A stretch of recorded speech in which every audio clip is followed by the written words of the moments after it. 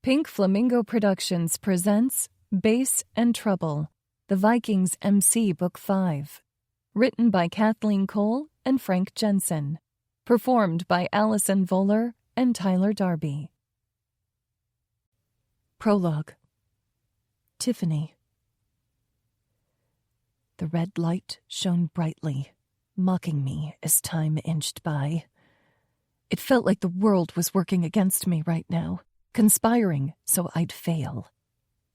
My heart galloped in my chest. They were going to catch me too soon if I couldn't get this car moving. Making a quick and likely dangerous decision, I stomped on the gas pedal. The engine revved loudly as I blew through the light, barely missing the oncoming traffic that swerved around me. Horns blared, angry and frightened, as people tried to avoid crashing into each other. I turned hard onto the freeway entrance, tires squealing with the effort.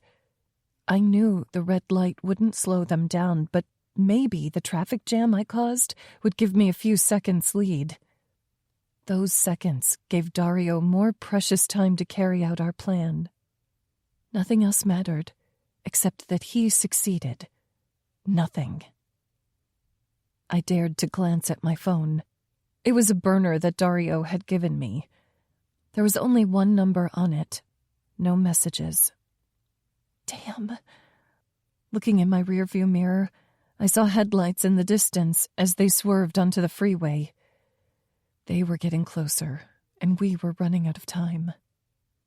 Dario had tried to make arrangements for me, to get me out, to get us out. Me, him, and our babies. Our precious babies. He couldn't have known it would all go so wrong. Maybe it'd been stupid to think we could outrun his old life, but we hadn't had any other options. We'd finally realized that the Texas Syndicate would never let us go. Dario's former gang was ruthless, and we were desperate. I took the next exit, hoping that I could lose them on the back roads. Maybe there was a spot I could pull off and blend in. It was so desolate out here, away from the city. It gave me a moment of hope. Only a moment, as it was lost almost immediately. They followed me off the exit. My back window shattered suddenly, and the scream spilled from my lips involuntarily. They were shooting at me. I turned down another road. Where could I go? My eyes scanned the landscape, but there was nothing here. No hope, no escape.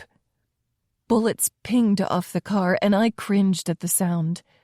I made another rapid right turn. This time, there was a loud pop, and the car started to swerve uncontrollably. They must have hit a tire. The steering wheel jerked in my hand so hard I couldn't control it, and I ran right off the road into a ditch. I was lucky that we didn't roll over. No time to consider my luck. I leaped out of my seat and opened the back door, quickly scooping up the little bundles in the back out of their car seats before heading off into the desert. I was running hard for a grove of trees that could offer some protection. Glancing over my shoulder, I saw their car stop behind mine. They were getting out. It wouldn't be long now. I felt a vibration in my pocket, and my heart surged into my throat. Hope was threatening to suffocate me. The men were closing in. I couldn't spare a second, but this message was worth it. I shifted the bundles to one arm, and with my free hand, checked the phone as I slowed a little so I wouldn't trip as I ran. No words. That would have been too risky. Just an emoji. A thumbs up. He did it. A relieved smile split my face. Bang! The smile disappeared as my steps faltered to a stop. I looked down and saw the blood oozing out from a small hole in my stomach. Funny. I'd always assumed being shot would hurt. Why couldn't I feel anything? I dropped the phone while my other arm tightened around the two bundles. Falling to my knees, I wrapped both arms around them and held them tight to my breast. The men were closer now. Their footsteps were loud in my ears, not that it mattered. There was no escaping a stomach wound. It was only a matter of minutes, maybe seconds, before I would bleed out. Not that it mattered. They'd be right on top of me any moment. The tears started flowing. My babies. My precious, innocent babies. I would never see them again. They would never see me. They're so young. Would they remember me? Would they know how much I loved them? Would they understand? Would they forgive me? Forgive us for what we had to do? Everything was blurry. I couldn't seem to make my eyes focus, and I was so cold. Each breath was like an icicle stabbing into my lungs. Texas was in the middle of winter, and contrary to popular belief, it did get cold here.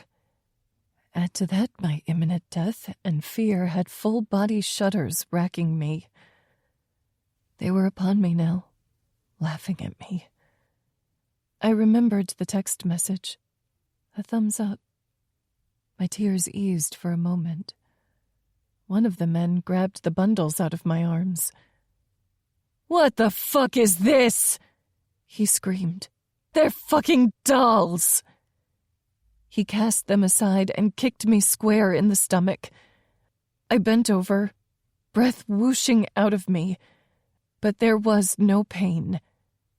Everything was fading out, but I managed a weak laugh. "Fuck you," I choked out. I couldn't resist taunting them now that they knew what I had when this chase began. My babies were safe. I'd given my life to ensure that they'd be safe from these men. That was enough. I clung to that as the man snarled at me. I wanted to sob, to cry out and scream. My babies would grow up without their mother. They would grow up, though. They were safe. Tommy would make sure of it. He'd always been such a good kid. His handsome smile flashed before my eyes.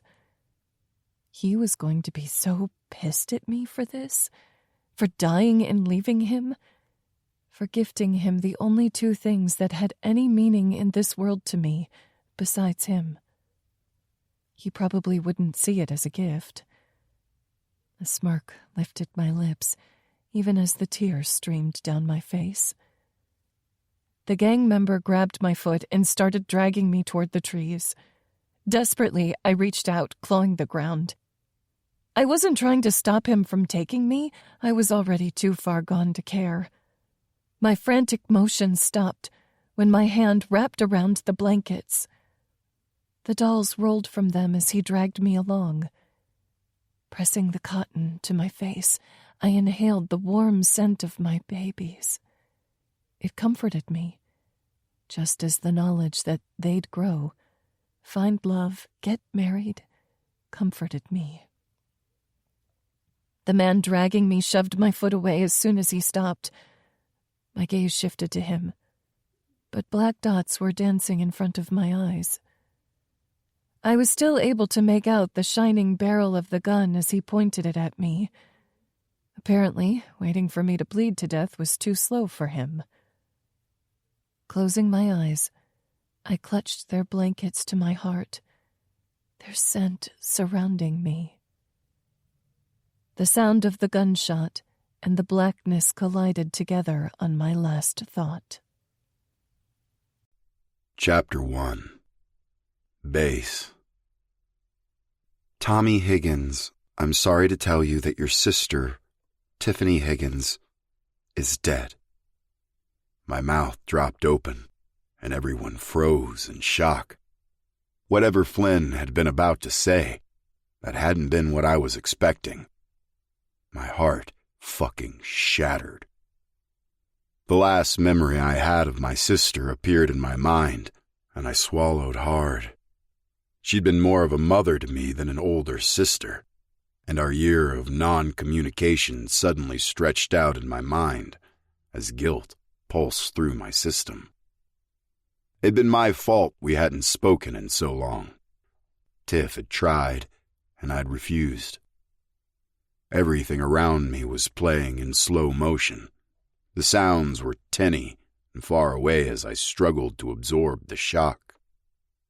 "That's not all," Flynn continued. She arched a brow at Cade. "Maybe now you'd like to follow me? There's something I need to show you." She stalked over to her SUV, and I followed behind her in a trance. I knew Cade, Rat, and Julie were flanking me, but I couldn't speak. We all stopped by the SUV, and my heart started up a slow, furious thud as Flynn opened the back door. Rat put his hand on my shoulder, and I appreciated the show of support, even though I couldn't tell him. My voice wouldn't come. The blood rushed through my head, making it sound like the ocean was directly in my ears. 2 car seats sat in the back of Flynn's SUV, and I stared down into the trademark bright blue eyes that ran in the Higgins family. The babies were wrapped in little blue blankets and looked so much like Tiffany it made my chest ache. I rubbed one hand over my sternum, trying to alleviate the pressure that was building. I'd known Tiff was pregnant. Hell, I'd stopped by her place more than once to try to clear the air. I'd always ended up taking the coward's way out and driving off before she could see me. Our last huge fight had rocked our relationship to its foundation, and had been hard to accept the olive branch Tiffany extended, or to make the first step myself. I thought I had plenty of time, and now she was dead. "Left them to you." My eyes met Flynn's, and I was shocked to see sympathy shining in the blue depths.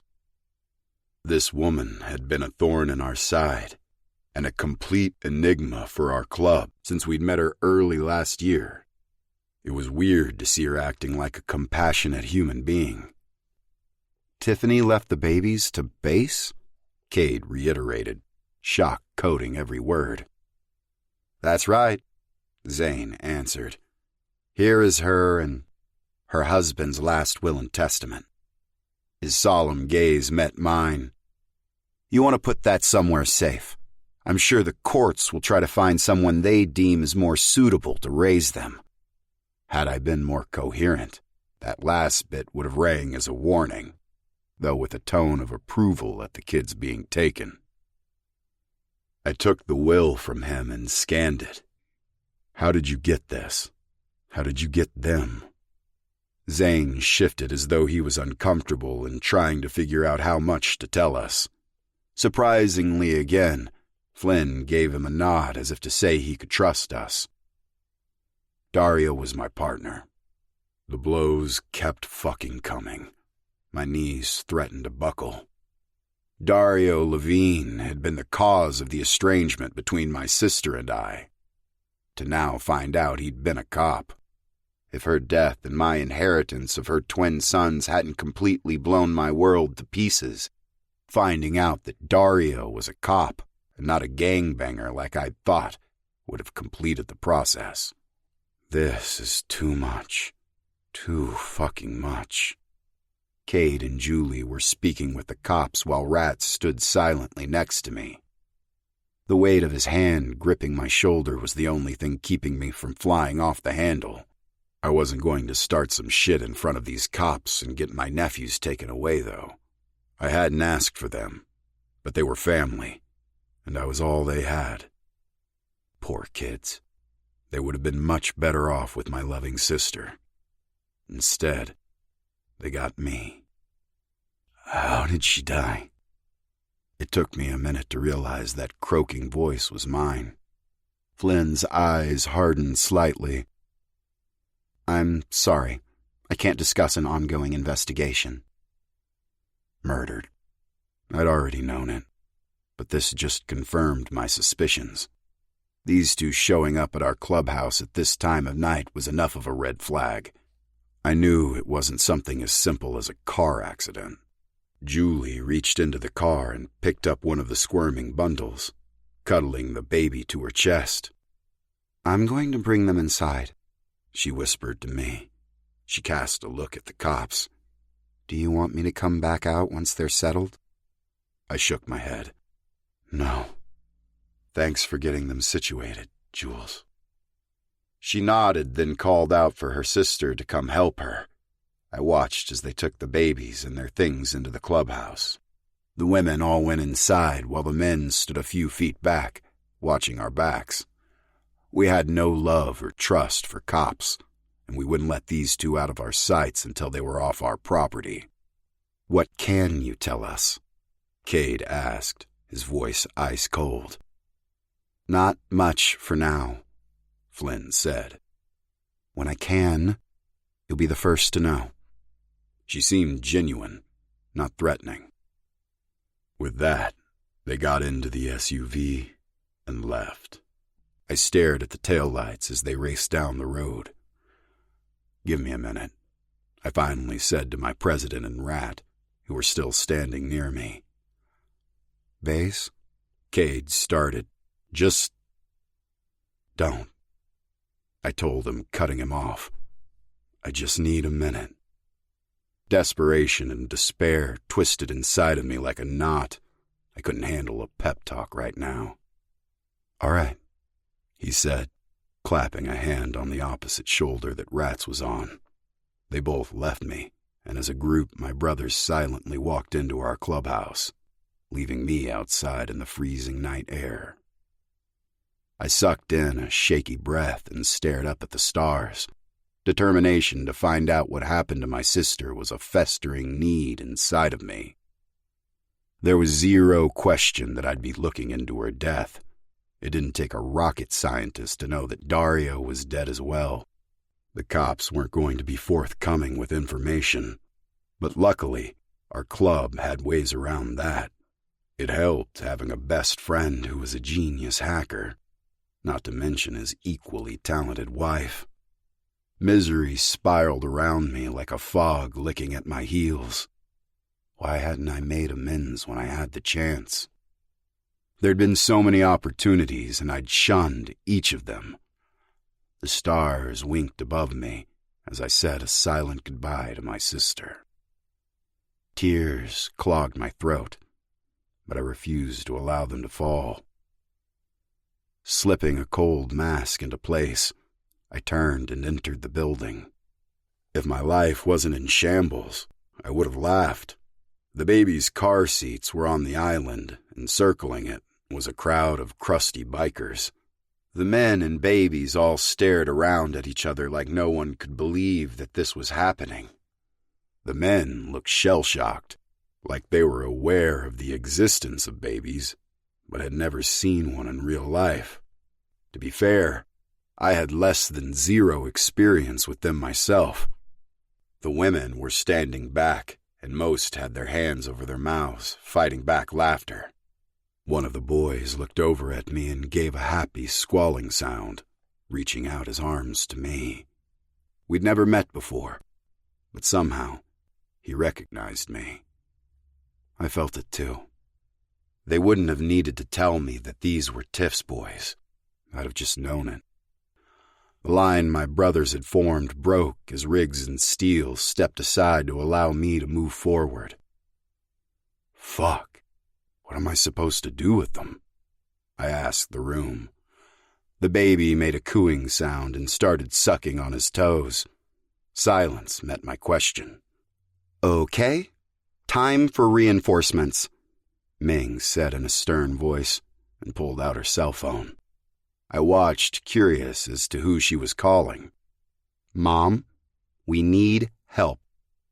With that, Ming left the room to explain the situation. Don't you know what to do? Steele asked the women. Remy shot him a glare. Just because we have boobs doesn't mean we know how to take care of a baby, she told him. I've never even been around babies. Great. They were as lost as we were.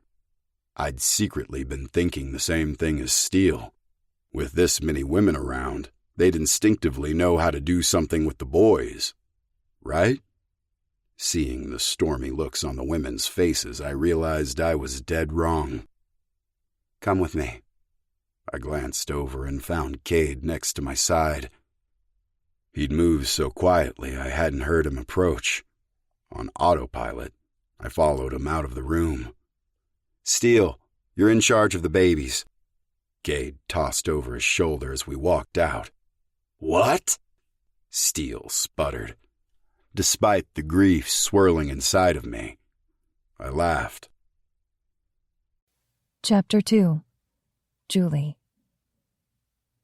By the time my parents got here, Cade and Bass had been upstairs talking for over an hour. My heart and soul hurt for him. We'd spent many nights talking about his sister and what a great childhood she'd given him, despite the fact that she was still young herself. She'd just turned 18 when their mother walked out the door to go to the grocery store and never came back. Bass had been 8. It couldn't have been easy raising a rebellious preteen, but Tiffany had done an amazing job with Bass. He was a good man. I'd been shocked and more than a little suspicious that such a gorgeous guy had been interested in me at first. Not that I was ugly, but I was the bookworm of our group. Men always flocked to Bridget, and even Remy and Anna.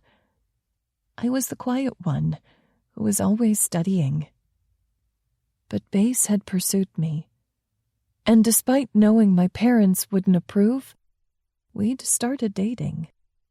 Thankfully, Ming paved the way for me. We'd been together for months now, and I was more than a little in love with him. So, watching him having to deal with the death of someone so close to him and not being able to help was agony. Ming and I stepped off the clubhouse porch and hugged our parents. "Thank you for coming so quickly." "Our pleasure," my father said in a jovial voice. "Where are those babies?" Dad loved kids, and it wasn't surprising that they were just as nuts for him. Mom crossed her arms and narrowed her eyes. "Did your young man get someone pregnant?" My eyes widened, and Ming's mouth dropped open. "Mom! No!" I exclaimed, then shot my sister an accusatory look. "I didn't have time to explain," she said with a sheepish grin. She patted my shoulder. "I'll let you do that, and I'll go help Dad."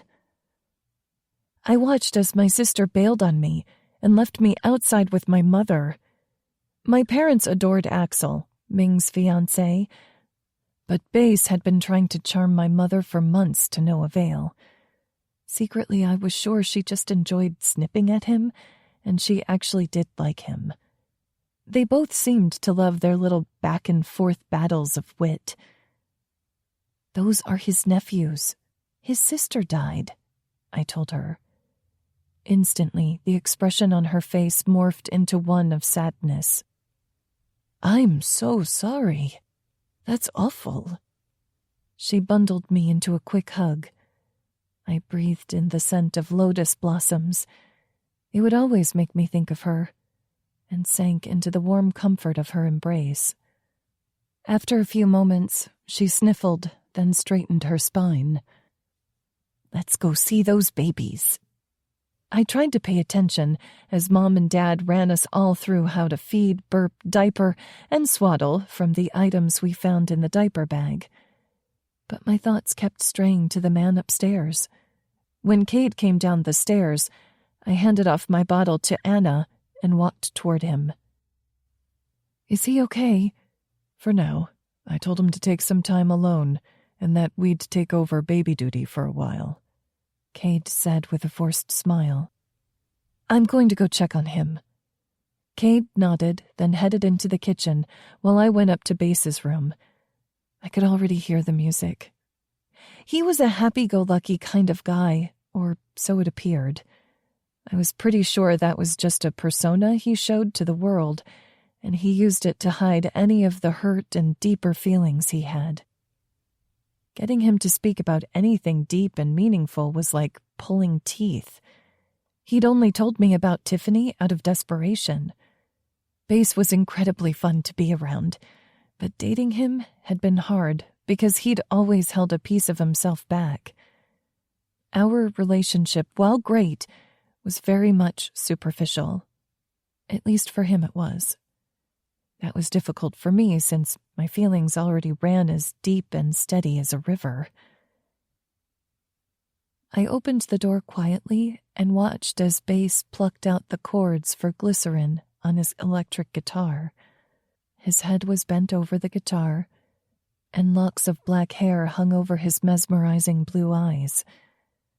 My fingers itched to brush his hair back, but I didn't want to interrupt what he was playing. I loved listening to him. Music was his solace. I could understand because I loved it as much as he did. His voice was like that of a fallen angel's. If Lucifer ever tried to tempt souls to hell with his voice alone, it would sound like Bass's. "Hey," I said softly.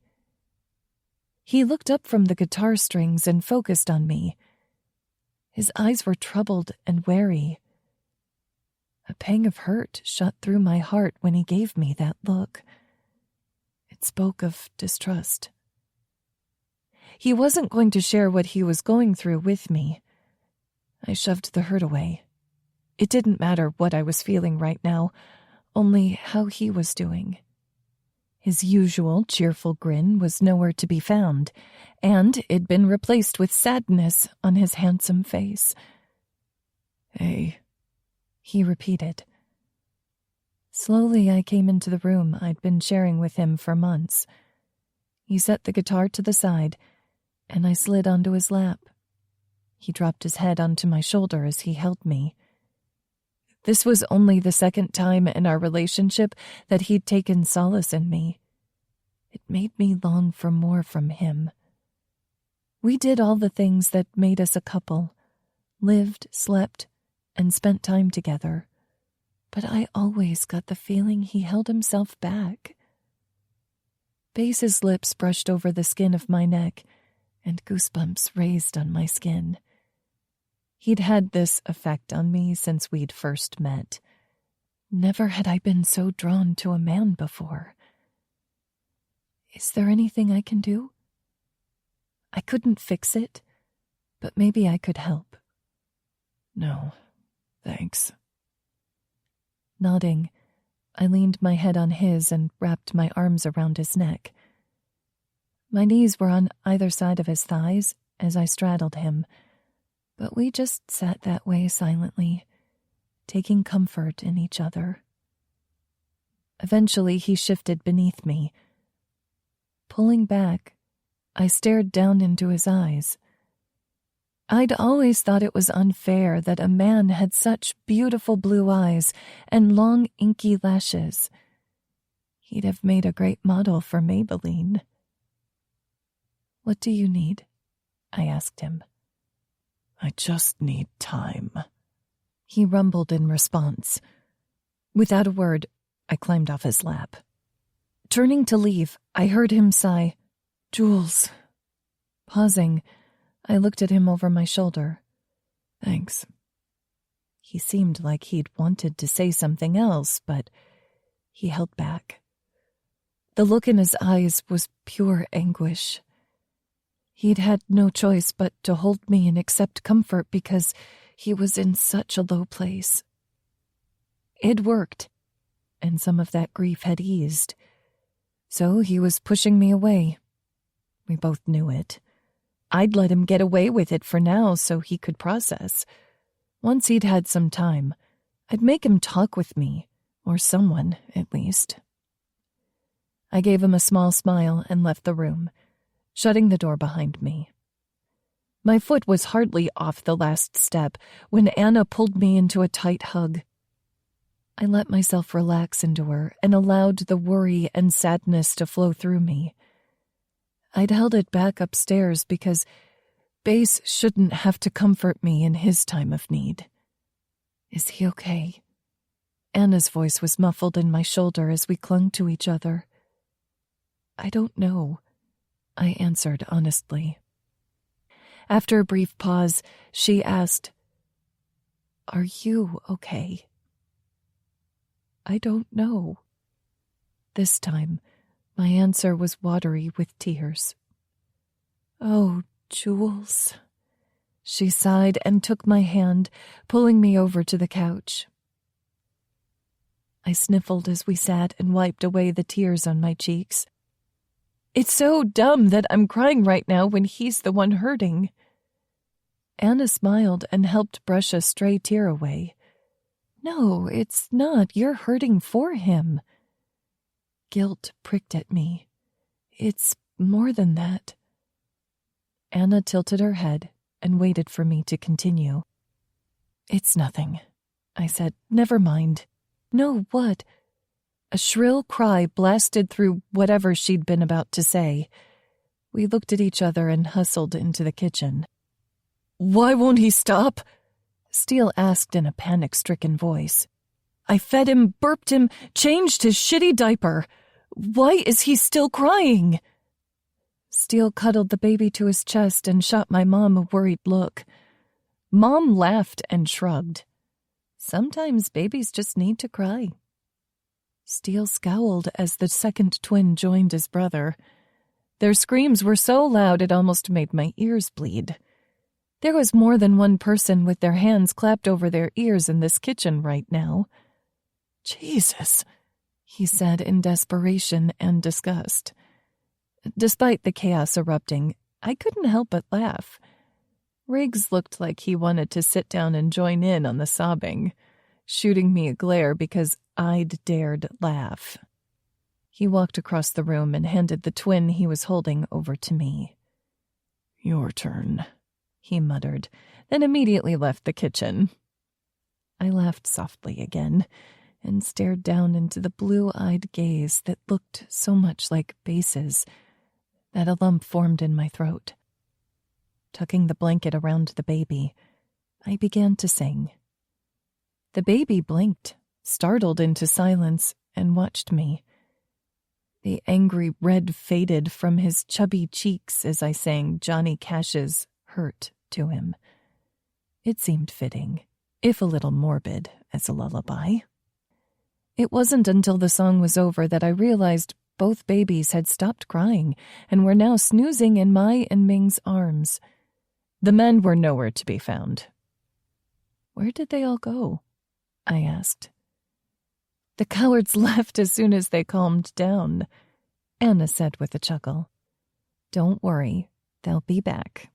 They wouldn't dare leave us to deal with these little guys alone, Bridget cooed, stroking her finger over the soft skin of the baby's cheek. We're going to go, Mom whispered and kissed my temple. She repeated the same with Ming. Thank you for all your help, I told them. We all moved into the living room, and I sat on a recliner and rocked the baby I held. Ming passed the boy she held to Ari at her request. It was quiet in the room as we all basked in the stillness that came after a long, difficult night. I looked around the room at these women, and we all smiled at each other. Our lives looked so different now than they had before, but we were all better for it. Chapter 3. Base. I laid my head back on my chair and stared up at the ceiling. I should go downstairs to be with my family. Instead, I'd do what I always did when emotions threatened to overwhelm me. I planned on staying up here until I had them back under control. It wasn't the best choice, admittedly. There were 2 babies down there who were my responsibility. The thought of having such innocent beings depending on me, for everything, sent dread spiraling throughout my body.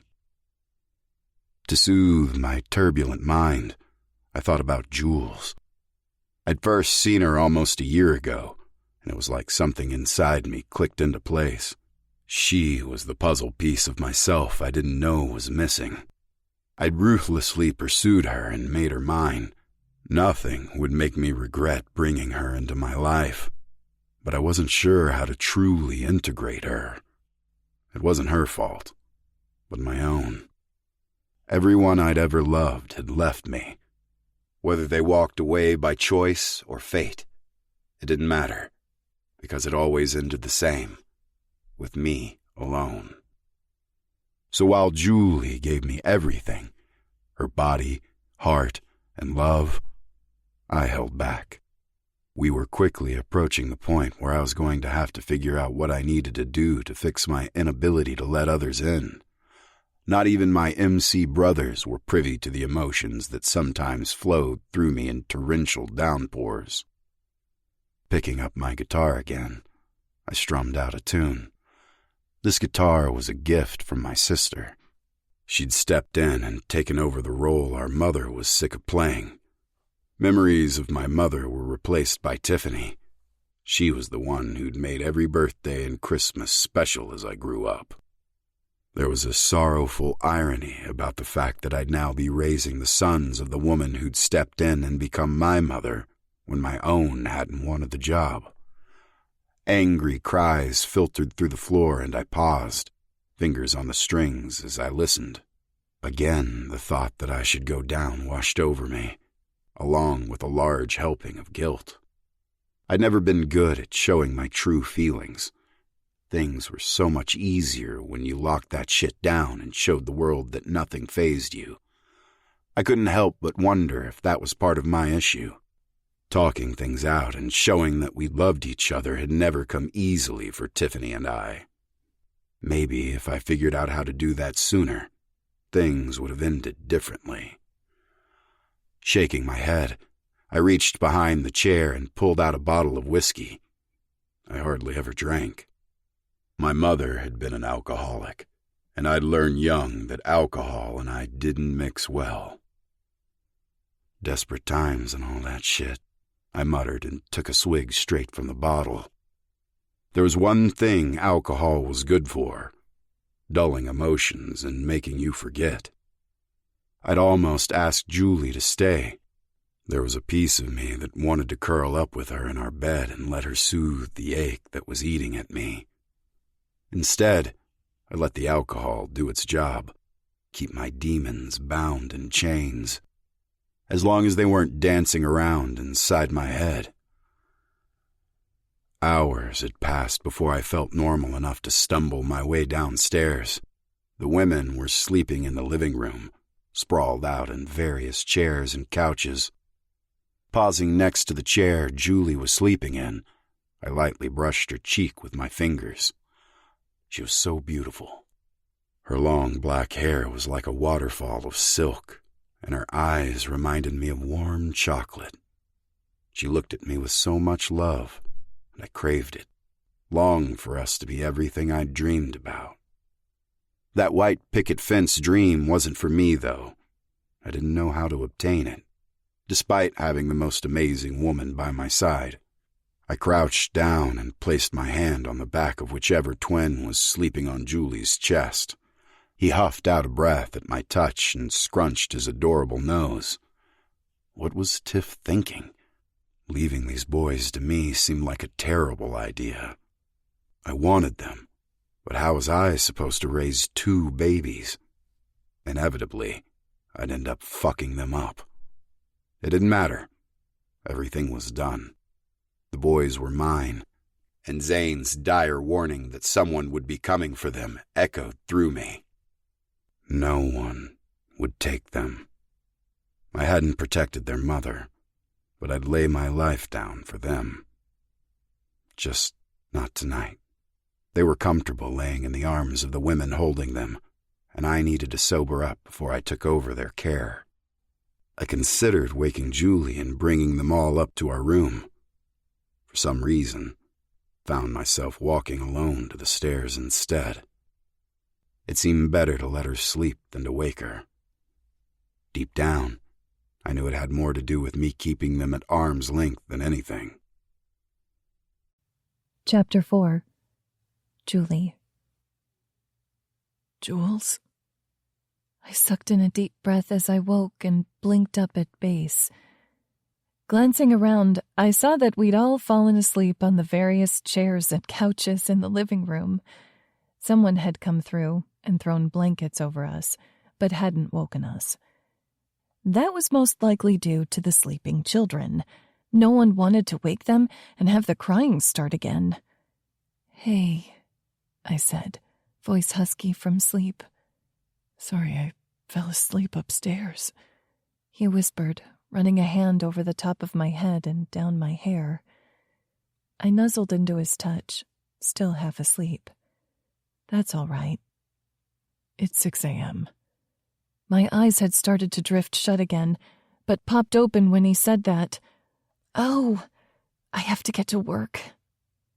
Base gently picked the sleeping baby up off my chest. "I know. Can't have you being late on your first day." He gave me a stiff smile, and my chest tightened. He was going through a lot, but he didn't have to do it alone. I wished I had time to talk to him, to tell him he could share the burden of his loss with me.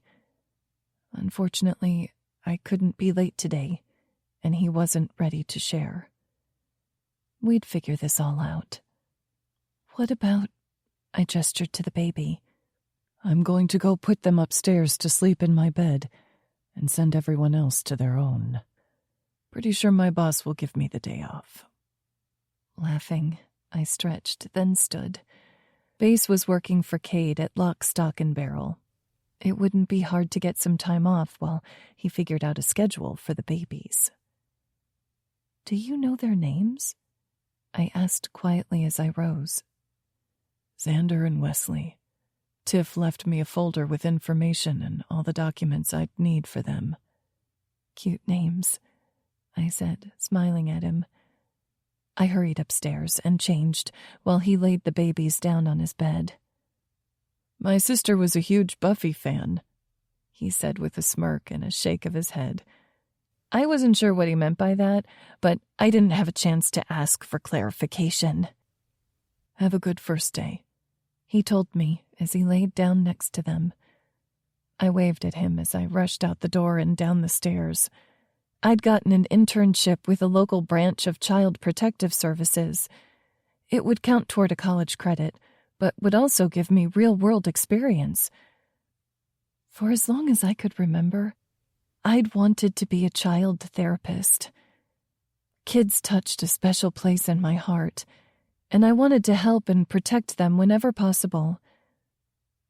Pulling my hair back into a low ponytail, I slid into the driver's seat and adjusted my mirror. I frowned at my reflection because I had dark circles under my eyes. I hadn't slept well last night, and not only because I'd passed out in the recliner. Shoving thoughts of Base and everything that happened aside, I drove into the city. There was going to be plenty to keep me busy today, and I was grateful for that. I didn't need to rehash my inability to help him over and over again. I remembered Remy when she first lost her dad. She'd scared us all so badly with how quickly and fully she'd withdrawn from the world. Sometimes all you could do for a person was be present when they needed you and give them time to mourn. I tried not to use my training with those I loved, but it was hard not to analyze him right now. I knew how he was feeling and why he was acting the way he was, but I couldn't help without him asking for it.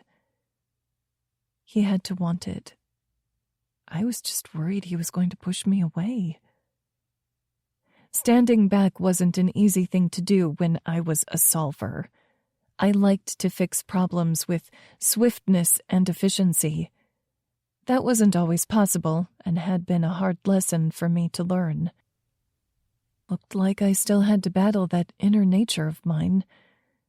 I wanted to turn my car around and go shake Base until he talked to me, so I could help him heal.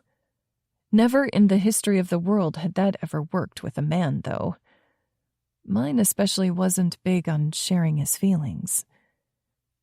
I straightened my shoulders as I climbed out of my car and walked into the building to begin my day.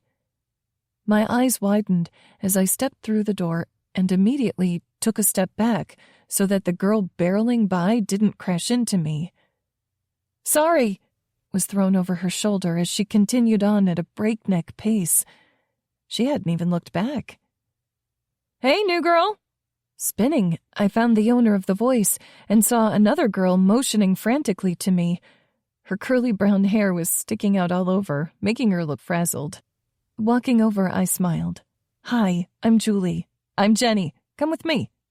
Okay, no time for chit-chat. I followed behind her like an obedient puppy. "I'm supposed to be meeting Mr. Hinton." She tossed me an amused grin over her shoulder. "If you wait on him, you'll be sorely disappointed. I'll get you all set up with the paperwork you'll need to sign for today." "Thanks," I told her. "This is your desk. Mine's there, so I'll be around if you need anything." She motioned across the aisle where a desk sat with stacks of forms haphazardly littering its surface. Something told me Jenny wasn't fond of organization.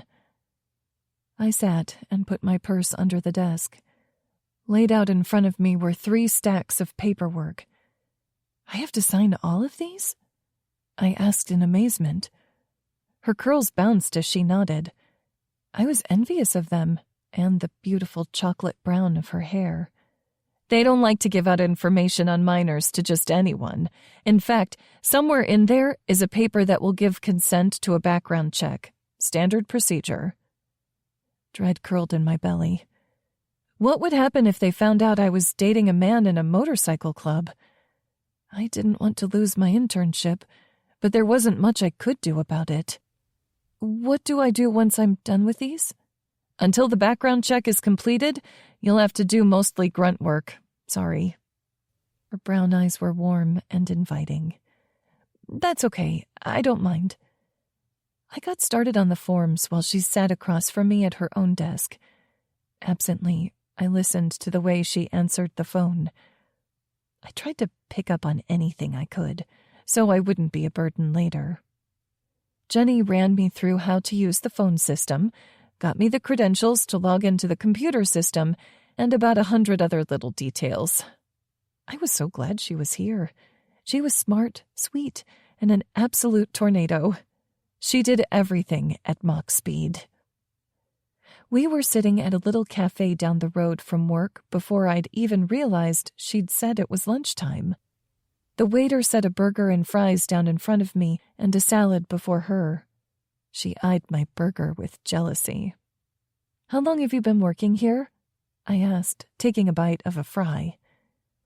"I transferred here a year ago from Arizona," she said, "though I've been working with CPS for 3 years. Pride emanated from her voice. "I started out as an intern, too. I promise, it gets better." That explained why she knew so much about the process and the man who'd yet to show his face in his office and meet his new intern. "Are you planning on sticking around?" she asked. I shook my head. "I want to be a child therapist." "That's cool," she said, focusing on me fully. "I like working with kids." She tilted her head and studied me. "This job can be pretty heart-wrenching."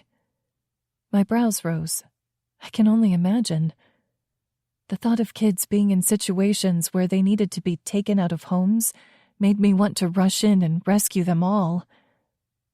"I don't do home checks yet or anything. I'm working my way up to that.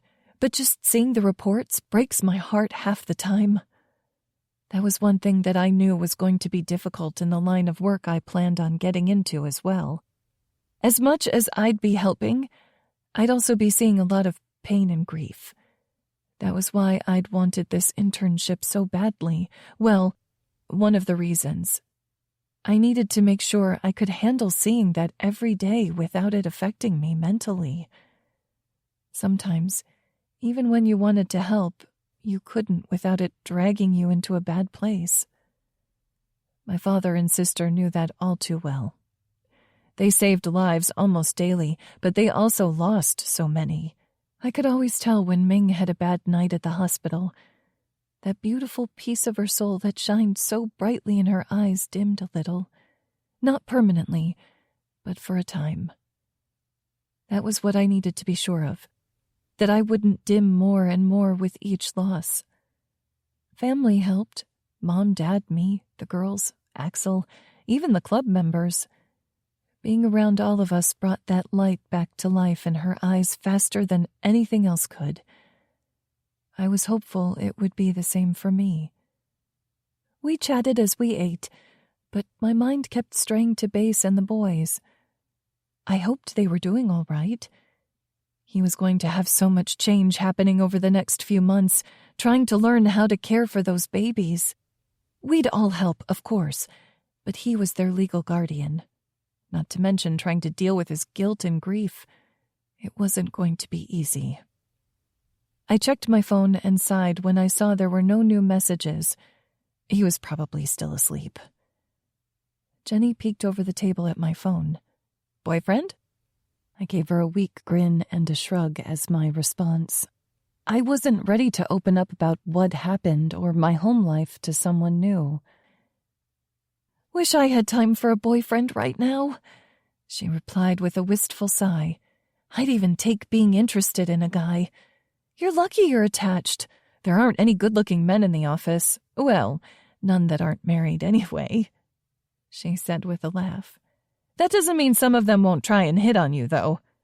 She rolled her eyes hard, and I shook my head in disgust. Plenty of newbies fall into that trap. It makes for interesting gossip when their wives show up, but it's ultimately not worth the drama. Trust me. You'll have to point out who I need to stay away from, I told her. Things had finally started to settle down for the first time this year, sort of. I didn't need to inadvertently draw more trouble my way. For sure I will. With that, we finished our lunch and hurried back to the office. I took one last peek at my phone before I put it in my purse and began answering the office lines. Chapter 5. Bass. Groaning, I rolled over and glared at Rat through bloodshot eyes. I'd hardly slept last night, and now the boys were finally asleep again after I'd moved them upstairs. I just started to fall asleep when my friend and brother blasted through my door. I swear I'll cut you if you wake them, I muttered in a low whisper. Rat chuckled. Cade and Riggs are on baby patrol. Gingerly, I sat up as carefully as I could so as not to wake them. What? Why? We're going shopping. I scowled at him. That's not really my thing. No shit. It's not mine either, but you need baby supplies. Or so Ari tells me. Scrubbing my hands over my face, I yawned. Fine. Who roped you into going? I glanced at the time on my phone and saw that I didn't have any messages. I wondered how Julie's first day was going. Rat shrugged and gave me a sheepish look. His movement pulled my focus back on our conversation. Figured I need the practice since I have my own kid coming.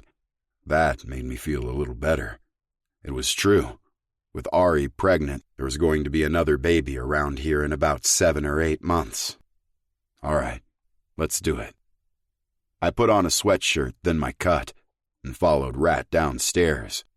Riggs was shoveling breakfast into his mouth, and he eyed me warily as I handed him the monitor. They're still asleep.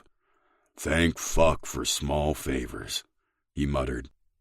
Don't worry, Cade said, coming over with a cup of coffee. We'll handle them until you get back. I'm about to go wake up Trip and let him know he's covering for you tonight. Don't. Cade's brows rose as he stared at me over the rim of the cup. I need to work. I'll see if I can find someone to babysit until my shift is over. We can? Ari sang out as she came into the kitchen. She sat down and ignored Rat's frantic look. It'll be good practice. Thanks, I told them both. I trusted these people with my life. I knew they were trustworthy with the boys. Besides, it wasn't like I had experience either. I also knew Julie would be home and could call her parents if they ran into any trouble. All right, Cade said with a worried frown. "I'll keep you on the schedule then. If you need any time off, just let me know. It won't be hard to shift things around." "I appreciate that." Riggs stood and walked over to the wall we kept the cage ride keys on. He tossed me a set. "Take the Ford. You'll need it to carry all the shit you'll have to buy." This was going to be an expensive day. I couldn't go to Tiffany's house and pick up any of the boys' things.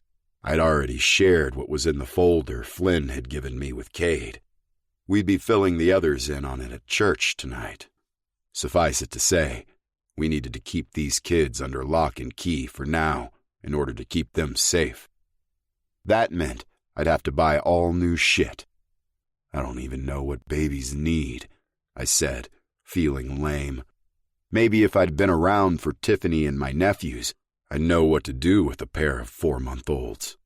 As it was, I was clueless. "Oh, Luli left a list of things you'll need to pick up. She wasn't sure what all they might have, so she wrote down everything." Ari handed me a paper and my lips quirked up at the corners seeing Julie's mom's scrawling handwriting on it. I owed her big time. I made a mental note to send her some flowers later. Luli and I enjoyed butting heads, but I really liked the stubborn woman. I knew she felt the same. She just tried to resist my charms.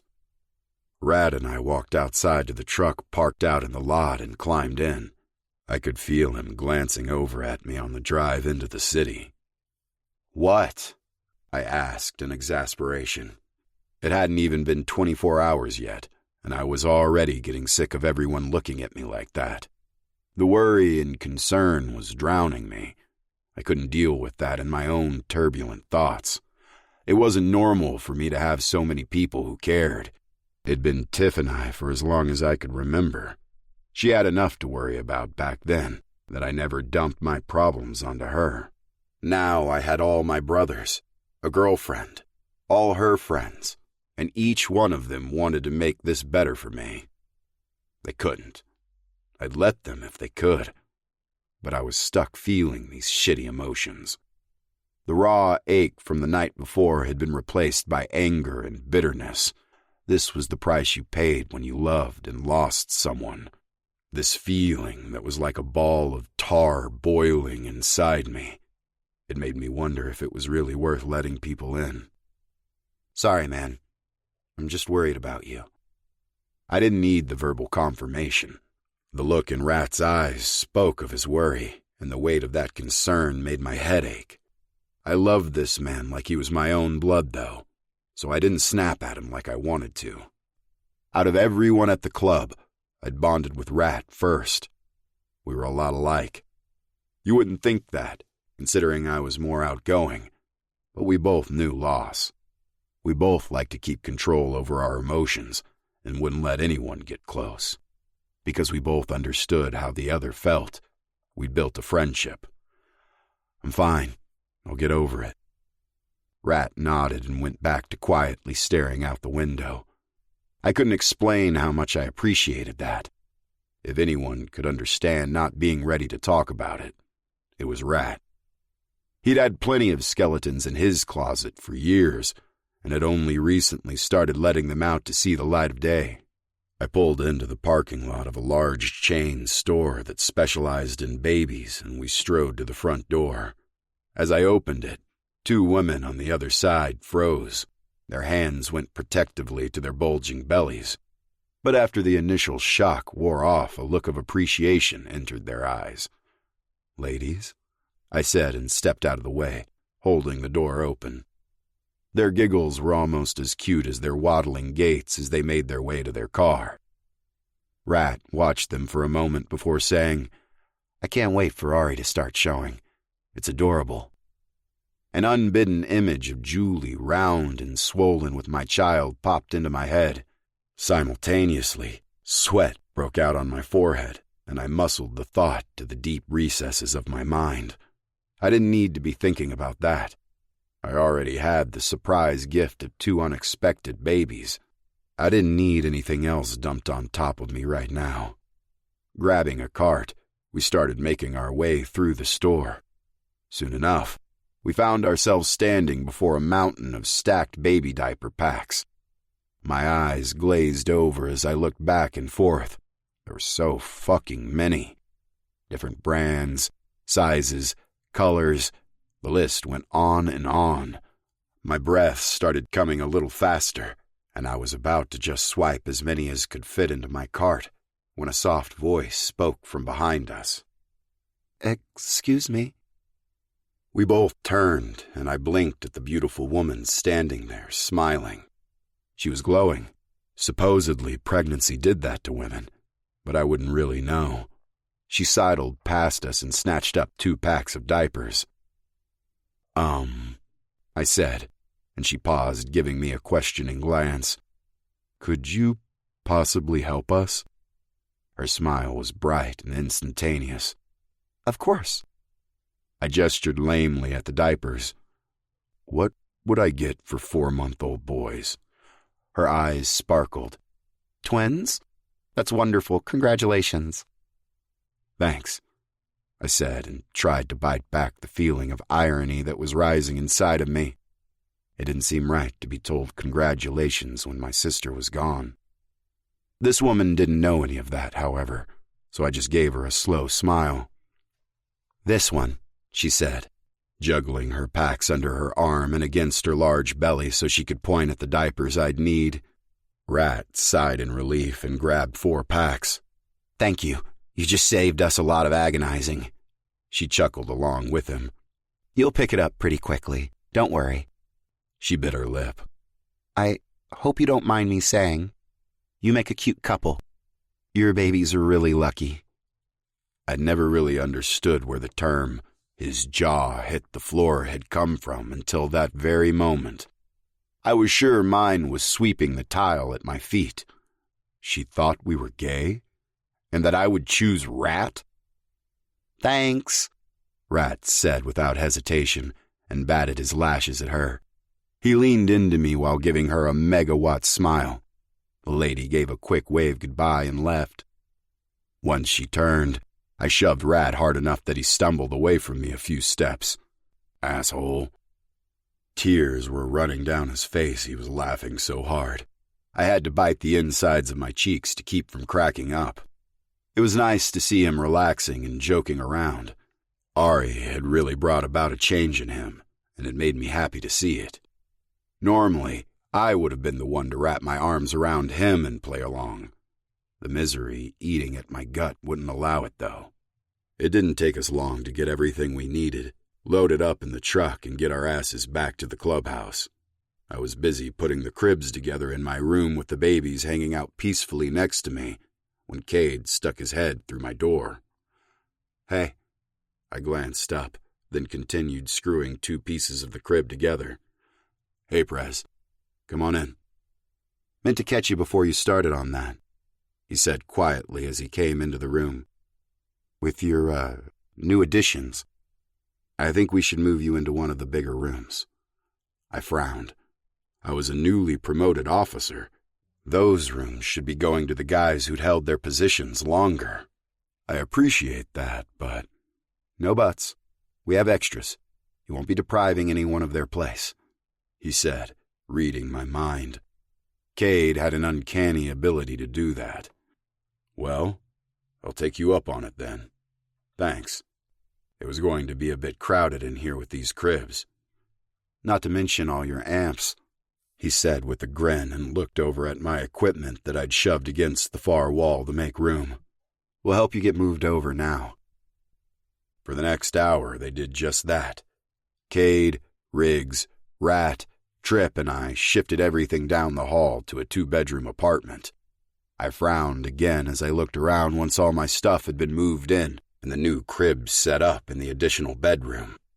Shouldn't Steele or Axel get the bigger apartment? I can take up 1 bedroom. "Nope. Steele said to give it to you," Riggs said, smacking me on the back with a ham-sized fist. Grunting, I had to keep from face-planting. The asshole wasn't aware of his own strength half the time. I rubbed my chest. "Thanks, guys." Cade gave the others a look, and they all took the hint and got lost. I bit back a sigh. It didn't take a genius, and I certainly wasn't anyway, to know what was coming. Sit down, Bass. I sat in my recliner that I usually use to play my guitar. With more space, I was going to need to buy actual furniture. Cade stayed standing, his arms crossed over his chest, legs spread as he stared down at me. I'm not going to push you. Yet. But I know how hard it was on you to lose your sister. How hard it's going to be to raise her kids. His brow rose when I ground my teeth together, but he continued on. You're going to need to talk to someone about it, eventually. I scowled down at the floor. There were many times, this being one, where Cade felt like a father figure, or older brother at the very least.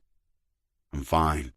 I don't need to talk about anything, I told him, trying to keep my voice from sounding as sullen as I felt. Bass. I looked up at him and sighed. I know you had a falling out with your sister, but it's clear that this is hitting you hard. We're here if you need anything. Before I could respond, he walked out, leaving me alone with the kids. Scrubbing my hands over my face, I took a deep breath. Trying to calm the erratic emotions ping-ponging around inside of me was impossible. Knock, knock. Inwardly, I groaned, then immediately was slammed with guilt as Julie walked in. It wasn't that I didn't want to see her. I just needed to be alone for a few minutes. It'd already been a long day, and everyone's concern was riding me hard, driving home the point that I'd never see my sister again. She was dead. Emotion was lodged in my throat, threatening to choke me. Julie walked over and rubbed her hand over my back, something I normally loved. Right now, I couldn't stand the overwhelming need to run from her touch. I stood and walked across the room, picking up the box from one of the cribs and started to break it down. Hey, how was the first day? I asked, making an effort not to be a complete dick. I worked while I listened to her talk and tried to fight the resentment building inside of me. It wasn't her fault I was in a shitty mood, so I listened quietly and tried to choke my feelings into submission. Chapter 6. Julie.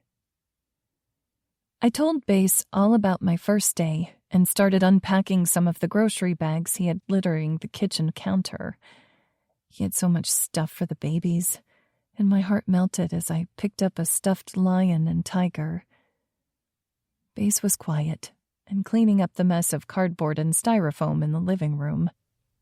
I battled with my indecision of whether to leave him alone for a while or stick around to keep him company.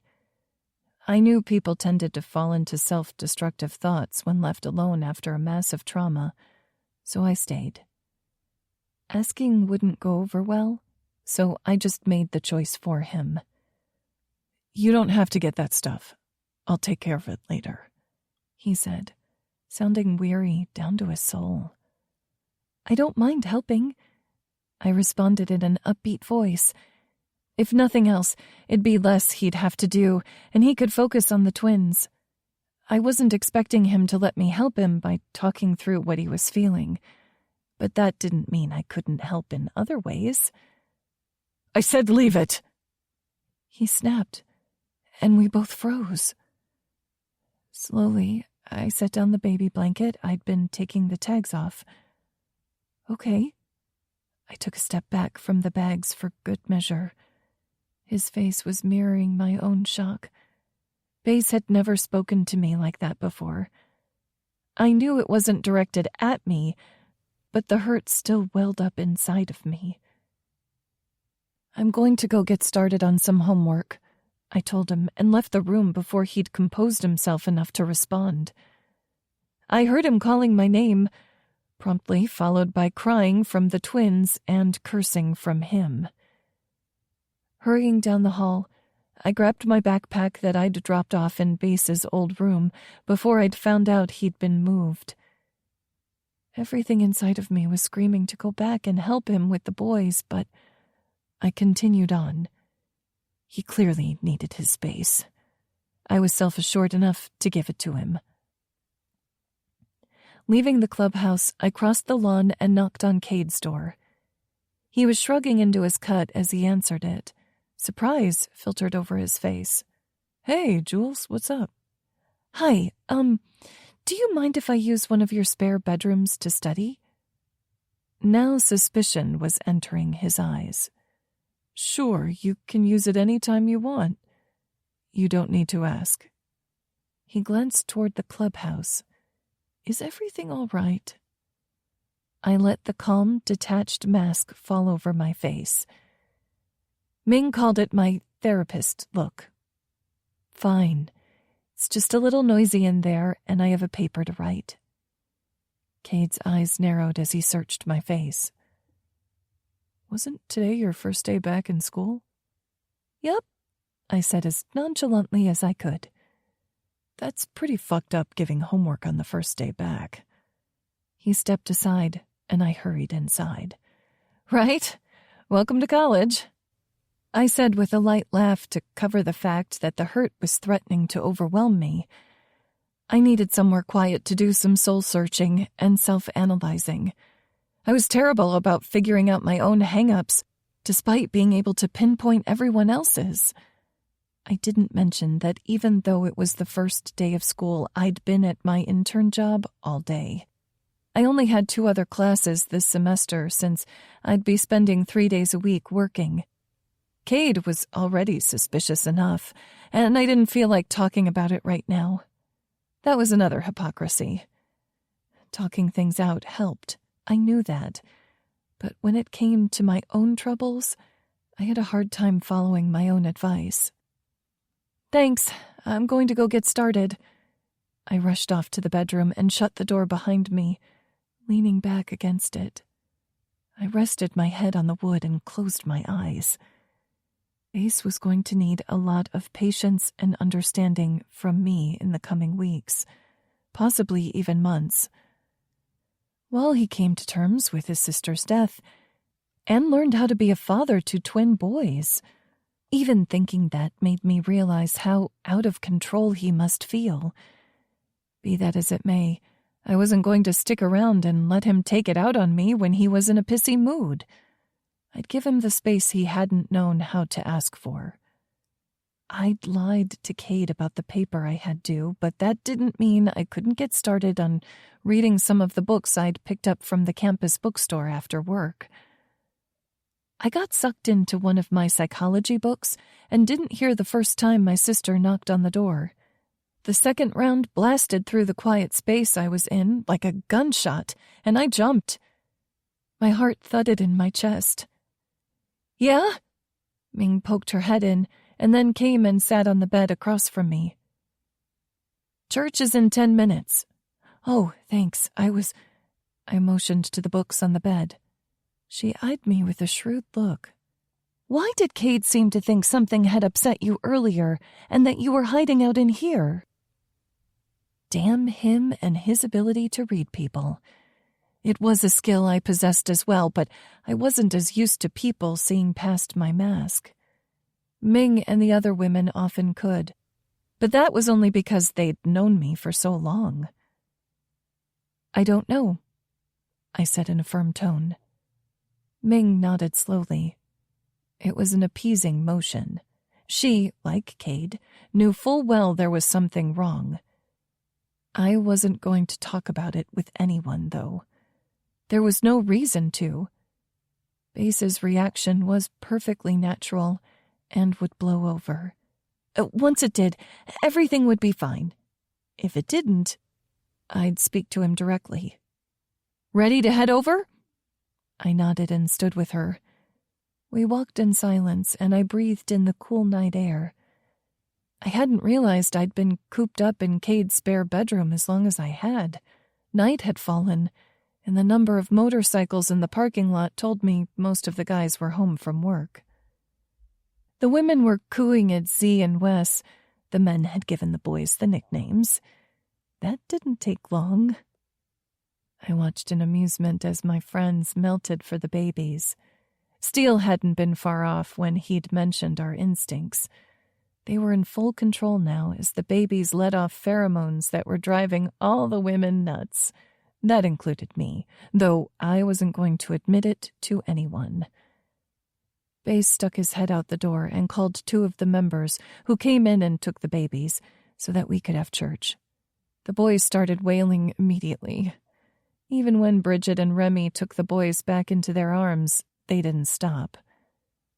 The doors behind me slammed open, and all us women jumped. Even the babies stopped crying and watched in fascination as Hush walked in. "Give 'em to me," he said with a gruff, harsh tone. Remy stared wide-eyed at him, then looked down at Z. Before she could finish the sentence, Hush took the boy from her arms and tucked him into the crook of one arm. Shock permeated the room when Z's innocent giggle sounded, and he reached up to take a fistful of Hush's beard into his hand so he could yank on it.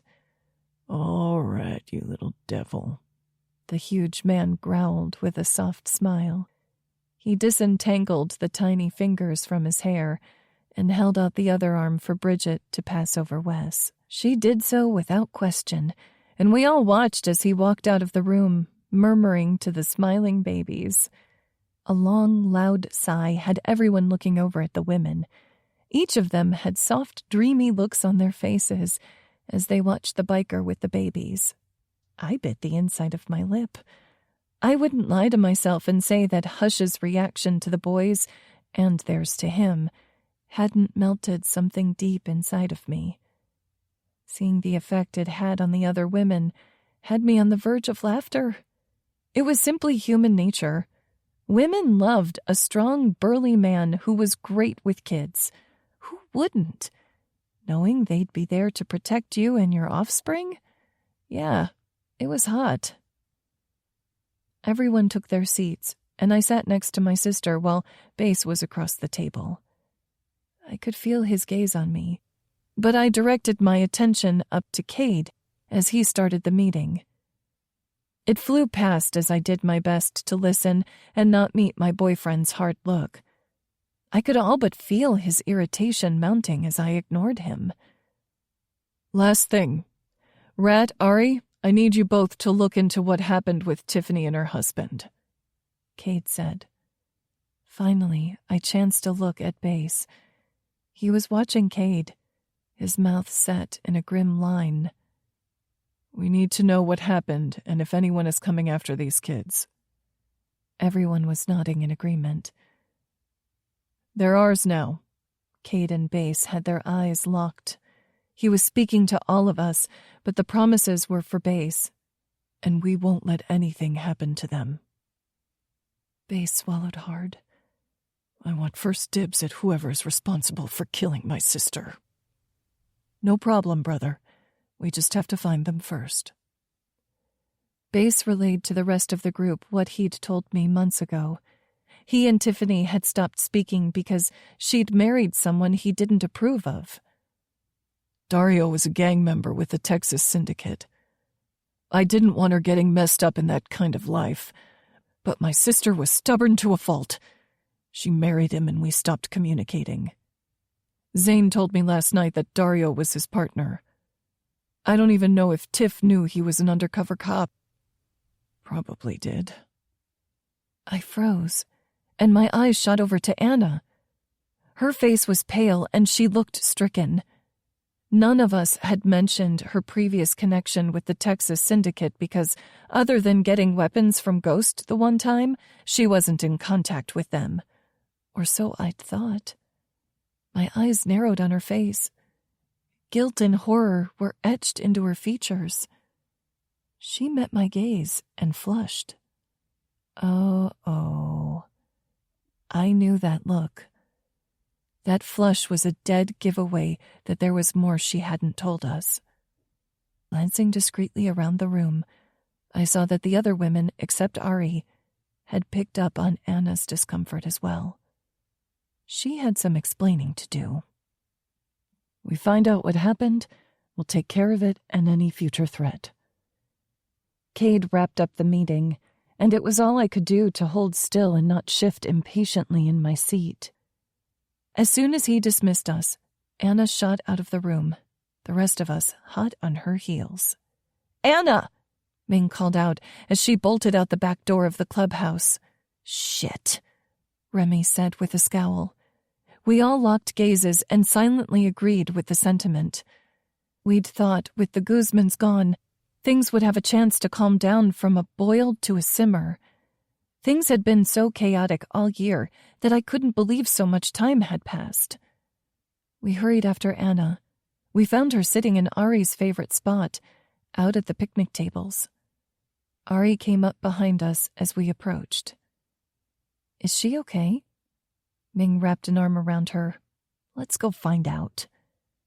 We'd been doing our best to bring Ari into our little group. She made it easy. She was sweet, funny, and so perfect for Rat. It was laughable, considering how they'd ended up meeting. "Anna," I said as I sat down on the tabletop next to her, "what's wrong?" She sighed, her breath making a big white cloud in the air. It was mid-February, and I was ready for summer. They were hot and torturous, but I'd take that over the cold any day. "I never told any of the guys about Ghost," she said in a small voice. "I think I should have. But with everything else going on..." She looked over at me with misery in her eyes. "And then there's Riggs," I said matter-of-factly. She frowned. "I don't know what his deal is," she muttered. I knew Anna was hopelessly attracted to the biker. This was the first time she'd come anywhere close to admitting it. That told me how much this was eating at her. "Sorry, who's Ghost?" Ari asked in a whisper. "Anna's ex. He did some bad shit, got sent to prison, and now is a part of the Texas syndicate." Ari's eyes widened, and she looked over at Anna. "And here I thought you didn't like bad boys since you hadn't picked out a biker for your very own." We all laughed at that. "Oh, she's picked one out. She and Riggs just haven't gotten their heads out of their asses long enough to realize they're both sweet on each other," Remy said. Anna glared at her. "Hey, my head is not up my ass." "Could have fooled me," Bridget said with a sharp smile that belied her sugary sweet tone. "Anyway, you haven't had contact with him since the gun incident, right?" Ming asked her. The guilt on Anna's face answered that question. "Anna," Bridget said in a sharp tone. "Gun incident?" Ari asked. She shook her head. "Sorry, I'm so lost." Bridget quickly explained that Anna had gone to Ghost for weapons once when we were stupidly trying to take care of business ourselves and not bring the guys in on the situation. Ari pursed her lips. I can understand that. She'd kept her own secret from us. It was hard to integrate into an already formed group. We'd all had to do it in the beginning when it was just the guys. She'd had to do it as well, and made her own mistakes along the way. We were all stronger for it, though. "Is he stalking you again?" I asked, bringing the focus back to Anna. "I'm not sure if I'd call it stalking." "Do you want him to contact you?" She shook her head at my question. "Is he?" She nodded. "Have you asked him to stop?" Another nod. "Has he?" Her hair swung into her face as she shook her head and looked down at the ground. That's stalking, Anne's. The use of her childhood nickname had tears welling up in her eyes. I thought I could handle it myself. Something we were all guilty of at one point or another. None of us liked to put our problems on others, despite the fact that we'd all lay our lives down for each other. Then there were the guys. They'd torch the entire planet for us, and we all knew it. Something about the power of that made us keep ourselves in check. We couldn't release that kind of destruction at the drop of a hat. So we kept things to ourselves more than we should. Tried to take care of a situation before we gave in and asked for help. Well, we're always here to help you, Remy said, as though reading my mind. What should we do? Just a suggestion, but I learned it's way better to come clean to these guys than dig yourself further in a hole. Ari piped up. We all chuckled. She wasn't wrong. I'll tell them about my connection to the gang. Anna met my gaze. Hers was almost pleading. I'm not ready to tell them about Ghost yet. My eyes narrowed. Why not? He's harassing you, Anse. It's complicated. She looked absolutely miserable. What's so complicated about it? Ming asked. Do you want to be in a relationship with him again? God, no! She shook her head vehemently. That's the last thing I want. You feel guilty. Every eye turned my way. Anna flushed, the scarlet hue moving over her skin. You still think he went to jail because of you, so you feel guilty. And because you feel guilty, you're giving him a pass on his unhealthy obsession with you. Plus, he gave you guns. He came through for you when you needed help, so you think you owe him something. Now Anna was scowling at me. Usually when people made that face, I was right. She sighed, but gave a slight nod as she folded her arms over her chest to ward off the cold, or maybe it was old memories she was protecting against. It wasn't your fault, Anna, Remy snapped. I put a hand on Remy's shoulder, silently telling her to ease up. I could see from the look on Anna's face she was beating herself up over this. I could empathize. You know it's not a healthy attachment, right, Anna? I know, and I really don't want to encourage him. What's going to happen if I tell the guys what he's doing? She asked in a daring tone. Riggs is going to find him and beat the shit out of him, Bridget chirped. I couldn't help but chuckle. She was correct. The huge biker was protective over Anna, even if he wasn't willing to admit his feelings. Exactly. Considering that we don't know what is going on with the Texas Syndicate, I don't think it's a great idea that he goes stomping in there raising hell. Once we find out what happened to Tiffany, and if Ghost still isn't leaving me alone, then I'll tell them, she promised. I don't want to be the reason we get into another war. It was the best we'd get, and at least the MC would know about her connection to the gang. Someone clearing their throat had us all spinning around, or looking over our shoulders for those of us sitting. My mouth went dry with nerves as I saw Bass approaching. He had his hands shoved into the pockets of his jeans as he stalked over with that loose gait of his that I loved. He walked with confidence. It didn't bother him being the center of attention, and with his good looks, women were always looking his direction. It didn't bother me. One glance from those piercing eyes made my insides melt. The corner of his mouth kicked up into a grin, and I had to fight to remember why I'd avoided him all afternoon. He had this uncanny ability to drain the anger from me in an instant. It didn't help that I wasn't the kind of woman to hold a grudge. I talked things out and forgot them. Mind if I have a minute with Jules? He asked the group. Come on, Ming said, putting her arm around Anna. We'll go talk to Cade together.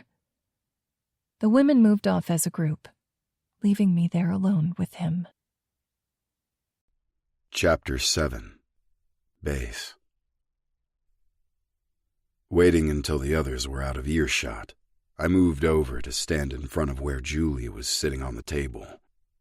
She looked beautiful, sitting there with her feet on the bench, wearing one of my sweatshirts. It was so large on her it swamped her. She folded her arms defensively over her stomach, but gave me a small smile. My eyes dropped down to her lips, and I had to shove thoughts of her brushing them over my body from my mind. Julie's touch reduced me to a quivering pile of mush faster than anyone had ever been able to. She was perfect for me in every way, and guilt was sucker-punching me in the gut for snapping at her the way I had. We need to talk about earlier. I didn't bother beating around the bush. I'd been pissy and hadn't handled it well. It wasn't her fault my life was crumbling, but I couldn't seem to rein in the anger that was firing my blood. I was angry at the situation, maybe the world. Not her. But it spilled out and I'd hurt her.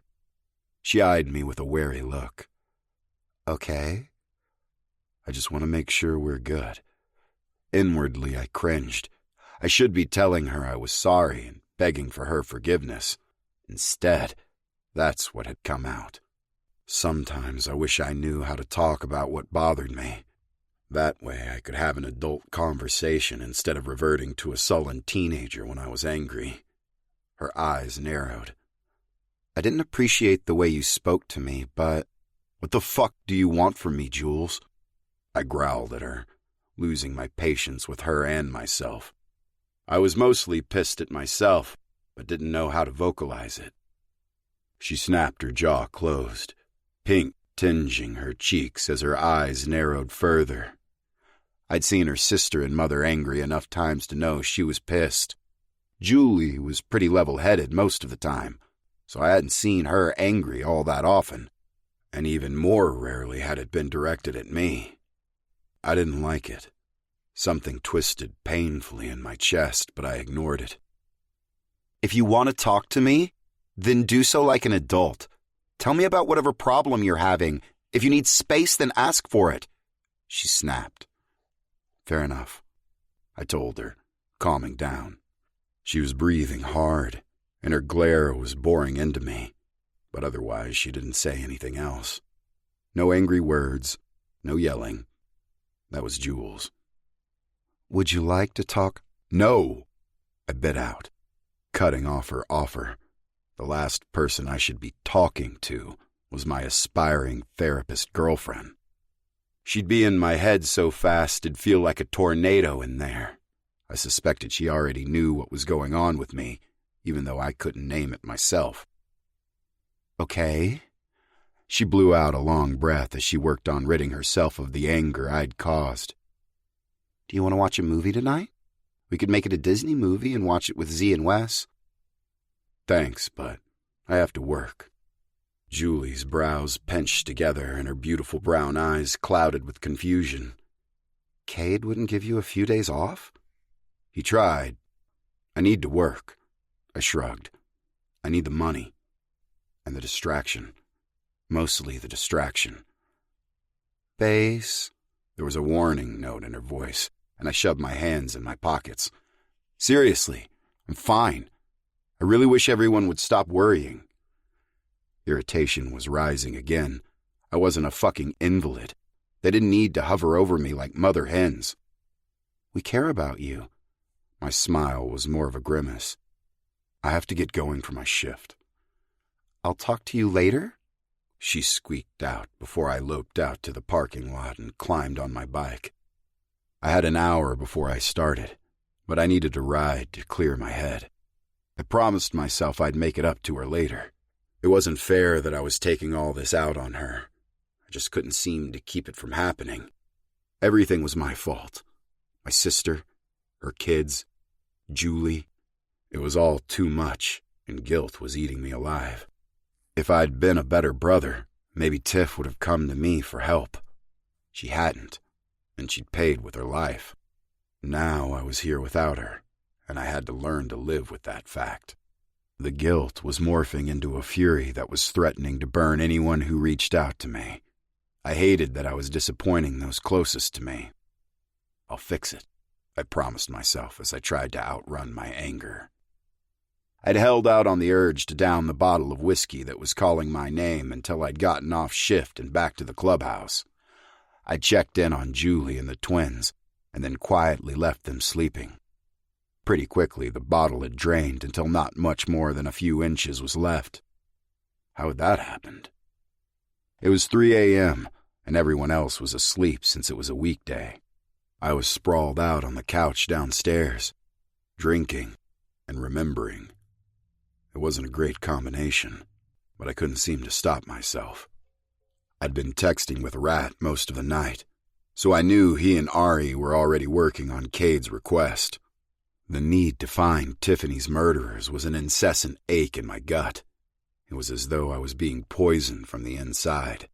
Add tending the bar and fending off wandering hands from a horde of women who decided to live on the wild side and come to a biker bar for the night, and exhaustion was pounding in my temples. The alcohol wasn't helping either. It was getting hard to remember anything, just the way I liked it. I laid back on the couch and stared up at the ceiling. One last memory hung on, fighting back the black oblivion trying to overtake me. "What am I going to do with you?" Tiffany's voice rang out so clearly in my mind that I looked around, expecting to see her standing there, glowering at me, disappointed at my drunken state. She wasn't there, though. My eyes burned as I held back the tears and slipped into the past. Tiffany stood, hip and shoulder resting against the doorway where she leaned, watching me. "What do you mean?" I asked, plucking strings on my guitar as I tuned it. "The principal called, Tommy. You can't go around getting into fights at school." She sounded pissed, but was trying to keep a lid on her temper. I rolled my eyes. Those guys had it coming.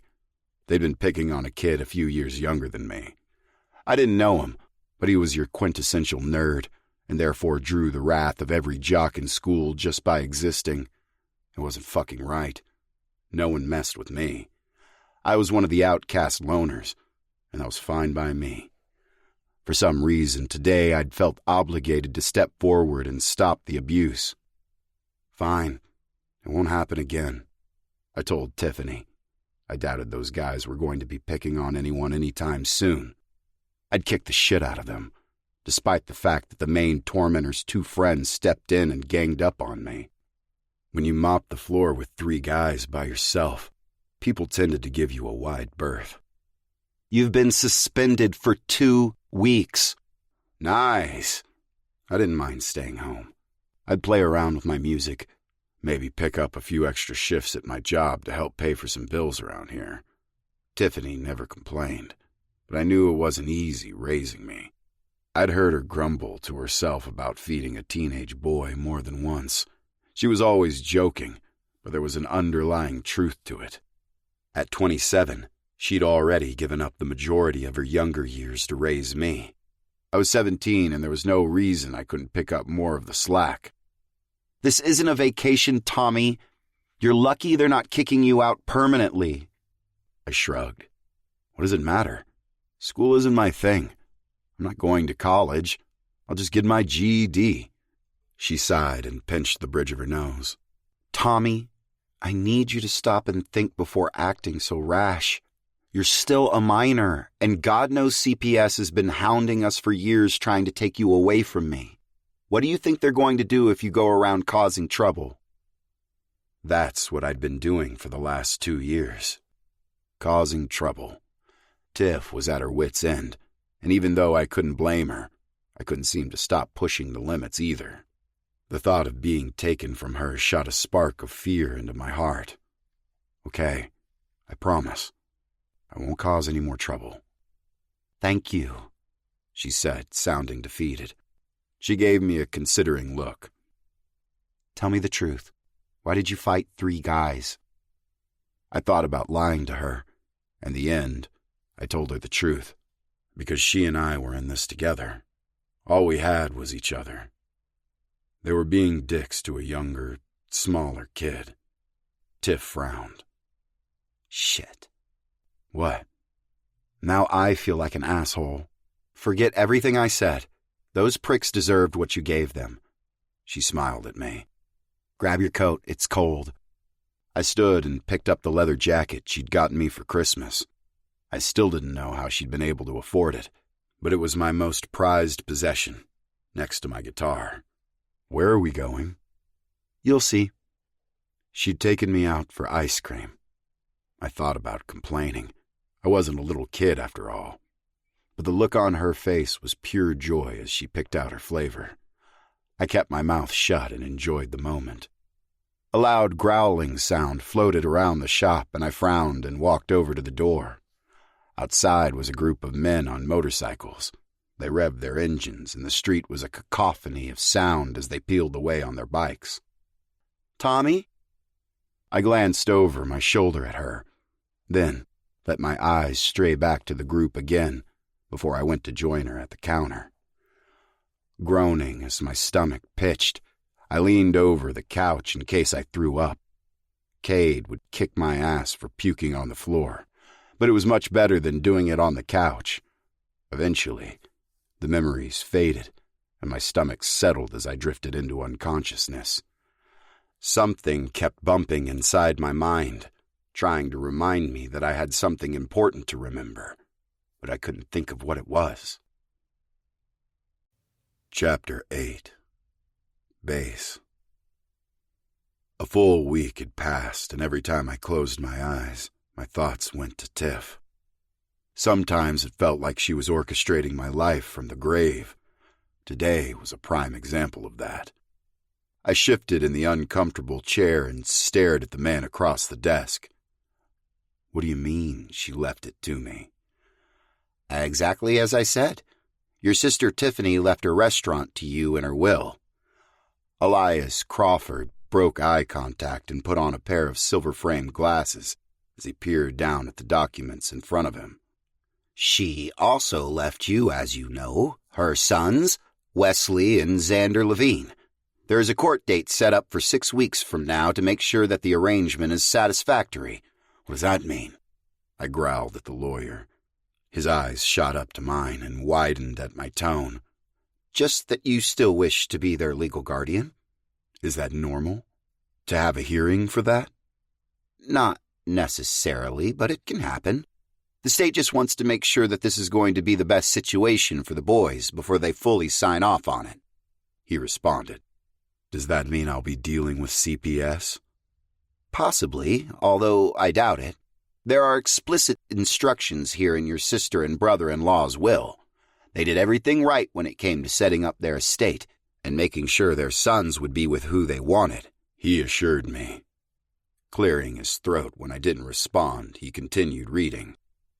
"She also left you her home, everything in it, and the entire contents of their bank account. It was requested that you split the money from the account and from the sale of the home, should you choose to sell, with Dario's twin sister. She is his only living relative." He handed me a heavy folder. "You'll find Dana's information in here, along with everything you'll need to know about the boys, the house, account, and the restaurant." My head spun as I flipped through paper after paper in the folder. There was so much here. A lifetime of information. No, I thought bitterly. Only a portion of a lifetime. "If you need further assistance with the estate, please don't hesitate to call. I'll be there with you for your court date, acting on behalf of my clients." I nodded and thanked the man before walking out in a trance-like state. If Tiff's death had felt like a bad dream before, the reality was crashing down on me now like a wave made of bricks. I was a guardian, a homeowner, and a business owner now. The overwhelming urge to get on my bike and drive until I hit the ocean flowed through me. Everything was happening at too fast of a pace. How was I supposed to take over my sister's life? I was too fucking young for all of this. More like too immature. My inner voice chuckled. It wasn't wrong. Tiffany had been born responsible. It was lined into the foundation of who she was. I was the screw-up, the kid who'd like to fuck off all the time. Not much had changed, but being a parent, a business owner, that was the epitome of being a responsible adult. My skin threatened to break out in a rash. I scratched at my arm absently. Straightening my spine, I sat on a bench outside the lawyer's office and flipped through more pages. It was time to grow up. Tiffany and the twins were counting on me. I'd never shirk my responsibilities that way. More importantly, I'd never leave my family the way my mom had left me. Before I had a chance to look through more than a few pages about the twins, my phone rang. I answered without bothering to tear my eyes away from the pages. Oh, Dieu merci. I frowned, shut the folder, and held my phone out so I could scowl down at it. Seeing the unknown number was local, I brought it back to my ear. What the fuck did you just say to me? Sorry. Is this Monsieur Tommy Higgins? The man sounded frantic. And French. Yes? I've been trying to reach you for days. Okay. My name is Pierre. I'm the manager at your sister's. Listen, Pierre, I said, cutting him off. I don't have time for this right now. I opened the folder toward the back and found the correct section. Right there in large letters was Pierre Moulin and his phone number. Tiff was as organized as ever when she'd made this for me.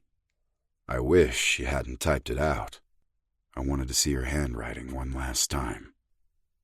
Hitting the end call button, I shoved my phone in my pocket, the folder into my saddlebags, and climbed on my bike. I ignored the buzzing as Pierre kept trying to call me back. By the time I walked into Locke's stock and barrel, I had 3 voicemails and a dozen texts. I walked up to the bar and waited for Tripp to finish down at the end. He grinned at me as he walked up. Hey, brother. Early for you to be here. I'm not working tonight, Tripp. Give me a bottle of whiskey. Peeling off a couple of bills, I dropped them on the bar top. I looked up when he didn't move. Tripp was watching me with a surprised look. A whole bottle? That's right. I didn't blame him. He hadn't seen me drink a drop since I'd started prospecting for the MC. I hadn't had any alcohol since high school. If Julie had known about my mother being an alcoholic, then the stint I'd gone through that had almost landed me in juvie because of bad choices in liquor, she'd say I obsessively stayed away from drinking because of abandonment issues. It was hell sometimes, finding out the woman you'd chosen to date was studying to become a shrink. It meant I had to watch what I said, unless I wanted to be psychoanalyzed. A guy like me, with my past, hell, with my present, I had 0 chances of keeping her around if she knew about the skeletons in my closet. Tripp handed over a bottle and glass, and I thanked him before heading over to a dim corner. The look on my face was enough to keep the few patrons who were here this early from coming over and saying hello. I settled in to drink and read. It could have been minutes or hours, I didn't really know, before someone interrupted my solitude. Bass. Fighting back the groan, I raised my head and met Cade's stare. His eyes flicked to the nearly empty bottle, then to the folder open on the table in front of me. What's going on? Met with Tiff's lawyer about her estate today, I muttered. There wasn't any point in keeping it to myself. I could tell him now, or I could wait until he made it an order. Even as drunk as I was, I knew it was better to offer the information. Cade nodded, then motioned to the folder as he sat down across from me. And that? She left me a bunch of stuff. This is the instruction manual, I responded, holding it up. His brows lifted, and he sat back in his chair, folding his arms over his chest. What did she leave you, besides the twins? Her house, money, and her restaurant. I shook my head, completely baffled. What the hell am I supposed to do with a fancy-ass restaurant? Cade scratched his chin. That's convenient. Huh? She just left you a way to provide for her kids. I assume it does well if it's a fancy-ass place. I shrugged and handed him the file. He flipped through and started looking through the yearly profit and loss statement Tiff had left in there. He whistled low.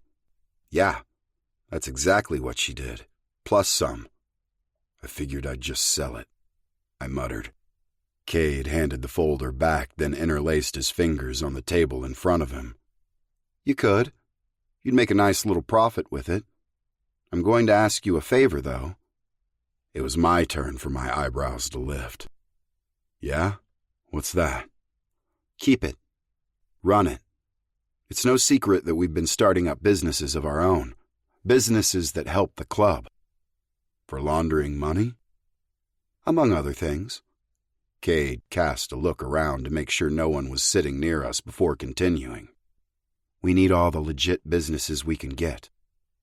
Plus, running that restaurant will keep you in steady cash flow for your entire career.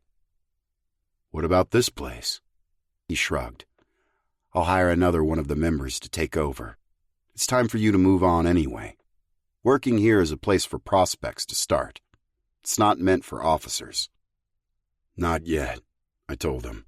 I'll keep working for you for a while. You're going to be busy as shit trying to run that restaurant, he warned. There's a manager who does a lot of it. I'll keep working for you for a bit longer. Then I'll go over there full time. Cade narrowed his eyes as he studied my face. A bit too much change all at once? I stared down at the table in misery. He'd nailed it. My life was like a coastal city getting hit by a hurricane. Most everything had been blown away or decimated. This place and the MC were my only constants right now. Okay, Base. You let me know when you're ready to go, and I'll bring someone else on to replace you. Until then, you're welcome here. He motioned down to the folder. I'll help you in any way I can with that, too. The bar isn't a fancy-ass restaurant, but there are correlations, and I don't mind helping. I nodded at him, relieved that some of the pressure had eased off. I'm telling Tripp to cut you off. He shouldn't have given you that whole fucking bottle. And if you drive home, I'll kick your ass. Cade told me as he walked away. Great. Now my prez just became my dad. Chapter 9. Julie.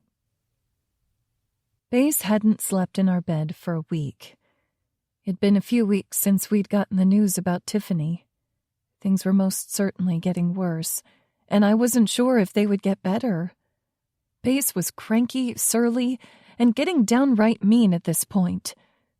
I sighed and shuffled some papers on the desk, organizing them for Hinton's signatures. Jenny looked up from her desk and gave me a tentative smile. Everything all right?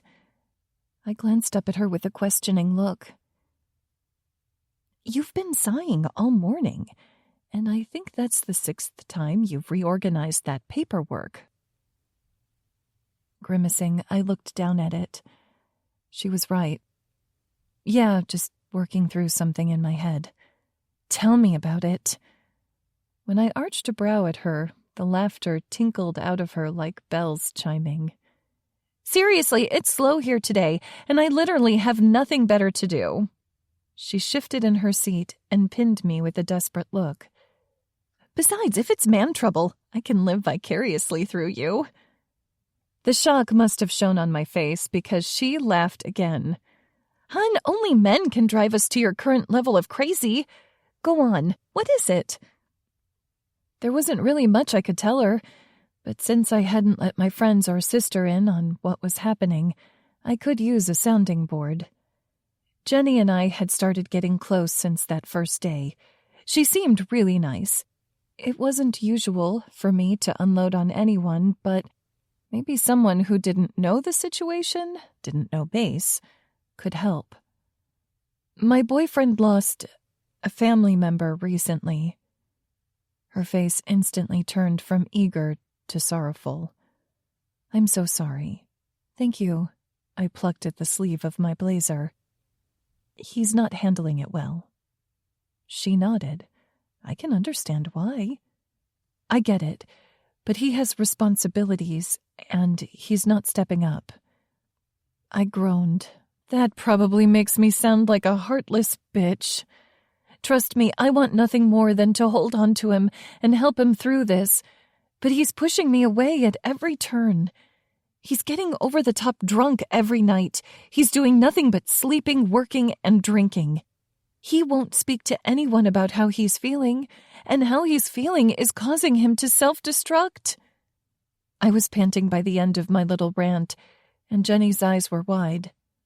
I left out any mention of the twins. There was no need to mention to anyone at CPS that he was having his club and their women do most of the babysitting of the boys. Wow. Looks like he wasn't the only one holding something in. she remarked. Blinking in shock, I realized she was right. I was being just as bad as he was by biting my tongue. He needed a wake-up call, and as much as I didn't want to, I'd have to be the one to give it to him. You're right, I told her. That actually helped a lot. Now she looked perplexed. I didn't even say anything. Laughing, I shook my head. You made me realize that I've been holding back and probably contributing to his behavior by not saying anything. It's time I stopped enabling him and made him face his problems. I did all that? I nodded at her puzzled look with a smile. Well, go me! She pumped a fist in the air and we both dissolved into laughter. The day passed slowly, with me eyeing the clock on the wall every few minutes. Once I'd realized the action I should take, I wanted to go home and fix everything. Finally, the clock hit 3 and I was up and out of my chair so fast, Jenny's face was a blur as I rushed by. See you Friday! I tossed over my shoulder as I scrambled for the exit. I spent the drive home going over in my head what I planned to say to Base. By the time I parked, I was feeling confident that this was the right plan of action, and I knew my script. As I entered the apartment, I found Base asleep on the couch. I'd seen Ari and Rat toting the twins around downstairs, so I didn't worry that they weren't here now. Reaching down, I shook Base's shoulder. He groaned, then flopped an arm over his eyes. He never even fully woke up. Base? He moved his arm, and his eyes focused on mine. He looked hungover as shit. I wasn't surprised. What? He grumbled. Get up. I need to speak with you. Can't this wait? No, I said, nudging him again when those intense blue eyes closed. Groaning, he sat up and hung his head, cradling it in his hands. What is it? Do you want some coffee? No, I want to know why you woke me up. This wasn't starting out very well. I want to talk to you about this self-destructive path you're on. His head rose slowly, and he glared at me. Huh? You're getting wasted every night. You're refusing to open up to anyone about how you're feeling, and you're passing the twins off every opportunity you can. It's not healthy for you, or for them. Now he was downright scowling at me. I could see him trying to follow what I was saying, even though he clearly wasn't feeling well. I'd have waited until he was, but he'd been living in a constant state of either being drunk or hungover since Tiffany's death. The more he drank, the worse his behavior toward me became. I was sure he didn't mean it most of the time. It was the alcohol. That didn't make it any easier to deal with. I know this is hard on you. I want to help. The twins are taken care of, he snapped, his brain finally catching up to the conversation. I feed them, bathe them, and clothe them. Yes, but you don't spend any time with them other than when they're asleep. You're using going to work as an excuse to avoid them. No, he replied in a nasty tone. I'm using work as an excuse to avoid you. My jaw dropped. I searched his eyes, but I honestly couldn't tell if he was telling me the truth or just trying to hurt me. Either way, it stung. Why? You're seriously going to ask me why I'd be avoiding you? He gave a mean chuckle. Look at the conversation we're having right now, and then try asking that again. He shoved off the couch and past me. I swallowed down the hurt. This was like an intervention. The person usually lashed out, even at those they loved, but he needed to hear this. Well, you may not want to hear any of this, but it needs to be said, Base. You haven't slept in bed for over a week. He paused in the act of making a pot of coffee. His eyes took on a speculative look and swept down my body. Usually, the lust in his eyes made me shiver and melt. But it wasn't heat I saw there now. It was orneriness. Is that what this is about? He purred and stalked toward me. "If you wanted to fuck, baby, all you had to do was ask." I gasped, then glowered at him. "No, I don't. That's not at all what this is." I broke off as he pulled me against his muscular body and kissed me. He tasted like stale liquor. Despite that, my body tried to relax into him. "No, no, no." I shoved against his chest, breaking the kiss. My breaths came in pants, a testament to how much this man affected me, and I tried to ignore the tingling in my body. "This has nothing to do with me, and everything to do with you. I'm worried about you." "Well, you don't need to," he growled and turned back to the coffee pot. "I'm fine." "How many times have you said that in the last few weeks, Bass?" I cried, finally losing my steadfast control and starting to get angry with him. "What's it going to take for you to wake up? Are you drinking and driving?" The small frown on his face said the answer was yes. "Are you trying to kill yourself?" "Fuck! No, Julie, I'm not, all right?" He spun around as he snarled at me. "I just want you to leave me the fuck alone." "I've been leaving you alone, and look where it's gotten." With a roar of rage, Bass slapped his hand down on the counter and walked out the door before I could say anything more. Shock held me immobile. I'd never seen him so angry. Granted, I'd pushed and prodded him to it, but I hadn't been expecting that response. Nothing justified that response. Finally shaking off my surprise, I rushed down into the kitchen and out the back door just in time to see him peel out of the lot on his bike. Biting my lip, I ducked my head and hurried back upstairs before Ari or Rat could ask what was wrong. Throwing myself down onto our bed, I buried my face in a pillow and gave myself permission to cry. Chapter 10. Julie. Okay, we had quickly passed into dangerous territory. I stood staring down at Bass, who was passed out drunk on our sofa. Things hadn't gotten better after our talk. If anything, they'd gotten worse. Bass was even more detached and cold to me. He hadn't touched me once, and he barely looked at me, let alone spoke to me. Another week had gone by, and the loneliness was overwhelming. He was still avoiding the boys as much as possible, too. He was doing everything in his power to avoid bonding to them, and I could feel whatever relationship we'd had slipping through my fingers. It was clearly deliberate at this point. Add to that, he'd been snapping at me more and more, but refused any kind of help offered to him, unless it involved the boys. I was at my wit's end. I nudged him, and his groan was low and husky. One bleary blue eye popped open and found me. "What?" It was like a repeat of our last talk. I sighed inwardly. Classes and work had been keeping me busy, and I wasn't too ashamed to admit, if only to myself, that I was using them as a distraction from the fact that my boyfriend was acting this way. I folded my arms under my breasts and glared down at him. "You can't keep going on like this, Bass." He groaned again and rolled over, mashing his face into the cushion. "Go away." "No, Bass. This has gone on long enough. It's time to talk." I broke off when he sat up and glowered at me. "I don't want to talk. I don't need to talk. I'm fine." "Clearly," I said, my voice as dry as the Sahara. "How many times have you gotten drunk in the last month? You're still avoiding me and the boys. The only people you'll acknowledge are your brothers."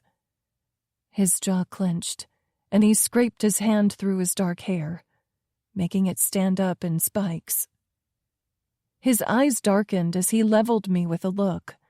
"It's none of your business, Jules. Leave it alone." He stood up and staggered to our bedroom, stripping his shirt as he went. I ignored the tanned skin and muscles on display, too angry to appreciate the view. No, I'm not going to leave it alone. You're getting worse. What kind of girlfriend would I be if I let you continue like this? I asked, following him into the bathroom.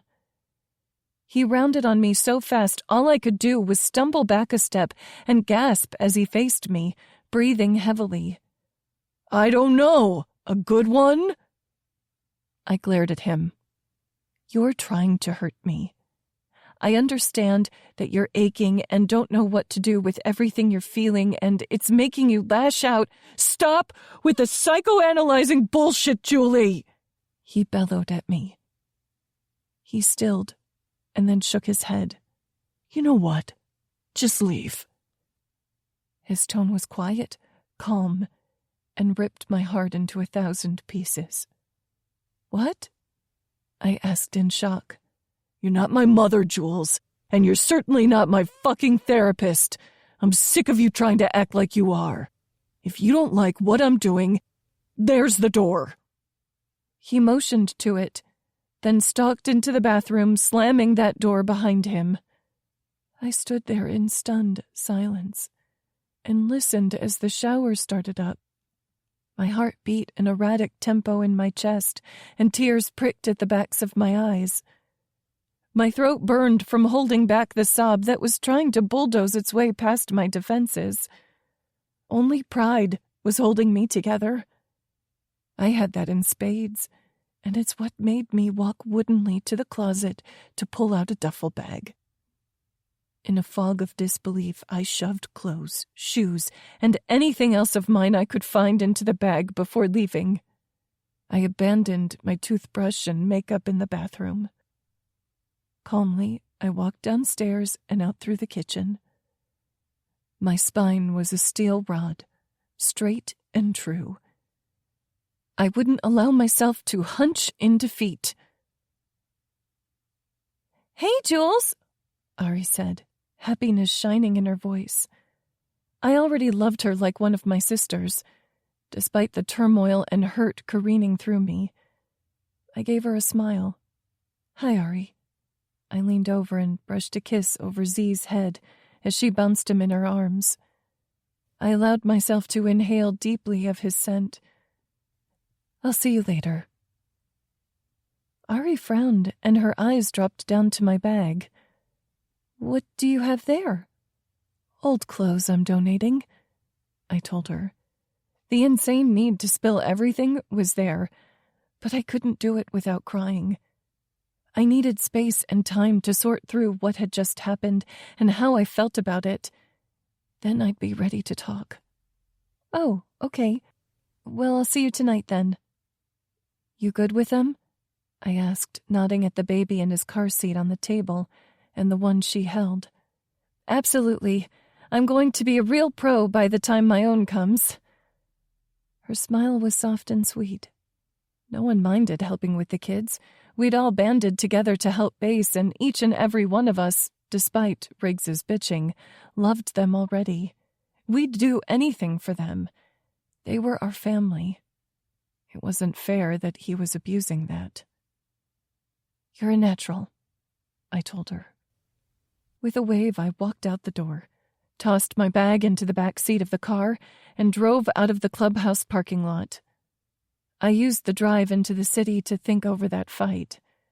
Everything had happened so quickly my head was spinning. We'd had little spats here and there since his sister had died, but this was something else. Baze had been cold and seemingly under control when he'd told me to leave.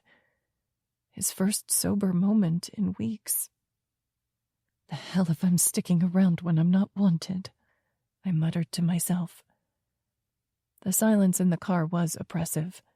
I was tired of thinking about this, and the tears were back and threatening to fall, so I turned on the music. I didn't want to break down into a full meltdown while driving, so I needed to take my mind off it. As if I'd ever been able to let things go that easily. I was in for days, if not months, of overanalyzing what happened and how my relationship had fallen apart so fast. Fine. If I can't put it out of my mind, then I need to work on some coping techniques. I ran through a list of affirmations. By the time I was done, I still felt like crap. Drastic times, I muttered, and picked my phone up, setting up the playlist that Ming had made for me. Alanis Morissette's Angry Wail filled the car, and I sang along. As I did, my unbearable sadness turned to anger. It was better than sobbing while driving up the freeway. "Hello?" I called out as I stuck my head in through my parents' front door. "Julie," my father said as he came around a corner. Surprise was etched into his features. He held his arms wide, and I dropped the bag at my feet and stepped into his comforting hug. The pseudo-anger I'd cultivated the entire drive here melted away, and I burst into heart-wrenching sobs. "Oh, sweetheart," he murmured and squeezed me tighter. Suddenly he stiffened. "Is it your sister?" "No," I wailed. "Everyone's okay." Hiccups made it hard to speak. Dad smoothed a large hand over my hair. "Then you go right ahead and cry it out." And he let me. He held me, occasionally murmuring a soothing sound, and waited until I couldn't cry any more. When I was finished, and his shirt was soaked, he moved me into the library and sat me down in one of the comfortable leather recliners he had parked in front of the huge stone fireplace. He'd insisted on having one, saying there was nothing better than a fire on a cold winter's night, as though we lived in Alaska rather than Texas. Sure, it got cold here, and we had the occasional storm, but it was rare. We both loved that fireplace, though. He sat next to me, his eyes patient and kind. "What happened?" Sniffling, I looked down at my lap and shook my head. I wasn't sure I could put it into words yet. "Did you have a fight with your fellow?" "Dad," I said with a laugh. "Who spoke like that anymore?" "Well?" "Yes," I responded, misery coating my words. Taking a deep breath, I looked up at him again. "Can I stay here for a bit?" We'd finally agreed a few months ago to give up our lease on the house us women had rented before we met the MC. We'd held onto it for a while, but once it was clear we would continue to live at the clubhouse, it seemed like a waste to keep it. Now I was regretting that decision. Dad frowned. "This will always be your home, sweetheart.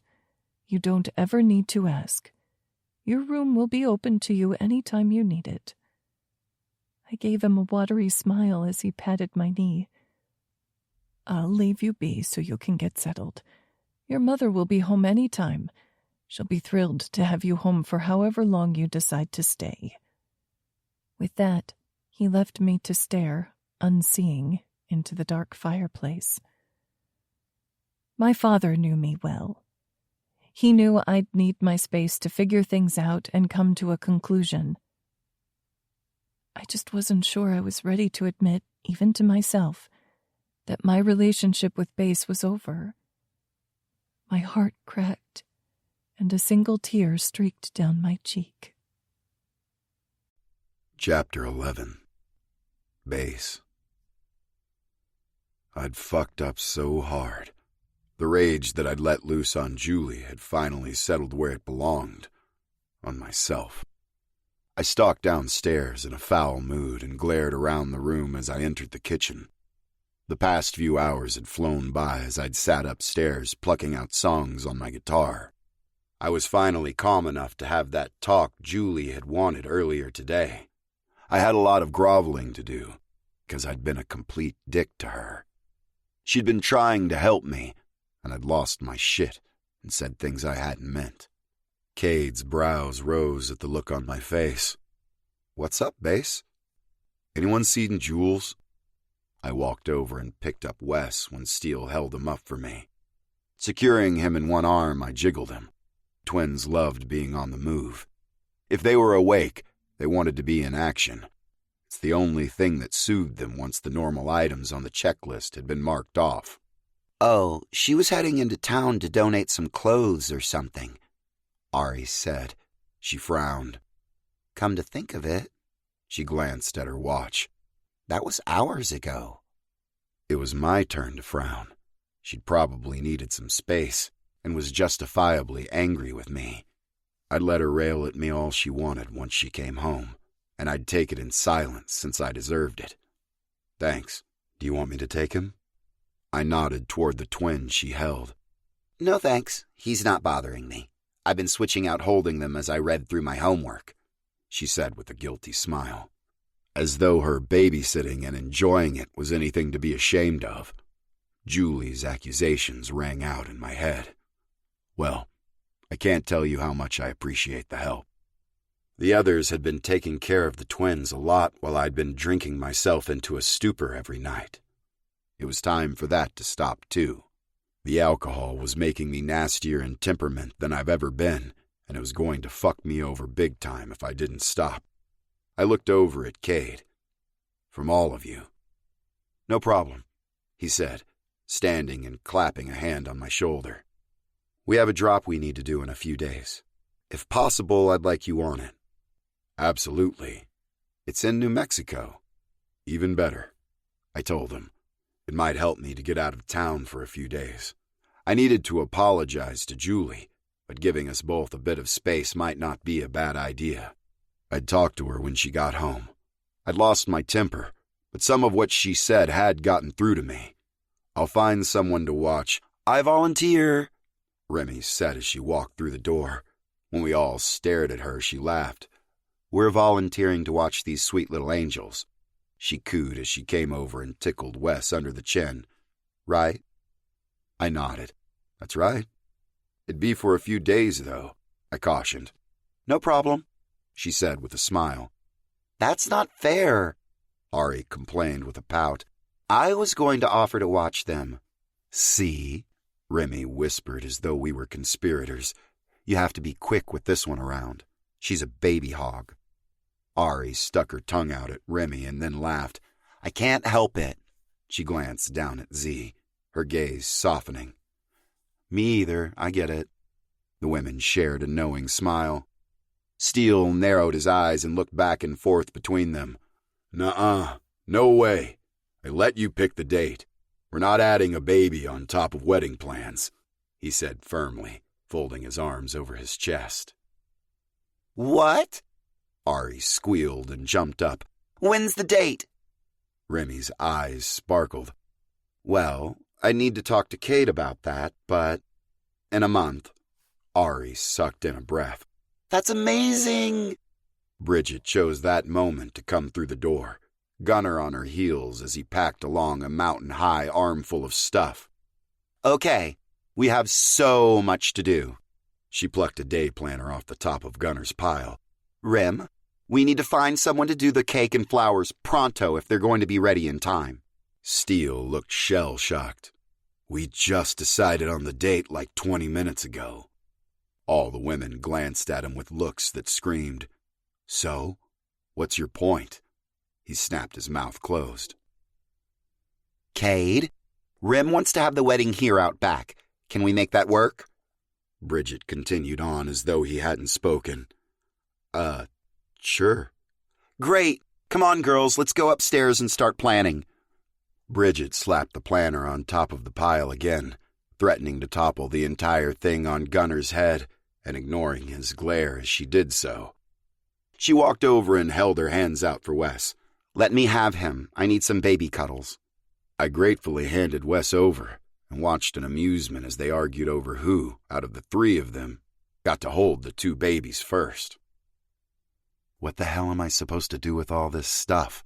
Gunner grumbled. "Bring it upstairs, please," Bridget called down to him. With a sigh, he trudged up the stairs, balancing everything as he went. I slipped back upstairs and walked into my apartment. Nothing seemed out of place in the living room, so I went into the bedroom and frowned when I looked into the closet. Fuck. My heart sank in my chest. At least half of Julie's clothes were gone. I knew it was unlikely that she was donating her things. Julie was very meticulous. When she didn't want something anymore, she got rid of it immediately. She didn't wait for things to pile up. I scraped a hand through my hair. I'd lost my temper with her earlier. My words pounded through in my head like a nail through a coffin. The last thing I wanted was for her to leave. I just couldn't seem to help it. Admittedly, I was out of control. I couldn't seem to stop drinking. I was barely functional. The fact that my brothers hadn't picked up on it yet was a minor miracle. A knock on my door had me glancing over, and my gut dropped as though I was on a roller coaster.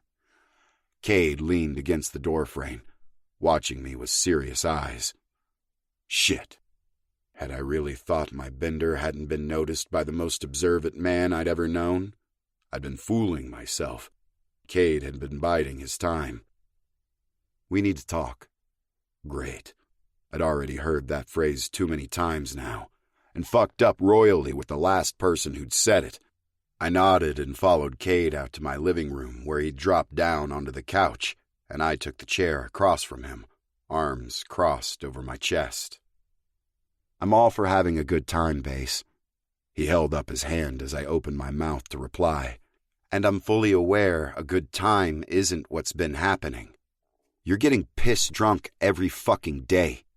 His eyes hardened. I gave you some space to sort it out, but you're getting worse. Tripp told me he had to send you home with a prospect last night because you started drinking before the end of your shift. Guilt flashed through me. Cade had taken a chance on me and allowed me into the MC and had made me an officer, and here I was fucking up. Bass, I glanced over at him. I understand how hard this is for you. We're doing the best we can to find out what happened. They have that shit buried deep. I nodded as anger and misery mixed together inside of me. Even when we find them, and you kill those responsible, it's not going to fully take care of everything you're feeling. You need to try something different. Getting drunk and pulling away from all of us isn't working. I didn't miss the sarcasm in his voice. I don't give a fuck how you do it. I'll help in any way you need, even if that's to back the fuck off a bit. But you need to do something. Now.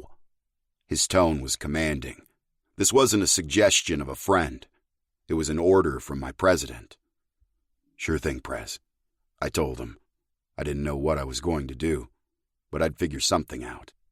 I'm serious, Bass. No more drinking. You have 2 babies depending on you. You don't have the luxury of being reckless. Okay, I agreed. That stung. I had barely given the twins more than a moment's thought beyond food and diapers. Julie's words echoed back to me. Shit. She'd been right. On a lot of things. Shame was burning white hot within me. I can send you to a therapist if you think that'll help.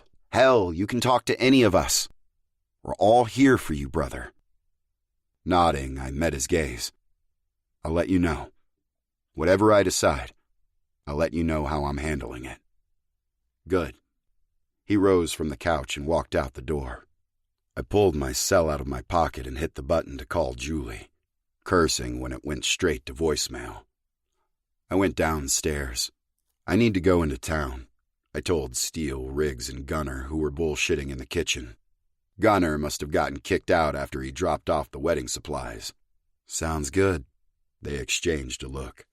Anything we can help with? No thanks, The door slammed open so hard the window shattered, sending glass tinkling along the tile. We all instantly had our guns in our hands, and didn't relax until we saw that it was Ming. What the fuck, Doc? Gunner asked. We all stood there in shock. After a moment, we all realized our weapons were out and reholstered them. Ming! Axel barked as he and Cade came in the door behind her. She ignored Axe, and her furious eyes latched onto me. Uh-oh. I stood my ground as she stormed over to me and balled her hands into fists at her side. Eyeing them warily, I spoke. Hey there, Ming. I take it you spoke to Julie? My voice was soothing, as though I was speaking to a rabid, wounded animal. I wouldn't put it past her to take a swing at me. Axel came up behind her and put a large restraining hand on her shoulder. He murmured something low to her that I didn't catch. The rage on her face only deepened. I caught Cade's perplexed look over her shoulder before I focused fully on her again. "What the fuck did you say to my sister?"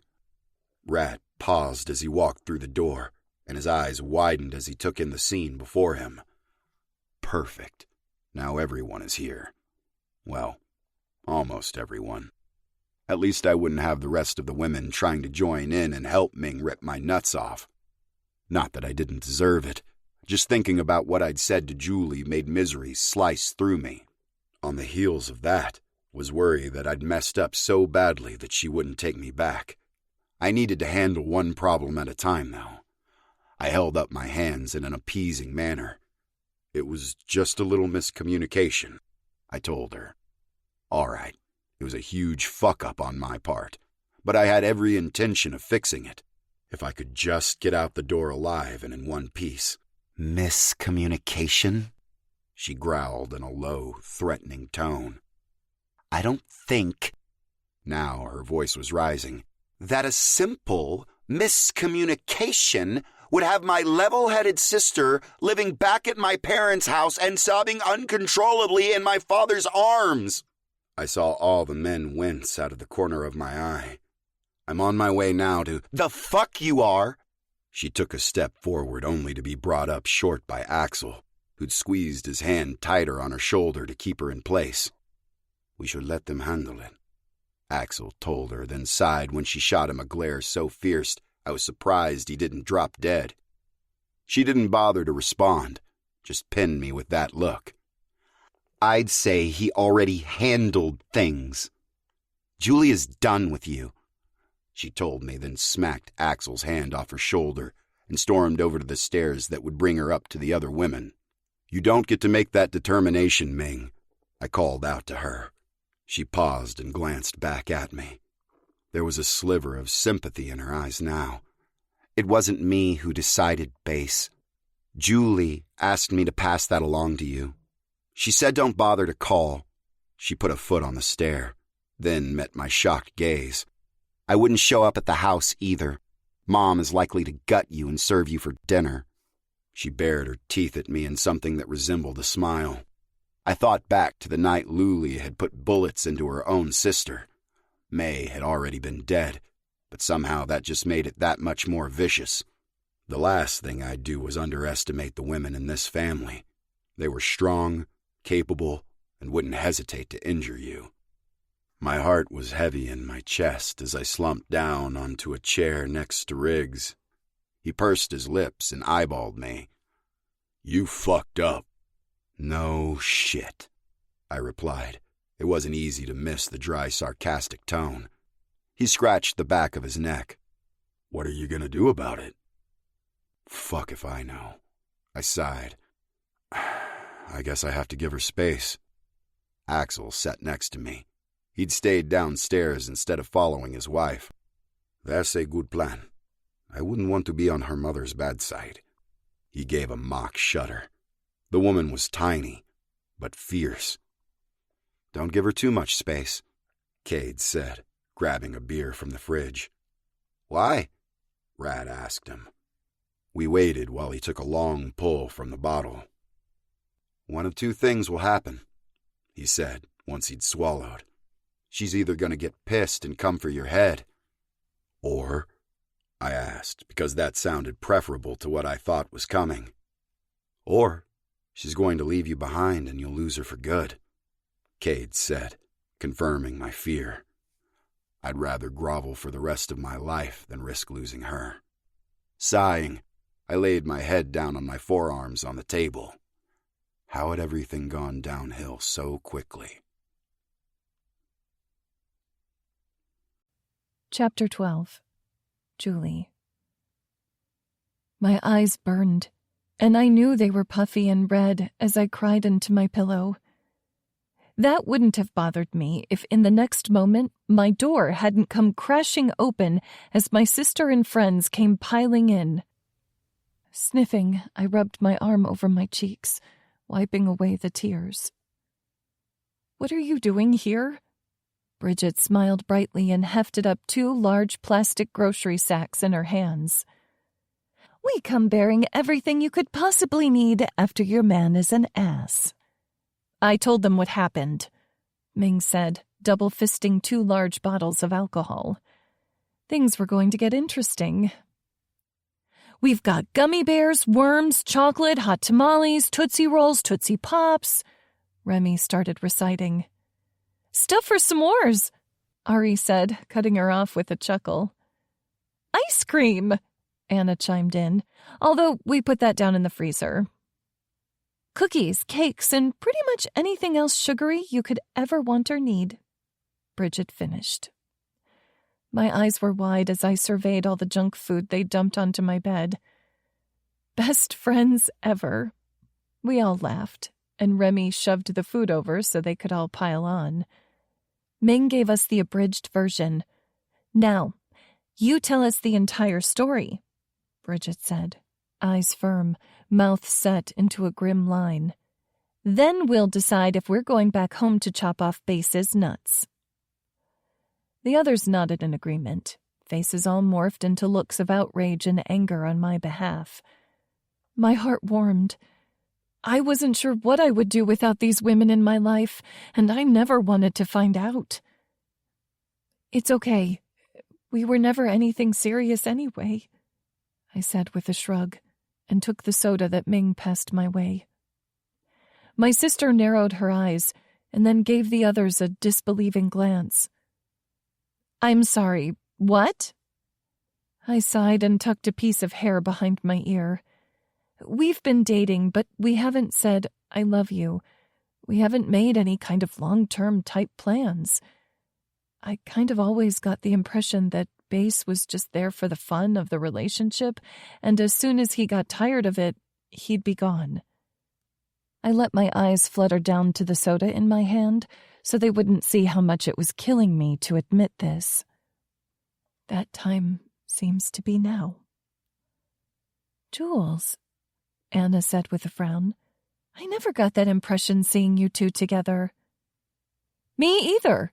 In fact, I'm surprised he didn't propose to you within the first week of meeting you," Remy agreed. Shaking my head, I met her gaze. "We have fun. It's impossible not to with him.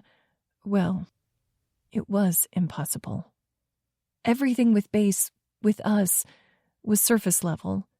He stays closed up, too afraid to really feel anything.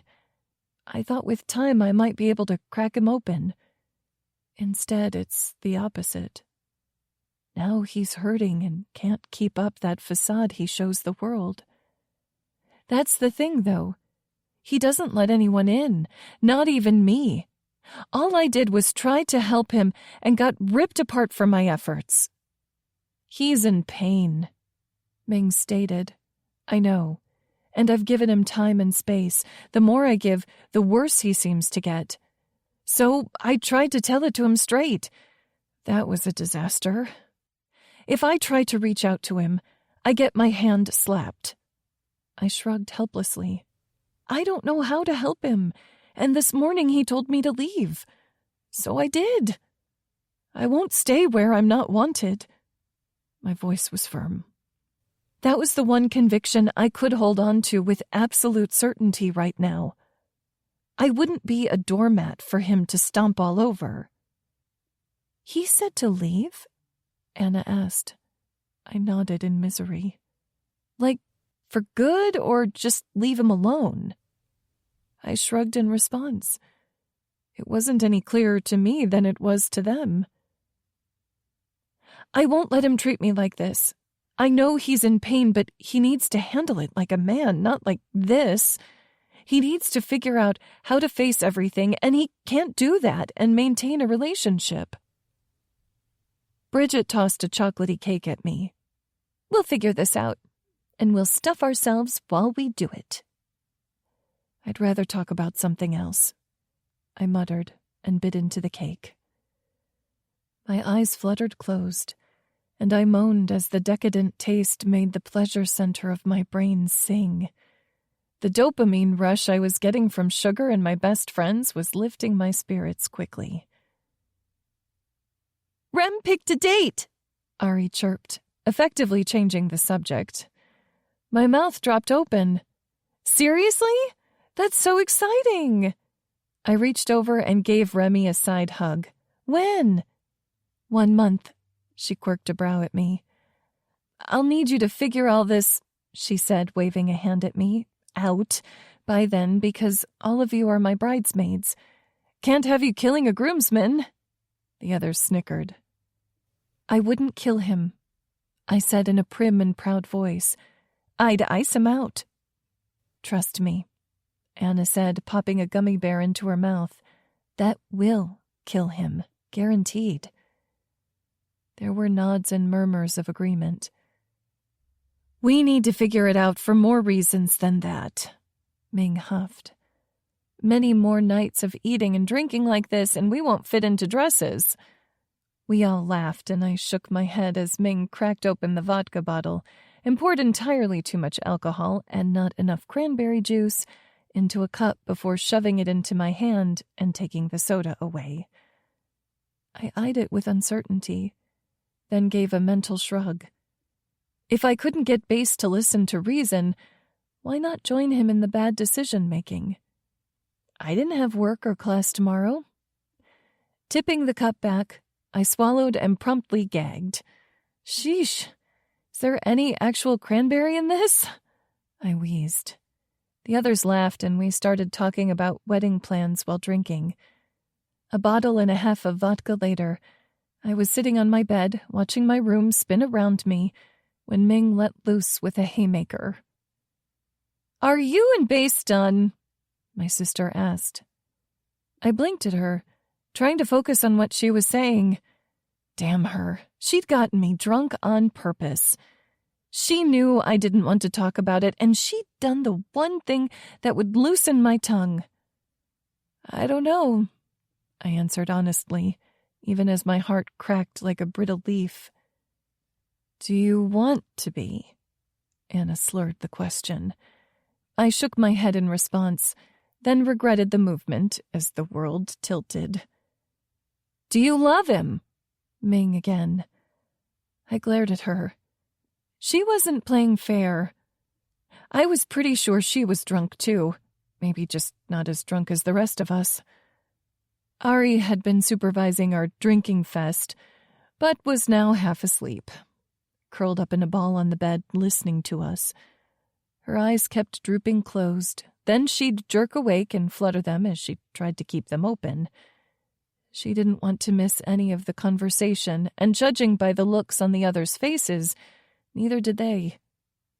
"You may as well answer, Jules," Ming said. "I already know. I just want you to say it out loud. It's important that you know what you want, what your goal is." "Aren't I supposed to be the psych major here?" I grumbled. They all laughed. "Yes, I love him, for some reason," I finished with a mutter. "But it doesn't matter. He doesn't want me." "He was on his way over here to grovel," Ming said, licking chocolate off her fingers. I stopped him. "Thanks, I'm not ready to see him and officially have it out for the last time." Anna's eyes bugged out as she stared at me. "So, you're really going to break up with him?" "I don't really have a choice. Our relationship before this was only built on partying and sex. I need more. But Base can't really give that, especially not right now," I said with a sigh. "He's either unable or unwilling." The others gave each other weighted glances. "Trust me, I want to go running back," I whispered. "I love him, so it's taking everything in me not to. I won't be the one desperately sticking around trying to make the relationship work, though." My voice was firm. "I have to let him go and move on." Chapter 13. Base. I held it together long enough to get through the drop-off Cade needed done. By the end of the trip to New Mexico, it felt like I was twisted up into knots. Sobriety was not being kind to me. I missed Julie and wanted her back. My sister's ghost was haunting me hard. Metaphorically, not literally. And the guilt I felt over the twins wasn't helping. Walking back into the clubhouse at 8 a.m., after riding hard all night, the guys had wanted to get home to their old ladies. I disappeared into my room with a bottle of whiskey. Remy was still asleep with the babies, and Steele told me not to worry. They'd watch them until later. I was grateful. The desire to disappear and spend time alone was a frantic need clawing at my insides. At this point, it was all about making the pain evaporate. It didn't matter that I was disobeying Cade or disappointing the others. I just needed the emotions to stop. A few hours later, I was sitting in my living room drunk off my ass when my door slammed open. "Oh, for fuck's sake! Who is supposed to be watching him?" Cade growled, glaring down at me. "We're not his fucking babysitters." Steele's face floated in front of my eyes. I peered up at them blearily. "What is it?" Cade crouched down and grabbed me by the hair, forcing me to look up at him. "Julie texted." Hope sprang up inside me. Then I frowned. Why was she contacting Cade and not me? "Base, listen to me." I focused on him again. "Julie texted. CPS is on their way here to do a home check. She just found out and gave us as much of a heads up as she could, but we don't have much time." He fixed me with a dark look. "Do you want to keep those babies?" "What? Of course I did." "Yes." "Then you need to pull your head out of your ass. Now that you're on CPS's radar, they're going to be doing regular home visits until they're sure that you're providing a safe home for them. If they catch you drunk, you're fucked, and they'll be taken away." The alcohol I downed swirled riotously in my stomach. Shoving away from Cade, I ran to the bathroom and puked my guts up. "That's a start," I heard him say in a grim voice from the bathroom doorway. "Steele, have Rat make something that'll soak up the rest of that alcohol. And a fuck ton of coffee." "You got it." I laid my head on my arm and tried to breathe through the waves of nausea. As soon as my stomach settled, I stumbled to my feet. Before I could say anything, Cade and Riggs blocked me into a corner. "What the hell?" "Time to get naked, pretty boy," Riggs said with glee. "Huh?" I half-heartedly fought back as they tried to strip me. "Base, I swear to fucking God, if you don't stop fighting, I'm putting you in the shower fully clothed." Cade snarled. They left me in my underwear and shoved me under the freezing cold spray of the shower. I wasn't proud of the howl of rage and surprise that came out of me. "I'm not washing him," Riggs said, crossing his arms. I glared at him as my hair dripped into my eyes. Cade rolled his own and shook his head. "He doesn't need to wash, just to get as sober as we can make him in." He looked down at his watch and cursed. 20 minutes. "Get out," I told them. "I'll finish." "Make it fast," Cade warned. As soon as they left, I stripped my boxer briefs off and showered as quickly as my unsteady limbs would let me.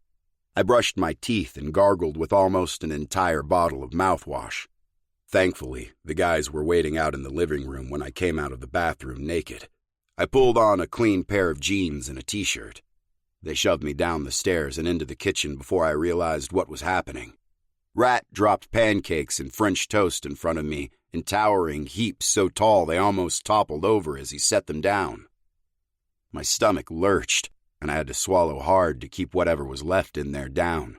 I'd already thrown up so much it was more likely I'd puke up my stomach more than anything else. I forced the food in and washed it down with black coffee. As I was eating, Ming and Remy came in with the boys. They were pink and glowing, having had their own baths. "Thanks, guys," I said as shame rolled over me in waves. Before anyone could answer, Rue, Ming's puppy, gave a great howl before trailing off into little bursts of woofing. Someone was here. Shoving up from the table, I tried to collect myself. I felt a hell of a lot better than I had a short time ago. As a group, we walked to the door and stepped out onto the porch. Ming stayed behind with the boys. A man in a wrinkled gray suit stepped out of a run-down sedan and started our way.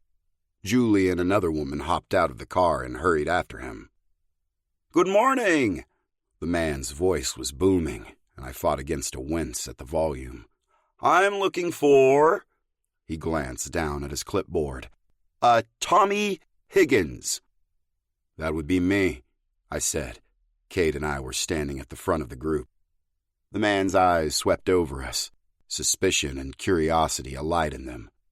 "And the rest of these people are?"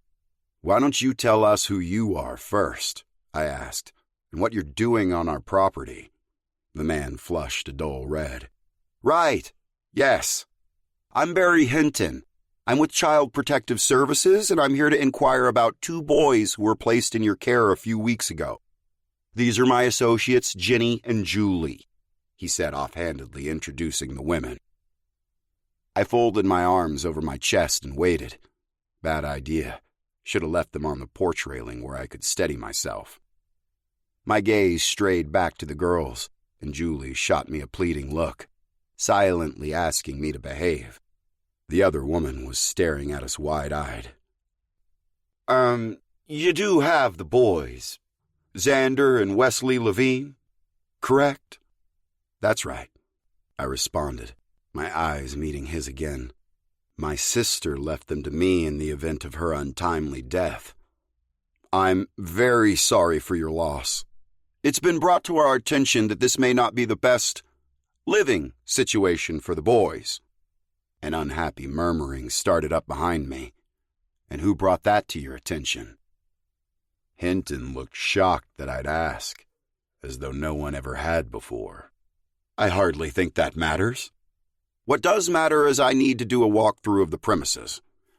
I started to respond and tell him what he could do with his walkthrough when I saw Julie shake her head slightly.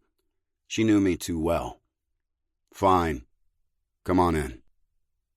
Everyone standing behind me stepped aside and made a narrow hallway of bodies that Hinton, Julie, and the second woman had to wade through to get inside the clubhouse.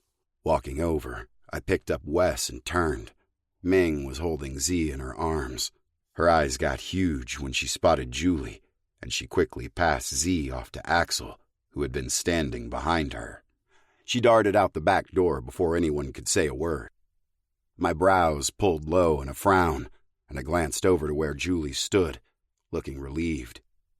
She must not have mentioned her relationship to us, probably so she could give us the heads up if her boss came out here. I gave her an appreciative smile. Her lips quirked up, but then she looked away. I did the same, not wanting to blow her cover. "Who are all these people?" "Think of them as Wesley and Xander's aunts and uncles," I told him. Right." He scribbled something down in his notebook. "I need to take a look around, see the boys' room, that kind of thing." "Sure," I said, handing Wes off to Remy and trying to hold back my irritation. I wanted to tell this guy to fuck off with his clipboard and holier-than-thou attitude, but I couldn't. Hopefully, going along with this now would lay all of this to rest with CPS. Chapter 14. Julie. Mr. Hinton had decided to bring both Jenny and I along on the home inspection today. It shocked and delighted both of us. That was until he mentioned where we were going.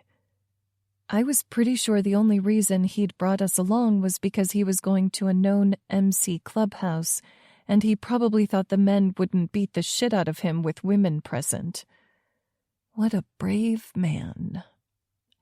Hinton hadn't done anything to endear himself to me since I'd started. He struck me as lazy. He was always late to work, never looked as presentable as he could, and it was usually a chore to get him to do his job. This was the first time he'd come for a home inspection without having to be nagged to do it. I wasn't sure what was different now.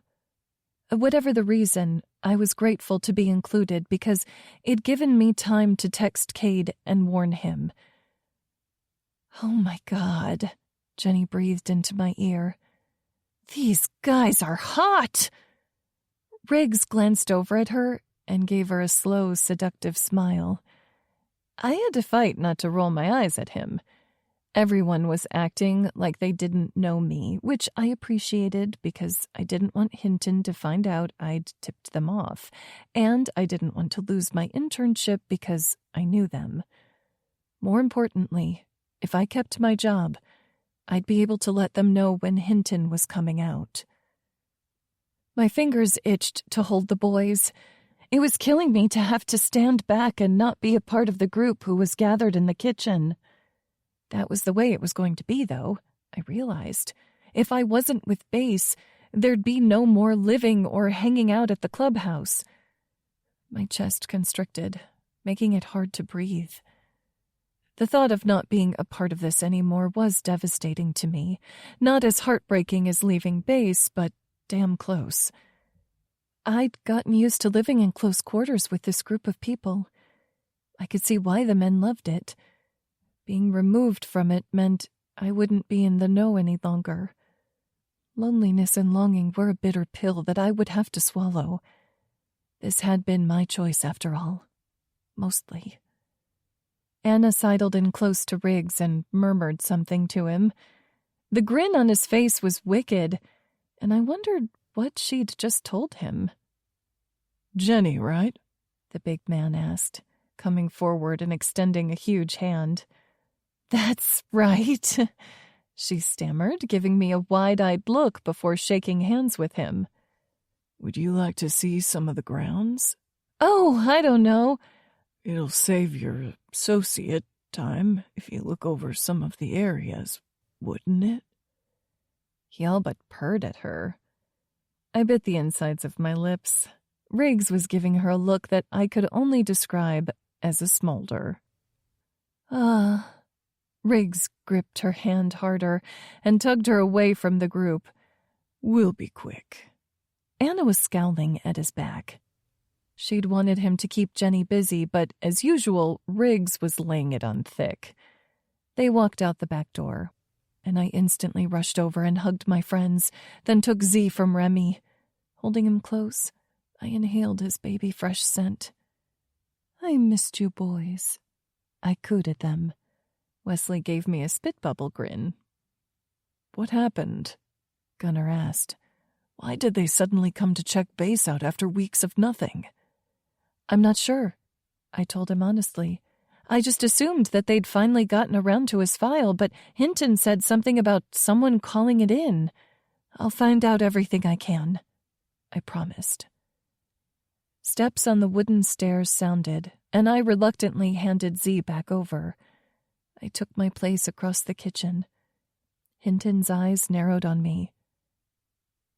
"Where's Jenny?" "She went to go check out back for you," I told him with an innocent smile. He frowned and went to the back door, stepping outside.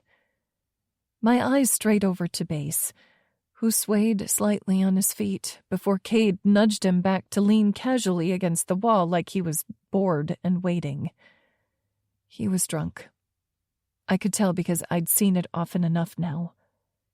His eyes zeroed in on me, but I couldn't read the emotion roiling inside those blue depths. "Everything checks out, for now," Hinton said, coming back inside with Jenny in tow. My friend looked a little shell-shocked. Anna glared at Riggs, but the biker just shrugged and grinned at her. "We'll be back out for additional visits, however." "Why?" Base asked with a scowl. "It's all part of the process, Mr. Higgins," Hinton assured him. Base's jaw flexed in anger, but he kept his mouth shut. I was grateful for that. Despite Base's actions so far, the boys staying here with him was the best thing. He'd eventually figure things out, and they'd get to grow up with a loving family. The men followed us outside and watched as we loaded back up and drove off. I pulled into my parents' driveway. It'd been a long and emotional day for me. After we'd gotten back to the office, my mind had raced as I thought about what separating from base really meant for me. Worrying about losing my friends ended up causing me to have a bellyache. Added on top of that was the pain of seeing base today and missing the boys. My heart was bruised and broken, and I wasn't sure I could get over all the loss. It was so much worse than just losing the man I loved. The sight that greeted me made a sob catch in my throat. If this morning hadn't done me in, this would. My heart felt like it was being tossed in a food grinder as I watched Base get off his bike. He stood waiting for me as I sat in my car and tried to get myself under control. It'd been almost a week since our last fight. It didn't matter if it'd been a year. Nothing could prepare me for this conversation. Something inside of me wanted to rush past him into the house, but that wasn't being an adult about things. Steeling my nerves, I got out of the car and walked over to him. "Hi." "Hey, Jules." His eyes watched me, calculating and grim, so different than the usual sparkle of mirth that had always been there prior to his sister's death. I hoped, for his sake, he could find that part of himself again someday. "Thanks for your help today," he said, shoving his hands in the pockets of his jeans. "Of course. I love the boys." I let my gaze slide away from him. It was too intense, too searching. I knew he was trying to figure out where he stood. If I was a better person, I'd come right out and tell him we were over. I wasn't withholding it to be mean. It just hurt. It was almost as though, if I didn't say it, things would magically be fixed between us. I'd stopped believing in magic long ago, though. Base, I met his eyes. I truly believe the boys have the best chance of being happy with you. So I'll find out whatever I can to help. I appreciate that. Nodding, I started to walk past him. He caught my arm, his large hand wrapping around my bicep. I swore I could feel the heat of his skin on mine through my blouse. My nipples peaked, traitors, and I tried to project an outward appearance that his touch had no effect on me. "Jules, wait." His grip tightened on me for half a second, and then he dropped my arm. "We need to talk." I lifted my chin. A stubborn move from childhood that I hadn't been able to break. "No, we don't. You made yourself quite clear the other morning." His eyes narrowed dangerously. "Oh? And what was I so clear about, beautiful?" Inwardly, I cringed at him calling me beautiful. It made my abused heart flutter in my chest. I needed to be firm, but all I wanted to do was give in and let him hold me. Maybe you were right. I shouldn't have pushed you so hard, but I was just trying to help. I shook my head. It doesn't matter. We're done. I finished in a rush. As much as I didn't want to admit it, the truth was staring me in the face. "Done? That's what you think I want?" I could hear the disbelief in his tone. Want, need, it doesn't matter. It's just a fact, Base. I turned and walked inside as calmly as I could, while my body, heart, and soul were screaming at me to turn around and fling myself into his arms. My mind was my only ally. I wasn't going to make this harder on either of us. It was like ripping off a Band-Aid. Strong and fast was the only way to do it with the least amount of pain. Refusing to let the tears fall, I went up to my room to study, or pretend I was, while staring blankly at the pages. Eventually my heart would mend, and it wouldn't feel like I was a hollowed-out husk of a person without him. I hoped. Chapter 15. Base. I rolled into the driveway of the clubhouse and maneuvered around a sedan parked in the middle. It looked like a government rig. Flynn. CPS was already breathing down my neck, like I needed the feds here as well. Finding out that Julie wanted to end our relationship had been a kick in the balls. It'd already been a fuck of a day, and it looked like things were about to get worse. I dropped the kickstand and swung my leg off the bike. I was right. Flynn was standing on the porch next to Cade, probably having another one of their usual bouts.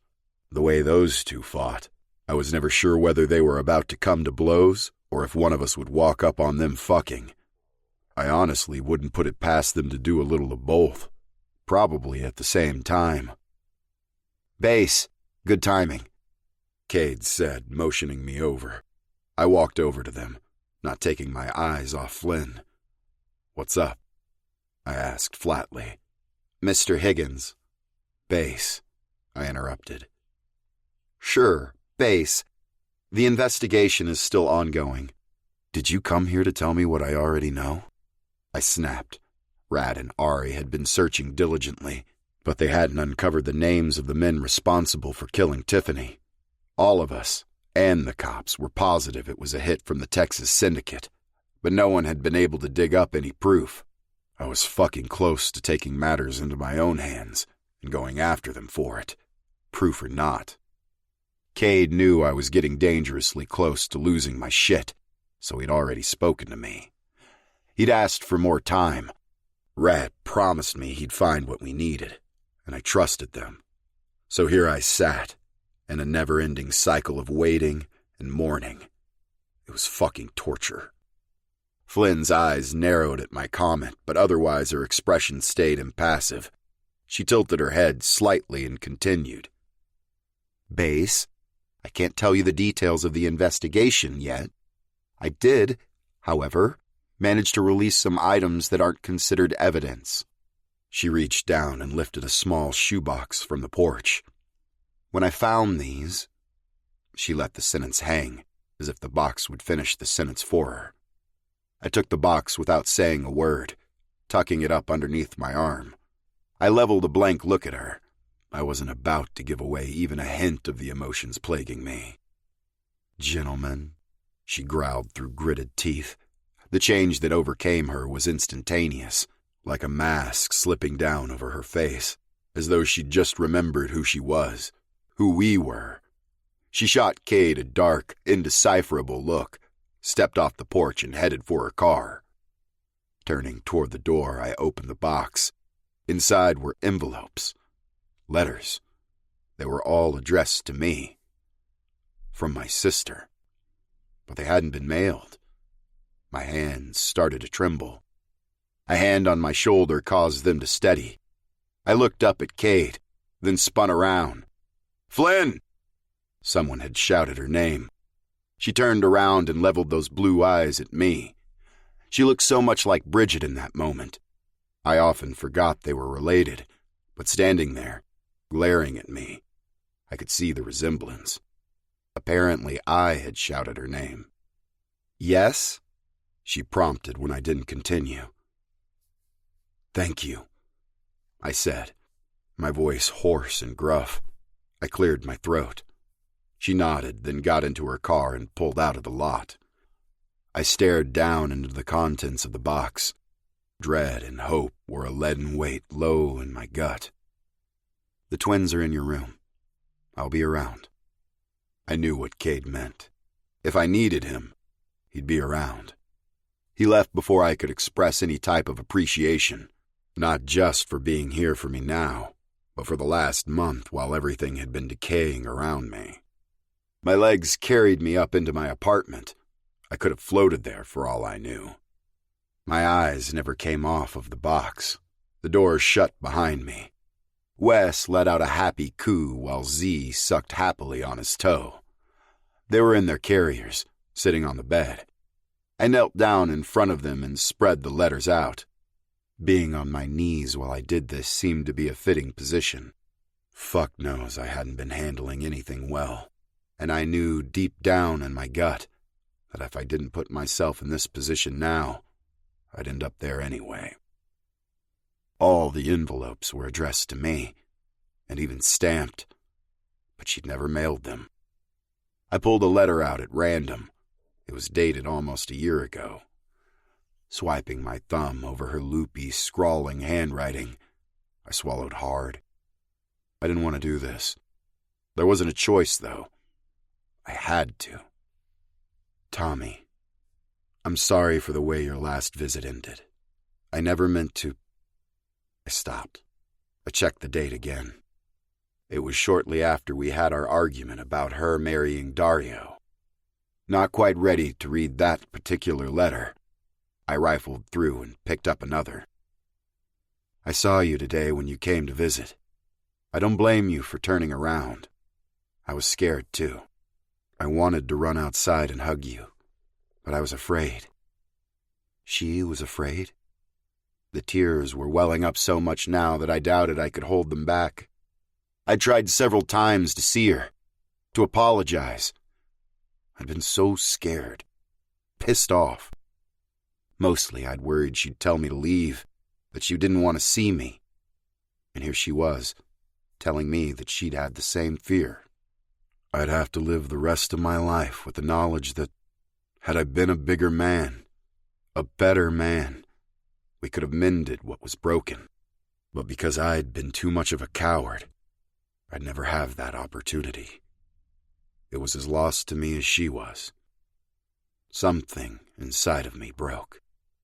I couldn't hold it back any longer. The tears came pouring out with the sobs. My sister was dead. I hadn't spoken to her in over a year, all because I was afraid. She had tried to reach out to me, but was so scared I would reject her again that she couldn't bring herself to actually drop the letters into a mailbox. So many letters. So many attempts. I couldn't believe I'd fucked things up this badly. The sobs kept coming. My shoulders shook with the force. I never cried. The last time had been when my mother had walked out on us when I was 8. From then on, I told myself I'd never allow anyone to make me feel anything deep enough that they could hurt me that way. It was all out now. Everything I had buried deep was out.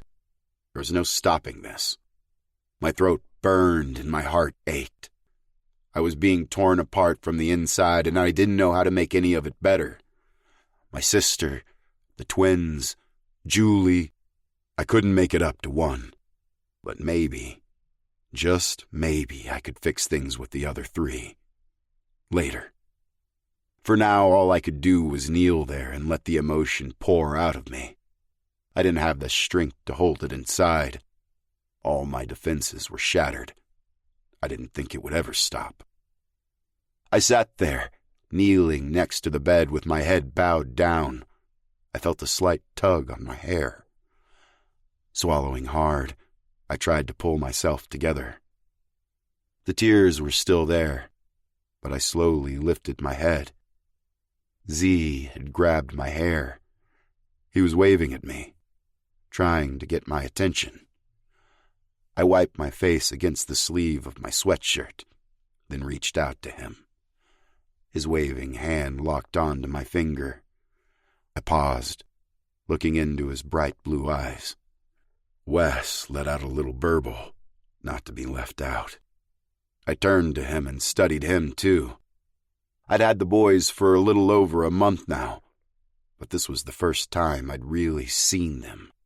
Seen my nephews. My family. They had Tiff's nose, but looking at them now, they were damn near my replicas. The tears stopped. Everything stopped. The swirling of my wrecked emotions. Time. The only thing left was us. We sat there, holding each other. Each boy still had a grip on me. Watching each other. It might have been minutes. It might have been hours. It didn't matter. For the first time in too long, I didn't feel alone. Looking at these boys, I thought that just maybe I could get my life under control again. The heavy burden on my heart lightened. Tiff had trusted me with them. The significance of that had been lost on me for some time. But now I was beginning to realize it was her way of telling me she forgave me and loved me. I knew it as surely as I knew we'd have eventually made amends if she'd lived. I pulled the boys out of their seats and positioned them in my lap so that I had one tucked under each arm with me sitting on the ground, back against the bed. Come on, boys. We have some letters to read. Chapter 16. Base. I held the last letter in my hands. It was dated the day before Tiffany's death. Glancing over at the boys as they rocked in their little bouncing chairs, I took a deep breath and opened the envelope. Tommy, if you're reading this, I'm gone. I swallowed hard and willed my hands to stop shaking. The ink on the page was smudged, as though Tiff had been crying when she wrote it. I'm so sorry for everything, and for what I am about to ask. Take care of my boys. I know you'll love them and raise them well. You are the best brother a girl could have, Tommy. I hope you know that. I'll miss you, but I don't want you to mourn for me for long. Take the time you need, then move on and enjoy your life. Show my sons how to be good men. And do me a favor? Keep them off motorcycles until they're at least 6. I know this is a futile request, as you'll have them riding before they're crawling, but a mother has to try. I couldn't help but smile at that. That was Tiff. Even in her darkest hour, she could still pull a smile from me. It never seemed to matter what was happening with her. She'd always put me first. One last thing.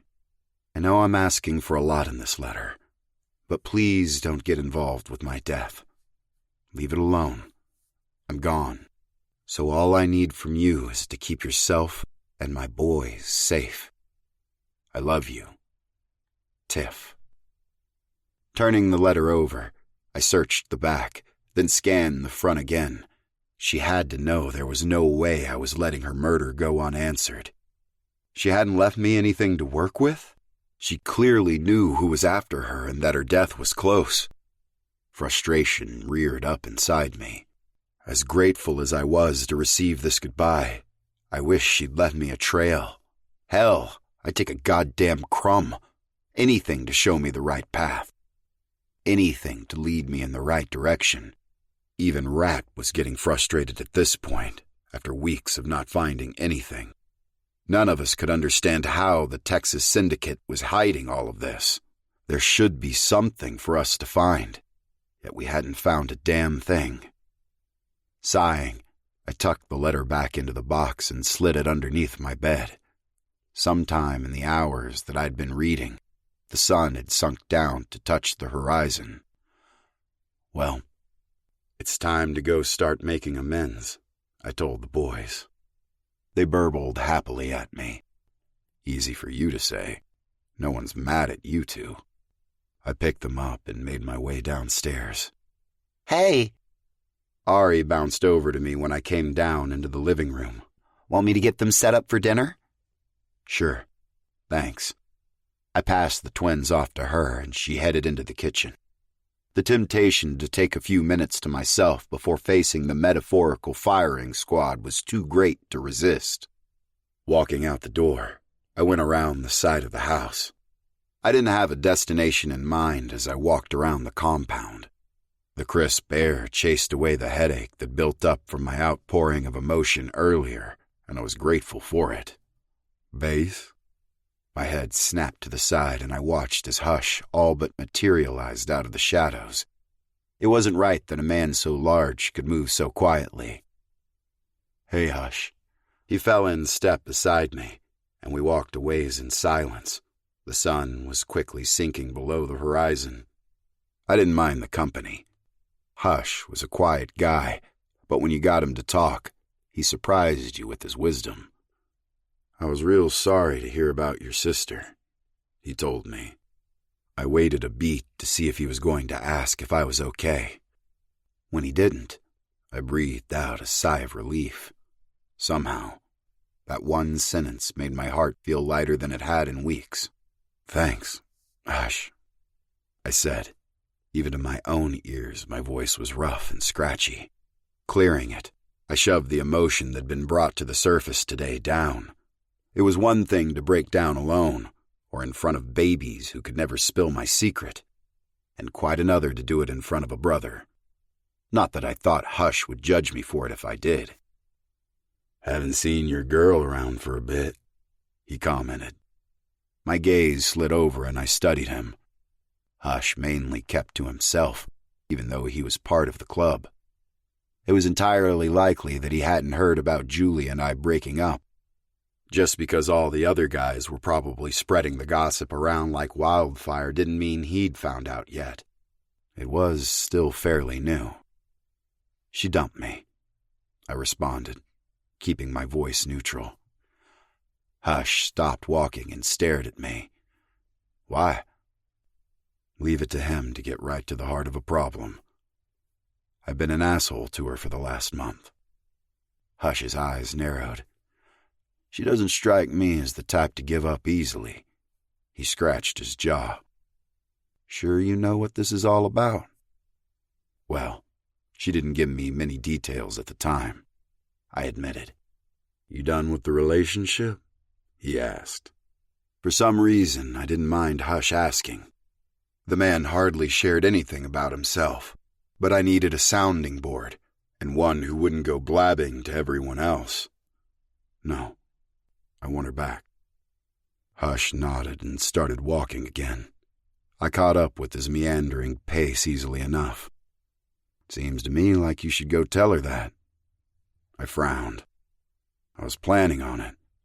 "But if I tell you something, there's no reason for me to repeat nothing you say to anyone else," he assured me before I even had a chance to voice the concern. I scrubbed a hand through my hair. I feel like a dick even saying this, but her breaking up with me was a shock. I didn't like it, but that wasn't what made me come to my senses. He watched me with a curiosity in his eyes. There was no reason to verbalize the question. I knew what he was asking. "I got something. Letters, today. From my sister," I elaborated. Even from the grave, she made me realize I'd shut down, closed myself off. "I don't know you as well as the others do yet," Hush said after he took a moment to absorb what I'd told him. "But it seems to me you've always been closed off." We stopped walking again and I scowled at him. "What?" "Oh, you're always laughing and joking. At least you were up until you lost your sister. But you never let anyone in. Not really." He gave me a conspiratorial smile. Like recognizes like, after all. I wasn't sure what to say. He'd floored me with that one sentence, because he was right. "I see a lot of myself in you," he continued, always using humor to attract people, but at the same time never letting them know the real you. My eyes narrowed as I stared at him. "I'm not sure I've ever seen you laugh, Hush." He chuckled, proving me a liar and stunning me with a single action.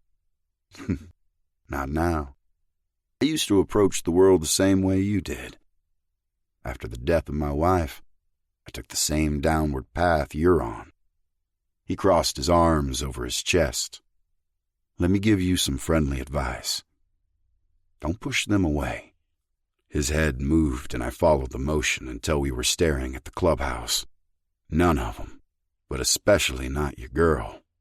Do whatever it takes to get her back, and start letting the people who care about you show it. Life's a lonely thing without family. You have family here, Hush. I know that. Lost sight of it myself for a while there. But I'm coming to realize I have more family than I knew." He nodded to me, then walked off. I watched until the darkness swallowed him. Sighing, I returned my gaze to the clubhouse. Seemed I was learning all sorts of shit today. But Hush was right. The concern my family had been showing me over the last month had aggravated me at the time. Now, I realized they were doing it out of love, just like Julie had been. Groaning, I headed for the clubhouse, ready to face the music and admit my faults. It wasn't an easy thing to do, but knowing that these men and women would forgive me, that we really were family, made it easier to eat crow. Everyone was piled in the kitchen, talking, laughing, and eating the dinner Rat had made. It was going to take a lot of effort to break the habits I'd built of never showing any true emotion to others, of asking for help for myself. I'd had no problem asking for the twins' sake, but when it came to me, it damn near made a rash appear on my skin to even think of it. I fought against the urge to hunch my shoulders when every eye in the place landed on me as soon as I stepped through the door and into the kitchen. I met each gaze as the silence built up around us. The fact that there wasn't an ounce of judgment in their eyes. Well, not in my brother's anyway. The women were rightfully angry on Julie's behalf, spoke to the character of this family I'd chosen. Clearing my throat, I searched the room and shoved my hands into my pockets. Ari and Anna were holding the boys. The women had grown so attached to the babies in such a short amount of time, and guilt ate at me because I hadn't allowed us to bond in that way.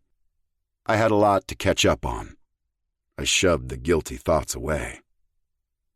Thank you all for everything you've done for me and for them over the last month.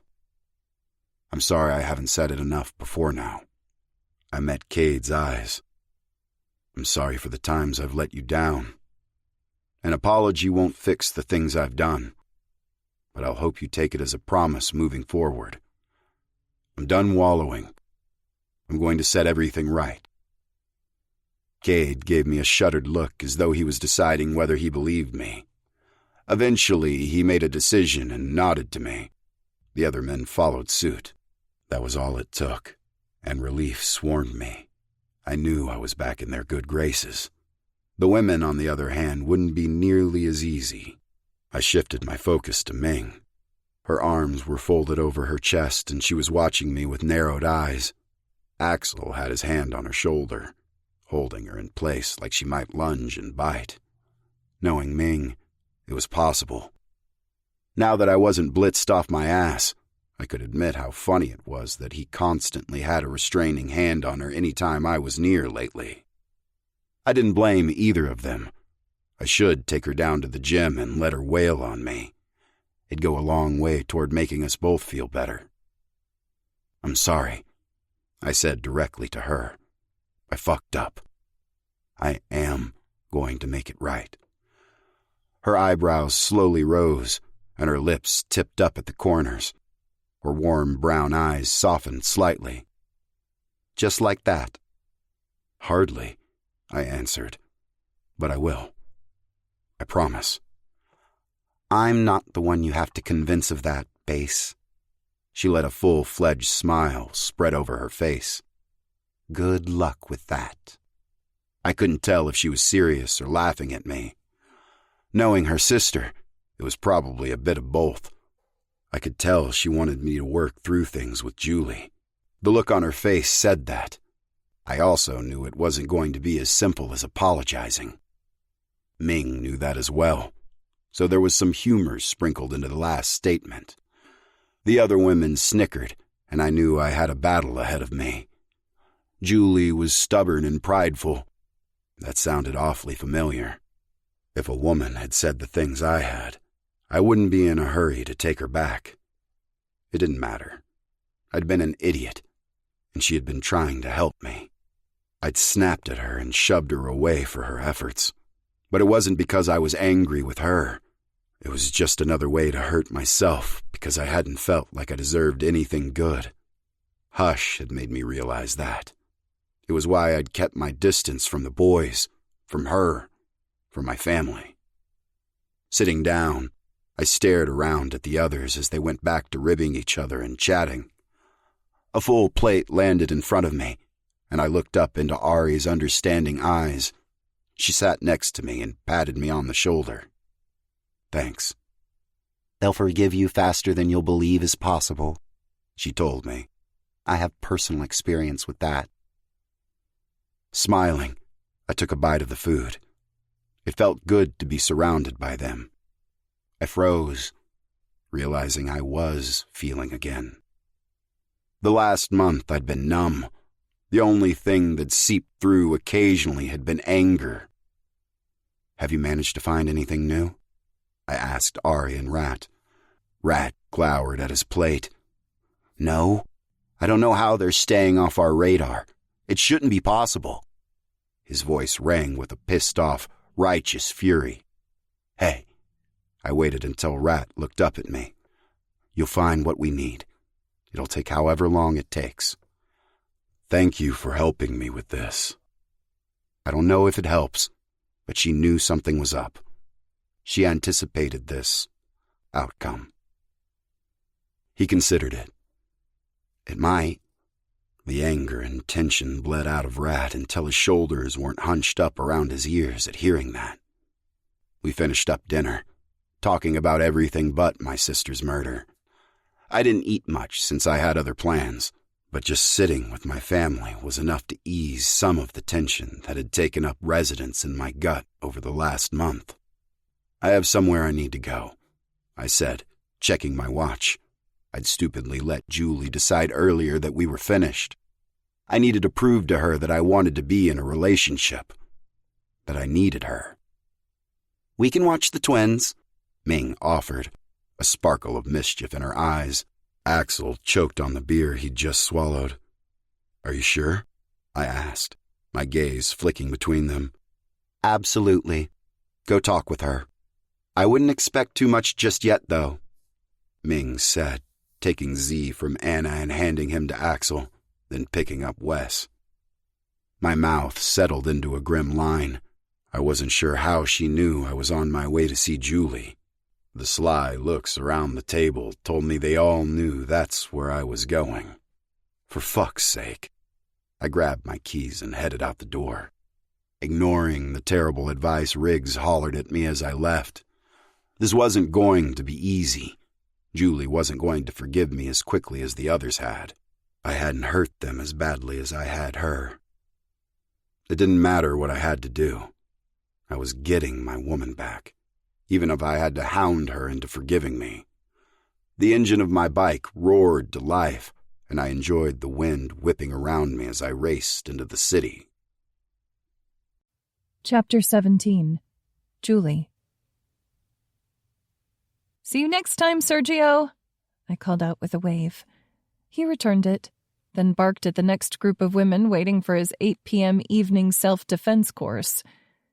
The girls and I had started out going to his classes together, but I was the only one still attending.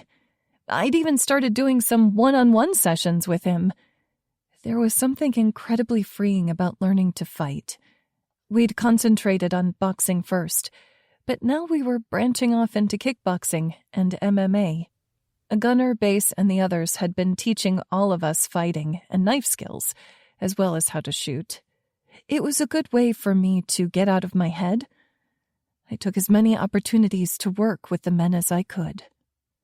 My eyes swept the parking lot as I left. It was dark and cold, so I hurried to my car. Jules, a figure said, stepping out of the shadows near my car. My ear-piercing scream would embarrass me later. I was really proud of myself that, despite my yell, I instinctually dropped my gym bag and fell into a fighting stance. It hadn't been long ago that the girls and I had been chased through the woods by men intent on killing us. Sadly, that wasn't even the first occurrence like that. I'd started getting used to being in dangerous situations. That wasn't necessarily a good thing, but it was why we'd all started learning to protect ourselves. It was that or get killed. The guys did everything they could to protect us, but we had lives and needed to go about our routines, and that meant the club couldn't always watch us as closely as they wanted. Sometimes it fell on us to protect ourselves. And why shouldn't it? We were grown women who knew now what being involved with men in this lifestyle was about. We'd made our decisions to be with those men, be a part of that group. Jules, it's me. Sorry, beautiful. Bass moved closer so I could see it was him. His hands were up in a universal sign that he meant no harm. Honestly, once the initial shock had worn off, I'd known who it was, even though I hadn't been expecting to see him again today. There was no mistaking his sexy voice. "You scared me," I accused him, still in my fighting stance. "Sorry," he said again with a half grin. "You sure know how to scream." "Fat lot of good it did," I muttered, glancing around and finally relaxing. No one from inside could hear anything out here, and no one else was around in the empty lot this late. I made a mental note to talk to Sergio about how to make the parking lot safer. Replacing the burned-out bulbs and the street lamps would be a huge improvement. That was probably a city expense, but I'd fork over some cash to help buy them if need be. "What are you doing here?" I asked, focusing back on him. "I need to talk to you." Picking my bag up and slinging it over my shoulder, I shook my head as I moved past him. "I don't think that's a good idea." "I understand, but please, Jules, hear me out." Whirling, I scowled at him. Even in the low light, I could see his face clearly now that my eyes had adjusted to the darkness. This man was a weakness for me. It would be all too easy to forgive him and fall right back into our comfortable old routine. My heart couldn't take it, though. I'd finally been forced to be honest with myself. I needed more from him, and more wasn't something Bass would give. "Dinner," he said before I could say anything. I blinked. Everything I'd planned to say was bleeding from my mind. "Dinner? Come to dinner with me. Give me one more chance, Jules. At the very least, I owe you an apology." My gaze swept over him. He wasn't swaying, wasn't slurring. As far as I could tell, he was sober. I should say no. My inner voice was screaming at me to give in. "Fine, but I'm driving." Bass nodded and waited as I slid into my car and unlocked the door for him. "Want to go to Evangeline's?" My brows shot up. "I'm in gym clothes, Bass." Evangeline's was a fancy Italian restaurant just up the road. I had asked him to take me there 100 times, but we never so much as had a meal at Olive Garden, let alone my favorite restaurant in the city, which Evangeline's was. "Don't worry, we won't get kicked out, trust me." He waited until I pulled the car out onto the busy street. "Besides, you look sexy in those clothes." Oh boy. My heart started thrumming hard in my chest. Gone was the surly, drunken biker, and in his place was the old Bass. I look back now, and could see I never had a chance holding out against him and all his charms. I was older and wiser now, though. Okay, just wiser. I'd let him apologize, since that was going to be healthy for him and help him on his road to recovery. But I wasn't falling back down the rabbit hole. Our short time apart had shown me how hopelessly in love with him I was. How much I loved the MC and living that lifestyle. Who would have known? The last thing I wanted was to give in, come back, and have the anger and drinking return. Or the shallow relationship. My heart couldn't take it. I had to protect myself. We were quiet on the drive, but I could feel Bass's bright blue eyes constantly shifting my way. His silence was a scream in itself. He was never quiet like this, and I could feel he had something to say, lots to say. He was being patient, though, not forcing anything on me. The silence remained as we parked and handed the car over to the valet.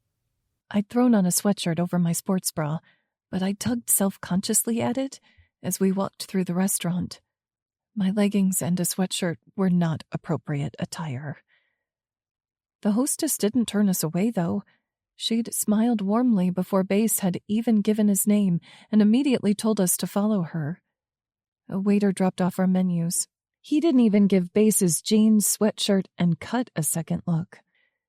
He focused on me, but I didn't feel any judgment coming from him as an embarrassed flush crept up my neck. "She'll have a glass of the house red, Peter," Bass told the man, noting my discomfort and ordering for me to get the waiter moving along. My brows furrowed. "You're on a first-name basis with the waitstaff?" Bass shrugged, then perused the menu. I followed suit, then set it down when I decided on what I'd have. We ordered, and I tried not to fidget as Bass focused on me. "Jules, I'm so sorry to interrupt," a man said, hurrying up to our table. "Sir, could I please—" "Not now, but sir," his voice was firm as he stared at Bass. "There's a situation that requires your attention immediately." Bass sighed and tossed his napkin down on the table. "I'll be right back," he growled. The words were for me, the tone for the man. I sat in dazed confusion as Bass followed him back into the kitchen. The hell was happening? If they were kicking us out, they wouldn't be taking him back there. A few nerve-wracking minutes later, Bass returned, another man hot on his heels. "I came to eat dinner with my guest, Pierre. We can go over it another time." "But, sir, how many times do I need to tell you? Call me Bass." Pierre looked affronted at the notion. "The inventory can wait until tomorrow. I'll be in first thing," Bass said firmly. "Yes, Bass? Good." He sat down as the other man left. My wide eyes landed on him and he sighed. "Sorry about that." What was that all about? "It's nothing. I came here to apologize." He took my hand. "Jules, I fucked up. I'm so sorry. I should have never spoken to you that way." I held up my free hand, cutting him off. "It was a dick move," I told him. "But do you really think I left because you were an asshole a couple of times?" Bass sat back, stunned. Although he kept a tight grip on my hand, he seemed at a loss for words. I couldn't help but laugh, although it was a humorless sound. "You did, Bass. I'm a big girl. You hurt my feelings, and that sucks, but if that was the main problem, I would have come back and made you talk with me about it." "So, what?" He broke off. I could see the gears turning in his head. He really didn't get it. I left because we were nothing to each other. His eyes narrowed, brows pulling low over them as he scowled at me. "What the fuck do you mean? We were in a relationship." I sighed. "Bass, we were boyfriend and girlfriend, but what were we really? I'd never met your sister." I held up my hand to stave him off. "And yes, you were estranged, which I finally had to all but force you to explain to me. Tell me, Bass, what do I really know about you?" He opened his mouth, then shut it again. I had him there. Tonight is a perfect example. What the hell is the deal with this place? I asked you for months to come here and nothing, and yet you never told me you had some kind of connection to it. But it's obvious you do. I waved my hand around the room. I've told you everything about myself, and I've never gotten that in return. I've given you all of myself that I can, and you haven't reciprocated. It's been fun, Bass. It really has. But that's clearly all you want. Fun. It would have been amusing to watch him sitting there in shocked silence, if my heart wasn't breaking all over again in my chest. I should have listened to my first instinct and never come here with him tonight. I need more than that, Bass. I just can't do fun anymore. It's clear to me that's all you can or want to give. I jerked my hand from his and shoved to my feet. 3 steps were all I made before his hand on my arm had me whirling around to face him. Jules. There was agony on his face, in his voice. I knew how he felt. It wasn't my intention to hurt him. I just needed him to know why this wouldn't work between us. I can tell you about this place. It's a simple answer. That's not the point, Base. I fought back the sobs that were threatening to spill from my lips, unbidden. The point is that you don't share anything unless I force it. I'm done forcing you to do things you don't want to do. You are the man you are, but I can't be with that man. Again, I jerked out of his hold, and this time he didn't chase me as I rushed out of the restaurant. I was grateful for the sheen of tears blurring everything. I could only imagine the looks we'd gotten since we'd just interrupted the entire dining room with that performance. I wrapped my arms around myself as the valet brought my car around. The tears were battling to break loose, but I held them back. I wouldn't cry out here, in front of strangers. A heavy weight settled in my heart. I'd done what I needed to, but it killed me to do so. I knew from now on, Base, the club, everything I'd come to love about both were out of my reach. He was a proud man. He wouldn't come crawling back, asking for forgiveness a second time. The thought of him moving on made it hard for me to breathe. What else could I do? As much as I wanted to go back to him and live our life together, I couldn't do that when I was the only one in love. It would slowly kill me from the inside out. Driving home, I left a huge chunk of my heart behind. Most of it belonged to Base, some to the twins, and another piece to the people who made up our group of friends. What I was left with was a tiny sliver. I wasn't sure if it was possible to move on, having only the smallest fraction of your heart left. But I had to try. Chapter 18. Base. I walked through the door of the clubhouse in a foul mood.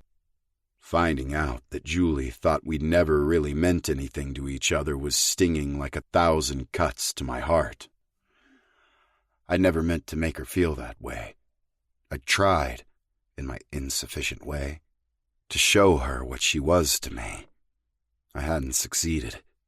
It took losing her to realize that I needed to do more than show her how I felt. With a woman like Julie, I also needed to tell her, and I never had. That was my own fucking fault. How had I messed things up so badly with her? It started at the beginning. I should have realized I couldn't treat her as carelessly as I had. Ming winced as she saw my face, quietly helped me bundle up the boys and bring them upstairs. They were freshly fed and bathed, their blue eyes fluttering as they tried to ward off sleep. Laying them down in their cribs, we stood together in companionable silence for a moment. "You know, you're lucky they're such good sleepers," Ming whispered. I frowned at her. "Isn't that what babies do? Sleep, poop, eat?" I checked each item off on my fingers. She gave a soft laugh. "According to my mom, Julie didn't sleep through the night for the first 6 months of her life." My jaw dropped. Glancing down at the twins, I felt a wave of relief rush over me. As far as I'd known, they were good babies. Not that I knew enough to make that declaration. I just assumed most babies were this way. After hearing it was possible that they might not have slept much, I was even more glad they seemed to be pretty happy-go-lucky. "I take it things didn't go very well." Frowning again, I met Ming's eyes. "I'm not sure I should talk to you about it. Your allegiance is pretty well set," I said, lightening the mood with a small grin. Her brows rose and she folded her arms under her breasts. "Is this a battle?" "Yeah," I said in a thoughtful tone. "I think it's going to be. Not that I blame Jules for that. She told me tonight that we'd never really been anything to each other. I blew out a breath. That was a sucker punch. Was she wrong? I glared at Ming. No. Why do you think it was a sucker punch? That shit doesn't sting if it's not true. Ming chuckled and we walked out of the twins' room, leaving the door ajar. So, what are you going to do about it? Shoving my hands in my pockets, I considered that. I'm getting my life together. Once my shit is straight, I'm going to win her back. I'm glad to hear that, she said with a smile. Are you? I asked in surprise. It was her turn to look shocked. Bass, you're a good man. You just had a hard knock. Most people would have derailed after the loss you suffered. It's more than that, I admitted with a sigh. Julie was right. I kept her at arm's length every chance I got. Ming's eyes were soft and understanding. Somehow, that was harder to see than when she was pissed at me. In my defense, I did that with almost everyone. I know. Just like I know you'll change that for her. She gave my cheek a pat, more like a small slap, then walked away. Shaking my head, I flopped down onto the couch. These sisters were a fucking mystery. I thought Ming wanted to wear my intestines as a necklace, and instead, she'd been sweet and helpful. Julie had reacted pretty much how I thought she might, just not for the reasons I'd thought. I'd been expecting to grovel. Instead, she'd laid me out with a revelation that she'd never been content in our relationship. I couldn't blame her. Everything she'd said had been right on the money. Damn shrinks. They got into your head, poked around, and knew more than you did about your own fucked-up feelings. It wasn't right. Sighing, I shot off a text to Pierre to let him know I'd be in tomorrow morning. It was time I stopped fucking around and made sure I straightened everything out at Evangeline's. He'd been desperately trying to keep in contact with me over the last month. The most I'd done was make sure he had enough money to keep the restaurant going. I'd let Cade know tomorrow that I was ready to be over there full time. Tiff would come back from the dead to kick my ass if I lost her restaurant. The place was her third baby, and it was my job to do everything I could to see it succeed. It never occurred to me to tell Julie that my sister owned the restaurant she loved so much. Or, that's what I'd told myself when I was burying my head in the sand.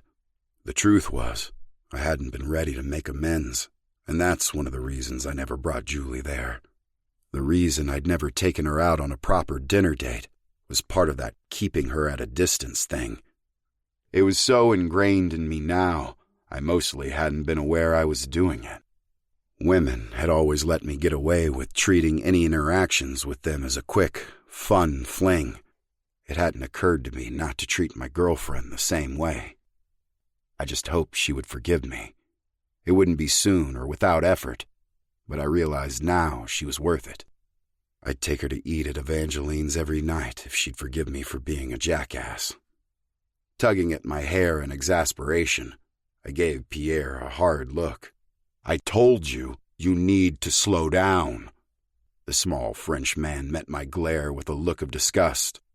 And I told you, there is no time. You're already behind, and there's much to learn. Now, pay attention, he snapped. Grinding my teeth together, I bounced a fussy Wes in my arms as Pierre rattled off a list of vendors we owed money to, and another who we needed to pick produce up from. My head spun in lazy circles.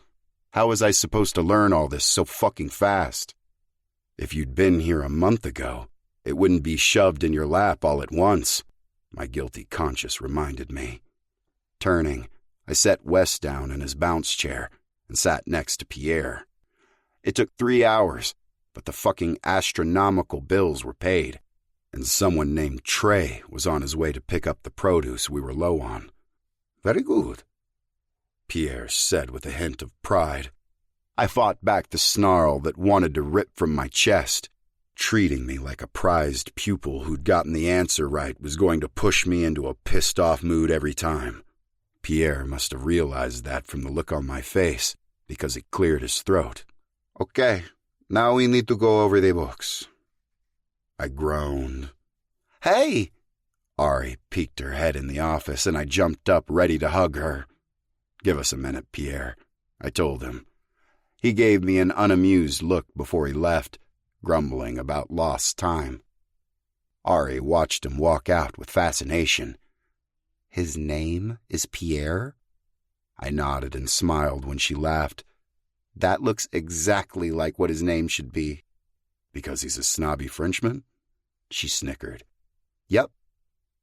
"Thanks for taking the boys for a while, Ari. I have so much to do here. I don't think I'll be home until late." "Oh, it's no problem. I'm more than happy to watch them."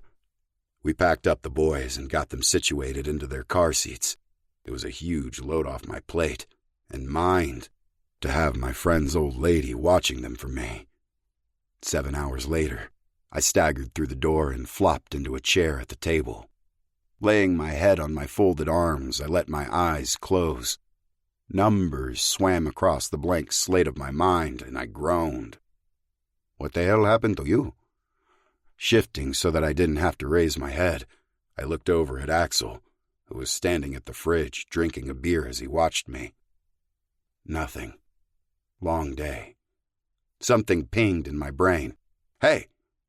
He looked startled as I jumped up from my seat. "You own a business?" "Last I checked," he answered, even though it hadn't been a question. I moved to stand next to him.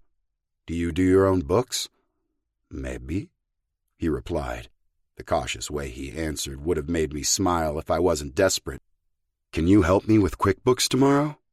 I'd learned more than I ever thought possible in one day, but Pierre had told me I was hopeless when it came to the books. I planned on studying and figuring it out before I went in on Friday. I had 2 days to become a QuickBooks master. Sure. I don't have to go into the shop until 11. We can work on it in the morning." "Thanks, man," I said, smacking him on the shoulder. He glared at me when his mostly full beer sloshed over his hand. Beating tracks, I headed upstairs and left him muttering to himself. He and Pierre had that in common. It certainly couldn't be a byproduct of being around me, I assured myself. Humming a tune, I went to go pick up my boys. Chapter 19. Julie. I'd been right. Not that I wanted to be, but I hadn't heard a peep from base in a week. Staring morosely into my salad, I poked at a piece of lettuce. "Okay, seriously, you need to tell me what's wrong," Jenny said from her desk across the way. Looking up at her, I shrugged. "It's nothing." "You look like your pet cat just died." She paused, her eyes widening in horror.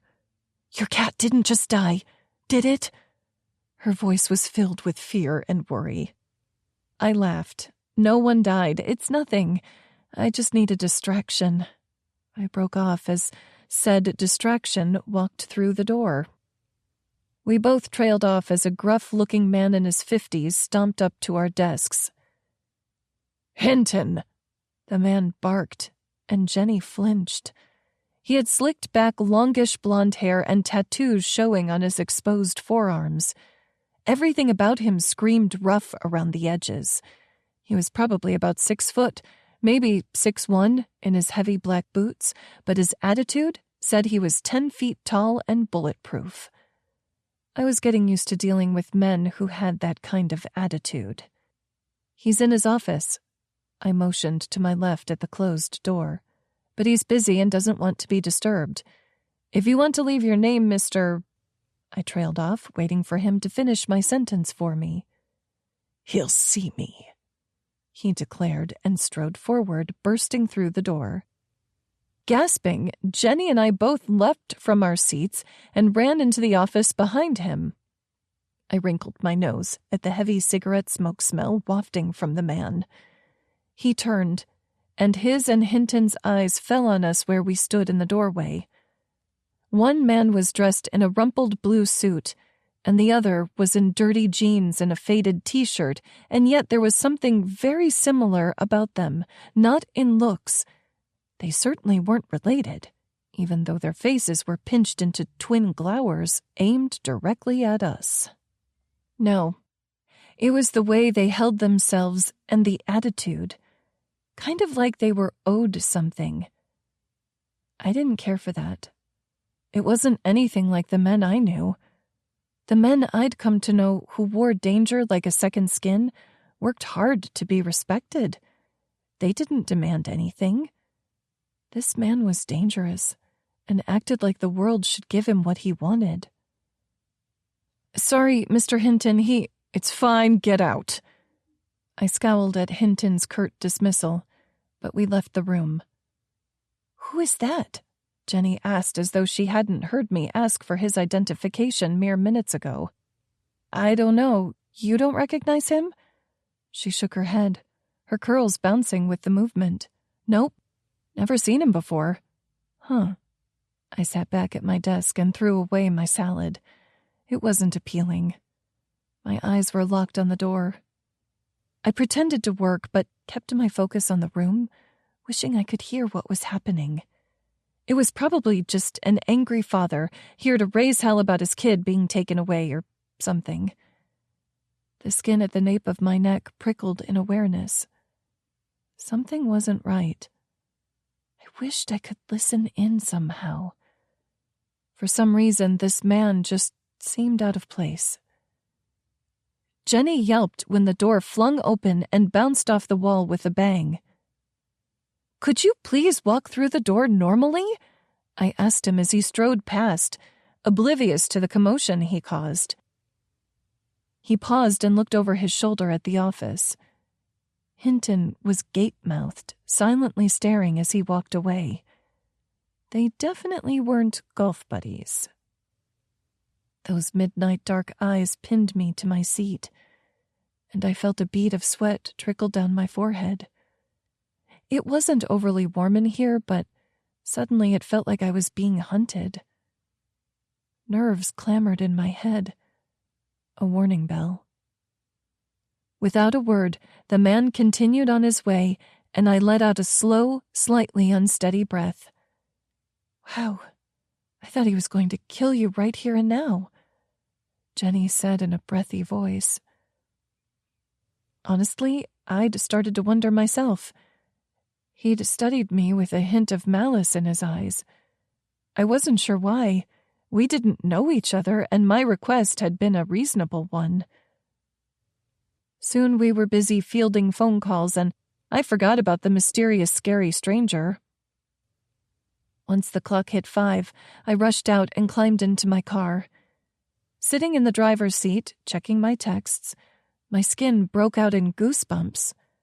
Of its own accord, my head whipped up, and I looked around the parking lot. It was mostly empty, except for a few cars parked from the diehards inside who insisted on working late. A chill skated down my spine.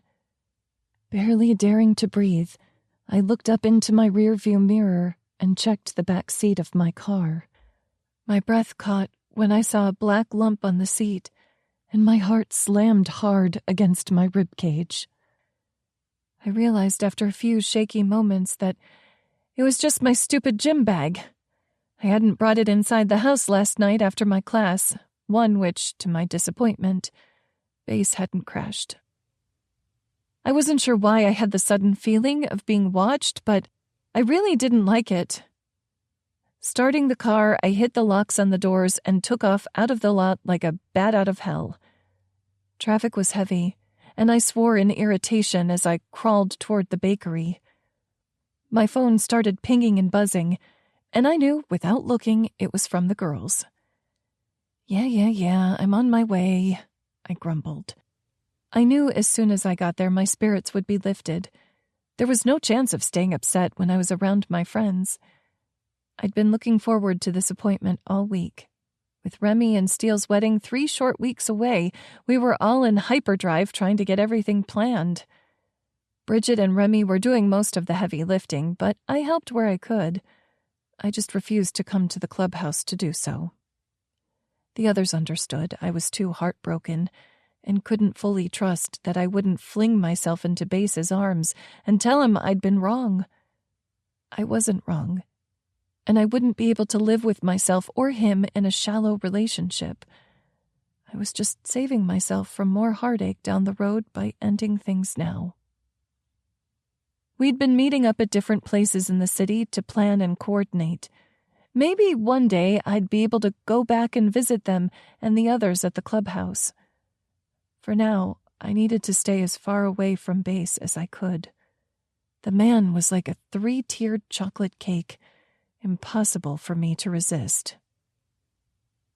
I'd managed to send him away the last time, but I couldn't be sure my resolve would hold up. I stepped into the bakery and followed the sound of excited voices. Pausing near a display case of assorted cupcakes, brownies, and cookies, I watched my friends laugh and chatter as they waited for me. I was 10 minutes late to the appointment, yet still they waited. My heart swelled. There wasn't anything I couldn't make it through knowing they had my back. Bridget's eyes locked on me, and she let out a squeal of excitement so high-pitched that it could have broken glass. "She's here!" Before I knew what happened, we were all sitting on comfortable chaise chairs at a table in the back while the shop owner described the different types of wedding cakes she could provide. "I'll bring out samples of everything so you can decide on the type of cake, filling, and icing you want," she told us, then scurried into the back. "Shouldn't Steele be doing this with you?" I asked Remy. "The guys have been super busy with shipments for the club, appointments at the garage and other stuff, trying to catch back up after everything that's gone down. He said he could come with me in about 2 weeks," Remy said with a sardonic smile, which is perfect because his taste in sweets is awful. The baker was backed up already, and this was the only appointment she had, Bridget told me. I nodded in understanding. "He said as long as it's cake, he'll like it. So get whatever we want," Remy replied with a smile. "Well, his loss, our gain," Anna chirped and eyed the platters that the baker and a few others were bringing out and setting on the table. They also set down pitchers of milk and water for us. The owner and head baker described each sample for us and then left us alone to gorge ourselves on the cakes. Remy shoved a huge half of one of her samples into her mouth. Her eyelids fluttered, and she moaned in delight. "You have to try the chocolate with chocolate ganache," she mumbled around her mouth full of cake. "Okay, now that we're alone," Ming finally said, ignoring Remy. "What happened the other night?" she asked me. "What?" I asked, trying to act innocent. I tasted a lemon cake with some kind of cream cheese filling. The tart flavor burst on my tongue, and I wanted to follow Remy's lead and stuff the entire piece in my mouth. They all looked at me like wolves circling wounded prey as I quietly ate. "We want to know what happened the other night with Base," Anna said, sipping some water. "Nothing happened," I replied with a shrug. "Oomph." I stared at Remy in horror and confusion. "I have no idea what you just said," I told her with a snicker. She'd jammed another piece of cake into her mouth and now couldn't talk at all. In fact, she looked like a chipmunk storing acorns in her cheeks. Anna snorted, but Bridget shook her head. "Bullshit," she answered for Remy. I was pretty sure that's what Remy had said to begin with, but I chose to feign innocence. "Ming said the man looked absolutely wrecked when he came home from dinner with you." "He told you we had dinner?" I asked Ming. He was sketchy on the details with me, but Bridget is like a hound with a scent and weaseled the information out of Gunnar." "Wait, Gunnar knows?" "All those guys talk to each other, Jules," Ari replied and shook her head at a bakery clerk who tried to offer her a drink. "Rat wouldn't tell me anything, and trust me, I tried to get him to talk." Her grin was equal parts evil and smug. I had no doubt there was sex involved in her trying. I sighed and rubbed at my temples. We didn't have a chance. Are there any questions I can answer for you? The owner stepped out to our table. This one is delicious, Ming said, pointing to a strawberry-filled white cake. Would it be possible to do multiple layers with different types? I'm not sure I can pick between some of these, Remy said. Thank you, she replied to Ming, then focused on Remy.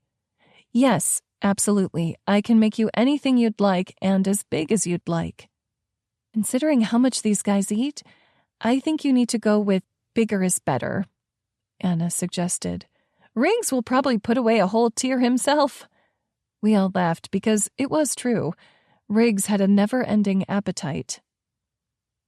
It'll be a lot easier to choose now that I can pick a few different kinds, but I definitely want the chocolate ganache, Remy told the woman. We'll need a bit more time to figure out the others, though. Oh, take your time and let me know if you need anything, she said, leaving us again. I vote for the lemon, I said, licking the leftover frosting off my fork. Make that 2 votes for lemon, Ari sang out. Lemon it is, Remy told us with a grin. Hand halfway to her mouth with the remaining piece of cake, her honey-colored eyes landed on me. So?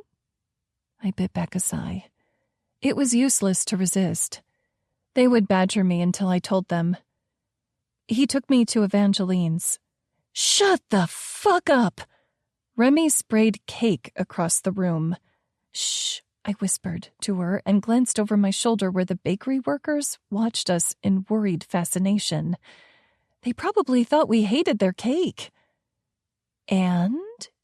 Anna prompted, ignoring the cloud of cake spit. A blush crawled over my cheeks.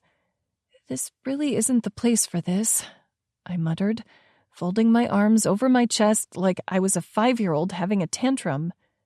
It's just us here, Bridget said, looking around. And a bakery full of workers. Grumbling under my breath, I continued. I told him that we didn't mean anything to each other. All the girls, except Ming, gasped. You said that right to his face? Ari asked with a wince. Yes, he deserved to know the truth of why I can't be with him. Won't, Bridget told me. I frowned at her. You think I wouldn't give anything to come back? I miss you all. The club, the twins, and most of all I miss him. Tears welled up in my eyes. I was so sick of crying over this, but I didn't know how to mend my heart back together. You're willing to give everything, except you aren't, Bridget continued. Just come back and make him realize he has to change. What's so hard about that? You don't get it, Bridge, Ming said softly. I met my sister's gaze and saw sympathy shining there. She understood. It made the tidal wave of emotion rising inside lower a little. At least one person got it. She's right, Ari agreed. If she comes back, Base will never have to change.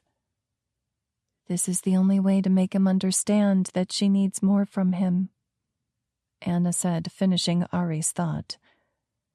Bridget frowned, then relented. I guess that makes sense. Her blue eyes shimmered with unshed tears. I just hate to see you so sad.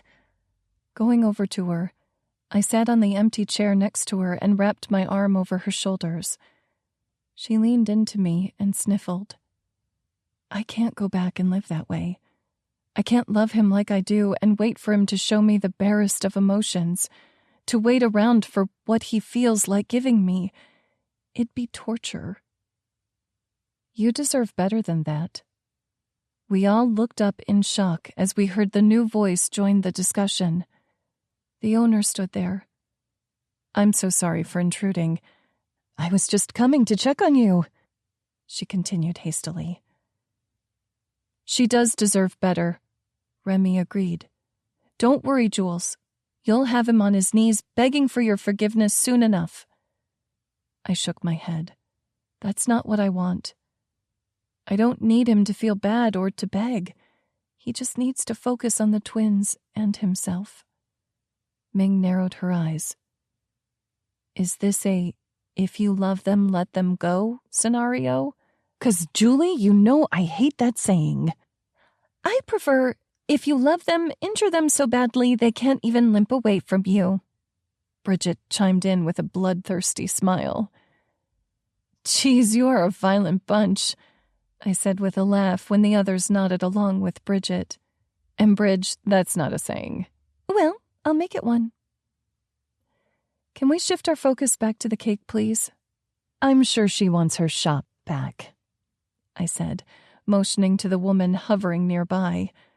Remy put in her order, and we helped her pick the way she wanted the cake decorated. It was late by the time we left the shop, but my heart was lighter than it'd been in a week. Chapter 20. Julie. I tugged on the bottom of my blazer to straighten it as we got out of the car. Staring up at the courthouse, I felt my stomach pitch and drop like I was riding a roller coaster.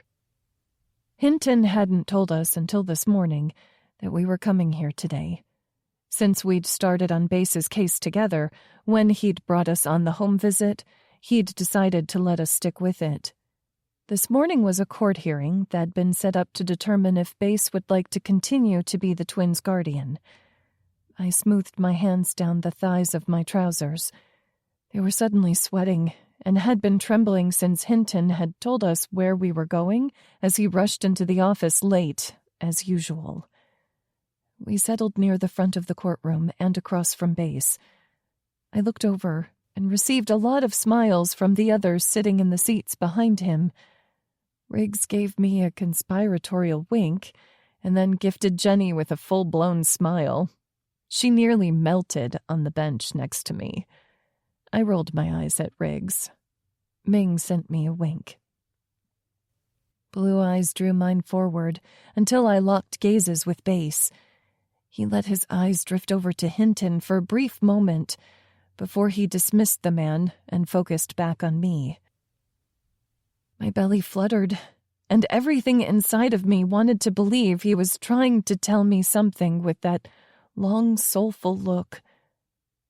Quit being so fanciful, I scolded myself. My heart was racing when I finally looked down. By the time I peeked up again, he'd turned back around and was listening to something his lawyer was telling him. All rise. My eyes were glued onto Base in a suit.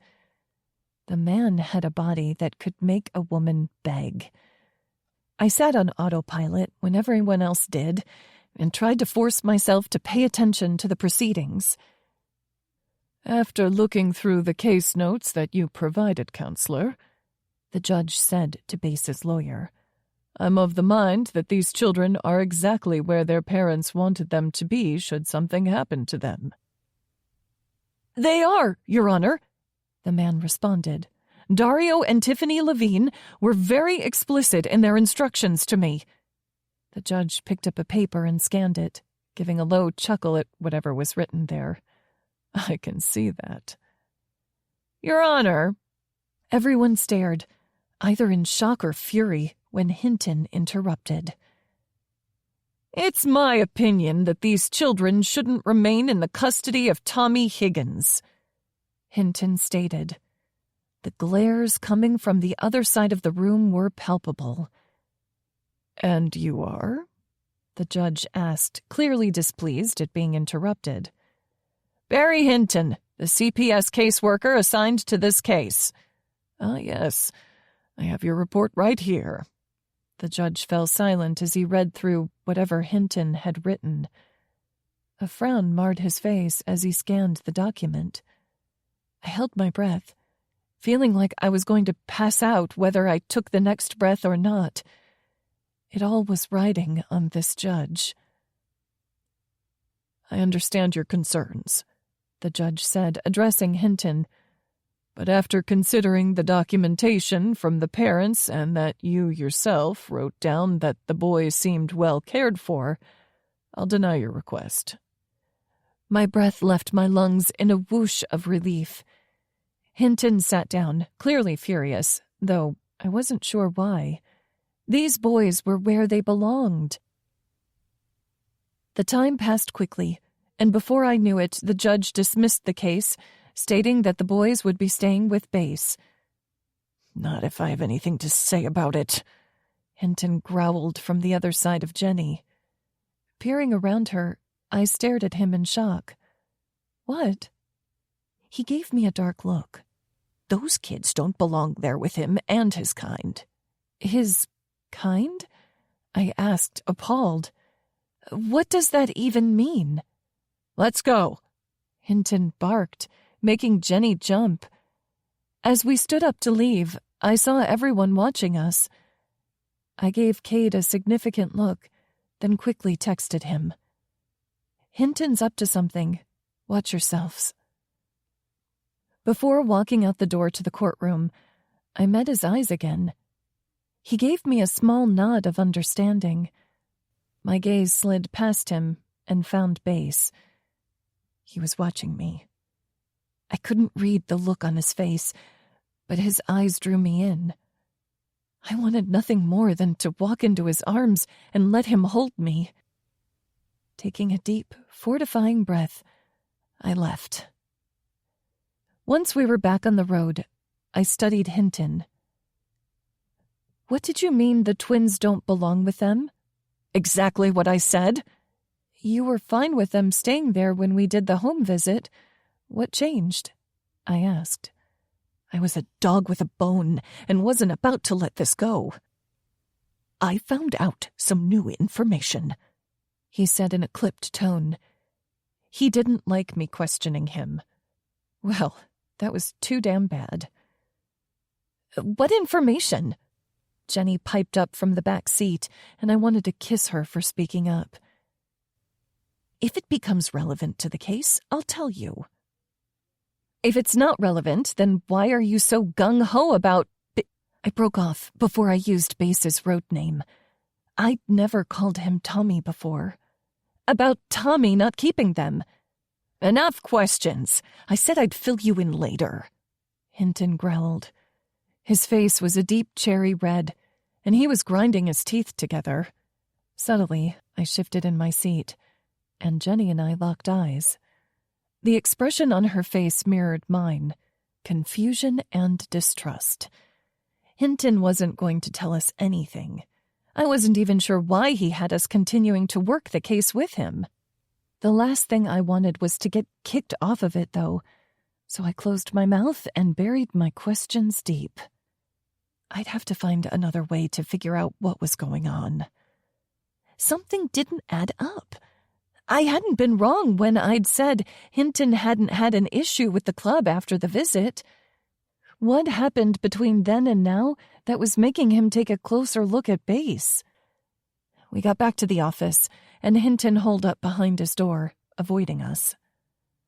"That was so weird," Jenny hissed at me. "I thought we were just going to wrap this up, and the hearing would be the end of it." "Same," I said, staring thoughtfully at the door. "Jenny," I said, turning toward her, "if I tell you something, do you promise not to breathe a word of it to anyone else?" "Promise?"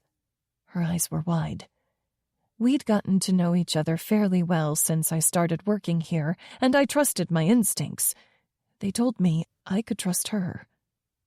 Taking a deep breath, I scanned the area to make sure no one was listening in, and then told her everything, at least everything I could.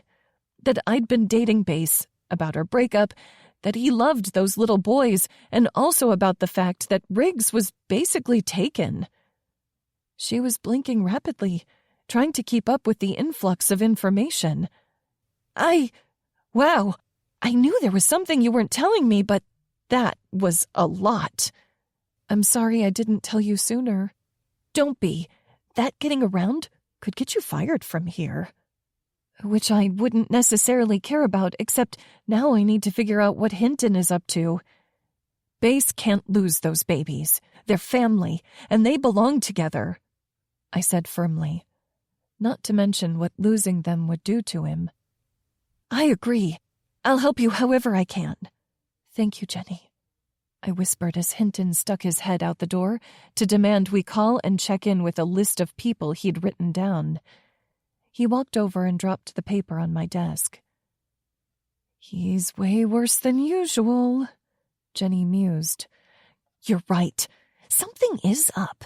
I can't wait to find out what it is," she said with a look of glee on her face. I couldn't help but laugh.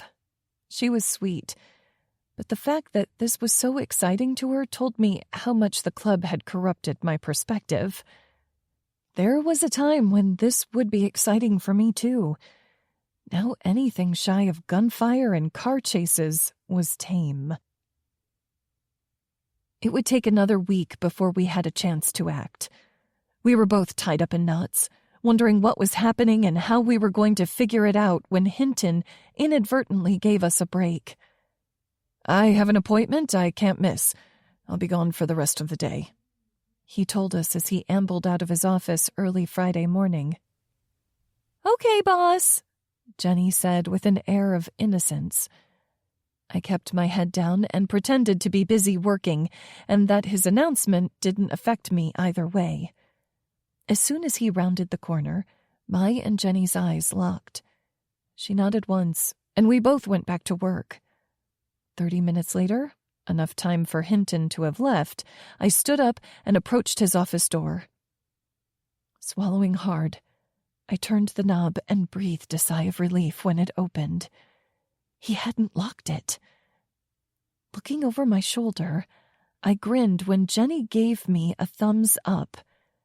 I slipped inside the darkened room and hurried over to his desk. Searching through the papers in his outgoing basket, I growled softly when I found nothing. I looked through his entire desk and didn't find anything that related to Base, the club, or the twins. I slapped my hand on the desk in frustration. Hinton apparently wasn't completely stupid.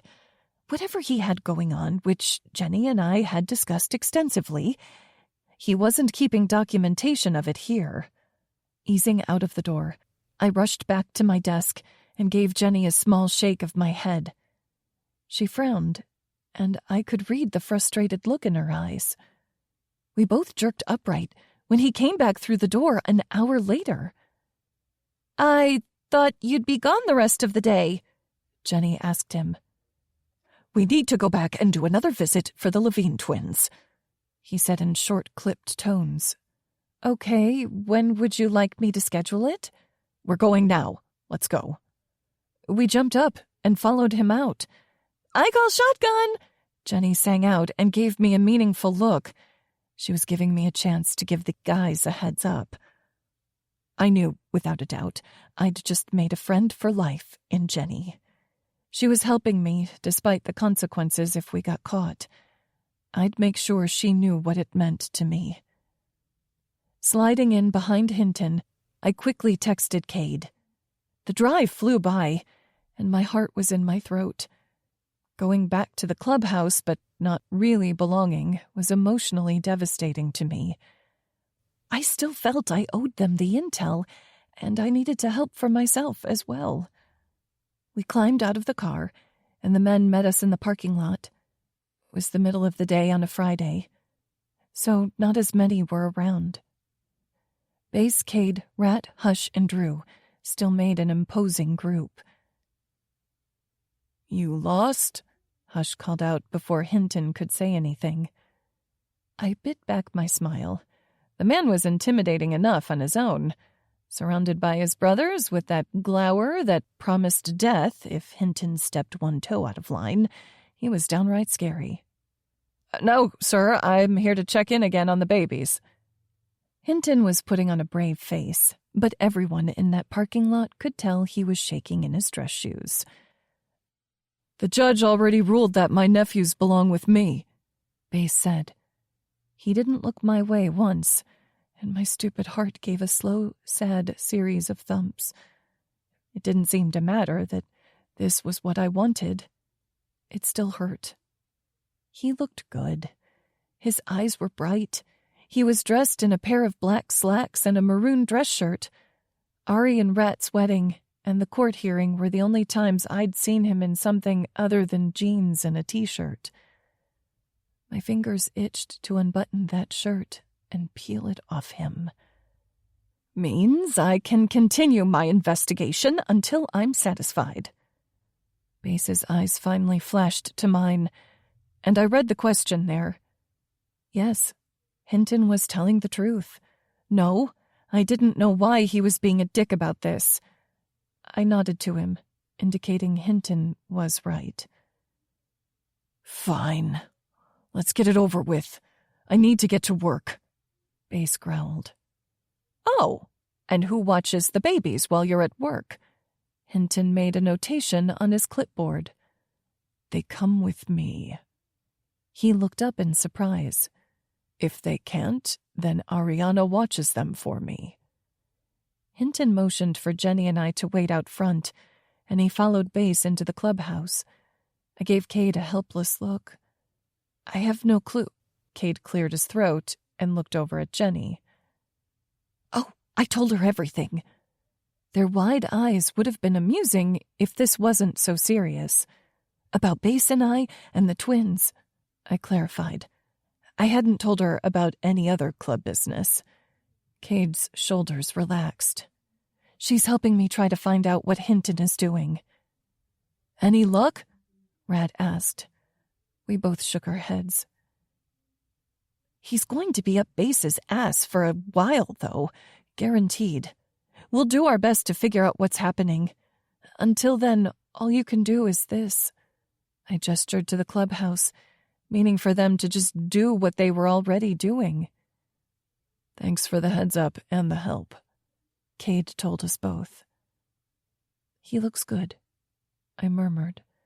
As soon as the words left my lips, I wanted to snatch them back. Cade gave me a slow, understanding smile. Kid's doing great, getting his shit straightened out. Running that restaurant like a pro now. Never seen someone unfuck himself so quickly.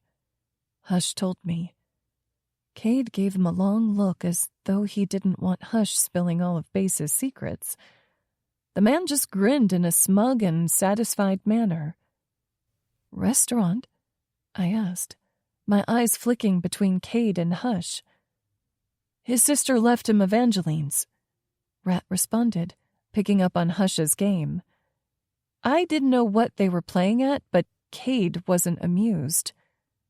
Knock it off, he muttered to the two of them. The men exchanged smiles and knowing looks behind Cade's back. Sounds like he's motivated to make some big changes, Jenny piped up from beside me. A small smile played over her lips. Hush snapped his fingers and pointed at her. Give the lady a prize. Hush, it's up to him. Cade cut himself off and scowled at the man. Thankfully, Base and Hinton came back out of the clubhouse and stopped the awkward and puzzling conversation. Both men looked furious. I could only imagine what was said in there. Ari stepped out onto the porch, holding one of the twins, her eyes wide. She gave me a quick smile. Get in the car, Hinton shouted at us. My eyes narrowed on him dangerously. I was sick to death of him treating us this way. Opening my mouth to tell him exactly what I thought of him, I was cut off by a warm hand on my bicep. Startled, I looked up into Base's face and had to fight against melting into him. Please, Jules. He didn't need to say anything more than that soft request. He was asking me to put up with it so that I could continue to help.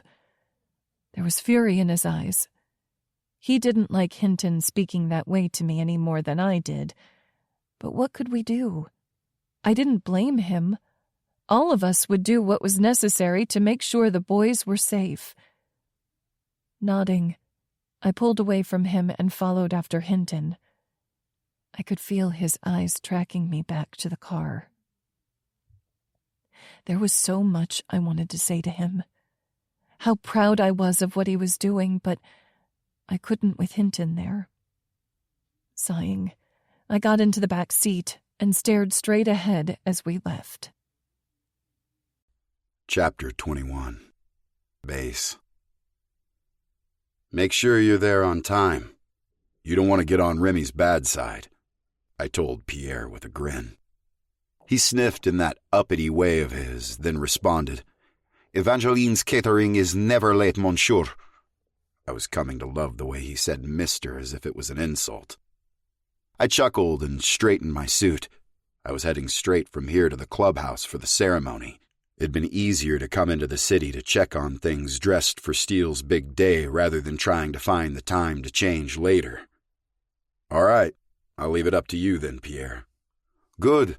The only thing you'll need to worry about tonight is the ceremony. I'll have the food covered. Pierre had warmed up to me quickly, between Axel helping me with the books and Cade helping me to figure out how to run a business like this. Granted, there were some differences between an upscale restaurant and a bar, but Cade had been invaluable to me. I'd gotten my act together, and we were back in full swing. Nothing made Pierre happier than Evangeline's being successful. There was still a sharp learning curve, and I wasn't up to speed yet. The path forward, however, was clear. It felt good. I was grateful to him and everything he'd done while I was off drinking my sorrows away. Tiff had found the perfect manager for the place. It was a testament to her leadership that they could hold it together when I couldn't. He loved it as much as she had, and I was coming to as well. I drove back home and walked into Cade's house, where the men were getting ready for the coming ceremony. Steele's eyes shot up as the door slammed behind me. He looked pale and clammy. Everything all right? I asked, looking around. The other guys were grinning. No! Jesus, fuck no! Steele said in a slightly frantic tone. What happened? Nothing. He's just being a pussy, Riggs declared. Fuck you, bro. I'll remind you of this when you're the one getting married, Steele snarled. I'm not getting married. Too many ladies to enjoy to tie myself to one. Riggs gave Steele a condescending smirk. Tell that to Anna. Steele responded and succeeded in wiping the smirk off his brother's face. They were glaring at each other now. Stepping over to Rat, I whispered, Is he having second thoughts? Fuck no. You know he's nuts for Remy. He just doesn't want to get up in front of everyone and pledge his undying love. Rat said the last part loud enough for Steele to hear and fluttered his eyelashes at the bigger man. I busted out laughing and Steele scowled at us. Shut the fuck up. Cade glared at all of us. We're supposed to be calming him down, assholes, not riling him up. That's your job, Riggs said and tipped back the glass of scotch he was holding. You're the best man, Cade replied. Who thought that was a good idea? Riggs sounded genuinely shocked. We all burst out laughing. He was good for two things, lightening the mood and making things worse. Unfortunately, you never knew what you were going to get from Riggs, and more often than not it was the latter. Steele huffed out a breath and turned back to the mirror, studying himself. Never thought I'd get married, to be honest. Cade's eyebrows shot up. Really? I figured all of us would. Except maybe Axel. We all looked over at the man, and Axel shrugged. Fair enough. I did, though. Dude, you're not married yet, Rat reminded him. I sure am. Was the minute I put the ring on her finger, he replied, and took a long swallow of the liquor. I had every intention of avoiding drinking for tonight, possibly forever. You mean when you proposed? Yup. Doesn't matter when we make it official. When she said yes, at that moment we were married. That's kind of sweet, Rat told him. Axel glowered at him over the rim of his glass. It's not sweet. It's not anything. Just is what it is. And he ruined it, I quipped. Ladies and gentlemen, Axel with the depressing word salad. A knock on the door had us all turning. It's time, Hush grumbled from the front door. Priest getting all wound up waiting for you dicks to get up there. Priest was one of the members from the Tucson chapter. We hadn't been able to find any officiants who had come down to a motorcycle clubhouse to marry Steele and Remy, so Hush had called in a favor to one of the men who he'd previously served in the military with. He assured us he wasn't that kind of priest. When asked why that was the man's road name, he'd said priest was a direct line from man to God. I wasn't sure if that meant everyone thought he could talk to the man upstairs, or if he sent men to their maker. He was, however, an ordained minister. Thank God for the internet. Lockout, the Tucson chapter's president, was here, along with a few other brothers from his chapter. They'd come to support Hush and Priest, but also to show their support of our chapter. There were members here from various chapters throughout the country. The more the merrier. We stepped outside and walked up the aisle to wait. The audience is a sea of criminals. That thought had my lips tipping up in an amused grin. Most of the Zetas had come up from Mexico. Ari's family and many of Abel's made men were in attendance, and even Enzo and his crew were here. It was an odd mix of MC, cartel, and mafia, and yet it depicted the chaos of our lives perfectly. We'd gone from a smaller chapter within our overall club to having some of the strongest allies in the game. A heavy sigh drew my attention. Priest stood under an arbor, impatience stamped over his features. His arms were as thick as my thigh and bulged as he crossed them over a barrel chest. He glared at us all as we walked up to take our places. The scowl on his face remained as his eyes continuously scanned the crowd. I had a feeling he was watching for some unknown threat. Definitely named Priest because of all the men he killed, I decided. My eyes narrowed as I caught a glance of curly brown hair a few rows back on Remy's side of the aisle. Ginny gave me a small, guilty smile and shrug. Julie must have invited her. The music starting up tore my attention away from her, and we all watched as Remy's friends made their way down the aisle. They were walking alone. Remy's choice was to have her be the only one walking down the aisle with someone. That was fine by me. Despite wanting to get my hands on Julie, I didn't feel like having everyone staring at me.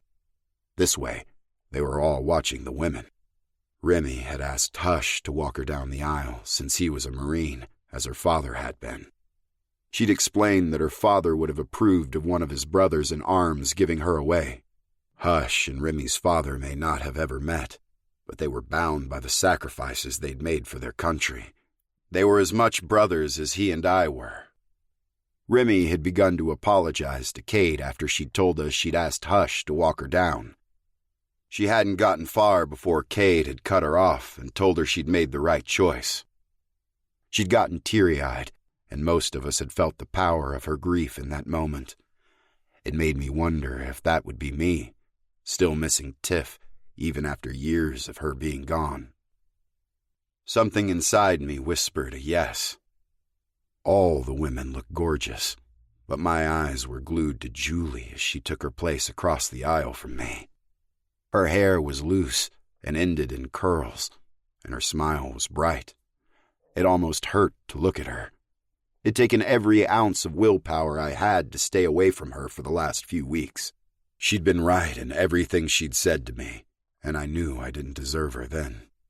That base, shallow, reckless, selfish, he was gone. I wouldn't ever allow him to come back. There was shit I'd needed to do to straighten out, in order to be the father those twins deserved, to be the man that I should be. So I'd focused on the boys, the business, and ultimately myself. All of it to be a better man for her. Behind Ming, Remy stepped out. The women in the audience gasped in pleasure at the sight of her. She was all but fucking glowing. Glancing over at Steele, I bit back a laugh when I saw the stunned look on his face. Whether it was because his bride was drop-dead gorgeous, or the realization that they were about to get married, it didn't matter. He looked exactly like a husband should look on his wedding day. Knowing my brothers were happy, and starting new chapters of their lives made me happy.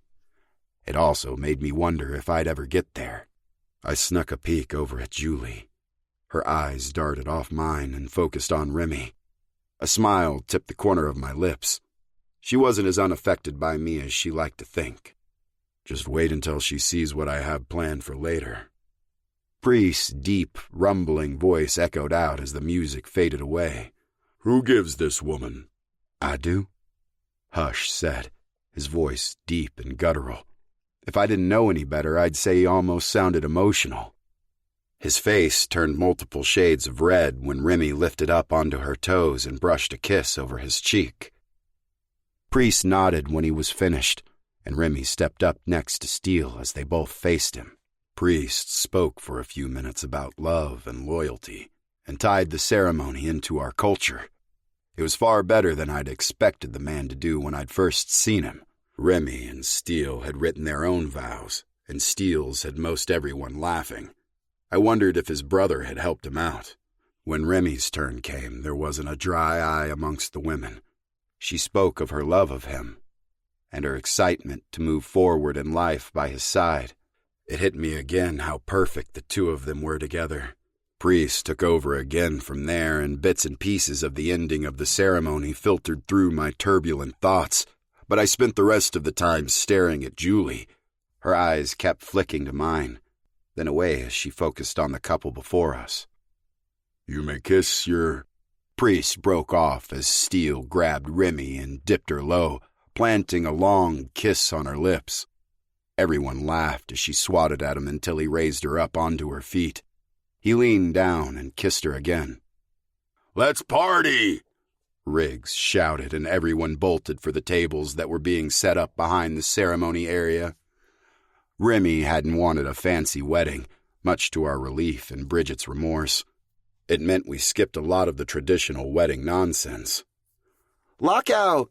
Ari's younger sister Ada ran up and hugged the Tucson chapter's president. She and Antonia had spent some time with him while we'd dealt with Guzman and their father. Not many of our members knew theirs very well, as they'd always stuck close to Tucson. I had a feeling that was going to change now that Hush had decided to stay with us in Texas. Lockout grinned at Ada and caught her in his arms, giving the girl a squeeze. Antonia approached more shyly, and I tilted my head as I watched. Antonia usually wasn't shy about anything. Priest came over and hugged Tony from behind, lifting her high into the air and making her squeal. Chuckling, I left them to go find Julie. Everyone was swarming the tables and dishing the food into great heaps on their plates. Remy had insisted the catering be buffet style. That wasn't normally what Evangeline's offered, but being the boss had its advantages, and I'd forced Pierre to do everything to Remy's instructions. He acted like he wasn't thrilled about it. I suspected that he was secretly delighted, however, to be this annoyed. It was a French thing. He was happiest when he was irritated. Finally spotting Julie through the crowd, I waded through bodies toward her. There were so many fucking people here. I checked in on the boys as soon as the ceremony ended, and they were being passed from woman to woman and cooed over. I wouldn't be hurting for willing babysitters tonight. I shook hands and exchanged greetings as I went, stopping for a moment to speak with Diego, Axel's brother. I listened with half an ear as I kept my eye on Julie's movements. I was happy to see the Zetas, all of the crews really, here to support Steele and Remy, but I also wanted to bark at them to fuck off so I could find my woman. If you'd told me a year ago that we'd be allies with these different groups, and more than that, friends, I would have told you that was fucking insane. Yet, here we were, surrounded by some of the most powerful people in Austin. Give me a minute, I told Diego, and with a knowing smirk he turned and started talking to Enzo, leaving me to continue on my way. I managed to catch Julie's wrist and pull her over to a secluded corner of the yard. Hey, I said softly, staring down into her beautiful eyes. The way she looked at me had always gotten to me. Hi. She tucked a piece of hair behind her ear and smiled at me. Beautiful wedding, she said, making small talk to ease the awkwardness between us. Honestly, I hadn't paid as much attention as I should have. I'd been thinking about her and what I was going to say and do when we finally had the chance to talk. Listen, Jules, you were right. Her brows shot up, and she looked at me with such surprise I laughed. Sobering, I continued. I kept you at arm's length. I thought it was a way to protect myself from getting hurt. I was wrong, and it wasn't fair to you. Those brows pulled low over her expressive eyes. No, it makes sense. Your mom left you when you were a kid. Keeping everyone at a distance helped. She broke off when she realized what she was doing. Sorry, she said. I can't seem to help myself. I smiled at her. You're right about that, too. I'm trying to change. The others told me about Evangeline's. I'm sorry I wasn't the one who told you. It was always Tiffany's dream to own a place like that. By the time you and I got together, she and I were already estranged, so I never brought you. There's a lot of things I can't go back and redo, as much as I want to. Could you forgive me, moving forward? She studied my face. I do forgive you, Base. That doesn't mean we can go back to what we were. I know that, I told her. I didn't ever want to go back to that relationship anyway, not when I hadn't given her what she needed. I wanted to move forward and build a new and better one with her. I couldn't tell her that yet, though, because it would scare her off. I'd like to go back to being friends. Can we do that? Her right eye twitched, something I knew meant she was feeling conflicted. Sure, we can be friends. I pulled her into a hug and tilted my face so it was buried in her hair. Inhaling, I soaked up her scent. There was so much I'd missed while she'd been gone. The feel of her in my arms, the sound of her voice, her singing. Mostly I missed being able to talk to her each night while we got ready for bed. It hadn't occurred to me until she'd left how much I loved speaking with her. Her intelligence and her wit were some of the most attractive things about her. Considering she was heart-poundingly beautiful, that was saying a lot. Base? Rat grabbed me by the shoulder. It's time, bro. He gave Julie a quick hug and apology and dragged me off. I gave her a long, slow smile as I left with him. The confused look on her face was perfect. It'd be even better once I gave the happy couple my gift to them. Then, I'd give Julie the gift I'd planned for her. Chapter 22. Julie. Rat dragged Base away, and I let out a slow, steadying breath. It wasn't easy for me to be around Base and not give in to my need to touch him. The hug he'd given me was like a drug of choice for an addict. Can everyone please congregate around the dance floor? Bridget's voice filled the air as she spoke into the microphone. We'd set up a temporary dance floor and a stage for a band. I pushed my way through the crowd and stood next to Axel. He had one arm around my sister, and when I stepped up next to him, he wrapped his other arm around my shoulders. Leaning into his side, I relaxed. Tears sprang to my eyes as slow music started and Steele led Remy out onto the floor. Glancing around, I saw all the men, that was the majority here tonight, had grins on their faces as they watched, while the women were teary-eyed like me. A voice smooth as velvet and smoke started up, and my head whipped toward the stage. I figured the first dance song would be a perfect gift for these two. Remy, Steele, this one's for you. Bass rasped into the mic. He started in on a song on his guitar, and the band behind him picked it up. His voice rang out around us as silky and gut-wrenching as whiskey. The well-known love song was made better by the edge and grit he gave it as he sang in his own unique style. Remy and Steele had eyes only for each other. My heart melted watching them move around the floor, eyes locked, bodies in sync.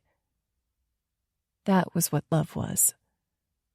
I was so ecstatic for my friend, finding someone that completed her in ways none of us knew were possible. The song ended, but bass stayed up there. This next one is for a very special woman. Someone who's held me together for the last month and has put up with far more shit than anyone should have to. Axel's chest vibrated with his laughter, and I felt most of the crowd's eyes fix on me. My face heated up with the blush that was creeping over my skin, but my eyes were glued to bass. He crooned out, "I won't give up," in a way that had my insides heating. If Axel hadn't been securing me in place, it would have been a tie as to whether I'd have floated over to the stage or melted right there on the spot. My heart was dancing in my chest as bass made as public an announcement as could be made. He was serenading me, and the question wasn't lost on anyone. It wasn't a plea for forgiveness. It was a declaration of his feelings and that he wanted me back. My throat felt parched, but I wasn't about to move a muscle until the haunting melody struck its last chord. "You have to take him back after that," Jenny whispered to me, making me jump.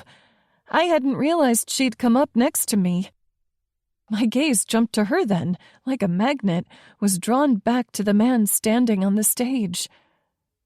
Weddings were for family and friends only, so none of the usual women who hung around trying to catch the attention of the bikers were there. If they had been, they'd have all piled up in front of the stage trying to secure the night with bass. He stood there strong and confident in himself. He'd always been gorgeous and charming, but somehow, knowing his struggles, I felt closer to him. Which was weird because we weren't together anymore. That's all that I'd wanted, though. To know him. To really understand the man. I didn't care that he was a patched member or that he rode a motorcycle. For me, it wasn't about the lifestyle he lived, although I'd come to love the family aspect of it. It was all about the man himself. Standing there, frozen in place by his heated look, I felt my heart fall deeper. I'd probably curse myself for it later, but there wasn't any way for me to guard against the spell he was weaving over me. Bass's song ended, and I watched as he spoke to the band before they took back over. Axel led Ming out onto the floor, and soon it was crowded with lovers dancing slowly to the music. "Hey there," a deep voice said from behind me. I glanced back and frowned as I saw a man standing there smiling at me. He was gorgeous. Most of these bikers were. And he was wearing a cut that announced he belonged to the Vikings. But I didn't recognize him. "Hi," I replied respectfully. "I'm Smokehouse." The road name didn't surprise me with his deep baritone. It wasn't as deep as Bass's, but it was smooth. They should have named him Butter. "Hi, Smokehouse. I'm Julie." I extended a hand, and we shook. A slow smile spread over his face. "Want to dance?" "Oh, thank you, but—" "Back off." Someone snarled before I could finish letting the man down gently. I stared in shock as Scout stepped between me and Smokehouse and broke the grip the man had on my hand. "She's Bass's old lady," he informed the other member. Glancing over at Jenny, I saw her eyes were as wide as saucers, while Scout squared up with the larger man. I put a hand on Scout's shoulder. "It's okay. I was about to tell him no, Scout." Smokehouse's eyes narrowed on the guy, and they both ignored me. "Who the fuck you think you're talking to, prospect?" Scout was young. He'd only just turned 19, so Cade hadn't patched him into the club yet. He'd been prospecting since he turned 18, and we all knew it wouldn't be long before he'd be a full-fledged member. but all Smokehouse saw was the prospect patch. "Guys," I said in a reasonable tone, stepping around Scout and putting a hand on each man's chest. "There's no reason for any of this." Smokehouse's chest rumbled with a growl of warning. His pissed-off gaze was boring into Scout. Without sparing me a glance, Smokehouse grabbed my wrist and jerked me out of the way behind him. That set Scout off, and he stepped up into the other man's face. They were standing so close, their bodies were practically brushing. I sighed and tried to step back in again, only to be shoved backward again. It was half-hearted, and I could tell Smokehouse wasn't trying to hurt me. Just keep me out of the way. But I couldn't move well in my heels or dress. Tripping over the long train of fabric behind me, I landed on my ass with an oof. That was enough to have finally caught the attention of others. "Jules!" Anna gasped, rushing over to help me up. By the time I was on my feet, Bass had shown up and had replaced Scout's position. He and Smokehouse were almost touching foreheads as they snarled at each other like beasts. Cade stalked up behind me. "What the fuck happened? You okay?" he asked me. "I'm fine. It was a misunderstanding." Cade moved past me and muscled Bass away from Smokehouse, and I saw the Tucson president doing the same with his guy. That explained why I didn't recognize him and why he didn't know who I was. He was from a different chapter. "Smokehouse, back the fuck off!" I was standing close enough to hear the order from the president. "That's lockout," Jenny whispered to me as she came up and started wiping the grass off the butt of my dress. "How do you know that?" Anna asked in surprise. "Priest told me," she said with a smile. "That fucking—" The bellow of rage brought our attention back to the fight in front of us. "I don't give a shit! Knock it off!" Lockout growled in his officer's face. Instantly, Smokehouse backed down. He was chuffing air and red-faced, but he listened. Lockout threw his arm around Smokehouse's shoulder and dragged him away. "Let's go get some liquor," he said as he led the other man off. Cade still had a hand twisted in the front of Bass's suit coat, holding him back from going after the other man.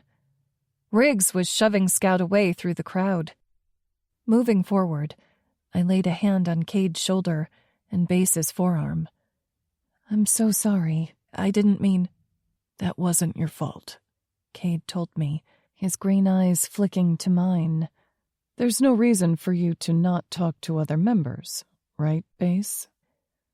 "Right," Bass grumbled. Cade gave him a hard look, then told us he was going to go find Riggs and Scout. Bass took a deep breath, and I watched as the temper melted away and calmness washed over his face. "Come with me," he said, holding out his hand for me. Barely a month ago, he would have been temperamental for hours after something like this. I took his hand and let him pull me from the crowd. As we passed, I saw the other women standing, holding the babies and watching. Bridget gave me a wink. The minute I'd gotten to the clubhouse, I'd taken turns holding Wes and Z, and had hissed at anyone who'd tried to take them from me like I was a rabid alley cat. I'd soaked up the feeling of holding the twins. The small amount of time I'd gotten with them today was going to have to hold me over for who knew how long. Bass led me into the clubhouse and up to his apartment. I hesitated at the doorway. Being alone with him wasn't in my best interest, and we were completely secluded. Reading the concern on my face, he said, "Please, Jules, I just want to talk." Relenting, I walked into his space and he closed the door. Turning to face him, I tried to talk some sense into my fluttering heart and knotted belly. Bass folded his arms over his chest, and leaned against the island that separated his kitchen and living room. He looked like he was holding back from touching me. I was doing the same. This was torture. It might have been easier if Bass was still in a downward spiral, but I'd seen and heard, thanks to the others, that he'd been cleaning up his act the last few weeks. The song was beautiful. Thank you for that, I told him, tone soft and much more breathy than I'd meant for it to be. His grin was instantaneous. I thought you might like that. I love when you sing. I rubbed my palms over my dress, letting the slide of the material over skin soothe me. I'm really sorry about what happened down there. I wasn't leading that guy on or anything. Scout didn't give me a chance to turn him down. Cade was right. It wasn't your fault. Bass shook his head. Scout went a little crazy. We'll straighten it all out. I just feel bad that I nearly started a fight at Remy's wedding, I said with a sigh. Bass chuckled. You should know by now it isn't a celebration unless there's at least one throwdown. Give it a few minutes. There'll be another one. Good point, I responded in a dry tone. Jules. His eyes were hypnotic, drawing me in. I took a step closer to him without realizing I was going to move. I want you back. I'm going to win you back. I blinked to clear the haze of need clogging my mind like cobwebs. Shaking my head, I started to respond, but he cut me off by moving the last few steps and pulling me into his arms. He felt so good. A warm wall of muscle. His arms surrounding me had always felt like safety, and now, after having been separated, they felt like home. A tear slipped down my cheek. I was so conflicted. Love, lust, and uncertainty were using my heart and soul as a battlefield. Bass's thumb wiped my tear away as he cupped my cheek, still holding me close with one arm. I didn't give you what you needed before. I wasn't able to. I will from now on, I swear it. What happened to being friends? I don't want to be friends, and neither do you. You know it. Having you leave really made me realize what I'd lost. He stared down at me, and the look on his face made my chest ache. Bass, I don't know if I can— Don't say no, he murmured. We don't have to jump right back in. I understand why you don't trust me, but I will prove to you that I'm different now. Tilting my head, I smiled at him. How will you do that? A day at a time, he said. His eyes dropped down to my lips, and I sucked in a breath. You will be mine again. I can be patient. I should have stopped him from kissing me, but every fiber of my being was screaming at me to let go and to put my faith in him. His lips brushed lightly over mine, asking permission before sinking fully into the kiss. Bass crushed me against his chest, our bodies pressed together as though we couldn't stand not to touch. His large hands roamed over my back, down my sides, as his mouth plundered mine. His lips and tongue were like a force of nature, and I was helpless to do anything but get swept up in him. I'd missed this, missed him. It felt so right being this close to him. He broke off the kiss, laying his forehead on mine, and we both stood there, panting. He could have easily taken it further, but I wasn't ready for that, and he knew it, respected it. Okay, Bass, let's see if we can rebuild what we had. No, this time will be better. This time I'll get it right. He responded. He took my lips again in a slower, deeper kiss. Heat built inside of me until I felt like I was going to spontaneously combust. Everywhere his hands touched, my skin tingled like little sparks of electricity played over it. Those rough fingers slid over the sides of my neck to the back of it. One wrapped around my nape, while the other speared into my hair, pulling it and holding my head in place so he could tease my mouth. He bit my lip, and I couldn't suppress the moan he coaxed out. I felt his evil smile against my skin as his lips trailed over my cheek and down my neck. He left quick, stinging nips down to my shoulder, where he bit, then sucked the place where neck and shoulder met. My gasp was loud in the silence of the room. We really were perfect for each other. He had a thing for biting, and nothing felt better to me than the pinch of pain that eased out into pleasure when he ran his tongue over the area to soothe it. Bass. His name came out more of a moan, a sound of need, rather than the warning I'd intended. I could feel his hardness pressing against my belly. It'd been far too long, and we were playing a dangerous game. I pressed my palms against his chest, momentarily admiring the flex of muscles in his pecs as my hands rubbed over him. He allowed me to shove away from him, releasing my flesh from between his teeth, even though it was painful to both of us to do so. We should get back down there, I told him softly. I wanted to fall into his bed and let him bring me over that mind-numbing peak of pleasure. I craved it, yearned for him, but I also knew we needed to take this slow. For it to work, we had to do it right. Jumping back into bed with each other would feel amazing. There were zero doubts about that. It would start this new possible relationship out on the wrong foot, though. And I wanted him more than I needed the momentary pleasure. I took his hand again, and he led me back downstairs. Being around people, our friends and family, would make it easier to keep our hands off of each other. We'd never had trouble in the sex department. It was the other stuff he needed to show me he could change. I couldn't do this unless he let me in fully.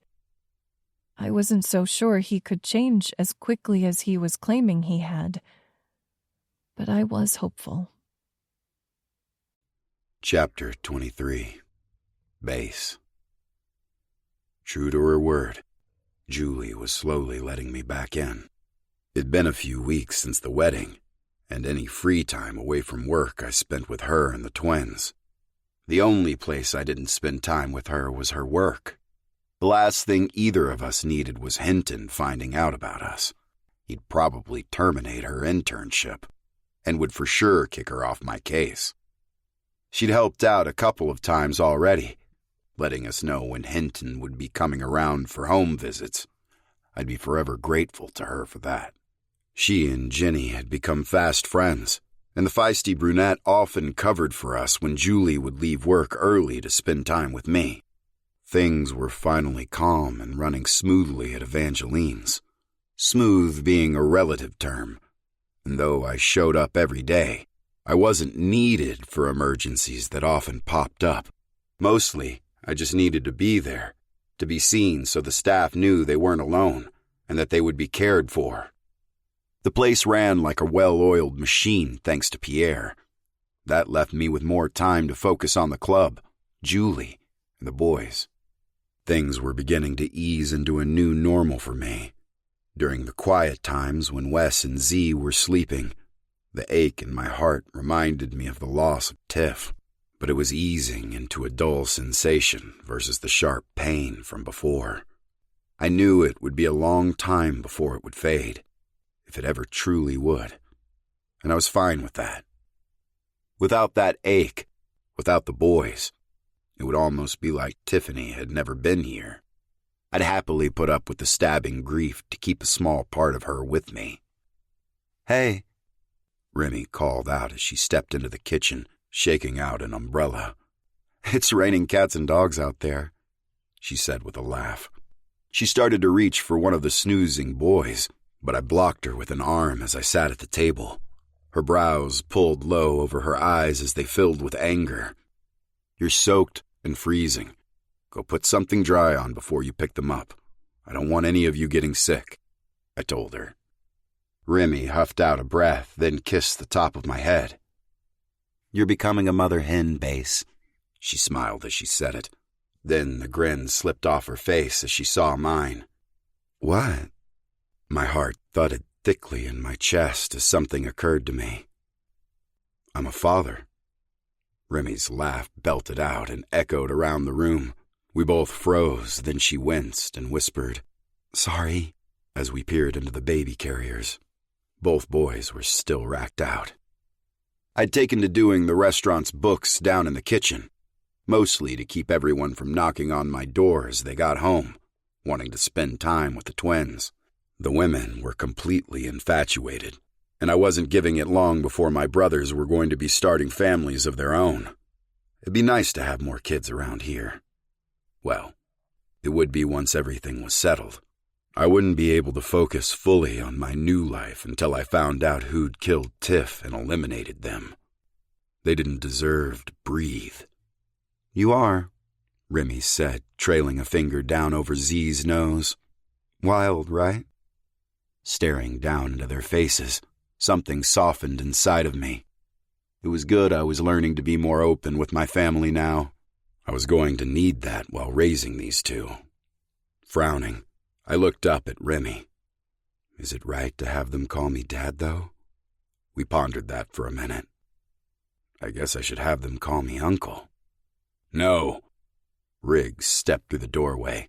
He answered before Remy had a chance. "You're all they're going to know. Uncle or not, you'll be a father to them in every way that counts. Don't take that from them, or from yourself. Later, when they're older, you can explain." Grabbing a beer from the fridge, he disappeared out the back, walking through the sheets of rain and leaving us staring slack-jawed after him. "I think that's the first serious thing I've heard him say," Remy remarked. "Not the first, but definitely unusual," I agreed. Riggs was almost always cracking jokes, unless it was a dangerous situation. Correction, especially if it was dangerous. So it was weird to see him so somber. But when he was, you listened. The man knew what he was talking about, since he'd done a lot to help raise Steele. Everyone was starting to trickle in from jobs and school now.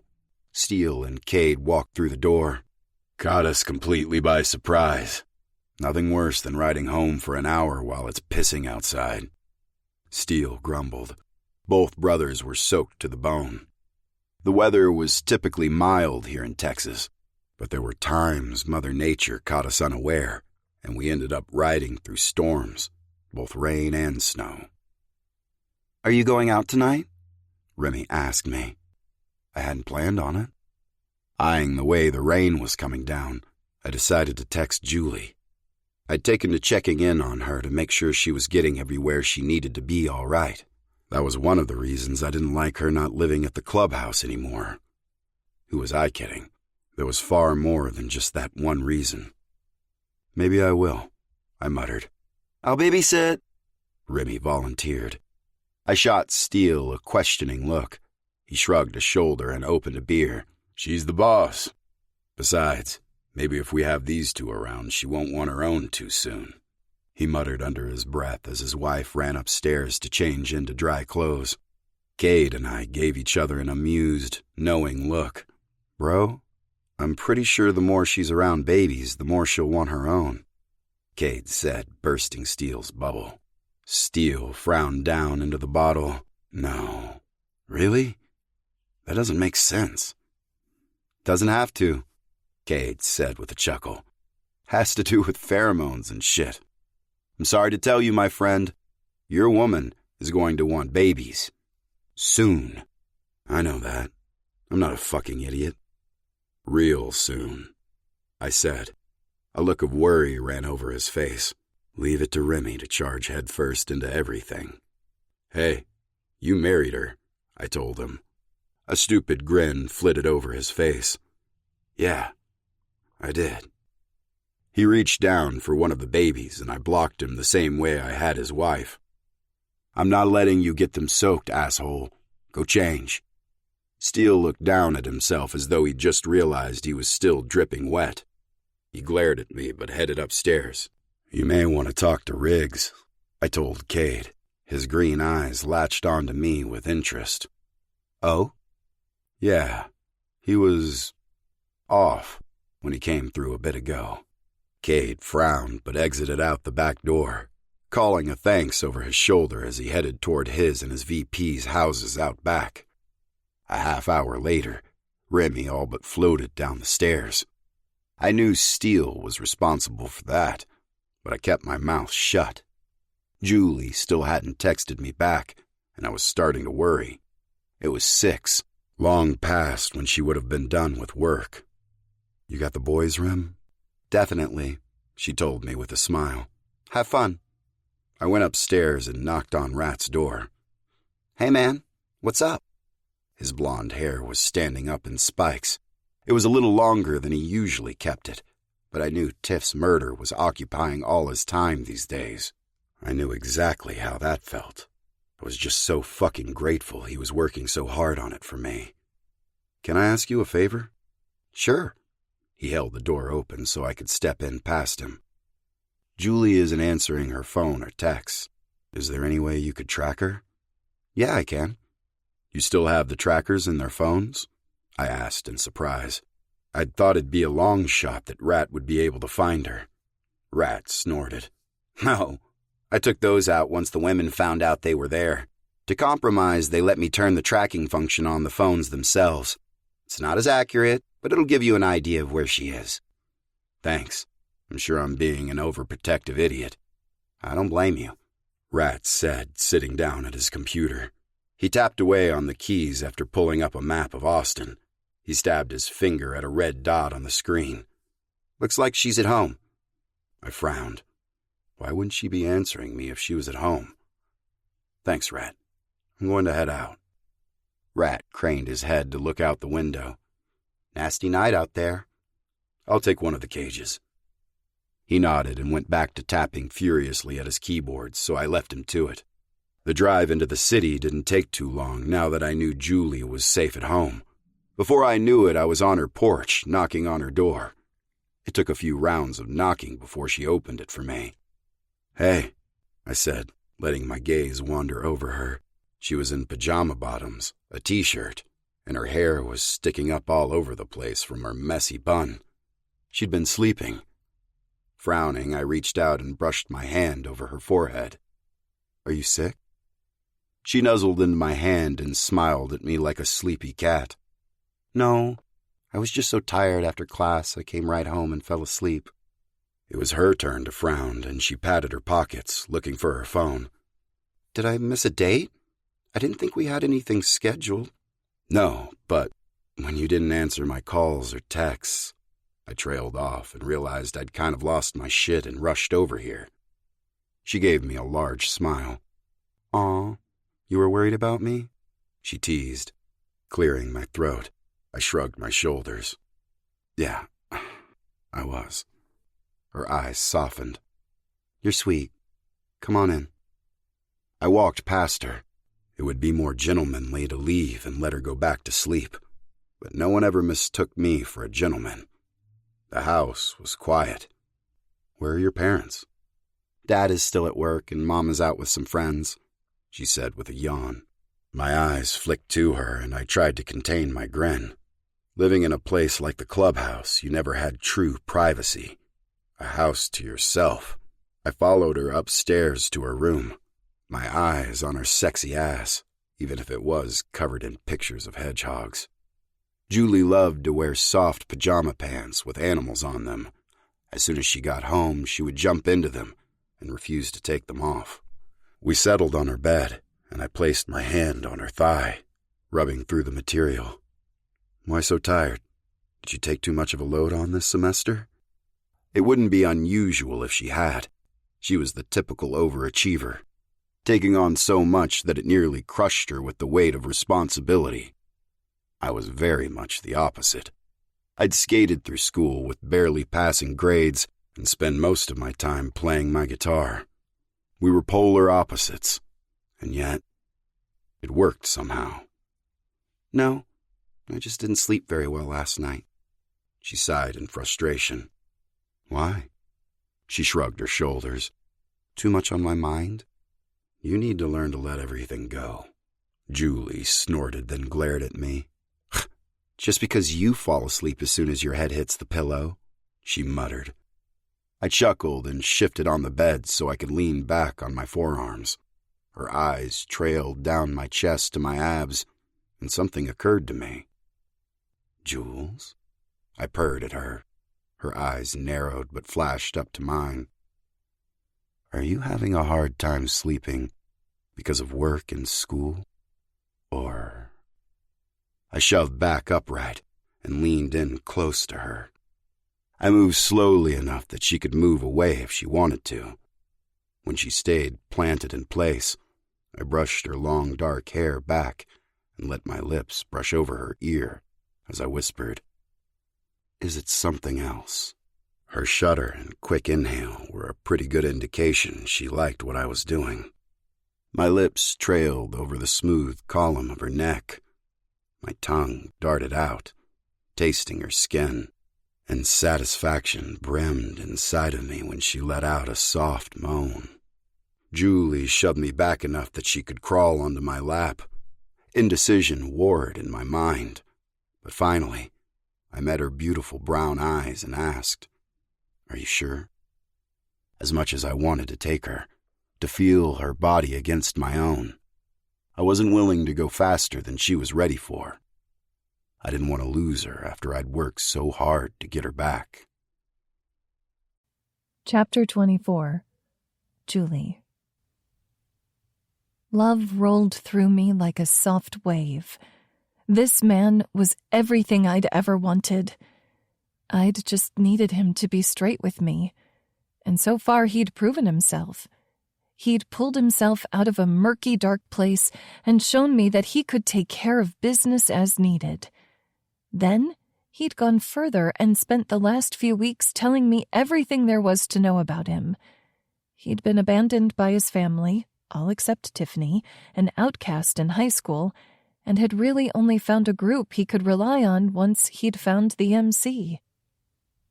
His hands gripped my hips as he laid back on the bed and ground his hard-on against me as he waited for my answer.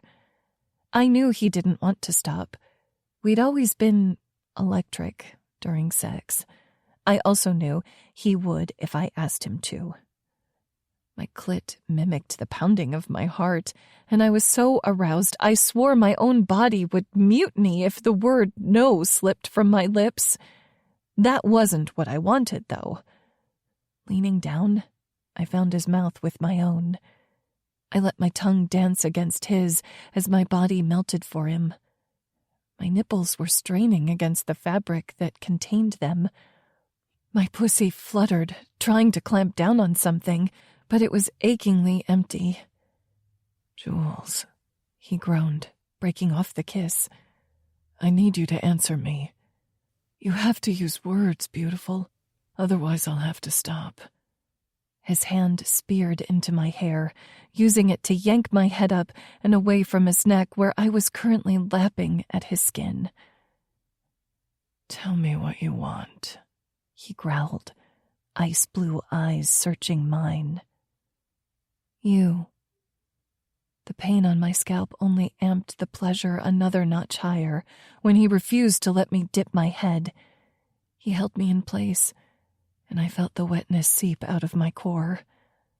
I loved how he always took control. You're sure? It sounded like it was killing him to ask. I nodded, and he growled low again. Words, Julie.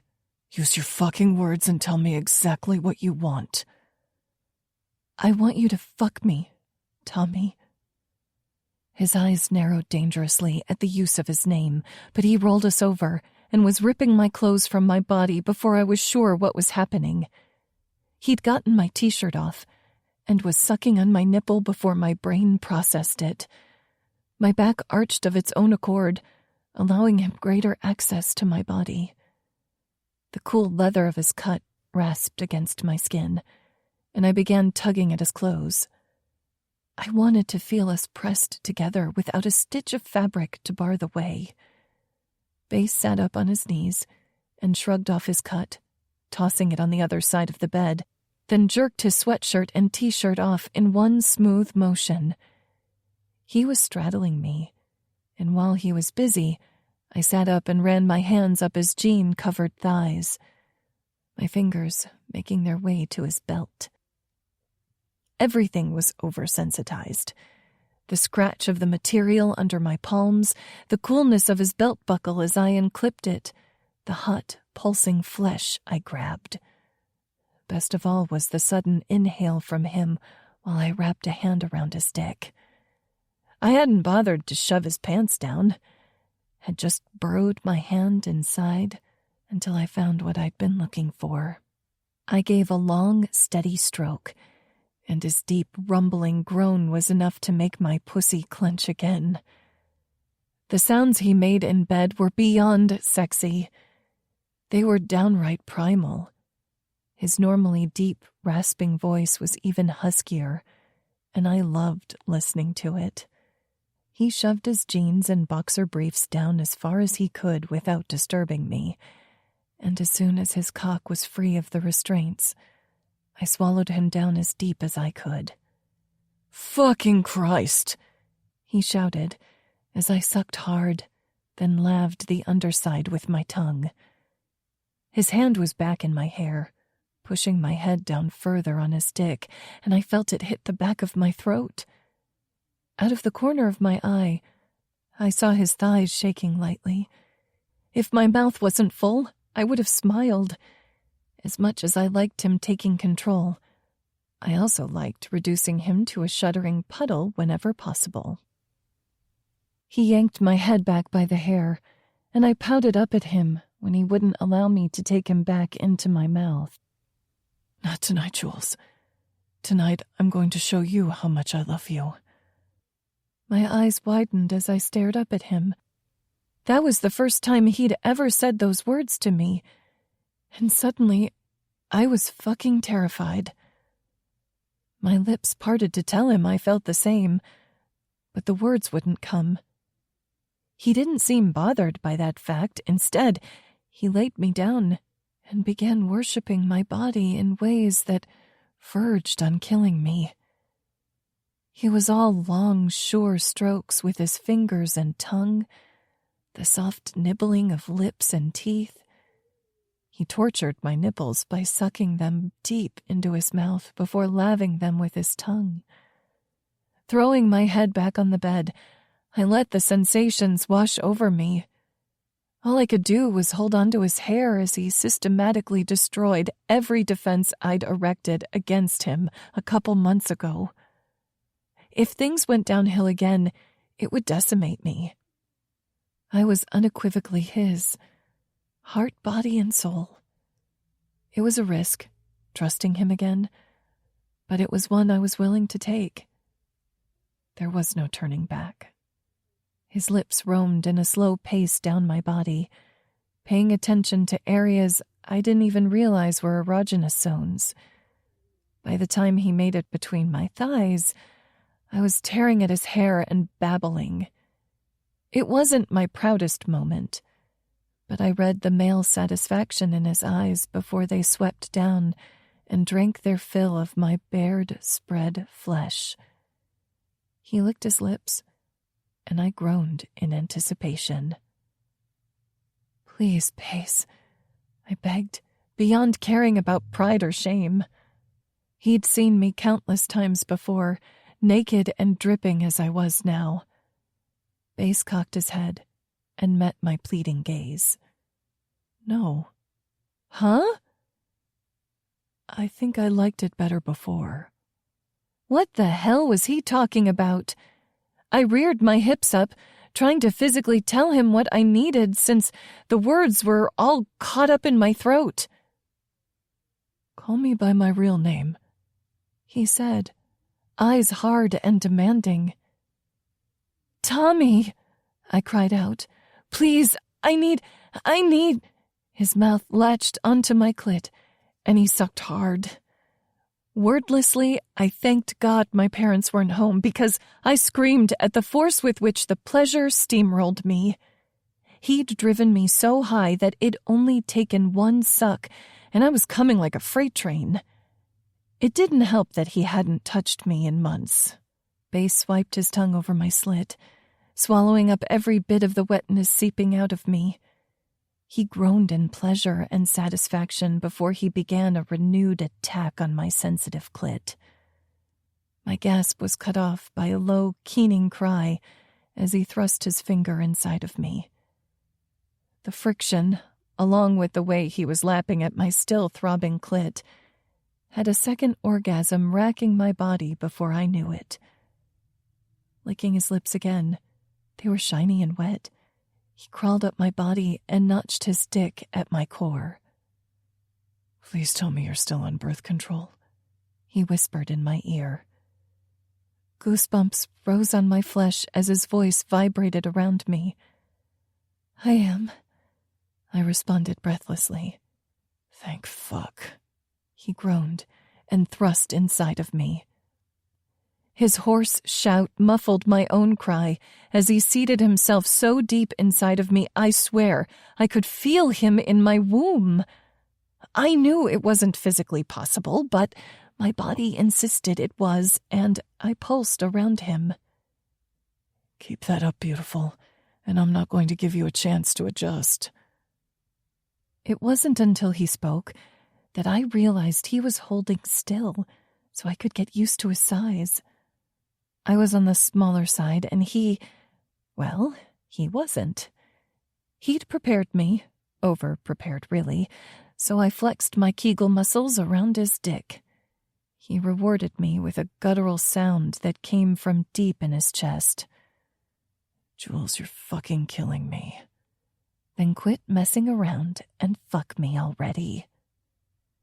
He stared down at me in surprise, and I thrust my breasts up by arching my back and fluttered my lashes at him.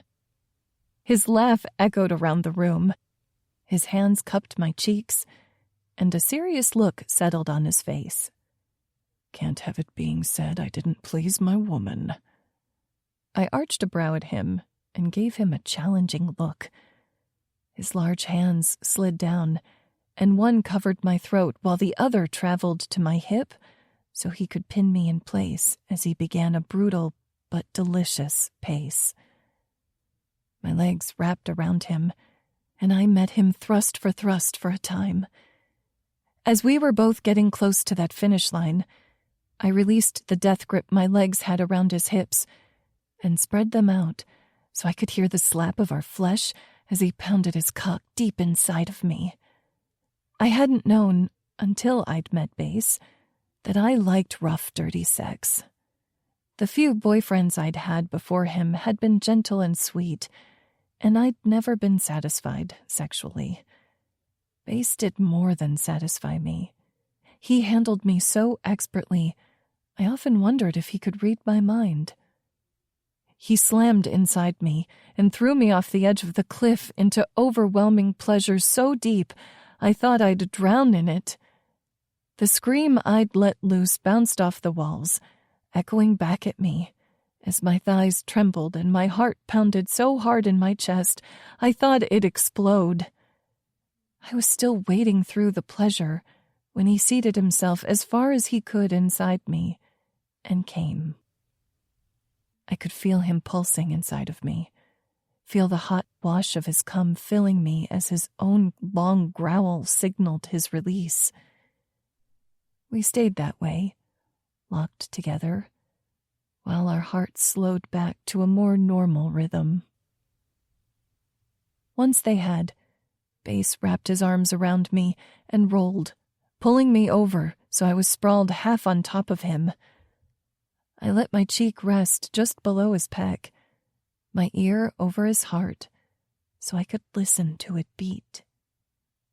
My limbs were jelly, my eyelids heavy, and my mind at peace for the first time since we'd broken up. I fought sleep. I was afraid I'd wake up and this would have all been a dream. "Go to sleep, Jules," he murmured, his chest vibrating against my ear. He stroked his fingers through my hair, something I loved, and I lost the battle to the Sandman. Chapter 25. Base. The early morning sunlight stabbed my closed eyes, forcing them open in an irritated squint. I blinked in confusion at the lace curtains over my windows. Who had lace for curtains? What the fuck would that do to block out the annoying rays of the sun? I tended to favor blackout curtains so that I could sleep as late as possible.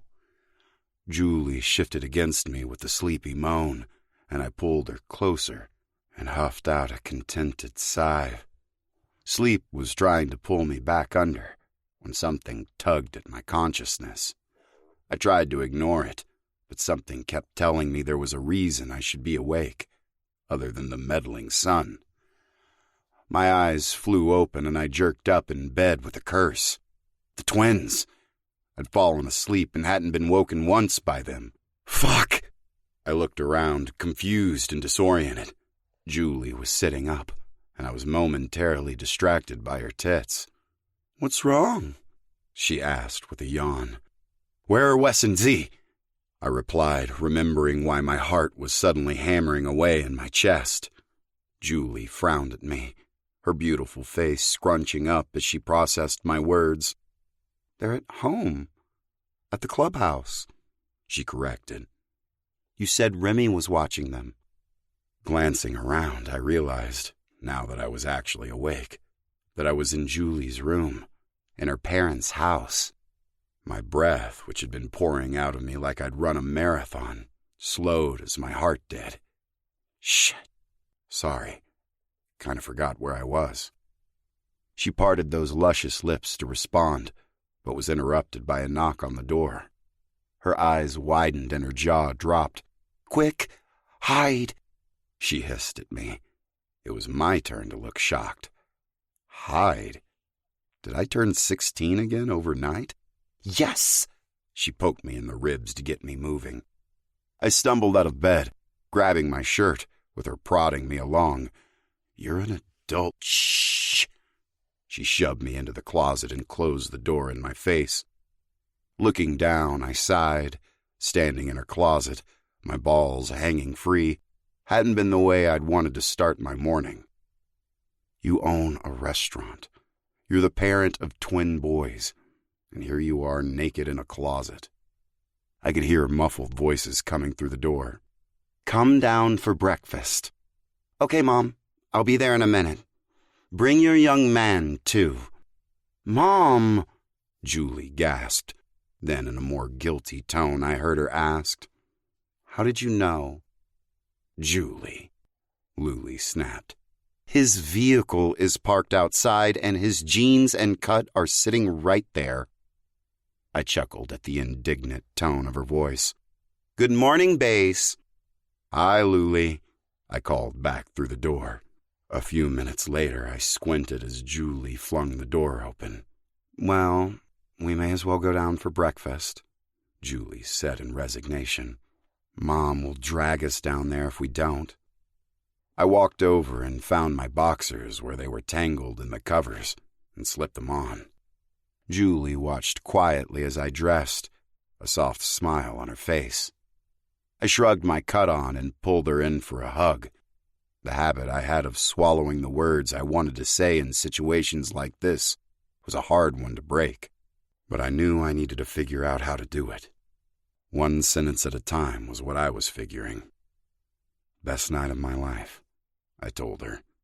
Really, what more was there to say? She pulled back far enough to study my face, and the most beautiful smile broke out on hers. "Mine too." She bounced up on her toes and peppered 3 rapid-fire kisses over my lips. Threading her fingers through mine, she tugged me toward the door. Downstairs, Julie's dad was sitting at the table reading the newspaper. He watched me over the top of the papers as I entered the room with his daughter. I'd never met girlfriend's parents before Julie, and certainly had never had breakfast with them after fucking their daughter in their home. Clearing my throat, I flopped down onto the chair next to him. Morning, John Yu. I just hope since he was a doctor, he didn't have a gun in the house. Then again, it was Texas, and I was pretty sure that was a state requirement to live here. Axel always tried to be as respectful as possible to Julie and Ming's parents, so he usually just called them Doctor and Mrs. Chang. I'd started using their first names at first to needle them, but now it was just natural. Neither seemed to mind. He gave me a nod, then went back to reading. Usually Luli was the cold one, but I couldn't blame him. I'd fucked up enough that his daughter had moved back home, and now I'd stayed the night. I thought about how I might feel if I was a father. It hit me again that I was now.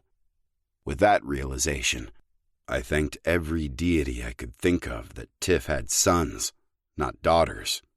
There weren't enough guns in Texas to prepare me for having daughters.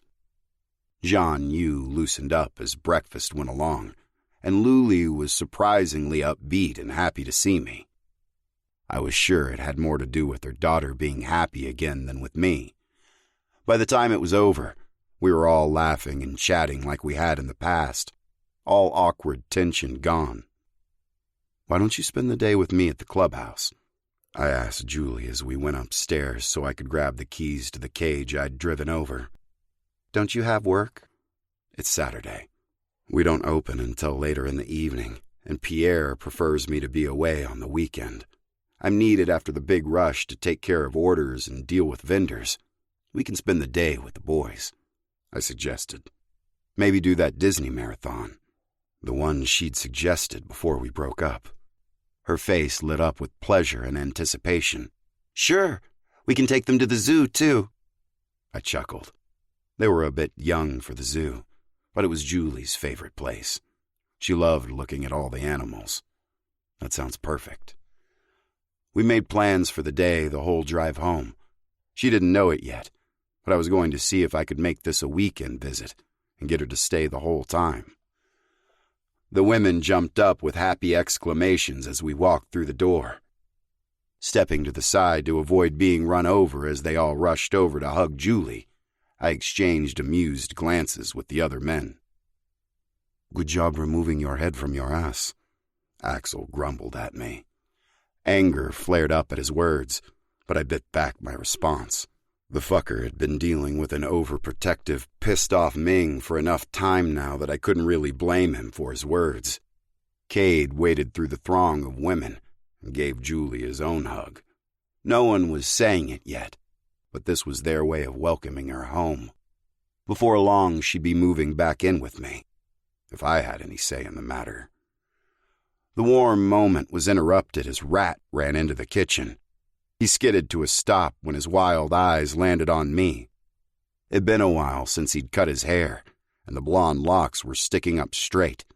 He looked like a rabid porcupine. "Jesus, dude, have you showered?" I joked. It felt good to not be on the receiving end of those words like I had for the last few months. "I found something." All sound immediately stopped in the kitchen, like it does in a forest when a predator stalks into the area. I wasn't even sure I was breathing. Rat didn't need to elaborate for all of us to know he meant he'd found something out about Tiff's death. "Well?" Julie finally asked. "The cops either haven't known anything or have been hiding it up until this point," Rat explained, frantically gesturing with his hands. "But last night they brought in 5 men. I assume they're members of the Texas Syndicate." "Who are they?" Axel asked. "I'm not sure, but Zane thought they were important enough to the case to question," Rat responded. "He had to release them due to lack of evidence." "We don't need evidence," I growled. "Exactly," Cade said, grabbing his coat off the rack in the corner. Let's go. I turned toward the door and froze when I saw Julie standing there holding Z. Jules. Go, she said, interrupting me.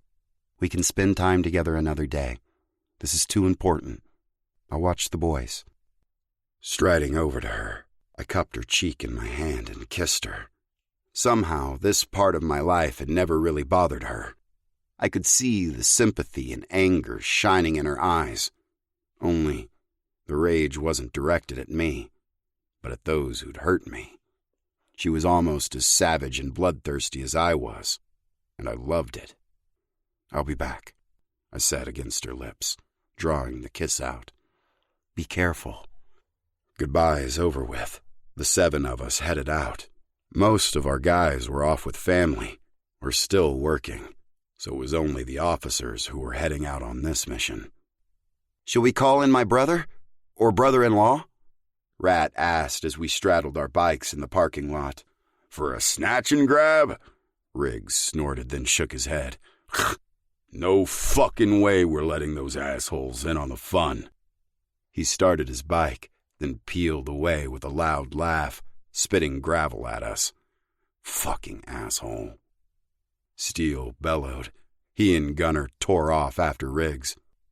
I am surrounded by fucking children. Axel muttered.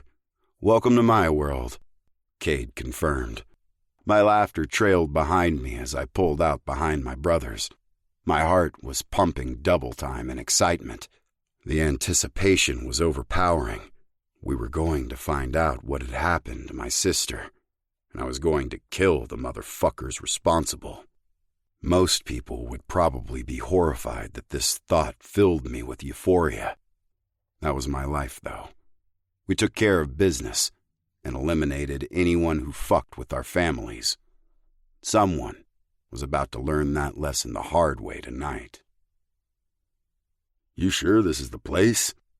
Riggs asked in bewilderment. Rat rolled his eyes. Clearly it's not, but this was the address in Zane's report. Wait, you're hacking into Zane's shit? Cade asked, giving Rat a hard look. He's the only one who's still looking into Tiffany's and his partner's deaths as hard as I am, Rat admitted. Why? Rat, he knows about you and your skills. I doubt he's putting anything truthful in those reports, Cade said, scraping his hand through his wind-blown hair. It's more than that. Something fucking weird is going on, Rat muttered. It's like they suddenly all know better than to put anything of use in their systems. I frowned. An entire city of cops can't avoid doing paperwork online and shit. Right? Rat shook his head. No, all the precincts would have to be coordinating, and it would be way too much of a hassle to throw off one hacker. So, why would they be so secretive all of a sudden? I asked. My guess would be there's someone else they don't want finding their reports, Rat said. And it's not the entire city, just Precinct 5. And not all their reports. The usual stuff, traffic tickets and whatnot, are all there. It's the type of things that would be of interest to us, to me. So, for the time being, I won't be getting any useful intel from them. That's weird, I muttered deep in thought. Cade studied us for a moment. His thoughts flashed over his face as his mind churned through this new information. I'll see if I can dig up any information on what's going on. By talking to Flynn? Riggs asked in a sing-song voice usually reserved for 8-year-old boys teasing their friends about girls. Careful with her, Bress. Axel spoke up before Cade could answer. She's a cop after all. I'm fully aware of that. Cade stiffened, although I wasn't sure if it was from Riggs's teasing or Axel's warning. It was fun to give Cade shit about Flynn. None of us had any clue what was going on with her, and she wasn't about to tell us until the time suited her. Until then, all we could do was rip on Cade about his girlfriend. It eased a lot of tension. For us. For Cade, it usually ended up pissing him off. Well, we may as well get out of here, Gunner said. I don't think we're going to find any of the syndicate here. I stared at the Chuck E. Cheeses and had to force my fury down. The need to ride around, searching for these assholes in every back alley like the filthy rats they were, was harder to suppress. I did suppress it, though, because as much as I wanted to find one of these sons of bitches, I had Julie and the boys waiting on me at home. It was more important to go home to them, even though it meant waiting longer. By the end of this, I might end up being a patient man, forcibly. Of course, because who would willingly be that way? Chapter 26. Julie. "You're glowing," Jenny said around the huge bite of muffin she'd just shoved into her mouth. Setting my purse down on my desk, I shook my head at her. "I am not." She squinted at me, then tilted her head. "Fine, maybe not, but you're floating." "What?" I asked, the laugh slipping out before I could contain it. "What are you babbling about? It's way too early for this." I could feel the heat creep into my face as it reddened in embarrassment.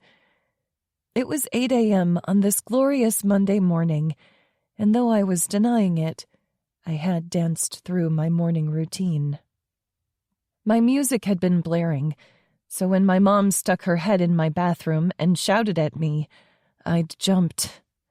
She'd asked if I was practicing for basketball tryouts. According to her, it was either that or you have an elephant up here you're training for the circus. No amount of apologies had wiped the scowl from my mother's face, but not even that could dampen my mood. The weekend had been perfect. I'd spent the entire time with Bass and the boys, and I was thrilled. The only thing I'd put my foot down about was coming back to my parents to sleep each night. He'd done his best to convince me to stay, but I'd held firm. It was an odd line, but one I wasn't ready to cross yet. I just needed something tangible to hang on to so I could say we were taking it slow. Multiple rounds of mind-blowing sex after the twins had fallen asleep each night wasn't exactly slow, but I was happy with my denial of that fact. As long as I went home each night, I could keep up the facade. Jenny answered the office phone as it rang. I half-listened while I logged onto my computer. "No, I'm sorry. I understand that there is a video—" Jenny broke off and held the phone away from her ear. I looked up and my brows shot up as I heard the woman screeching on the other end of the line. "Ma'am," Jenny said, irritation coating the word, "I fully understand that you saw a TikTok of a woman tripping her child after he refused to stop running in her house, but we can't do anything about it." The shouting continued and was loud enough for me to pick up a few words like abuse, do something, and worthless. Jenny's face morphed into a look of shock. "She hung up on me." Her eyes met mine, and I tried to stifle the laughter. "She was the one who called me," she grumbled when I just continued to laugh. I don't know why she was so surprised. Calls like that came in all the time. People tried to report others for bad parenting. It was pointless and exhausting when there were real cases that needed our attention. My day trudged along, and all I could think about was Bass. The work that usually kept me intrigued was a chore. My cell phone sang out the ringtone I had for Anna, so I picked it up. "Hey, Ans." "Julie?" Her voice wavered in my ear. Fear coated her words, and tension slid over my body like an oil slick covering water. "What's wrong? Can you come get me? Please?" Anna asked in a whisper. "Where are you, Anna?" She rattled off an address that I scribbled down on the desk calendar in front of me. "What's going on? Are you okay? Are you safe?" It was a dumb question, but my brain was short-circuiting with fear. The tone of Anna's voice instantly transported me back to the time she'd been dating Chris, and everything had dissolved into chaos. I'd hoped she would never go back to that time. I'm okay. Please hurry. I'll explain when you get here. I didn't stop to ask why she wasn't calling the club. Anna was a creature of emotion. She wouldn't think to call the guys, or, if she had, would hesitate. I had no such objections getting them involved. "Can you cover for me?" I asked Jenny, ripping the corner of the calendar off to take with me. She'd heard my side of the conversation, so she immediately waved me off. "Go! Let me know if I can help in any way." Tossing her a grateful look, I ran out to my car. Along the way, I dug my phone from my purse and called base.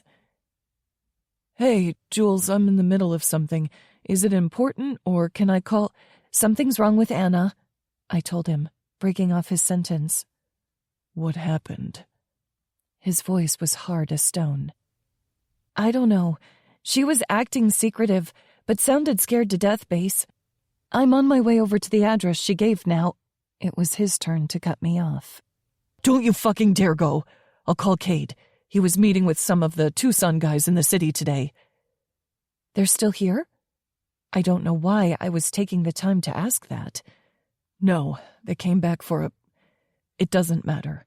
Give me the address, and I'll have them go. I'm on my way, but I'm at the clubhouse, so it'll take me longer."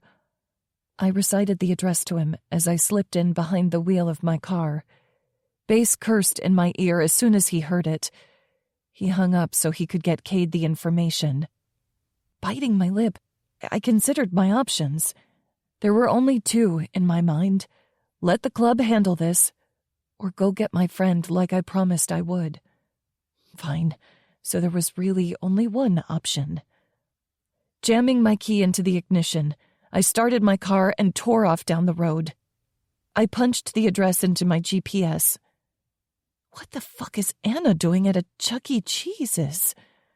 I muttered as I wove in and out of traffic, trying to beat the lights and get there as quickly as I could. It felt like the drive had taken hours, though I knew, thanks to the GPS, it only took me 15 minutes. I swerved into a parking space, not caring that my tires squealed. Looking like a madwoman might help me in this situation. A mother was loading her kids into a minivan a few spaces down, and she glared at me over her shoulder. Pulling my purse off the seat next to me, I brought out the gun I had stashed there. None of us went anywhere without protection these days. We'd learned our lesson the hard way. I leaned forward and clipped the holster to my belt at the small of my back, and then put my coat on so it would cover the weapon. I texted Anna, asking where she was. My heart raced as I got out of my car and searched the parking lot. No sign of Anna or her car. I was about to call her when I saw her doing this crouched run from the buildings toward me. "Anna, shh!" She hissed at me and grabbed my hand. "Come with me." Her brown eyes were wide with fear, but determination was etched into her face. "What the hell is going on, Anna?" I demanded as she dragged me back toward the buildings. She put a finger over her lips. Anger ignited at her evasive actions. "I called the club. They're on their way," I whispered, annoyance clear in my tone. "That's okay.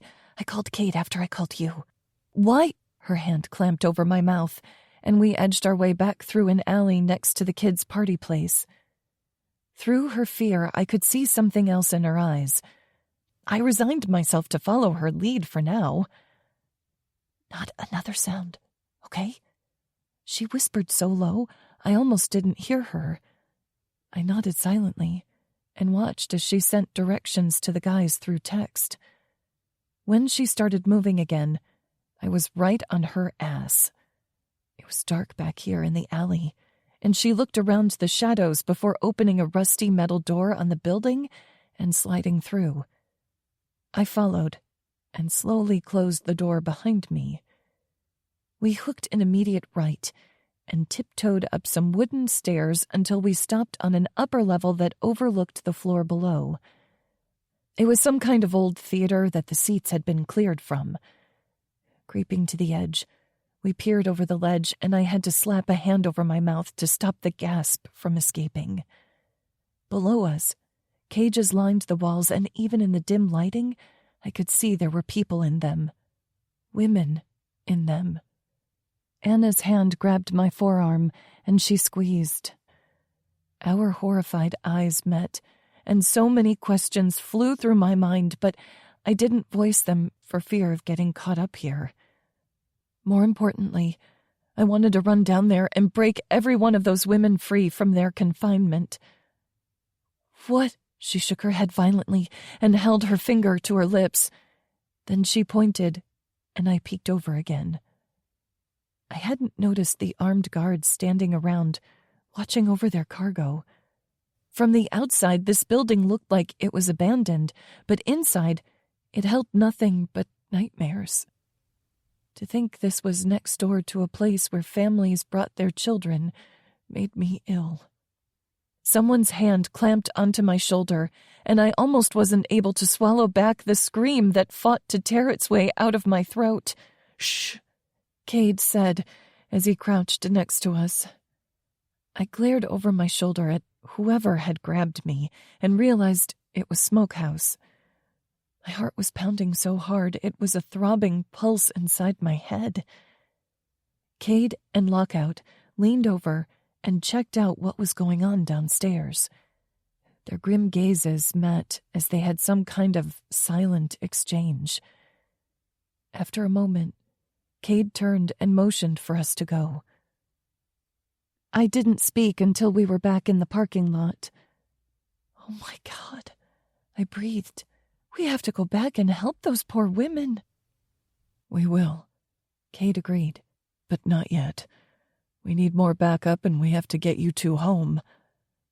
His unwavering gaze met Anna's. "You're going to have a lot of explaining to do, starting with how you found this place." Anna swallowed hard, but nodded. She was saved from having to answer by Riggs, Steele, Base, and Scout tearing into the parking lot. The look on Base's face as he strode toward me was pure dark fury. I cringed as his cold eyes swept over me, then focused on Cade. His silence was worse than if he yelled at me. I would have preferred for him to yell at me. "What do we have?" Steele asked as Riggs grabbed Anna by the bicep and hauled her off out of earshot. "Some kind of slave trade shit going on in there," Cade growled.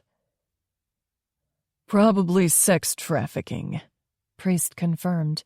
"It's all too common, unfortunately." "Fuck," Base snarled, then pinned me with another glare. He didn't need to work so hard. I was fully aware that he was angry with me. But this was more important than us. "You could have—" He broke off, and his jaw flexed as he ground his teeth together. "Scout," Cade said, filling the tense silence. "Take Julie's car and bring the women back to the clubhouse. We'll get your bike later." "Sure thing, Cade." Scout looked disappointed he wasn't going to be joining the fun, but he listened. He could recognize this was bigger than him. Chapter 27. Base. "What's the plan?" I asked as I watched Scout drive away with Julie and Anna. Now that she wasn't here, wasn't in danger, I was relaxing a little. "We're going to need to move fast," Lockout said. "They won't be housing these women here for very long. They avoid sticking around in one place so they aren't detected, typically." The Tucson guys knew their shit. The majority of their club was former military, not just Marines, although many were. Most of them had been some sort of special forces, SEALs, Green Berets, Rangers. Now that they were home, retired, and stateside, they'd found a new way to make themselves useful to their country. Our Tucson brothers didn't deal or run guns or drugs the way we did. They were legit in all ways except one. They were vigilantes. Lockout and his guys found groups like the one we'd just stumbled onto and took them down. They killed murderers and rapists, rid their city of the scum who blended into the night like shadows and did unspeakable shit. Shit like drug dealing and stolen cars wasn't their thing. The exceptionally nefarious types were their targets. They were rather singularly focused in that way. "Do you think this is what Zane had been looking into?" Riggs asked.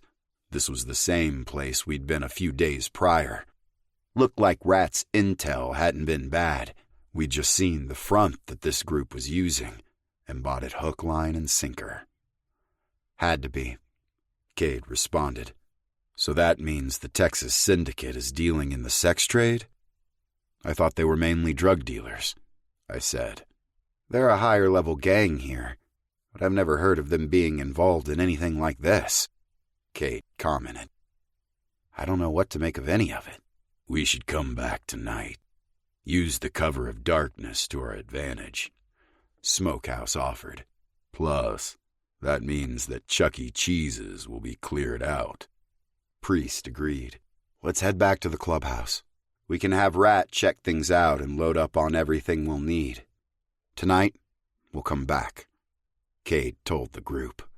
Everyone nodded and headed to their bikes. None of us wanted to leave the women in there. Riggs had told us over the phone what Anna had relayed to Cade, but it was too dangerous for us and for patrons of the building next door to go in blind. These bastards were evil, but not stupid, blatantly using kids as a shield. We fucking flew back home, and I had to rein in my temper long enough to hear the story from Anna. Everything inside of me wanted to drag Julie upstairs and demand to know why she hadn't stayed put like I'd told her to. It wasn't often I ordered her around, but I didn't fuck around when it came to her safety. Having her break up with me was bad, but the thought of losing her to something like that, I would never be able to find my way back. The thought of someone catching them inside that building made my blood run cold. I wasn't sure what I'd do if she'd been taken or hurt. I wasn't sure what I wouldn't do to keep her safe. There were no limits. I left the twins behind with Ari and raced into the city, with mayhem in my heart and murder on my mind. All for her. Anything for her. "All right," Cade said, his voice ringing out around the kitchen. "Tell us how you found out about that place, Anna." We'd put out the call before we started home, so all our officers, Hush, Rat, and Ari, and 6 of the Tucson guys were here now. We had more members picking up the women from their various locations around the city and following them home. We were sure we hadn't been spotted or followed, but this was twice in a short time that we'd been to that location, and if anyone noticed, we didn't want them getting any bright ideas. Cade had also called both Enzo and Abel to see if they'd want in on this tonight. Both had agreed. None of us would stand for a sex trafficking ring taking up residence in Austin. We all had too many family members to protect to allow that to happen. Plus, if this was a new organization, we didn't need them taking a foothold here and gaining power. If it was an old organization, they were starting to grow. Neither option was good for any of us, so the Mafia crews would help us take them out and would stand to benefit as much as us. Anna's eyes shifted over to Riggs and held there for a moment before she gave Cade a pleading look. "Time's up, Anna. Tell us. Now." Cade folded his arms over his chest. It wasn't a request. He wasn't fucking around anymore. Anna had come to the club and told them of a past connection she'd had to the Texas Syndicate the night we'd learned they might have had something to do with Tiff's death. She denied having anything else to do with them, but clearly that wasn't accurate. Julie wrapped a supportive arm around her friend, and Ari took up a stance on her other side. They were a unified team, even though they were far outnumbered. "Want me to tell them?" Julie murmured.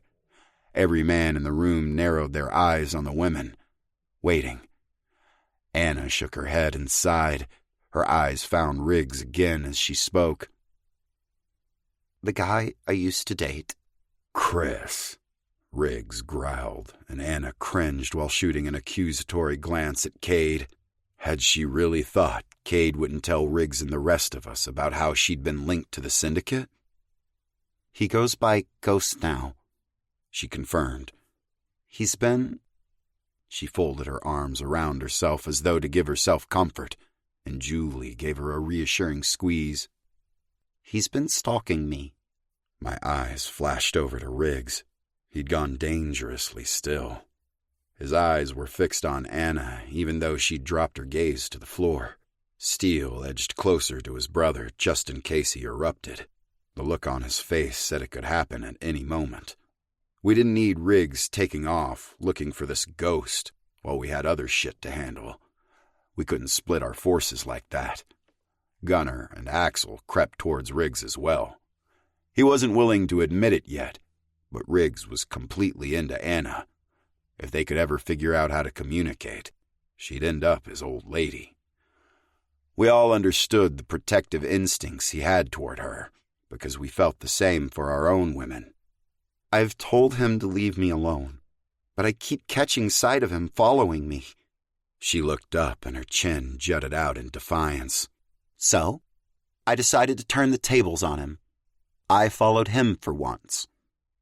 What the hell were you thinking? Hush asked before anyone else had a chance to respond. You followed a known gang member who's already stalking you? A look of remorse crossed her face.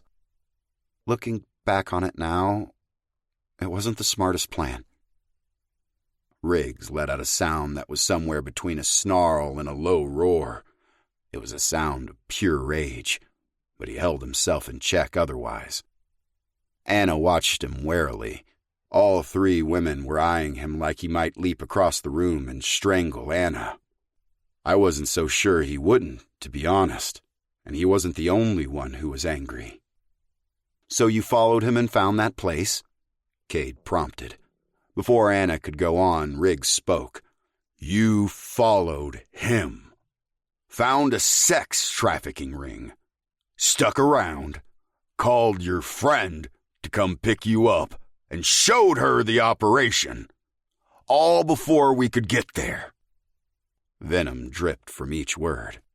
Anna shrank a little at each inflection in his voice. I told Cade. She broke off at Riggs's look. I wasn't sure I'd ever seen him so angry, and the women certainly hadn't. They weren't sure how to handle him, and so they seemed to be picking freezing in place. Riggs, Cade said, trying to calm his VP. Take a walk. Fuck that! Riggs bellowed. He charged toward the girls, and I stepped in, pulling Julie against my body, trying to get her out of the way. Rat did the same with Ari. We were both willing to go a few rounds with Riggs to protect them. Julie and Ari weren't who he was after, however.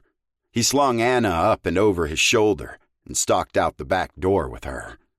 The room fell silent, and it wasn't until Cade spoke that I realized the other woman had come through the other door.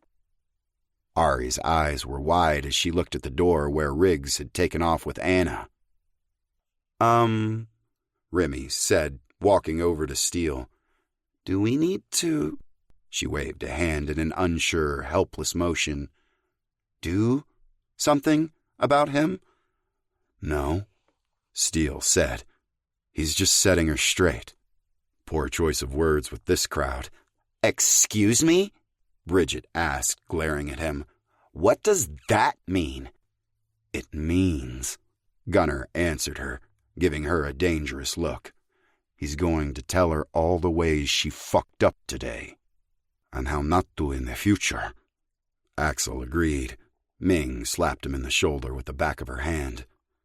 In fact, Gunnar continued, maybe we should go have that talk ourselves. Wait, what? Bridget sputtered. I didn't fuck up at all today. What are you talking about? No, but if Anna had called you today, you'd have gone. Bridget's jaw hung open, but she snapped it closed and glared at Gunnar. She's my friend. Of course I'd have gone. Gunnar sighed and pulled her in for a hug. You can't blame us for worrying about you when you run off and chase after criminals on your own. Maybe you all need to have a chat with your women," Smokehouse suggested with a condescending grin. My eyes narrowed on him. "Fuck off," Steele growled at the same time that Lockout said, "Stay out of it, Smokehouse." His voice left no doubt that it had been an order. "Why do you suppose they call him Smokehouse?" Ari asked Julie quietly after silence descended around us. "His deep voice?" "No," Priest told her with an evil grin. "It's because of the meat he's hanging." Ari's brows puckered together, and I had to bite the insides of my lips to keep from laughing at her confused look. That had worked to dispel the oncoming fight, and I had to wonder if that had been Priest's intention, or if that really was why Smokehouse had his name. Rat propelled Ari toward the stairs. We heard her whisper, "I don't get it." That was met by roaring laughter, and I overheard Rat tell her in between his own chuckles, "I'll explain it upstairs, babe." The humor fled as I locked eyes with Julie. "He's right about one thing," I told her. "We need to talk about what happened." The smile melted off Julie's face, and she swallowed hard. She nodded and started up toward my apartment. I gave her points for bravery. Despite the momentary laughter, I was furious with her for putting herself in danger like that. As soon as we entered my room, she spun to face me. "Okay, I know you told me not to go, but I deserve credit for a few things here," she told me. I tilted my head and watched as anger snapped in her eyes and her cheeks flushed with it. "I called you right away and told you what was going on," she said, ticking it off on her finger. "I brought my gun with me in case something happened." Her eyes narrowed on me when I didn't say anything. She looked like she couldn't decide if she should stop while she was ahead or keep defending herself. She should have stopped. Instead, she plowed on ahead. "And, to be fair, I didn't know what was going on. Anna didn't tell me what—" "Exactly!" I shouted at her. She broke off and her arm fell to her side. "You had no fucking clue what you were walking into, Jules." I stepped forward, grabbed her by the shoulders, and she tipped her chin up to maintain eye contact. "What would you have done if they'd found you up there? Huh?" I didn't shake her, even though I wanted to drive home my point. I just held her there, more because I needed contact with her than me worrying that she would try to go anywhere. She swallowed and uncertainty filled her eyes. "You could have been killed, Jules. You could have ended up like—" I couldn't bring myself to say it out loud. Ended up like the women in the cages. I shook my head and dropped my hands. Turning away, I raked a hand through my hair in frustration. "I'm fine, Bass." Her voice was soft, calm, soothing. It only stoked my rage higher. "Because you were lucky!" I was back to yelling as I faced her. I couldn't seem to calm down because now the fear was riding me hard. The realization that I could have lost her, permanently, was sending me into a tailspin. Julie moved forward and cupped my cheeks. "We're fine, Bass," she continued in that soothing tone. "But I'm sorry. I didn't stop to think about what that would do to you, especially so soon after—" She bit her bottom lip. "I'm sorry." I ground my teeth together and forced myself to release some of the anger and tension sparking through my body. "But you'll do it again." It wasn't a question. "What?" Taking in a deep lungful of air, I tried to reason with myself. In order to keep my promise to let her in more, I voiced my thoughts. "Even knowing the danger you were both in, you'd still make the same decision." She didn't need to answer. I read it in her eyes. Her confidence and loyalty were two of the things I loved about her. I couldn't really blame her for going to her friend. I'd have done the same. That didn't mean I had to be happy about it in the moment, though. I didn't want to fight, so I captured her lips with mine. She softened against me as I pulled her body into mine. I loved the way we fit together. "What are you doing?" she muttered against my lips. "Distracting myself." I responded and filled my hands with her ass. I pumped my hips, grinding my dick against her. We both groaned. Her hands were cold as they pushed up my shirt and skated up my abdomen toward my chest. I used her ass to lift her, and she wrapped her long legs around my waist. Walking over to the couch, I dumped her onto it, then followed her down, settling between her splayed thighs. Nipping her skin, I spoke between bites. "You scared me, Jules." I soothed her skin with my lips. "I don't know what I'd do if I lost you." Staring into her eyes, I let her see the truth of my declaration. "I'm sorry," she sighed. "And I understand why you went," I admitted. Her smile was gorgeous and bright. She ran her fingers through my hair as we came to an understanding. It wasn't a solution of what to do the next time there was a dangerous situation, but it was us coming together and considering each other's position. Tugging off her shirt, I continued my love bites down her body. She quivered in anticipation beneath me, and I grinned against her skin. I loved to make her shake. Her pants didn't last long, as I pulled them off in my hurry to touch and taste her. I sucked the inside of her thigh until I left my mark. She shook her head at me in bemusement as she stared down at the hickey. I didn't leave them where others could see, but I gave them to her often. I loved having those reminders there on her skin. The smile fled quickly as she bit her lip. When I moved over and let my breath waft over her most sensitive flesh, the shaking was back. I met her eyes when I licked her pussy, watching them glass over as I gave her pleasure. Skimming my finger through her wetness, I worked my finger into her tight heat. Julie's head fell back with a cry of pleasure, and I drank her in. The sounds she made, the feel of her squeezing my finger. She made me so hard I was in danger of bursting in my boxers. I wasn't a teenager, though, so I gritted my teeth and held back. She reached forward and tore my shirt off, then clawed her fingernails down my back. It was her silent plea for me to quit tormenting her and fuck her. She rarely gave me the chance to finish her with my mouth before she was demanding that I fill her up with my dick. I'd asked her about it once, and she admitted she wanted to come on my dick. She liked the feeling of being filled and stretched, and wanted that once I'd riled her up beyond her breaking point. Flicking open my jeans, I shoved them down enough that I could plunge into her, giving us what we both wanted. Her little scream of satisfaction filled me with a smug elation. Her pussy gripped me tight as I started thrusting into her. A few strokes in, she dissolved into a shuddering mass around me. I slowed down to a long, even pumping motion so I could wring every ounce of pleasure from her body. Once her cries died down, I started up again with a fast pace. My breathing was ragged, and my balls drew up tight. Reaching down, I rubbed her clit and timed my strokes. I wanted her to come on me again, to feel that rush of wetness when she released.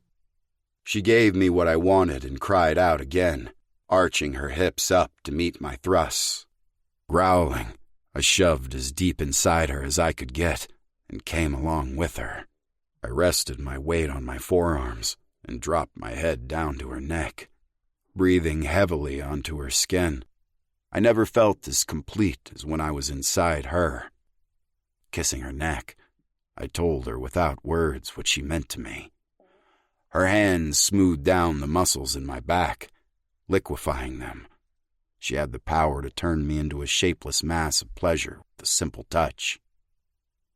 Grabbing her, I rolled until she was sprawled out on top of me.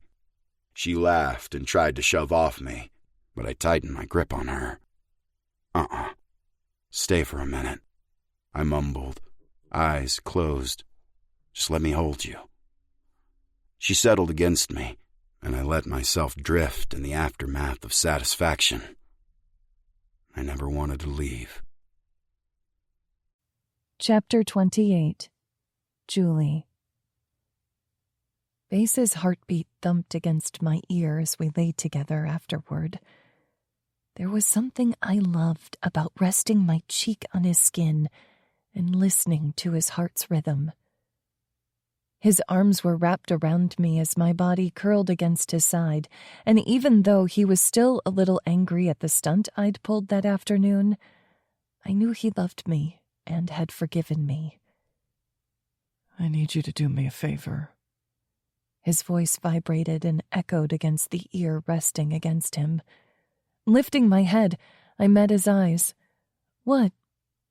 Don't go home tonight. I need you to stay here, he said. He brushed a strand of hair off my cheek. I have to know you're somewhere safe while we go take care of that theater. A cold chill skated down my spine. Sitting up, I rubbed at the goosebumps that now covered my arms.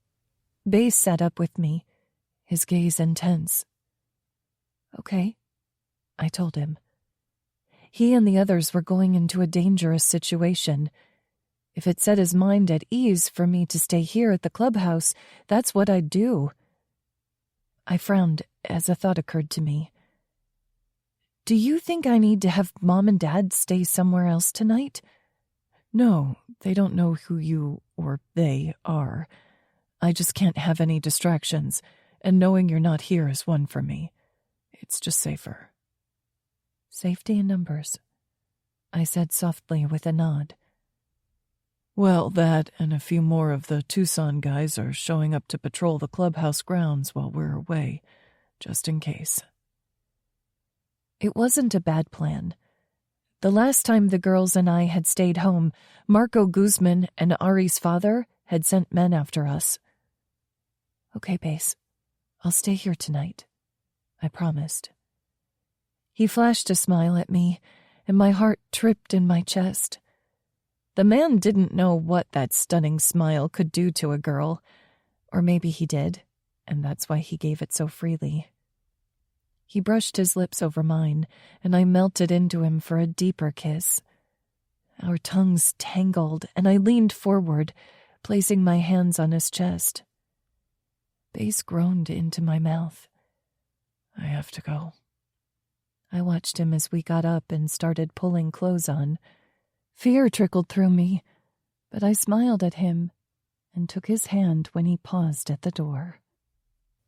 He gave me the baby monitor he'd been holding in his other hand as he led me downstairs. The boys should sleep all night.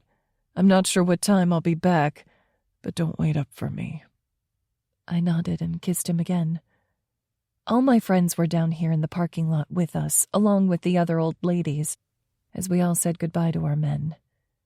The mood was somber, but every one of us knew this was the way things were. They were heading into danger for a good cause tonight. This time, for the first time, it felt different. The excitement of this lifestyle was wearing off. Now, with most of us paired off, married, the twins, the price was higher. As soon as all the motorcycles roared off down the road, Remy swept us all with a look. Let's get this party started. She grinned at the confused looks we gave her. What? Ari asked. We're not going to mope around all night, waiting for them to come back. Bridget informed us with a firm tone. We're going to have some fun. Oh boy, this is going to get interesting. What kind of fun? Ming asked suspiciously. Drinking and games, Remy said with a laugh. What else? I don't know. I have the boys. They're asleep. Besides, we'll all help with them if you need it. Come on, Jules. I can't sit here worrying all night. I need a distraction. Remy pleaded with me. She wasn't wrong. I didn't want to pace and stress all night either, and guaranteed that's what I'd be doing if I went back up to Base's apartment. Do you mind if I call a friend to join us? The girls whooped at my acceptance, and I couldn't help but laugh. Stepping away, I dialed Jenny's number. We waited for my friend to show before we got started. Until then, we hung out in the kitchen chatting with the Tucson guys who'd been left here to help watch over us. "So, were you Special Forces too?" Ari asked Ricochet. The man looked too young and not nearly as rugged as the others, so his answer shocked me when he nodded yes. "You're way too young to be retired. How does being in the military work with the club?" Ming asked him. His face grew a deep red in color. He was blonde-haired and fair-skinned, so his blushes were easy to see. Ricochet wasn't much of a talker, but he seemed more approachable than the other man standing in the kitchen, scowling in the corner. The third guy had immediately left to start walking the perimeter as soon as our men took off. "Got injured in Afghanistan," Ricochet told us. "I'm medically retired." There was a slight bitterness to his tone. My eyes swept over him, but I couldn't see anything that seemed like it would take him out of the military. It wasn't my business, though, so I kept my mouth shut. The knock on the door made me jump. My breath was flustered when the man in the corner looked over at the movement. I was still a bit jumpy from what had happened earlier today. Anna was unusually quiet, too. Moving over to the door, I went to open it when I was suddenly jerked off my feet. With a gasp, I looked over into nearly midnight black eyes. "I'll get it." The man growled at me. Looking down, I saw that my feet were dangling a few inches off the ground.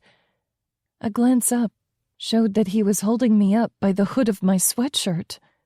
"Butcher!" Both the man holding me and I looked over at Ricochet. "Put her down, man!" A shudder ripped through me. These guys all got their road names because it fit something about themselves. It was possible Butcher was this man's last name, but something told me it was more likely his name for other reasons. I eyed him warily, but he lowered me down to the ground. I met Jenny's wide-eyed stare through the glass of the kitchen door. Her jaw was hanging open, and she looked slightly pale, more than usual, so I knew she'd just seen that.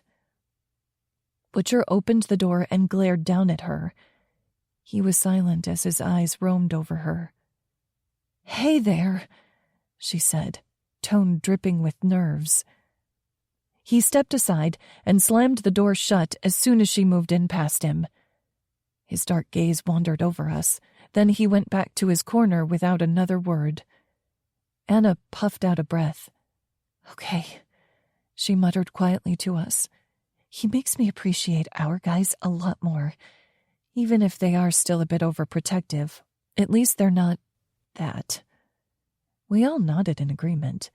Butcher was nothing if not intimidating. "We're going to be in the living room," Bridget told the men with a megawatt smile. "You can hang out if you want, but you're not obligated to." Bridge? I think they are obligated to," Remy pointed out. Bridget rolled her blue eyes. "I meant not obligated to sit there and watch us drink and play games all night." I gave Jenny a hug before we followed the others into the living room. "Thanks for coming," I told her brightly.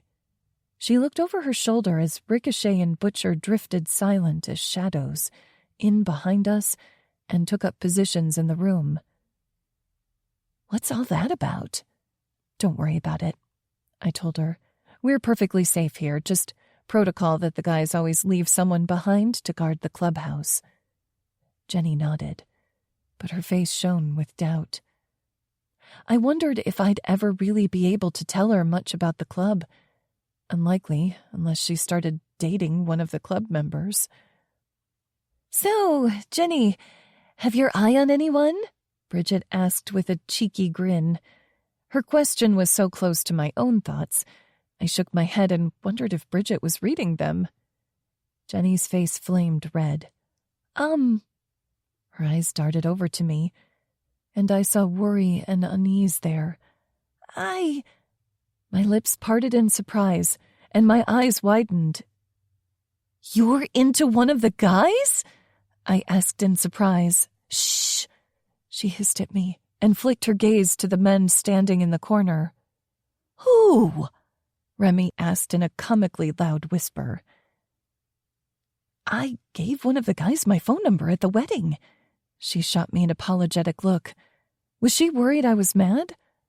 I didn't want to say anything in case it didn't work out or anything, she said, confirming my suspicion. That's okay, I told her. She didn't know it yet, but I was thrilled at the idea of her being with one of the brothers.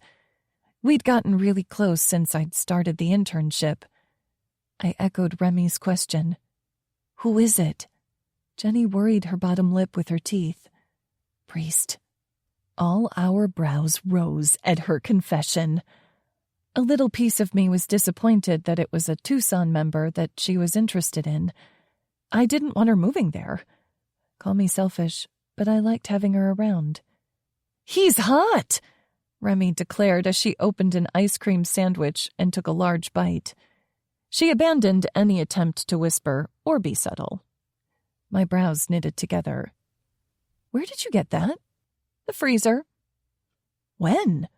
Ming asked, just as confused as I was. Remy gave us a slow, evil smile. I swear, when it came to candy, chocolate, or ice cream, she was like a ninja. We're just talking, Jenny insisted, and Bridget gave an indelicate snort. She rolled her blue eyes and gave the rest of us a grin before she informed Jenny, Sure you are. That's what he'll make you think. Next thing you know, you'll be his old lady with no real understanding of how it happened. At least that's how most of these guys operate. I flicked my eyes over to the corner, but Ricochet and Butcher were busy on their phones. Like you would know, Anna told Bridget with a scornful laugh. You were the one who landed Gunner like a trout. Bridget flicked her hair over her shoulder. I said most. Mine just needed some convincing. Same with yours, she warned. Anna curled her lip and looked away. She still wasn't ready to admit her feelings for Riggs. Now with Ghost back in the picture, she may not be willing for some time. It was frustrating. Not that she and Riggs were dating. That wasn't the irritating part. They'd get there eventually. We all knew it. But that Ghost was back to his old ways. The last thing we needed was this guy destroying her life again. His name should be Wrecking Ball, because all he left behind was ruined remains. So, how's that going? I asked Jenny, giving Anna a break from needing to respond to Bridget. Jenny shrugged. I don't know. Fine, I guess. Just fine? Ari asked. Jenny opened her mouth to speak, closed it, and shot the men behind us a speculative look. They're not paying attention, I told her, but we scooted in closer anyway. I got out of a relationship not that long ago. It didn't end well. Her laugh was self-deprecating. Who am I kidding? The relationship itself didn't go well. She bit her bottom lip again, her eyes turning a bit glassy as she was swept away by her own thoughts. After a moment, she shook her head as though to clear it. I'm just a little gun-shy, I guess. Not quite ready to trust anyone and give myself over to another relationship. I get that, Anna told her. You take the time you need. If he wants you, he'll wait. These guys are as frustratingly patient as they are insistent. Jenny smiled at her wide enough that her dimples flashed. He's pretty hard to resist. He's actually pretty charming. The groans that echoed around the room were a testament to the fact that we were well aware of how charming and convincing these men could be. Let's start the game, Remy suggested. We can grill Jenny in between rounds. Chapter 29. Julie. Okay, the name of the game is Salad Bowl, Jenny said, tearing up strips of paper. Salad Bowl? Remy said with more than a hint of doubt and disappointment in her voice. Nothing good ever comes from salads. We all laughed at her, and I shook my head as I passed out pens. It's fun, Jenny promised. We each get 3 strips of paper, and you have to write down a person, place, and thing, 1 per paper. Anyone? I asked.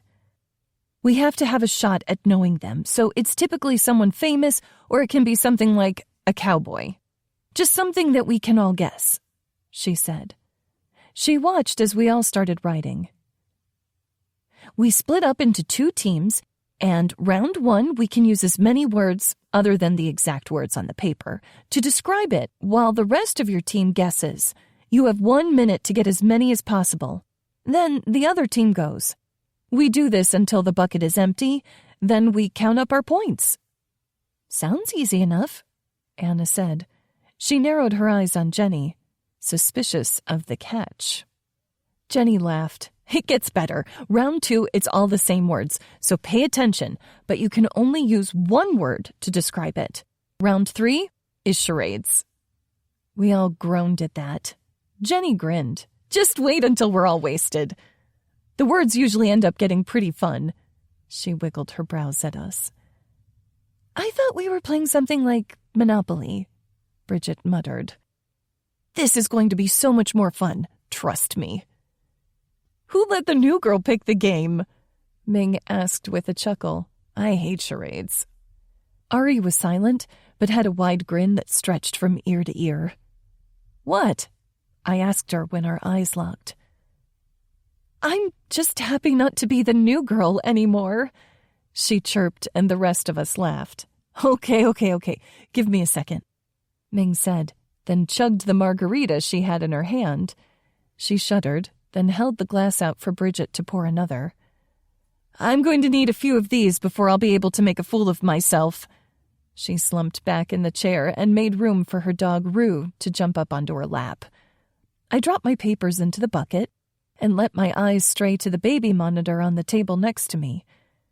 Everything was quiet up there. I was the only one not drinking, besides Ari and the guys. If the boys needed me, the last thing I wanted to be was drunk. It didn't take long before we were all howling with laughter as we tried to make our way through the words on the papers. Remy, already drunk off her ass, squinted as she focused on Bridget with all her might. Hooker, Bridget said, and gave her team a pointed look. We were in round 2, and that was the only clue she could give. Ari and Ming both frowned. Hooker? Ari said in confusion. She met Ming's gaze. We didn't have anything in there like hooker, did we? Ming shook her head. No, did we? Bridget glared at them as they dissolved into laughter. Hooker! That set them off again. Ari rolled around on the couch, clutching her sides as she tried to breathe through the laughter. We were all cracking up. Looking over my shoulder, I saw Ricochet laughing in the corner where he watched us. Butcher was stone-faced. Yeesh, he's a ton of fun. If Bass was here, he'd be laughing right alongside us. The reminder had me checking the clock on my phone again. I couldn't help the little pang of worry that zipped through me. Anna slurred and snatched my phone from my hand. Hey! No worrying allowed tonight, she told me. The point is to forget about what's going on right now. I glowered at her, but turned my focus back to the game. She was right. There was no point in sitting here thinking about what was happening. We went a countless number of rounds, and the girls got more and more drunk as time passed. Pretty soon they were sprawled on the couches in the living room, passed out. I went around, covering them with blankets so they could sleep it off. Rescuing my phone from Anna, I looked at the time. It was midnight. There was still no word from the club, and a heavy weight settled in my belly. I wasn't going to be able to fully relax until Bass was home. Smiling down at my sister, I brushed her hair off her face as she pulled Rue in for forced cuddles. She jokingly referred to them as struggle snuggles. The dog looked up at me with hope. When I just patted her on the head and moved on, she gave an affronted huff. The crackling of the monitor warned me before an angry cry echoed around the room. I'll be back, I told the men still standing guard. Neither had sat the entire time we'd been playing our game, nor had they relaxed their guard. We hadn't seen the third man at all after they'd arrived. Their dedication was impressive, if a bit overkill in my mind. The Guzmans were gone, and no one was looking for us. The guys were in more danger tonight than we were. Hurrying up to Base's apartment, I went into the twins' room and picked up Wes as he squalled. As soon as I settled him into my arms, he calmed. I patted him as I walked into the kitchen to make a bottle. He burbled to himself until I sat down on the rocking chair next to his crib and fed him. Running the tip of my finger down the bridge of his nose while he ate, we stared at each other. My heart melted right then and there. These boys had me wrapped so firmly around their fingers, Base was included in that I knew there was no escape. I wanted to be there for all of those special moments in their lives. It wasn't hard to imagine them as gangly preteens and slightly terrifying to picture them as teenagers. I knew, no matter what, they'd grow up to be good men because they had so many father figures here for them. I couldn't help the worry that crept in thinking about them living this lifestyle, though. I didn't hold it against any of the men in the club. It just scared me thinking of my kids going out on business like the club had tonight. Something in me stilled as the words, "my kids," echoed through my mind. If Base and I continued down this road, it would probably lead to marriage and more kids. My heart fluttered at the possibility. I wanted that so badly. Looking down, I saw that Wes had fallen asleep, lips lax around the nipple. An adorable milk bubble formed between his mouth and the bottle. If Base and I got married, I'd be a mother. The prospect of being the twins' mother made tears prick my eyes. I was almost afraid to hope for it. Base had so much happening, I didn't want to put any pressure on him. Not to mention, we'd just gotten back together. True to his word, he'd taken every opportunity to let me in where he'd previously shut me out. It meant that we were growing closer at an accelerated rate. Would he keep it up, or would he revert back? All I could do was trust him. I couldn't remember a time when I was this happy. Love swelled up inside me so thick it almost choked me. My heart was at risk of bursting out of my chest and flapping around the room. I placed the bottle on the table and rocked Wes. We settled in to wait for Base to come home. Chapter 30. Base. We parked down the block and hoofed it over to the theater, sticking close to the shadows. Since we had so much backup, we'd left the majority of our members at home with their families. All of our officers were here, plus Hush, Lockout, Smokehouse, and Priest. We left a few of the Tucson guys back at the clubhouse to protect our women and the twins. Hush had assured us that their brothers would give their lives to keep them safe. It didn't take much convincing once we'd met our Tucson chapter brothers. They radiated confidence and violence. Like recognized like, and I instantly felt a connection to them. Leaving them to watch over those who were most important to us felt natural. Along with our MC brothers were Enzo and his crew, and Abel and his men. Both were connected to Rat, and therefore tied irrevocably to our club. We weren't sure exactly what we'd be walking into tonight, so we brought a fuck ton of firepower. We moved silently through the night from shadow to shadow as we approached our target. Once we were outside the building, we paused. Riggs, Base, and Hush go check around the building for exit points. Cade whispered, "Priest, go with them." Lockout added, "We waited to see if Enzo and Abel would insist on one of their men accompanying us, but they stayed quiet. There were 4 leaders here tonight. That could end up being problematic, but it seemed as though they were deferring to Cade for this operation. It couldn't be easy on any of them to give up that role, But most men were here tonight to rid our city of the scourge that moved in.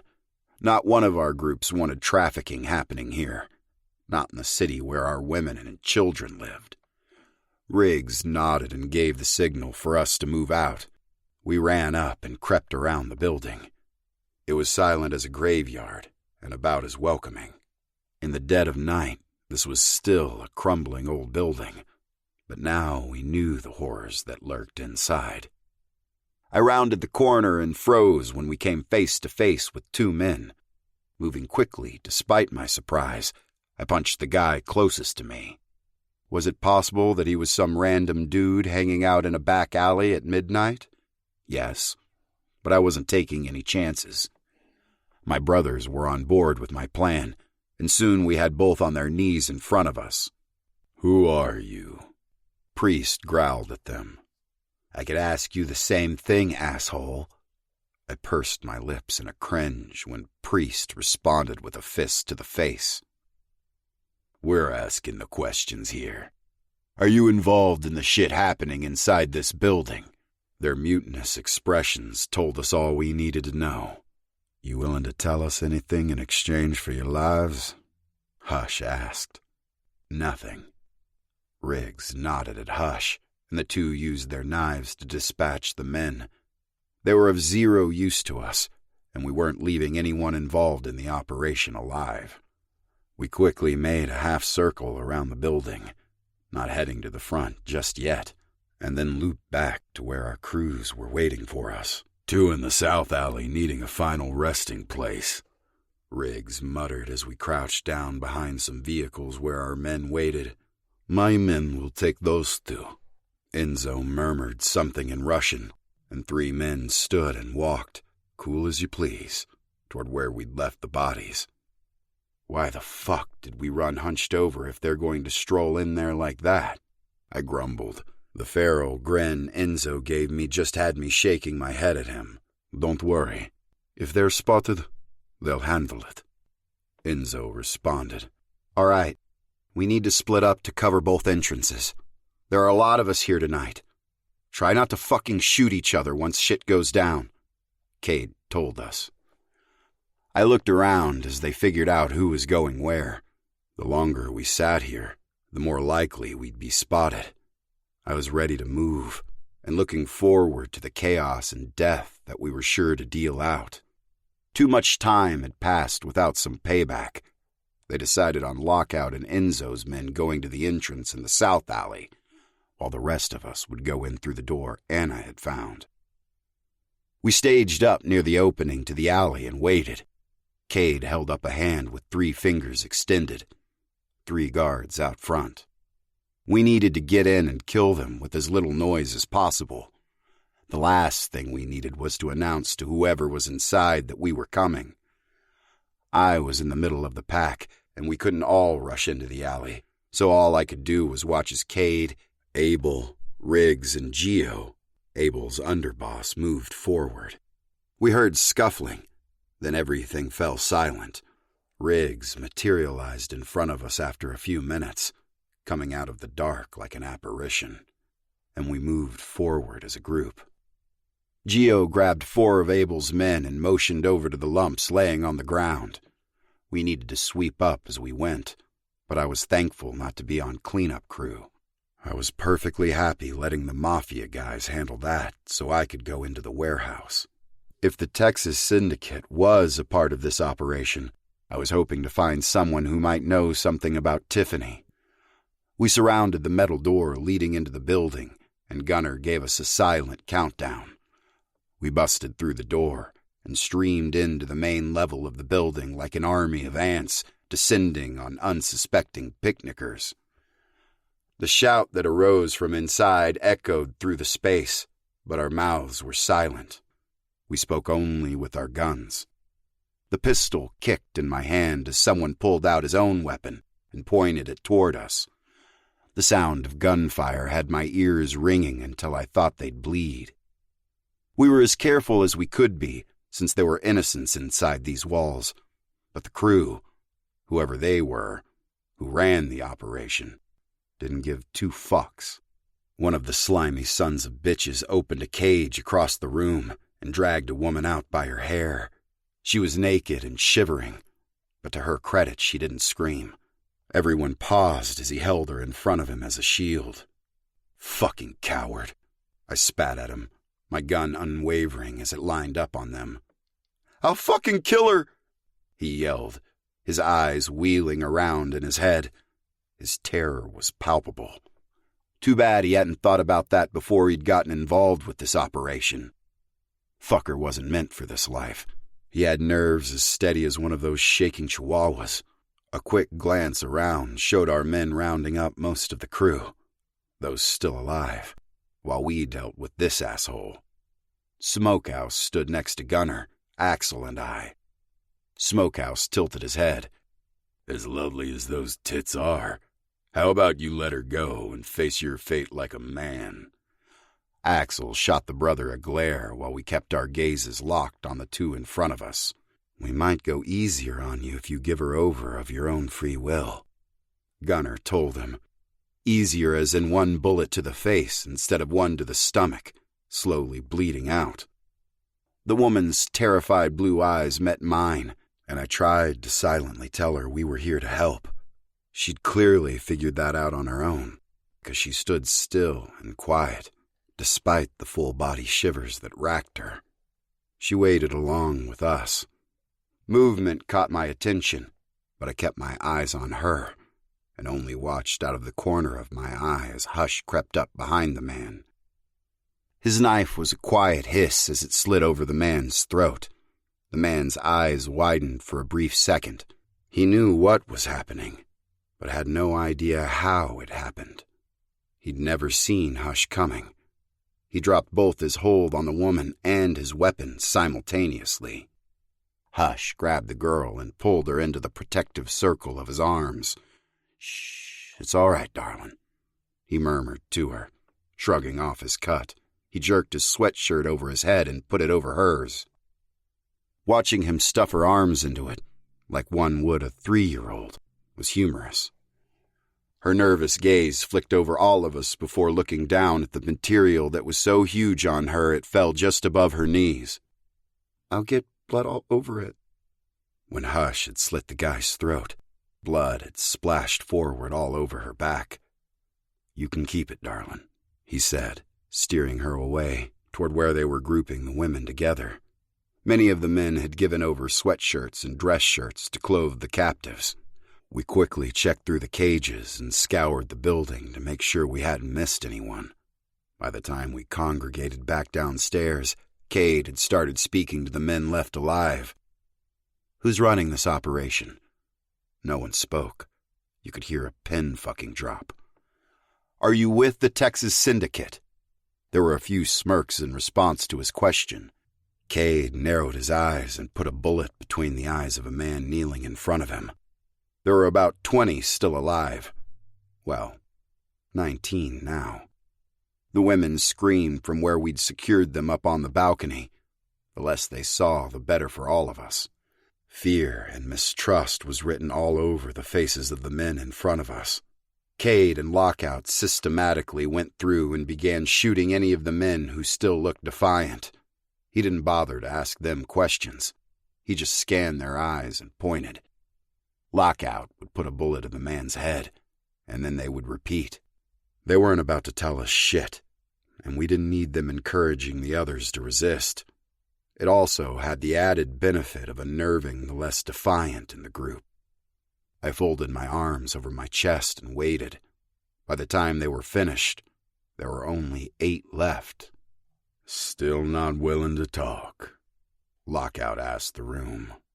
"If you don't kill us, they—" The gunshot echoed before the man could finish. One guy in the back watched with calculating eyes. Sweat was pouring down his face. Finally, one was ready to break. "We're not Syndicate. Those motherfuckers only showed up on occasion. They helped out a few times. Nothing more. Or not as far as I ever saw." "Who was heading this operation then?" Lockout asked, fury barely contained in his voice. The man shrugged. He tried to hide his fear behind a bored expression. Don't know his name. Some guy rounded us all up and asked if we wanted to make some cash. Dressed a lot like you, he said with a nod toward Cade and Lockout. Leather shit. Steele and I exchanged glances. Was another MC in on this? If so, why were they coming here to Austin, into our territory, to run their trafficking? Did he have patches? Cade asked. Another shrug. What's his name? Shrug. The man was as useless as he was terrified. No wonder the syndicate didn't want these men. For fuck's sake, they might as well be wearing red shirts, Rat blurted out. I snickered at his joke, even as Riggs' brows drew together in confusion. I'd have to fill him in on the Star Trek reference later. He's working with someone who has connections here, another guy from the side called out. Was always talking about how he could keep us under the law enforcement's radar, that no one would dare touch this. The others nodded at that.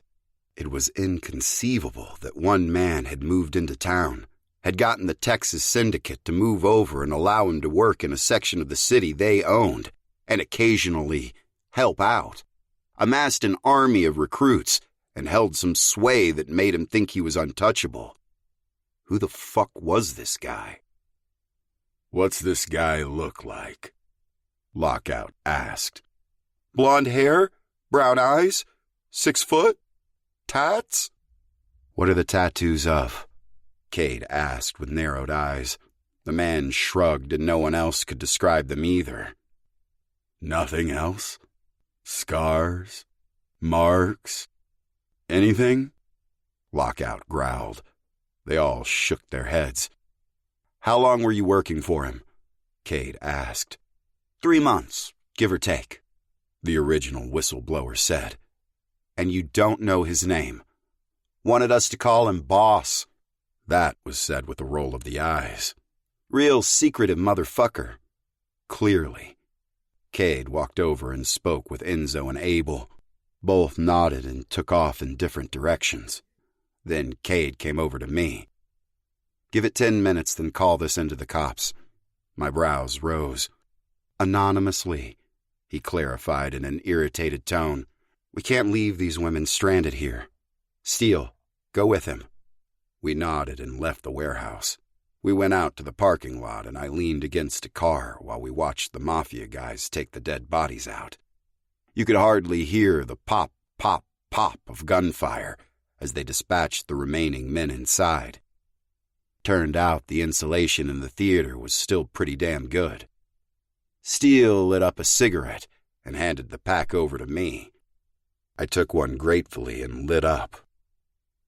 Rim's trying to make me quit, he muttered and I nodded. Julie was on me about it too, especially with the twins around. These women sure had turned our lives inside out. Not one of us would change that. I checked the time on my phone and watched as the truck with the bodies in the back drove off. Rat came running out. Wait, he hissed. Did you make the call? No, not yet. Use this, he said in exasperation as he handed me a cell. All right. It's untraceable, he explained. Shit, hadn't thought of that, Steele said. Well, it's my job to think of it. I dialed 911 and waited as the line rang. 911, what's your emergency? I paused. Fuck, maybe I should have thought through what to say. Steele made a motion for me to get on with it. I have a crime to report? I said with uncertainty ringing in my voice. Steele snickered and I flipped him off. It wasn't like I'd ever called the cops before. Okay, sir, is everyone safe? No, well, yes. There are a bunch of women inside a building and they look like hell. They need help. What's the address? I gave it to her and listened as she instructed me to remain on the line as she rerouted officers to the area. As soon as she said they were on the way, I hung up and handed the phone to Rat. He took the chip out of the phone and the battery, then walked over and threw it against the wall of the theater, stomping it beneath his boot for good measure. Rat went back inside. We followed. We found Cade upstairs with the women. "Call's made," I told him. He nodded and hung over the railing, letting out a shrill whistle. "Time to go," he called out. The sound of everyone leaving floated up to the balcony. I looked at the mass of women huddled together in the corner. What about them? Doubt crept in. They'd seen us. Could pick us out of a lineup if needed.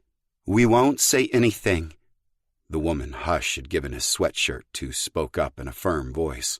"You saved our lives. We owe you, and we'll take what happened here tonight to the grave." Most of the women looked up, a sea of grimy, exhausted faces and dull eyes. They all began nodding in agreement. I was willing to bet most of them were too traumatized to process any of this. If child services didn't work out for Julie, here was a whole other area that was in desperate need of help. Cade gave the woman a nod of acknowledgement. "Let's get out of here," he said to me and the others. I paused before I turned. "The cops will be here any minute to help you."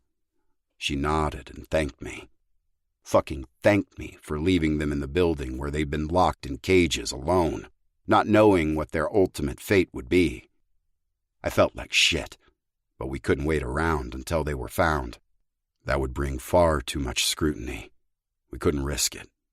We jogged out of the building and back to our rides.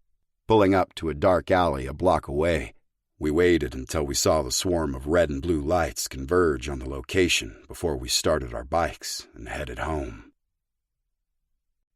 Chapter 31. Base. We stared down at the women passed out on the couches and chuckled. The evidence of their night of drinking was scattered around the living room. "How'd it go?" Riggs asked Ricochet. "Fine. They drank and played games," he said with a shrug. "Easiest babysitting job I've done." Gunner snorted. "Don't let them hear you say that or you'll regret it." Steele grinned at his friend and nodded. Butcher met my gaze. "Yours is sober. She went upstairs when one of the kids started crying." "Thanks, man," I told him. I caught Cade's gaze and motioned upstairs. He nodded and waved me off to go check on my girl and boys. I took the stairs, 2 at a time, anxious to make sure they were all right. The bloodshed tonight hadn't turned up much on my sister, but we'd done some fucking good, and that felt great. Just the thought of Julie ever being in a situation like those women tonight made me want to stab someone. I found her asleep in the rocking chair, one of the boys in her arms. It was too dark in there for me to tell which. Somehow, Julie and I were the only two so far who could tell the boys apart when we didn't color code them. The shadows in the room deepened the color of the blanket to black, so I was guessing it was blue, and she was holding Wes. Green was Z's trademark color. Smoothing my hand over her hair, I shushed her when she woke with a start. "Sorry, it's just me," I whispered, cupping her cheek. Her hand covered mine. "How did it go?" I picked up Wes. I was close enough to see the blue of the blanket now, and answered as I gently laid him down in his crib. "As well as it could have. No one got hurt. Well, none of our guys, anyway." "Good," she breathed as she wrapped her arms around me from behind and laid her cheek on my back. Turning, I pulled her into my arms and held her. In the past, I used drinking and fucking as a way to calm the adrenaline after a night like tonight. Somehow, Julie soothed me in a way I'd never felt before. Feeling her fingers on my skin had this instant relief, pulling the anxiety out of me. I wanted more, needed more. Taking her lips with mine, I kissed her, trying to show her all the emotions I couldn't put into words right now. I backed her up until she was resting against the wall near the window and nipped her bottom lip. If her presence alone could soothe me like this, I was anxious to see what would happen after a long, hard Lights flashed in the window, and suddenly the room was lit up with flashes of red and blue. Shit. Julie looked out the window into the parking lot below. Cops, she whispered, and her fearful eyes met mine. Do they know? I don't know. They shouldn't. Let's go find out. I wound my fingers through hers, and together we walked downstairs and out onto the porch. Cade and the Tucson guys were facing off with Flynn and Zane. The rest of our brothers were probably still putting their women to bed. Julie and I stepped up into the defensive line my brothers had made, barring the cops' way. Problem here? I asked in a jovial tone. Zane's angry gaze snapped to me. You sure seem happy for a guy whose sister was murdered a few months ago. I guess I'm the only one who cares that I lost family that night. I tensed, anger crashing through me at his insinuation. Julie's hand tightening on mine was the only thing that held me back from putting my fists through his face. Seems to me you shouldn't talk about things you know nothing about, Julie told him in a lethal tone. You don't get to tell people how to process grief. If you're having a hard time, you need to speak to someone about that. She was practically vibrating with fury. Her eyes met Flynn's. I'd also think that if you two were working together and he was devolving and unable to control himself, he'd be ordered to see a therapist before resuming his duties. Flynn's brows drew down low over her eyes. With an unamused tone, she barked at Julie. He's fine. Really? Because by my estimation... She let go of my hand and made it a point to slowly walk over as she examined Zane. He's lost about 7 pounds. Her voice was softer now, less angry. His face is haggard, and she sniffed delicately. He smells like alcohol. Christ, was she examining Zane or me a month ago? She folded her arms over her chest and walked over to face off with Flynn. Hardly the epitome of fine, wouldn't you say? Who the fuck died and made you a shrink? Zane snarled at her. I stepped up behind Julie, my eyes locked on Zane, in case he had any bad ideas about taking even the tiniest step near her. Soon enough, that will be the University of Texas, she said with a smug smile. Until then, you can have my free advice. Take a step back from investigating this murder. It's causing you more harm than you realize. Zane's upper lip curled, but he didn't respond to Julie. I caught a spark of worry in Flynn's eyes when she looked over at him. When she caught me looking, it was instantly stamped out. Now there was only confidence and derision there in those blue depths.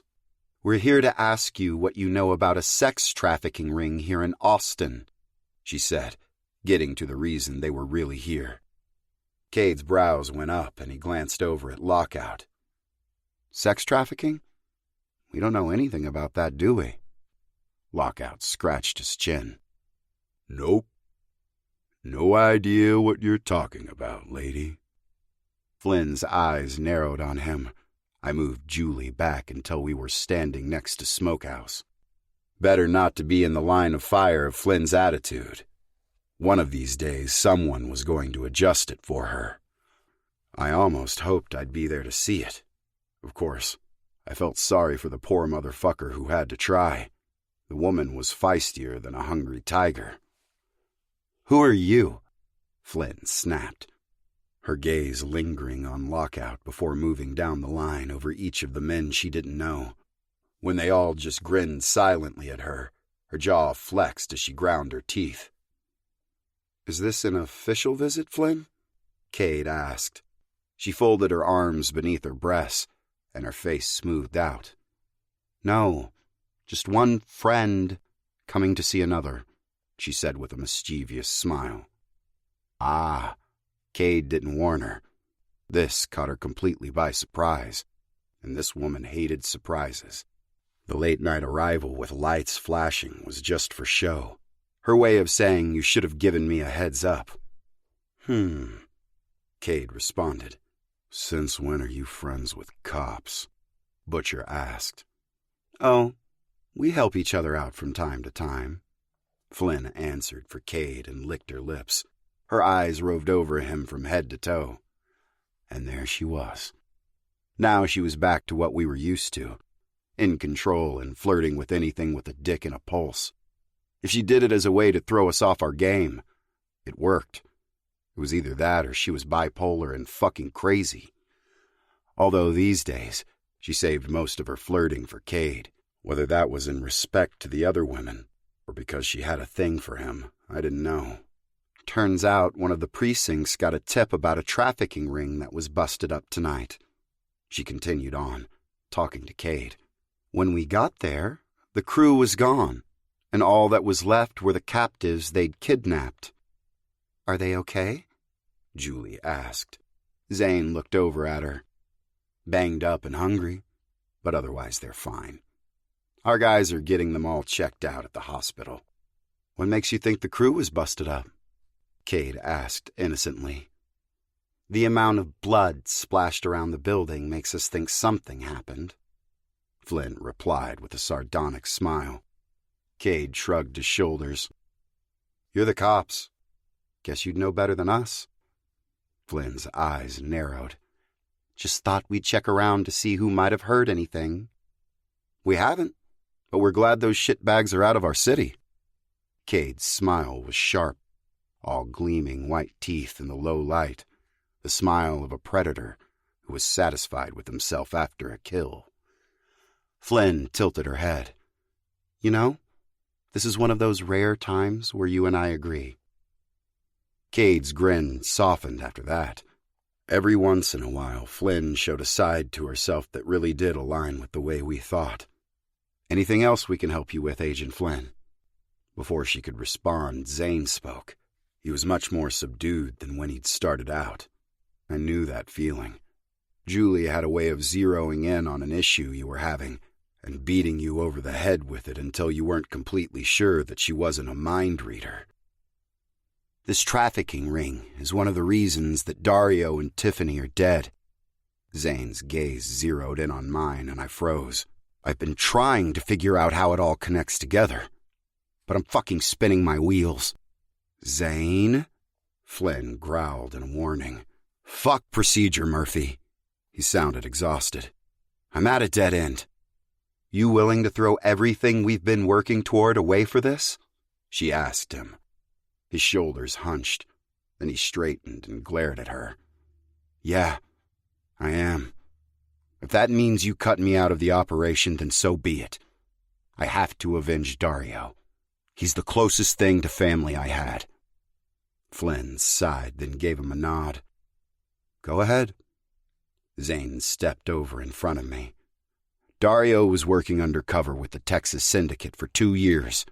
2 fucking years, and he never made a mistake. We were partners, but couldn't go in together. It was too risky. So I went undercover as a snitch. My cover got blown, and I had to come back to the force, leaving him in there alone." He shook his head as though clearing out the bad memories. "The last message I got from him was that he'd found out the Syndicate was working with someone new, and they were into human trafficking. He was worried the gang would settle fully in and make that their moneymaker." "That would be bad for everyone," I muttered. "Exactly. The Texas Syndicate is large, and if they went that route, there'd be kidnappings daily. No one would be safe. Dario told me to meet him, gave me a time and a place. I thought it was to pass along information." Zane closed his eyes. For once, none of us were slinging insults or digs at each other. This was as hard for him as it'd been on me. I never would have thought that I'd feel empathy for a cop.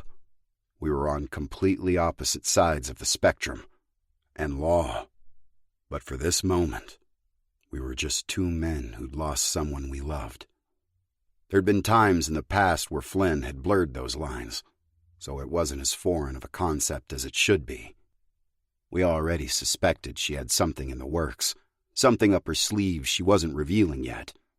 Now we knew it for sure. "When he got there, he shoved those babies in their car seats at me. He begged me to get them to safety and then bring them to you." Zane swallowed hard, his throat bobbing. "I tried to stay, face whatever was coming side by side."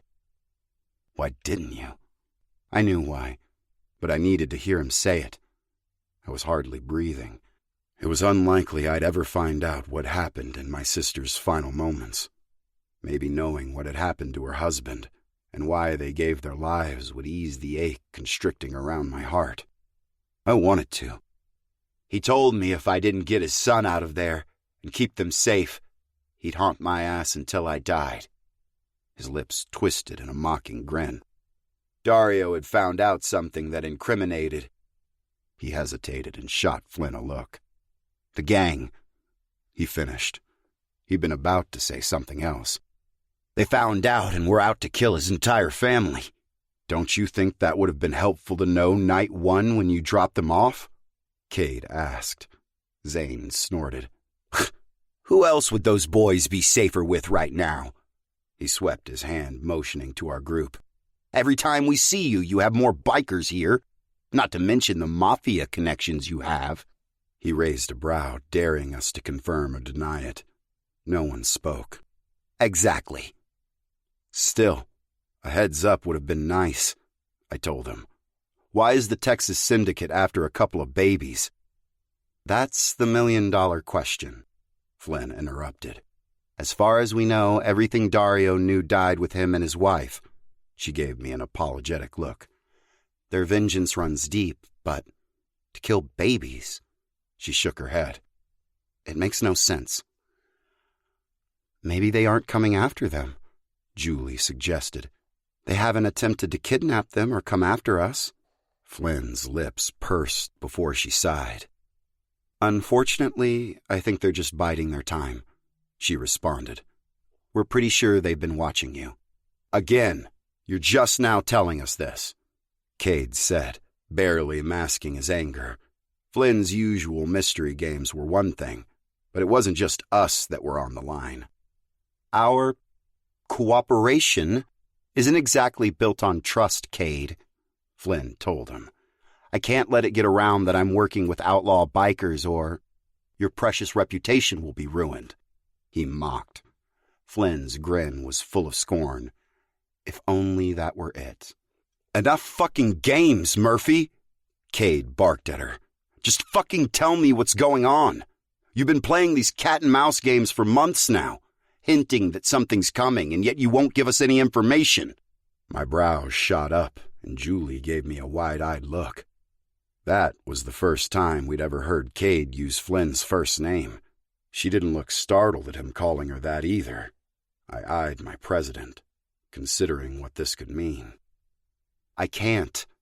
Not until I'm certain, Flynn said cryptically, a touch of sympathy in her tone. Soon enough, all hell is going to break loose, and you'll know exactly what's going on. Trust me, you're going to wish you didn't. Come on, Zane, let's go. She turned and started walking back to her vehicle. Zane hesitated. Take care of them. I don't know why the Texas Syndicate wants them, but trust me, they do. If I find out anything, I'll pass it on to you. If you need any help with them, he said, I'm here. What about the men you arrested a few nights ago, then released? I asked. Zane frowned. How did you... He gave a huff of laughter. Huh. Rat. I should have known. He shoved his hands in the pockets of his slacks. Suspected members of the trafficking ring. Couldn't make anything stick, though, and I had to let them go. His eyes darkened. Judging by the looks of that building, they got what they deserved. Silently, I gave him a look that was filled with affirmation of that fact. A large smile spread over his face. I'll be in touch, he called out over his shoulder as he turned to leave. Fucking hell, Priest said as soon as they pulled out of the lot. What exactly do you guys have going on here? Lockout asked. Wish I could tell you, Cade muttered. We're as much in the dark as you are. Like she said, we'll find out soon enough. Can't say I envy you, Lockout said with a chuckle. Cade snorted. You guys are constantly caught up in this vigilante bullshit. Sure, he agreed, but we don't have the cops coming around tossing cryptic messages at us either. Mostly, they either admire us or want to arrest us. Pretty sure that lady cop admires Cade, Smokehouse said with a shit-eating grin, and wants to arrest him. Lockout caught his guy in a headlock and escorted him back in before Cade could take exception to his comment. I stared down the dark road, wondering what was coming our way and when it would get here. Chapter 32. Julie. Jenny groaned and held her head in her hands. The poor woman looked like she was going to lose her breakfast at any moment. "I don't feel at all sorry for you," I told her with a smile. "You should. It's your fault I drank that much." The laugh bubbled out of my chest. "Okay, I may have invited you to the clubhouse, but I didn't make you drink as much as you did." "No, I believe that was your friends Remy and Bridget," she retorted. "Our friends," I said. Her head lifted, and I saw hope shining in her eyes. "We put it to a vote, and we've decided to keep you." "That makes me feel strangely ecstatic," she said. I didn't blame her. I knew from our talks that she hadn't been able to make very many friends here. She'd moved here about a year ago. I couldn't imagine moving from another state and trying to start over. The thought of leaving my sister, parents, and friends made my heart clench. "It's not easy making friends as an adult," she continued. "Seems to me you just made a new one in Priest," I teased. She groaned, then shot me a smirk. "I woke up in his bed this morning." She frowned. "Well, I guess it's not his bed, but the one he's using at the clubhouse." My heart beat a mad tempo. I was as excited for her as she probably was. "And?" She cringed and gave me a sheepish look. I may have panicked a bit. "Oh, no," I said, laughing. "What happened?" "Well, I woke up, and I was warm and in that half state of sleep where you're not sure if you're dreaming or not." I nodded and made an encouraging noise, especially since I was slathered up against a muscular chest. Her wide eyes met mine. A very naked, muscular chest. He had those cannons he calls arms wrapped around me. Honestly, for a minute, I thought maybe I'd died of alcohol poisoning and was in heaven. Then I began to wonder if heaven contained naked, muscular men. So then I figured I was probably in hell, and my torment was going to be something along the lines of him teasing me until the point of no return. Only I can never come. "Jenny," I gasped as I laughed. This was the way her brain worked. It flowed from one thought directly into another and stretched on into infinity if she wasn't stopped. "Sorry. Anyway," she fanned her face, which was flushed red. "He woke up when I was trying to work my way out of those arms." "Why would you do that?" I asked with a small wail. "I was late for work." I glared at her. "You're telling me that you woke up next to a hot biker and the only thing you could think of was work?" My sigh was long and loud. "What am I going to do with you?" Well, my thoughts were actually about rubbing myself all over him at first. Then my brain started making up new scenarios. Such as? What if he fell in love with me? At my laugh, she gave me a haughty look. "Hey, it's happened before. I am very lovable, you know." She gave a sniff and tilted her chin up, as though she were some snobby heiress. "You are," I agreed, tone and face completely neutral. Jenny narrowed her eyes at me before she cracked up and shook her head, then winced at the pain the movement caused. But seriously, my brain went down that path and I just sort of hightailed it out of there half-dressed. I was laughing hysterically by this point of her story, wiping the tears from my eyes. I managed to see the glare she leveled me with. "I'm serious. I was in a t-shirt and my underwear. The only thing I grabbed before I bolted was my purse and phone. Thank God my keys were in my purse, although I don't know how they all got up into his room." The same way you did. He carried them up there. She groaned and put her head back in her hands again, staring down at her desk. The next words were muffled, since she wasn't looking at me as she spoke. I ran past, I don't know how many guys, on my way out of there. They all saw me in my underwear, she moaned. Don't worry about that, I reassured her. They see a lot of women do that the morning after. Her look of horror had me swallowing back my laughter. That doesn't make it better, Jules. Sorry, I said with a wince. The worst part? I don't even know if we did anything. Ah, well, if you don't remember, then the answer is no. You were all pretty much out like lights when I went upstairs. I don't know Priest that well yet, but I doubt he's into necrophilia, I told her. They wouldn't be welcomed there if they were the types to take advantage of a blackout drunk woman. Well, that's something at least.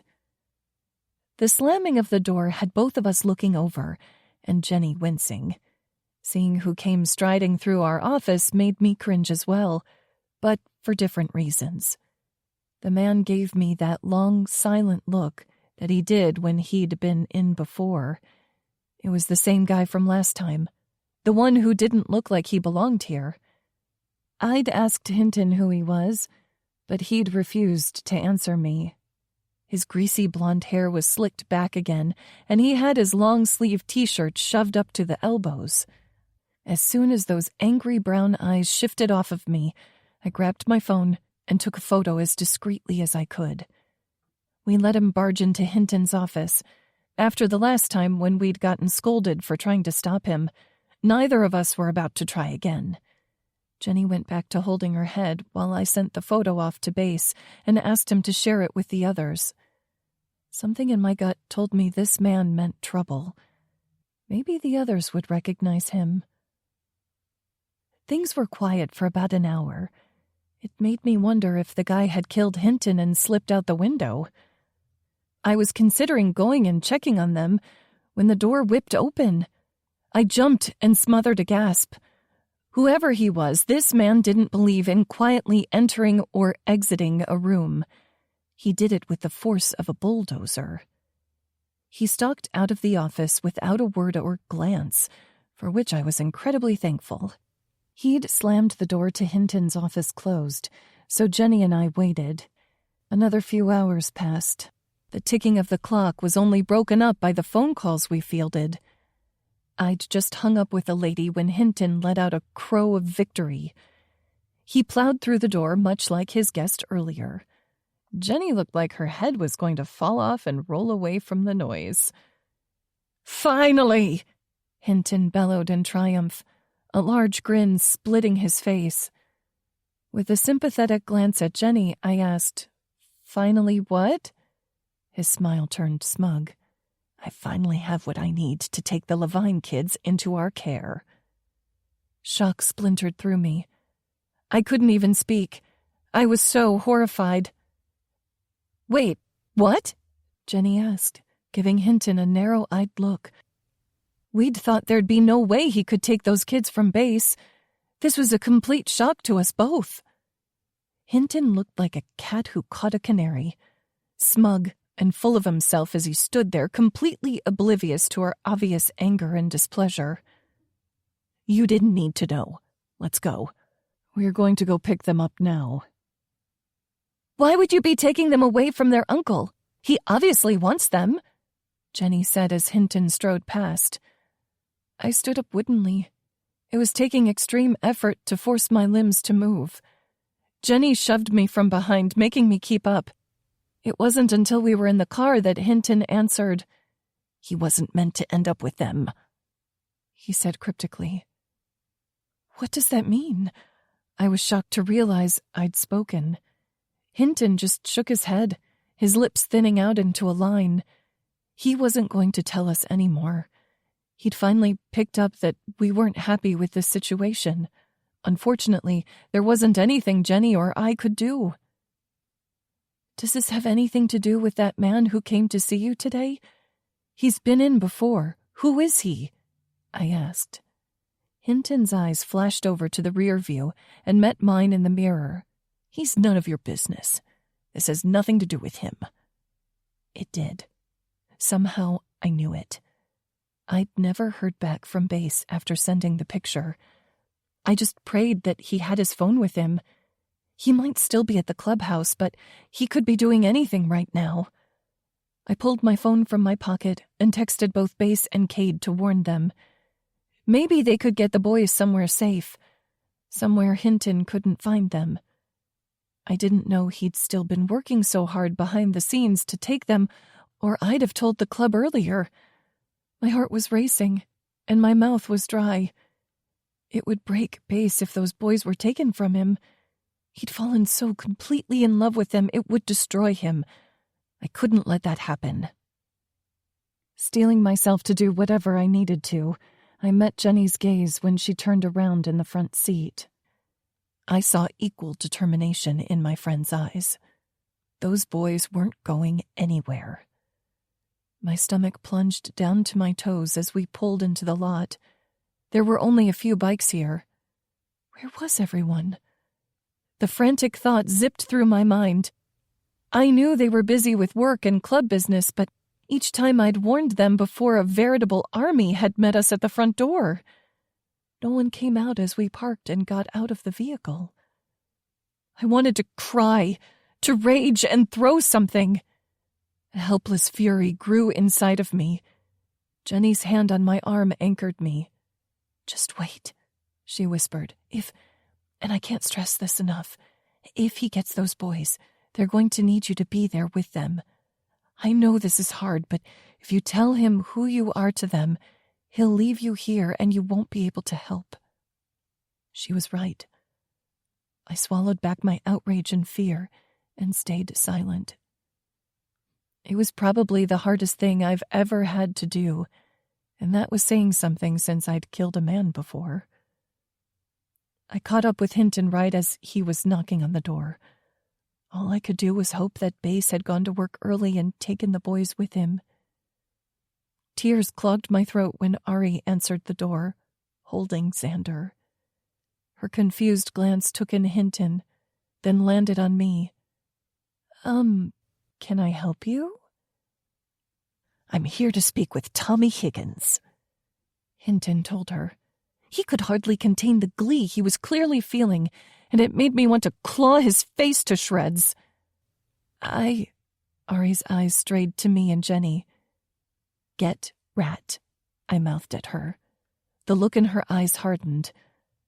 "Okay, just one moment." She went to shut the door, and Hinton put his foot in the way right before she could close it.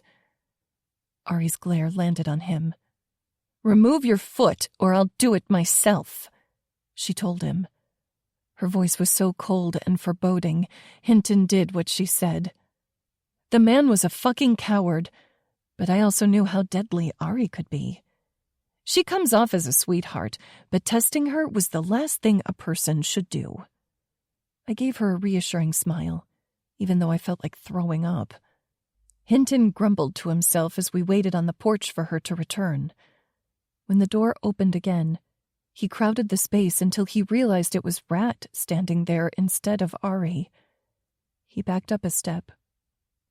"I told her I needed to speak with Tommy Higgins." Rat's gaze slid over me, then returned to Hinton, who gave me a suspicious look.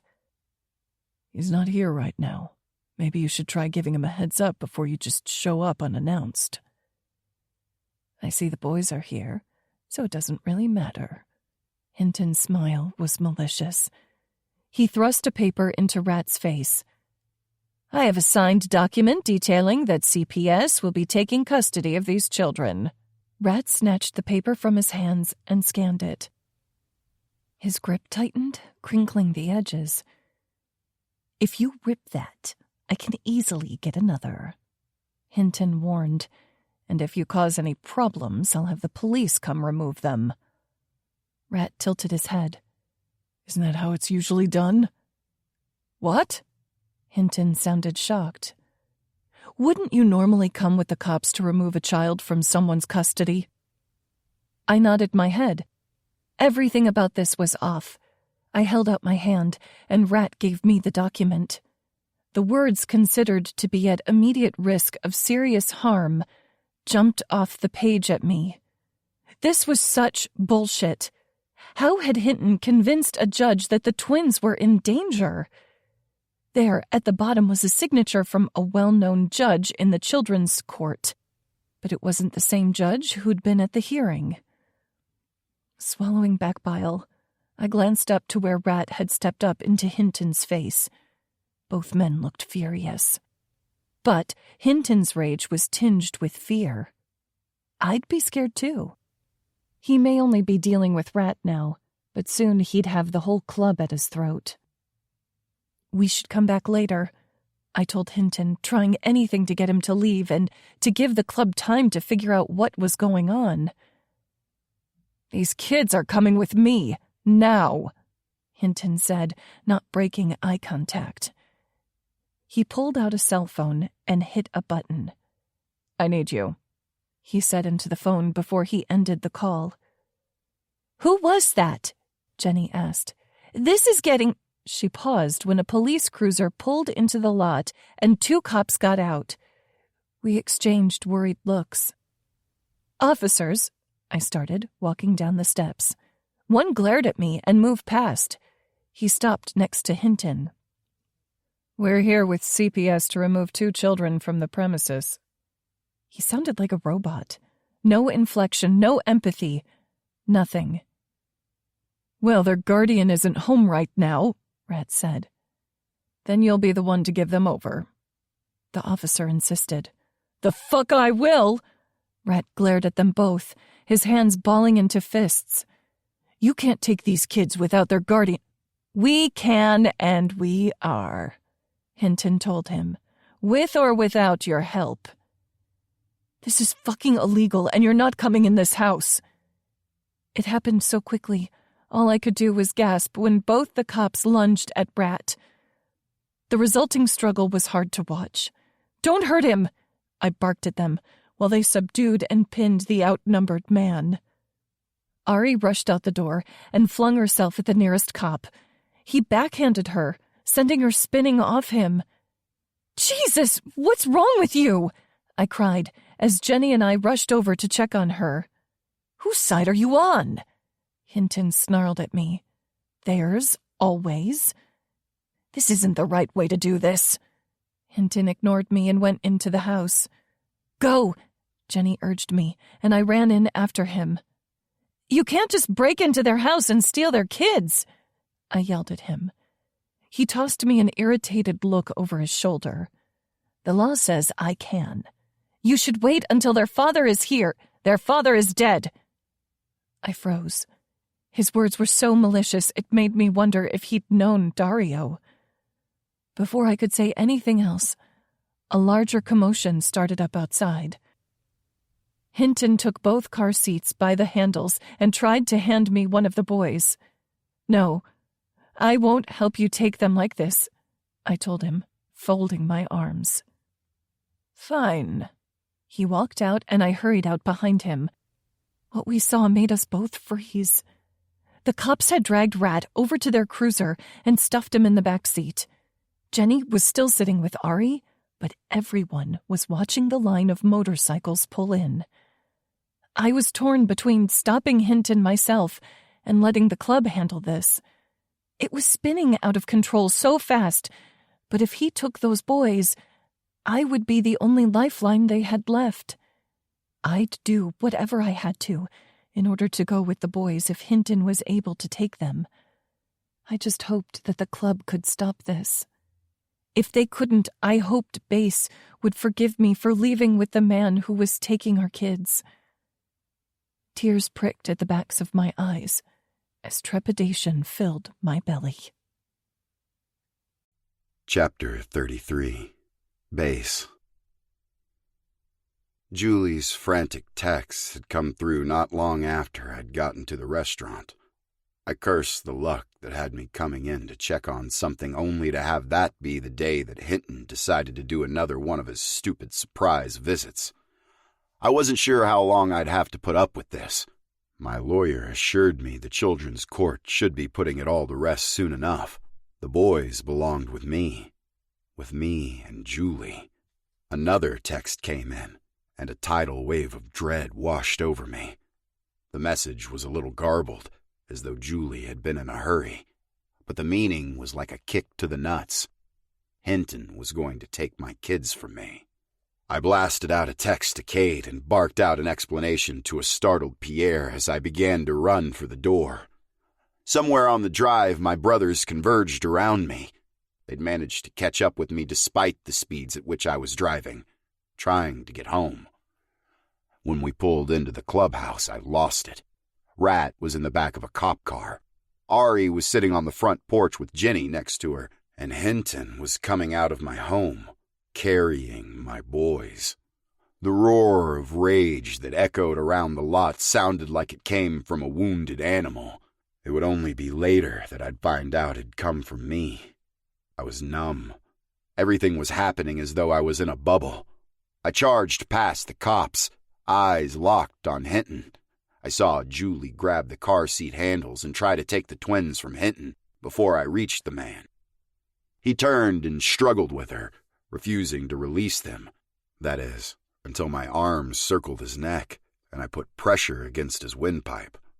Unable to breathe, he finally let go, and Julie swept the boys out of the way. With them safe, I turned my attention to Hinton. I shoved him and he spun to face me. Cocking my arm back, I was about to plow my fist into his face when someone caught me from behind. I turned, growling at whoever thought to stop me. Cade's angry green eyes made me freeze before I belted him. Stop. His quiet order was like a blow. I couldn't breathe. What? It won't help anything if you get arrested. You'll be giving him exactly what he wants. He glared past me to Hinton. What the fuck are you doing here? My ears were ringing so loudly I didn't hear much. Just something about a court-approved paper that allowed them to take my kids from me. Red washed over my vision, and before I knew what happened, I was on top of Hinton, wailing on him. Shouts sounded around me, but I couldn't hear anything, couldn't see anything, except the fucker who thought he had the right to take them from me. No one was taking them from me. I was pulled off Hinton, and though I fought, I found myself face down on the ground, sucking in dirt with a knee in my back as the cops handcuffed me. My vision cleared, and I realized the officers must have called in backup, because more squad cars were pulling in, and there were cops everywhere. Hinton crouched down in front of me, and I locked eyes with him. Satisfaction surfaced as I saw the blood pouring from a cut over his eye. I made the fucker bleed. His face was a mashup of bruises and cuts. Served him fucking right for what he was doing. One of the cops was yelling at everyone to get on the ground. No one was thrilled about it, but they complied. All I could do was watch helplessly, handcuffed, as Hinton went to take a car seat from Julie. When she refused, he got in her face. I struggled against the cuffs. "Sit still, asshole," the guy whose knee was planted in my back muttered at me. Julie's worried gaze found mine. "Go with them, please," I mouthed. The anger, still boiling over, gave way to my last rational thought. I lost this battle. The boys were going with the cops. I needed Julie to stay with them. There was nothing I could do right now to help. At least with Julie there, the boys would have someone in their corner. Someone they knew. Julie nodded, although I read the heartbreak all over her face as she handed one of the babies over and helped carry the other to the car. Jenny hurried after them, shooting an apologetic look in our direction. None of this was the girls' fault. They'd been helping us the entire way through. None of us had realized that Hinton was trying to take things this far. "Roll over until you're sitting on your ass," the cop said, and I felt his hands help me move.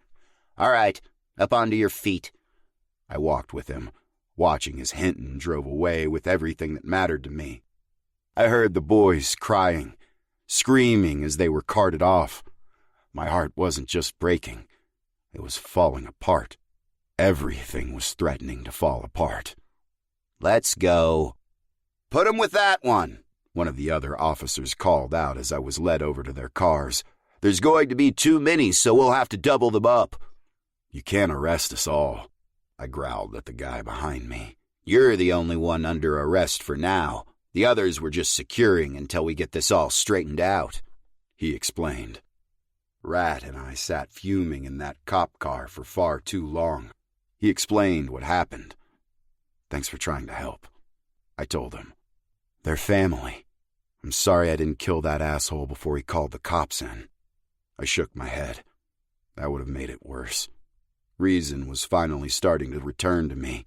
Somehow I had to get my boys. This wasn't right. Looking around at the sheer number of police, none of this was right. The cops came back and removed Rat from the back seat and drove us over to the sheriff's office in San Marcos. They frisked me, fingerprinted me, then shoved me in a cell. All I could do was wait and silently seethe. "Don't I get a phone call?" I asked one of the deputies as he walked past.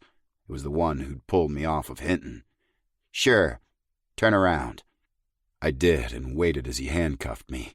He led me over to a payphone, took some change out of his pocket, and picked up the receiver. His dark brow arched.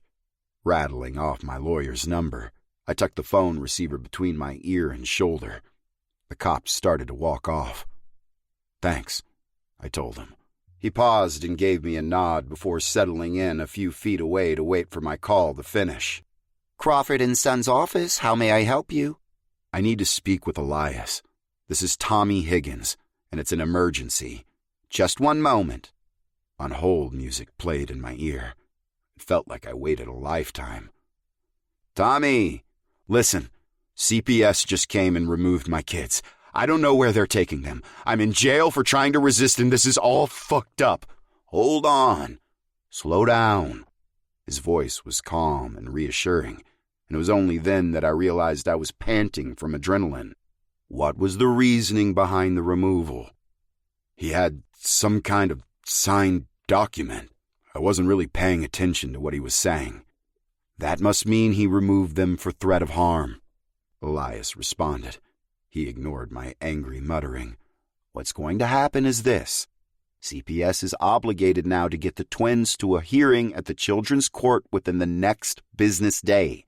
That way, a judge can look at the circumstances of home life and the removal and make a ruling based on the best interests of the children." He paused. "Can you get out of jail by tomorrow?" "Yes." I didn't know how, but I'd figure out a way. "Okay. I'll call and speak with CPS and the court and find out when the hearing will be and let you know. We'll figure this out, Tommy. Okay?" "All right," I huffed out a frustrated breath. "Thanks, Elias. Get out of there and don't go anywhere tonight. Stay out of trouble until we get through that hearing. I know this isn't easy. I know what I'm asking of you, but you have to keep your cool and keep it together. You got it?" I snorted in derision, but agreed. Letting the phone fall from my shoulder, I nodded at the cop. He came over and hung up the receiver, then brought me back to my cell and removed the cuffs. The sheriff's office was small, so there were only 2 holding cells in the back, and I was in here alone. I was grateful for that. I sat on the bunk and raked my hands through my hair. Worry and anger were a putrid ball laying heavy in my gut. If Hinton touched a hair on my boys' heads, I'd kill him. It felt like I'd sat there for hours, though likely had been less than one, before angry voices filtered back to where I was being contained. My head shot up and I thought for sure I was hearing shit. That was until the voice got closer.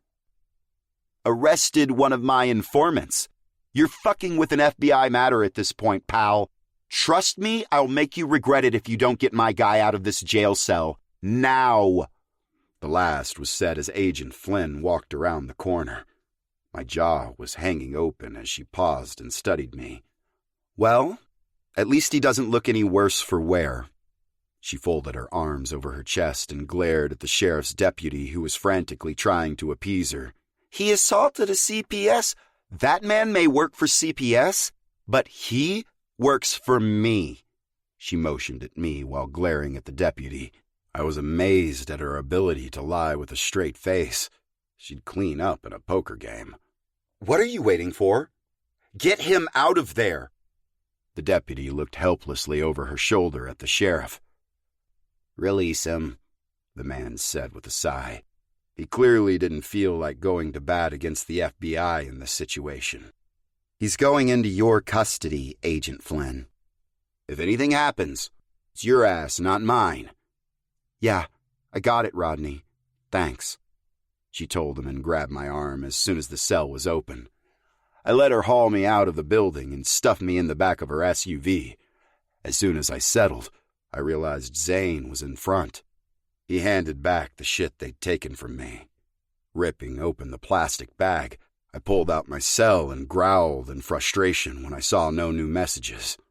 My worry for Julie and the boys racked up a notch higher. "Why are you guys here?" "Cade called," Flynn said when she got in.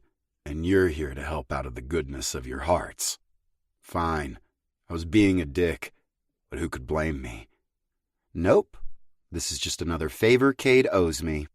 Your president sure is racking up a debt," she said, giving me a sneering smile. "We're here to help the twins," Zane told me. "They won't be safe anywhere except with you. If CPS places them with a foster family, the entire family will be in danger." "What aren't you telling me?" They glanced at each other. "They have my boys. You keep telling me how important it is that I have them. You came here, not just because of Cade. So why?" Zane lowered his head in thought before responding. "The syndicate wants the boys. I don't know why. It's not for leverage or revenge. Dario and Tiffany, well, there's nothing left. I searched everywhere, but they didn't leave anything behind that I could find. The syndicate is in the clear. They just don't seem to believe it.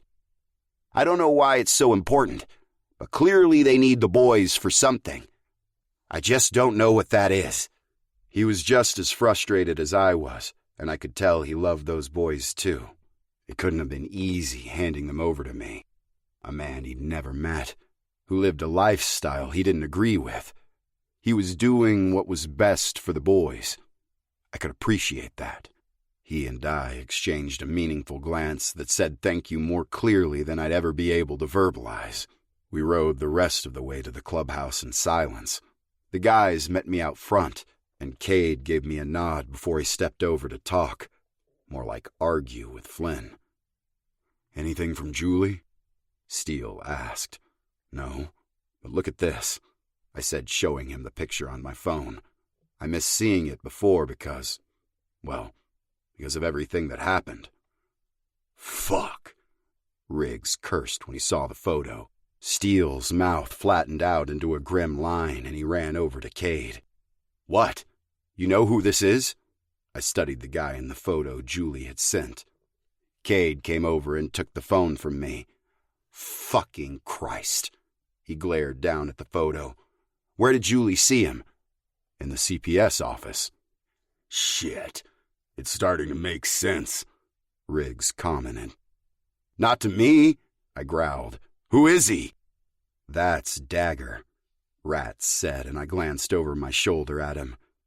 "Dagger? As in the former club president that you guys ran off before I started prospecting here? That Dagger?" "That's the one," Cade said and gave us all a considering look. "That guy from the trafficking ring said the boss was dressed like us, that the guy was involved with the Texas syndicate and possibly law enforcement." The Tucson guys had shown up by this point and congregated around us. "What are the odds that Dagger would show up in town and not be connected to this?" Lockout asked. "Fucking zero," Cade said, a hard glint in his eyes. "Bingo. He'd never been anything but trouble. That's why all our chapters agreed to let you force him out and take over," Lockout said. "I should have killed him the first time. We need to find him and rectify that mistake." Cade glanced over his shoulder as Flynn pulled out of the lot. "First, we need to get my kids back," I reminded him. You're right. We get them back, then we take out Dagger. Wait, Rat said. What does Dagger have to do with Hinton? What do you mean? I asked. Why was Dagger in Hinton's office? He reiterated. Shit. Cade breathed as though everything suddenly clicked together in his mind. He's working with the Syndicate and Hinton. The Syndicate wants the twins, and Hinton can get him the twins, Riggs said, horror etched on his face. We need to go. Now! It was seeping into me slowly, the fact that my boys and Julie were in serious danger. I felt sluggish, like I couldn't move. Axel spun as Ming came tearing into the driveway. She had some kind of radar that told her Julie was in trouble, if the look on her face was anything to go by as she ran up to us. There's no time to argue. I need you to stay here, Axel told her. Call Julie. Warn her the man that she sent the photo of is dangerous, and if he comes around, stay as far away from him as she can. Ming hesitated. Tears pulled up in her eyes, but she nodded and hurried inside. Riggs grabbed me, jerking me to attention. Get on your bike! They need you! Now! That was all it took to shake me out of the weird, trance-like state I'd gone into. I ran to my bike and fucking prayed we'd get to them in time. So much time had already passed. The thought of what could happen to them spurred me on faster. I couldn't lose them. Any of them. There'd be nothing left of me. Chapter 34. Julie. This was a nightmare. Never would I have thought it would come to this. Everything had been going in Base's favor concerning the boys. I still didn't understand how Hinton had done this, or why. Where are we going? Jenny asked, back to the office. Who are the twins staying with tonight? I asked, glancing over to where their car seats were buckled in next to me. Their wide blue eyes watched me. I reached over and stroked my hand over their downy, soft hair. The last thing I'd seen as we pulled out was Base being arrested. He wasn't going to be able to ride in and save us. It was up to me. I have a family all lined up, Hinton said after a slight hesitation. What time is the hearing tomorrow? Stop with the fucking questions! Hinton roared, and I fell silent. He wasn't in control. I could see his hands shaking on the steering wheel, and his eyes kept flicking to the rear view to check if we were being followed. I needed to stop treating this like it was normal. Pay attention and help the boys.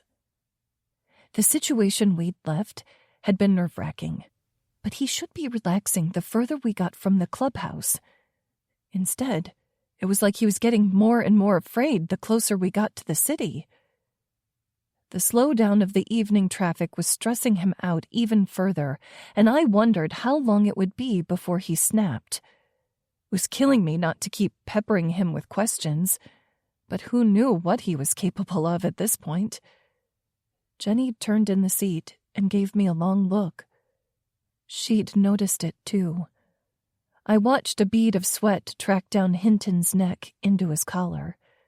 We stayed silent until he pulled into the parking lot in front of our office. We'll get them out if you want to go open up the building, I told Hinton. It was already late in the day and everyone had gone home. That's not necessary. I'll take everything from here, he said, and started to come toward the back door of the car. You can't leave them alone here while you go unlock the doors, I told him.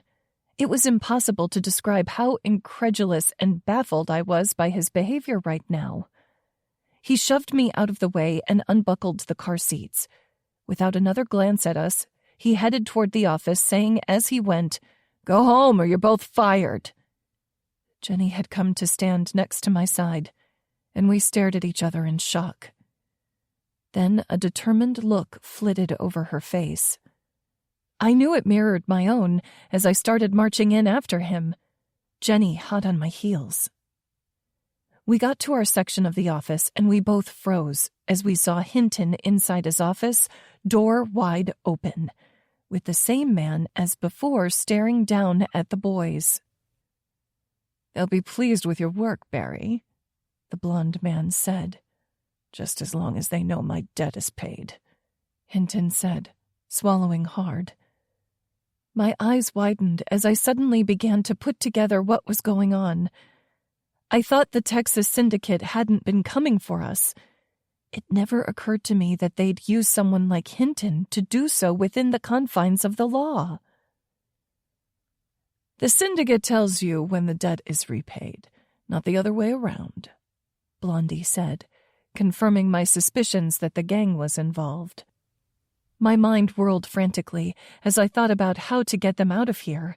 Hinton, or this guy, had probably already told the syndicate that he had the boys, which meant they were on their way and we were running out of time. Jenny's slight gasp drew the attention of the men.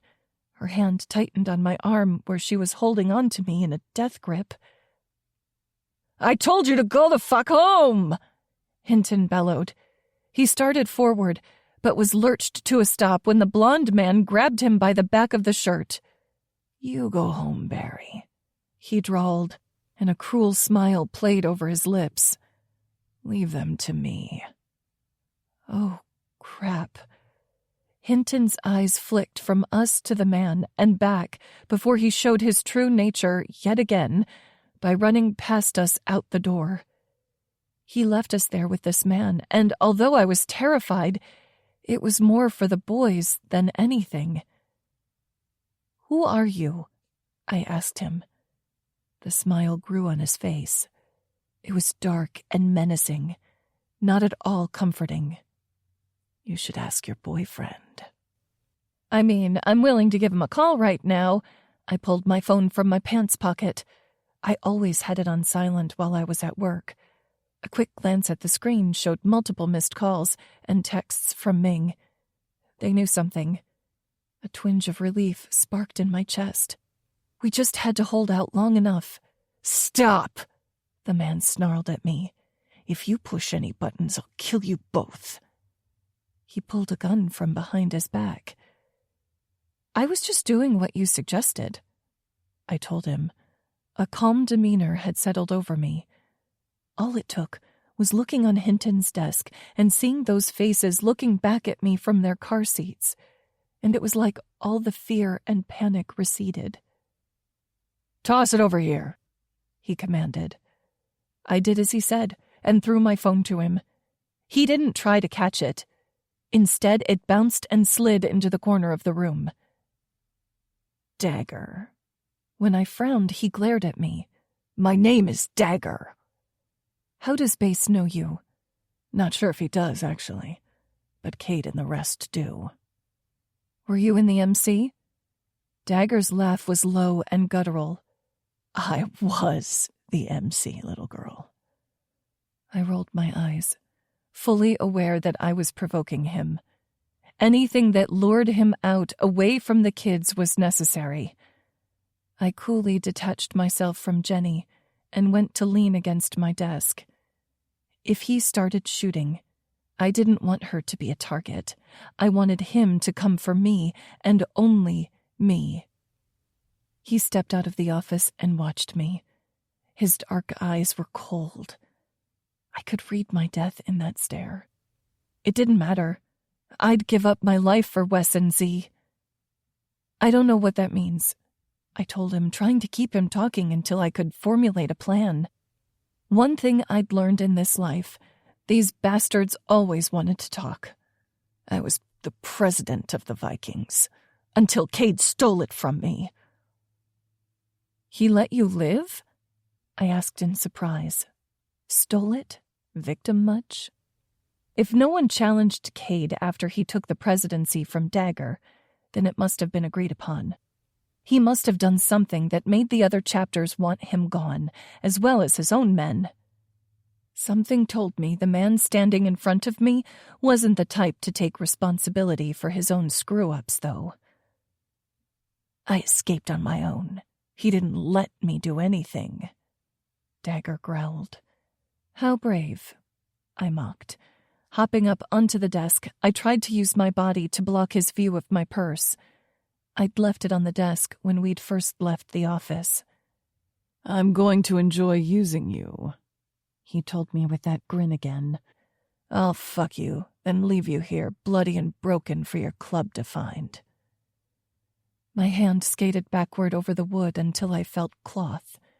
Flicking open my purse, I fumbled around, trying to find the one thing that could help me prevent the end he was planning on giving me. "What the hell do you want with 2 babies?" Jenny asked, her voice wavering with her fear. Her head turned away from me, and she locked eyes with Dagger. She must have seen me digging around in my purse and was providing a distraction. Dagger scoffed. "I don't want anything with them. But in order for the Texas syndicate to work with me, this was their price." "Okay, why would a street gang want a couple of kids?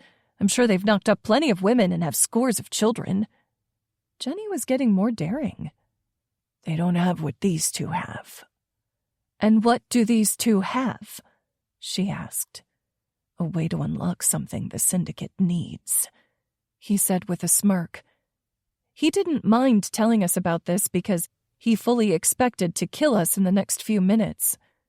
"Something in the cloud." "What?" "Jenny!"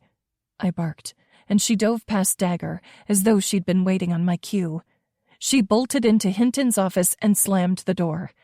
I prayed she was tucking the boys in somewhere safe because I had my gun pointed straight at Dagger's chest, and I wasn't sure if my bullet would pass through him and into the wall of the office. The sudden movement of Jenny running startled him, but he let her go when he saw my weapon. He lunged at me, and I slid off the back side of the desk, keeping it between us. He still had a gun in his hand, so I kept my aim on him. Center mass, as Gunner would say. "Get out of here and leave us alone," I told him, voice calm and even. "If you go, I won't shoot you." Dagger let out a grating laugh. "You think you have the balls to shoot a man, little girl?" He let his arm drop to his side, gun pointed at the floor. "Go ahead," he sneered. "I don't think you have it in you." He didn't know me. That was his mistake. He thought I was some useless woman who wouldn't harm another living being. Maybe a year ago that might have been true, but he'd made 2 mistakes. One was assuming I was too afraid to kill someone. 2, and most importantly, he didn't realize I would do anything within my power to keep those babies safe. Killing him wasn't even going to be a blip on my radar. He read the intention in my eyes a moment too late. His arm raised, even as his mouth dropped open in shock.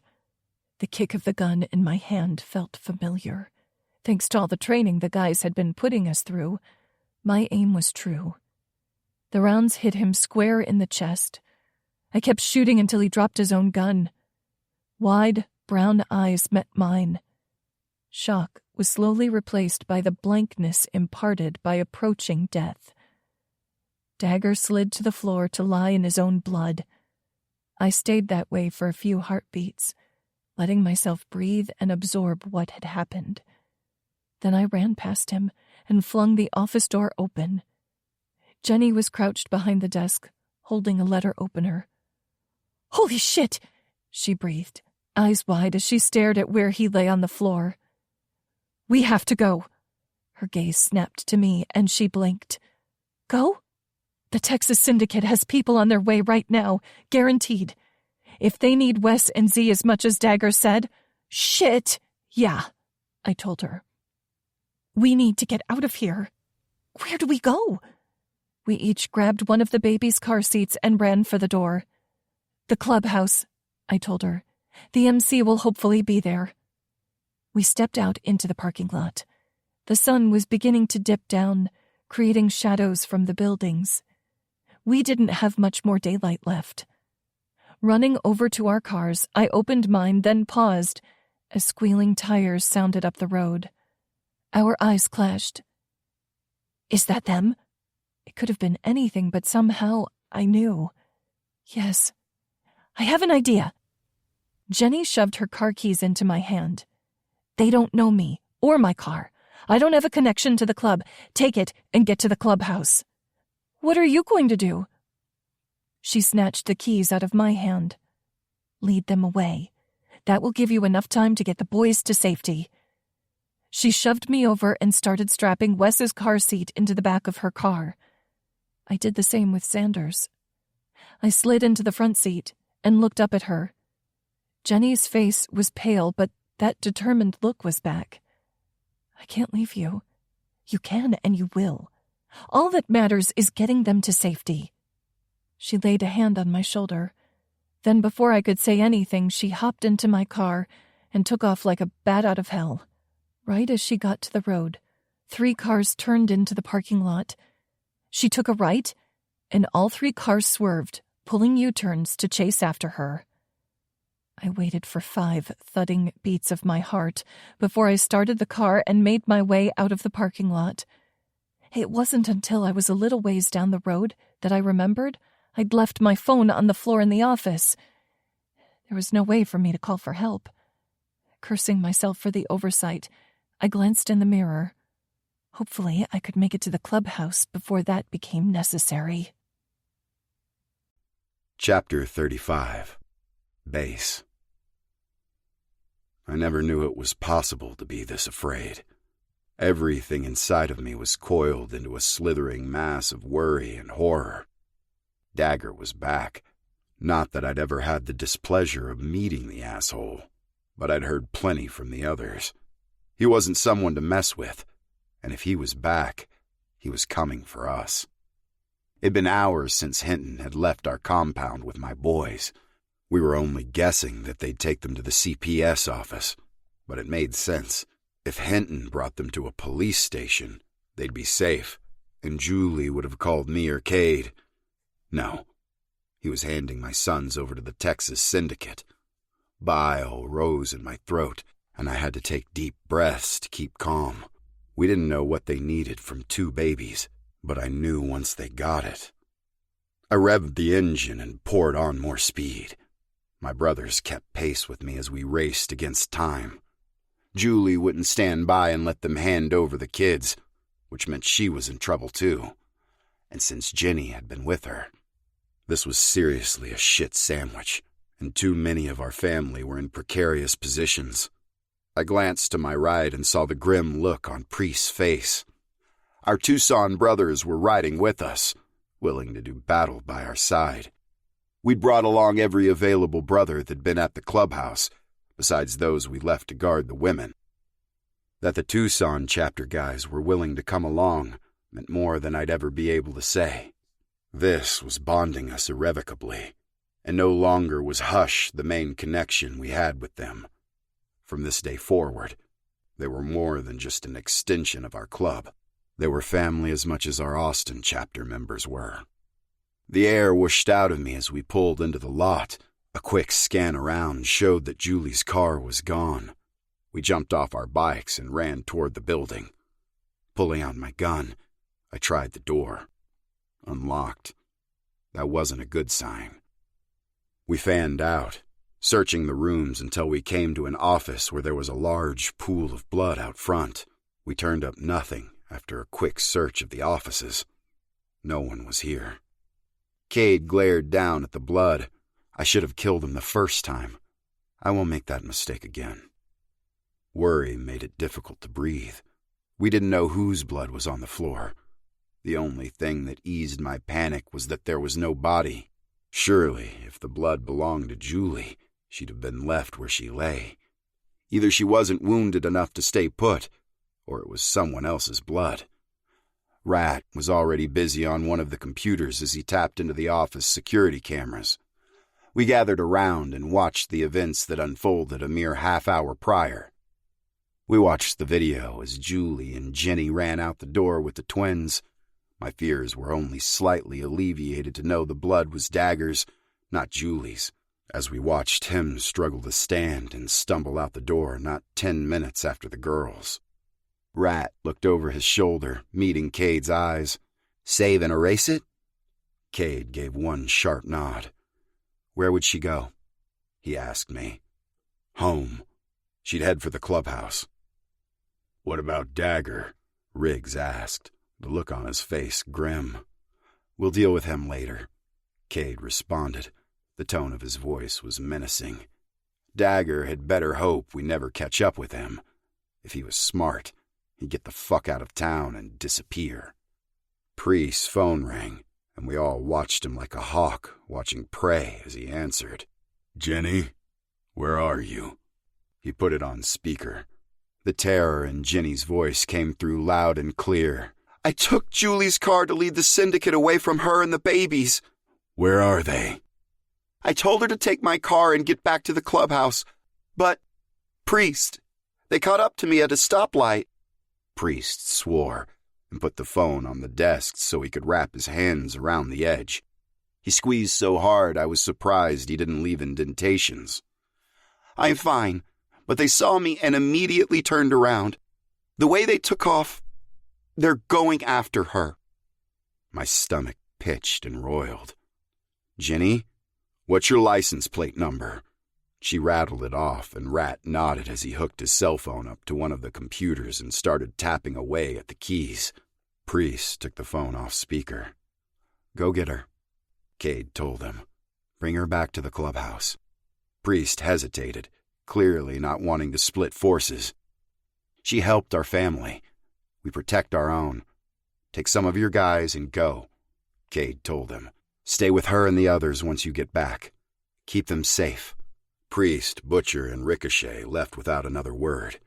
We left Hush, Drew, Trip, and Scout behind to watch over the women. If anyone tried to fuck with them, they'd find out, as Dagger had, that our women weren't the kind to sit by helplessly. Having more backup at the house, knowing the syndicate was making its move, wasn't a bad idea, though. Julie was somewhere between here and the clubhouse. Spreading our forces also increased the odds of getting someone, any one of us, closer to her. Got her. Shit, Rat breathed. Where is she? I barked at him, staring down at the grainy picture on the traffic camera. Rat flicked through, and 10 minutes after Julie passed by a stoplight, came 5 cars, in formation, following her. How did they find her? Gunner asked with a frown. They have to be tracking her somehow, Rat responded. How? And why would they follow Jenny then? Cade asked. The car seats. Rat's wide eyes met mine. It has to be. It's the only thing that we're sure to have the babies in. Hinton, I said. It wouldn't surprise me if he'd planted some sort of tracker on them at the syndicate's order. That's my guess, too. It had to be recent, or the syndicate would have tried to grab them earlier than this. They must have followed Jenny's car, but then been alerted that the trackers weren't in there. They caught up and looked inside, verifying the babies weren't with her before they went after Julie. Rat said, sorrow clear in his tone. Can you figure out a way to tap into it? Cade asked. Yeah, but it's going to take me time. He shot me an apologetic look. Mondo, Gunner, stay here with Rat. Cade gave Rat an insistent look. Let us know the minute you get her. We'll head that way. There's only so many ways from that intersection to the clubhouse. We can plan to intercept by the time you figure it out. Merriman and Broadway, Rat confirmed. She's heading home, I said. That was one of the ways to get out onto the highway. It would have been the least amount of traffic this time of night. Good girl, I muttered as we all ran for our bikes. Steele smashed a heavy finger into the screen of his phone. Be ready for some company. Julie's trying to get home with the twins, and she's got Syndicate on her ass. We're heading back as quickly as we can. He hung up after updating Hush, and we pulled out of the lot. It didn't take us long to reach the Merryman and Broadway cross-section. I tried not to howl my frustration into the rapidly darkening night. Not that I'd expected Julie or the Syndicate to be here waiting for us, but I needed to find them. Pulling my phone out, I connected to Rat. Anything? Thank all the gods Rat had outfitted us with Bluetooth for the bikes. Sorry. He sounded as angry and frantic as I felt. She hasn't passed any more lights with cameras, and I haven't been able to crack into the tracking system. What about her phone? I've got nothing on it. I don't know if it's drained or shut off or what. Fuck!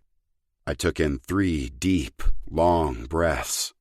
Bringing it back to my ear, I said, "Keep trying." The please was indicated in the pleading note in my voice. "I won't stop," he promised me before the line went dead. The others circled around me. Cade put his hand on my shoulder in a comforting gesture. Rat said she hadn't gone past any more lights with cameras. "Okay," Steele said. "Which lights out here would or wouldn't have cameras? Heading down Broadway, you'd think they would all have them. It's a main road and goes out to the freeway." Riggs responded.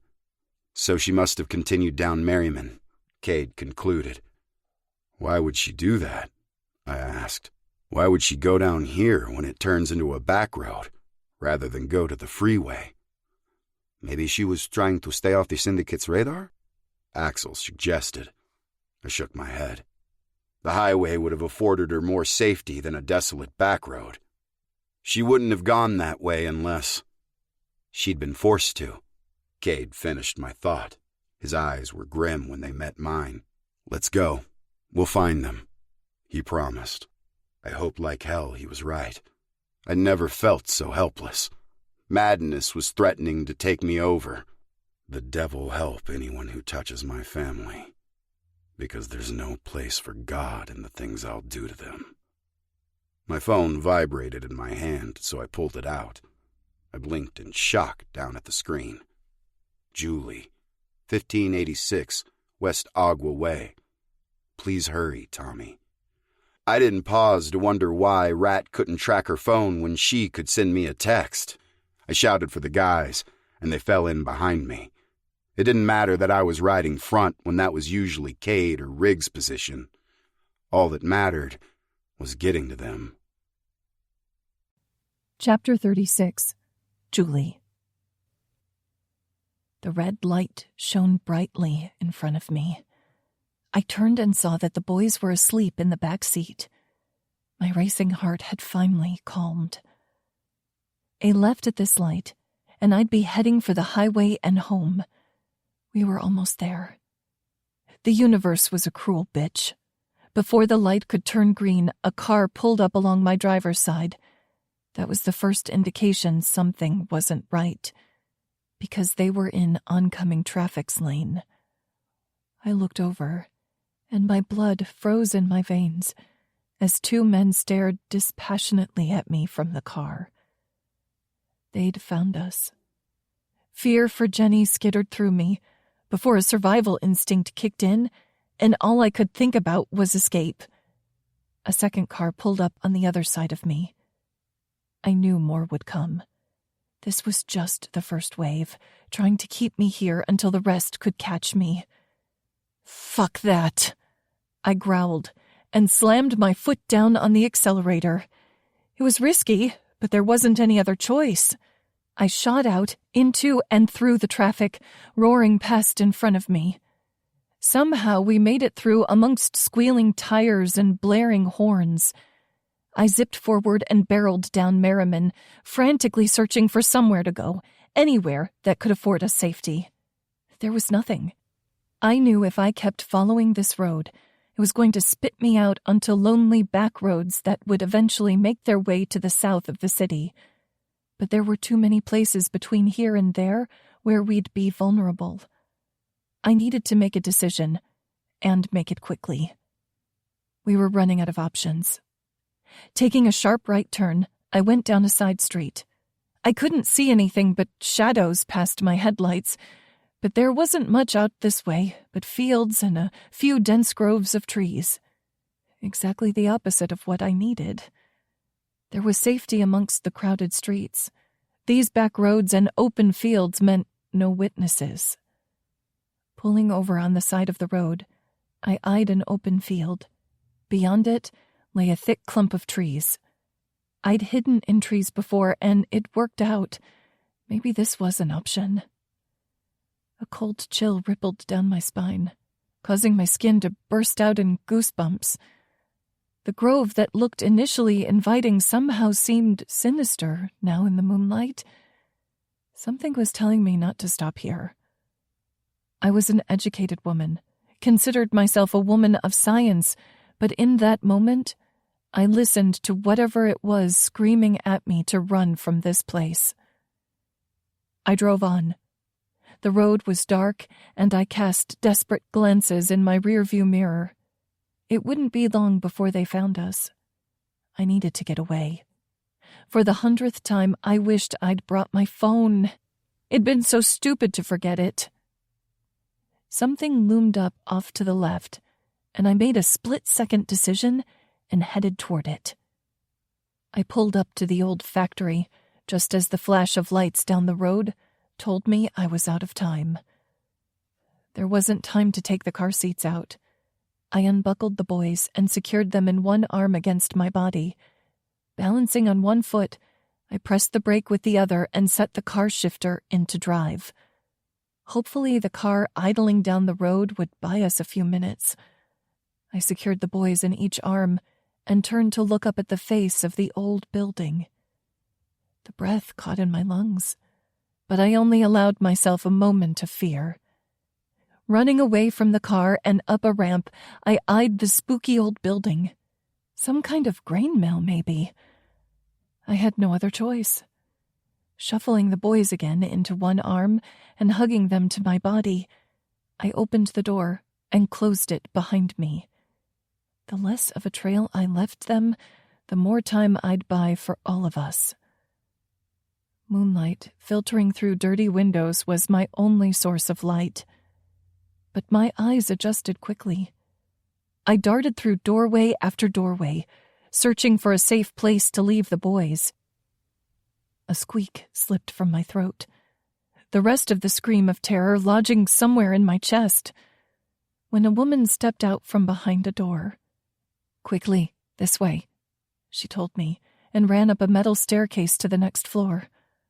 "Oh, hell no," I whispered to myself. My body was shaking so hard from fear, I was liable to drop the twins at any moment. I eyed the staircase the woman had ascended, like I was about to follow some homeless chick.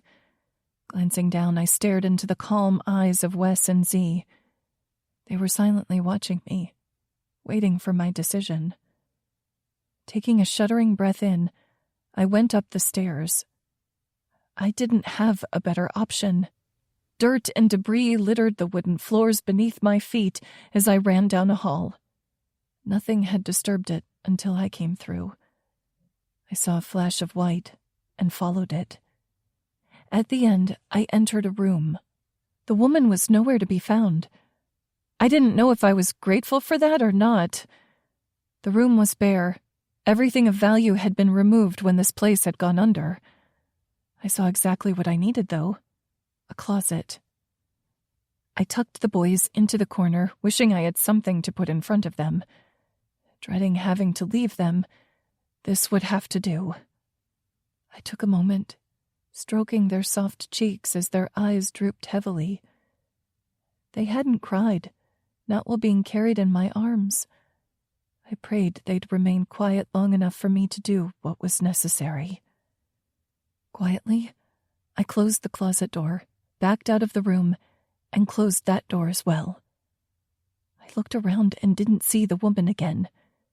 There wasn't time to search for her, although the idea of not being alone in the upcoming fight held some appeal.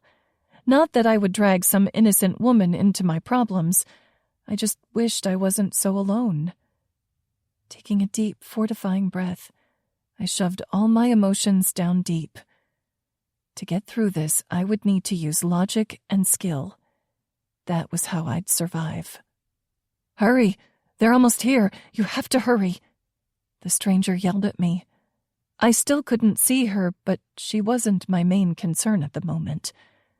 Pulling my gun from where it was tucked in the back of my pants, I ejected the magazine and counted my rounds. I had 7 left in the magazine, 1 in the chamber. It wasn't nearly enough, but I'd make it work. Car doors slamming outside alerted me to their presence.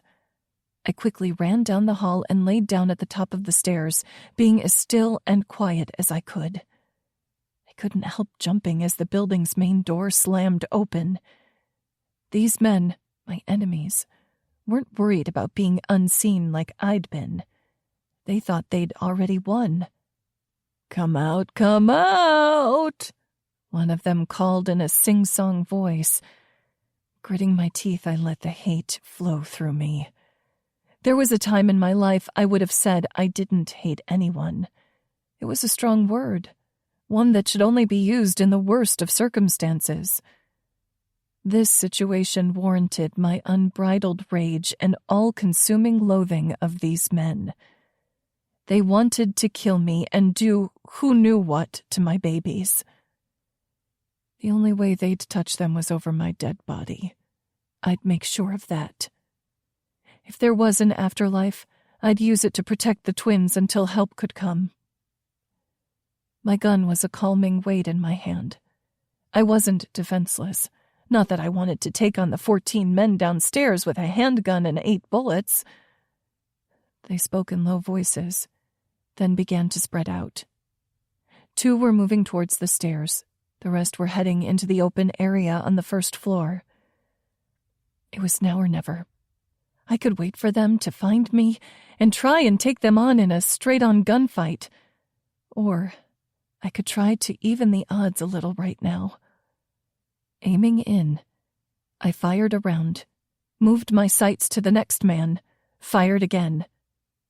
I continued this, ignoring the bullets whizzing past my head as men ran for any cover they could find.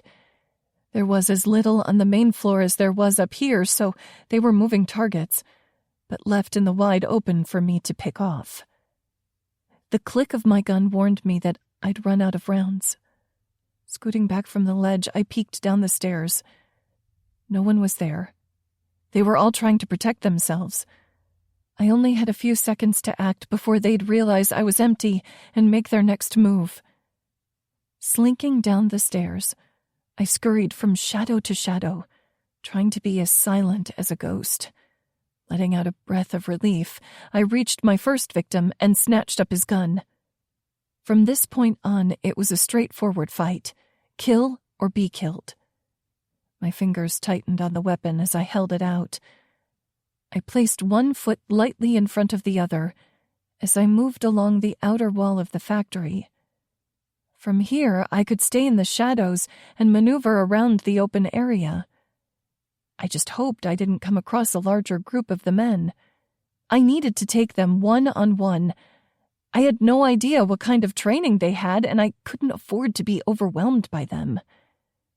Keeping the possibility of that scenario in my head, I prowled through the dark, stalking my prey. My breath sounded like an explosion to me, even though I was being as quiet as I could. The adrenaline coursing through my system had my hands shaking slightly. The syndicate's men must have had the same idea about being quiet as I had. They'd lost their brazen attitude once I'd knocked them down a few pegs, because I tripped over a man lying on the ground in the dark. I sprawled to the ground with a sharp gasp. Thankfully, my death grip on the gun kept it from spurting out of my hand like a muddied-up pig at a rodeo event. I flopped to my side and leveled my gun on him. My heart galloped in my chest, and I barely had the frame of mind to keep from pulling the trigger. His blank eyes stared at me from the floor. I'd never forget what dead eyes looked like. Shuddering, I pushed up to my knees just in time to see a few people scurrying across the building. It was only us here, so I let the brass fly. Shooting off a few rounds, I shoved to my feet and ran to a new position, then froze. It was helpful that there was nothing for them to hide behind. It sucked that I had the same disadvantage. The flash from the muzzle of the gun had reset my night vision. I couldn't see or hear thanks to my ringing ears. All I could do was wait to see if I was shot at. I didn't even know if I'd hit any of my targets. Working my jaw, I tried to pop my ears. Multiple rounds of gunfire had done a number on them, and I desperately needed them in working condition to make it through this haunted factory of terror. Hands grabbed me from behind. I choked back the scream and started firing at whoever had touched me. One man grunted in pain, but as quickly as I was freed, new hands clutched at me. Someone ripped the gun from my grasp and dragged me into the middle of the room. He shoved me down to the wooden floor in a dim pool of moonlight. They converged on me then. There were still so many left, and my heart sank in my chest. Too many. I'd done everything I could, but now I was kneeling defenseless before them. In that moment, I could see and hear everything with crystal clarity. I heard the boys crying from their hiding spot. I saw the men give each other sinister smiles. I caught a glimpse of white and found myself staring into the woman's smiling face from the corner. She winked at me. It's not over yet.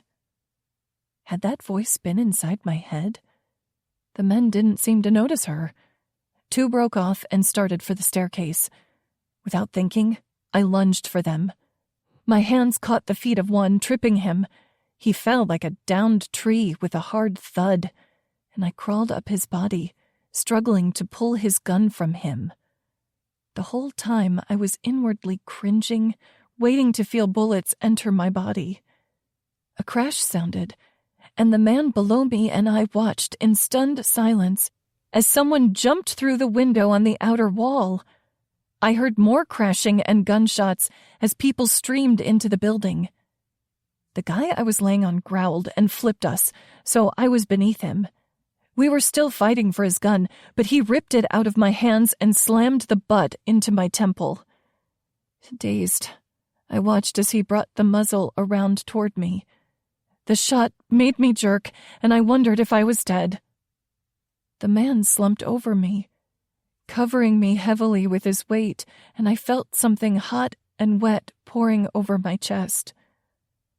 Lights were dancing in front of my eyes. It didn't matter that they shouldn't be here in this dark cocoon of death with me. They were. As blackness swept over me, I felt a cool hand brush my hair from my forehead. It's okay. He's here now. You did good. Thank you. The words, her tone, it was soothing. I listened and let the darkness claim me. Chapter 37. Base. We were too far behind. Every cell in my body was screaming at me to go faster. Thanks to her text, we knew where she was. Rad had gotten us some info on the place. She was at an abandoned tortilla factory that shut down 12 years ago. We pulled in amongst a cluster of cars. None were the car Ginny described, but there were taillights shining up the road where a car was in a ditch. Someone go check that car. See if they're there, I ordered. No one hesitated. It didn't matter that I was the most junior officer here. Riggs and Axel ran down the road to check the car. The rest of us searched the cars out front. I knew they weren't in the cars, but we had to check. We needed to look in every hiding spot. I didn't need to see the guys running back toward us to know they hadn't found anything. Julie and my sons were inside this factory. Gunshots from within the building had me rushing forward before anyone could stop me. The door seemed too far away as I charged up the ramp. Instead of taking the extra steps that would bring me into the building through the front door, I tossed myself through a window. It was closer, and that was the only reasoning I needed.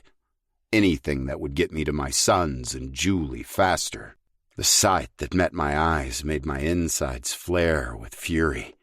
Men were standing in a circle around Julie as she struggled with a guy on the ground. They hadn't been expecting company, and that's where they'd fucked up. My pistol bucked in my grip as I let out shot after shot. Vaguely, I was aware that my brothers had followed me into the building, and the remaining syndicate men were quickly being subdued. I turned my attention back to Julie and roared in rage when I saw the man had gotten the upper hand. He was lying on top of her, and in the low light, I could see the gleam of his firearm. Aiming in, I shot once, hoping the bullet would find its mark. I couldn't risk many more shots since he was on top of her. I didn't want to miss and hit Julie instead. The man on top of her jerked and fell forward as my bullet rocketed through his body. After a quick glance around, I saw that the others had killed or detained the remaining men. Only 2 were left alive. Cade and Riggs would settle that momentarily. Rushing over, I tossed the corpse off of Julie and pulled her into my arms. I ran my hands over her. She was covered in blood, though only the stuff dripping from her head where she'd been clubbed seemed to be her own. I pulled her shirt off and used it to wipe as much of the man's blood off her chest and stomach as I could before I took off my cut and removed my sweatshirt. As gently as I could, I put the sweatshirt on her before shrugging my cut back on. "Jules?" I called. Her eyes moved behind her eyelids, but she didn't respond. She didn't wake. "I need to get her to a hospital," I told Cade as he walked up. He had the twins in his arms, and I took a moment to let my eyes scan them as he squatted next to me. Their eyes were red from crying for so long, but otherwise they weren't hurt. I reached over and rested my hand on one, then the other. My touch comforted us all. Wes burbled at me, then yawned. Cade stood and handed the twins off to Steele. He walked outside with them.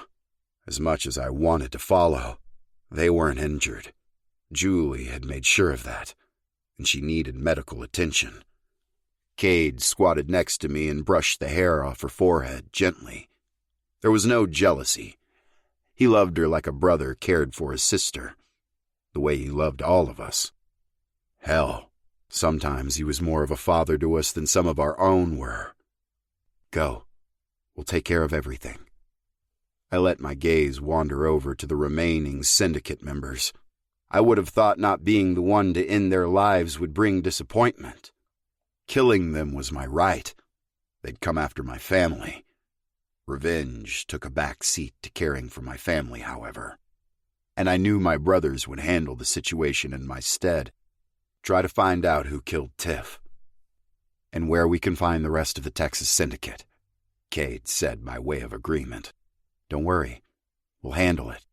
We'll get the boys home safe as well." "Thanks, Cade." I stood, lifting Julie in my arms as I walked out of the factory. One of the guys had run up the road and retrieved Jenny's car. I settled Julie in the back seat as Steele buckled the boys into their car seats. He'd already dug out the trackers Hinton had dropped into them. Getting into the driver's seat, I waited until Steele slid in beside me. He'd take the boys back to the clubhouse once he dropped us off at the hospital.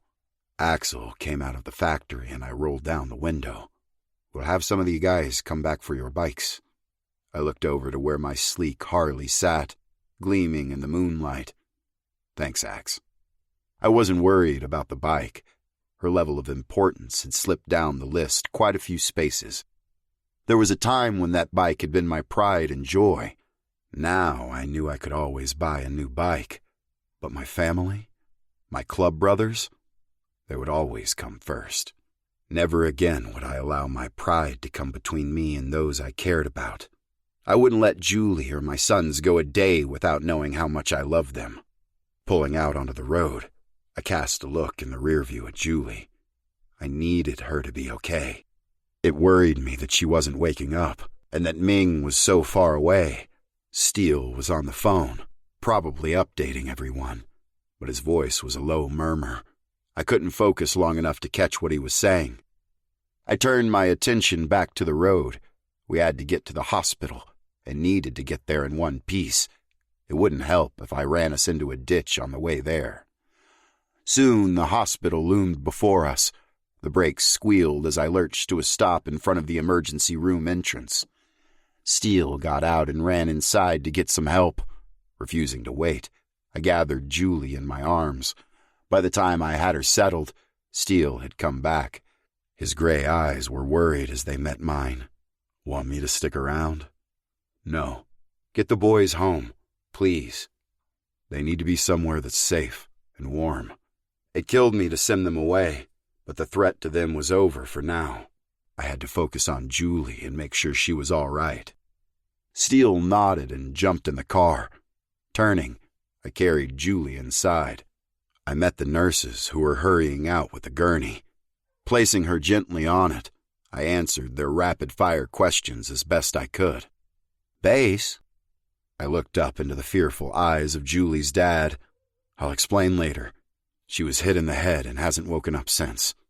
He cast a look at the nurses who were listening intently. "How long ago?" 30 minutes, give or take." Dr. Chen nodded and put a hand on my shoulder. "We'll take care of her." He turned and found a nurse at the station. "Sandra, could you please take this young man back to the patient waiting room?"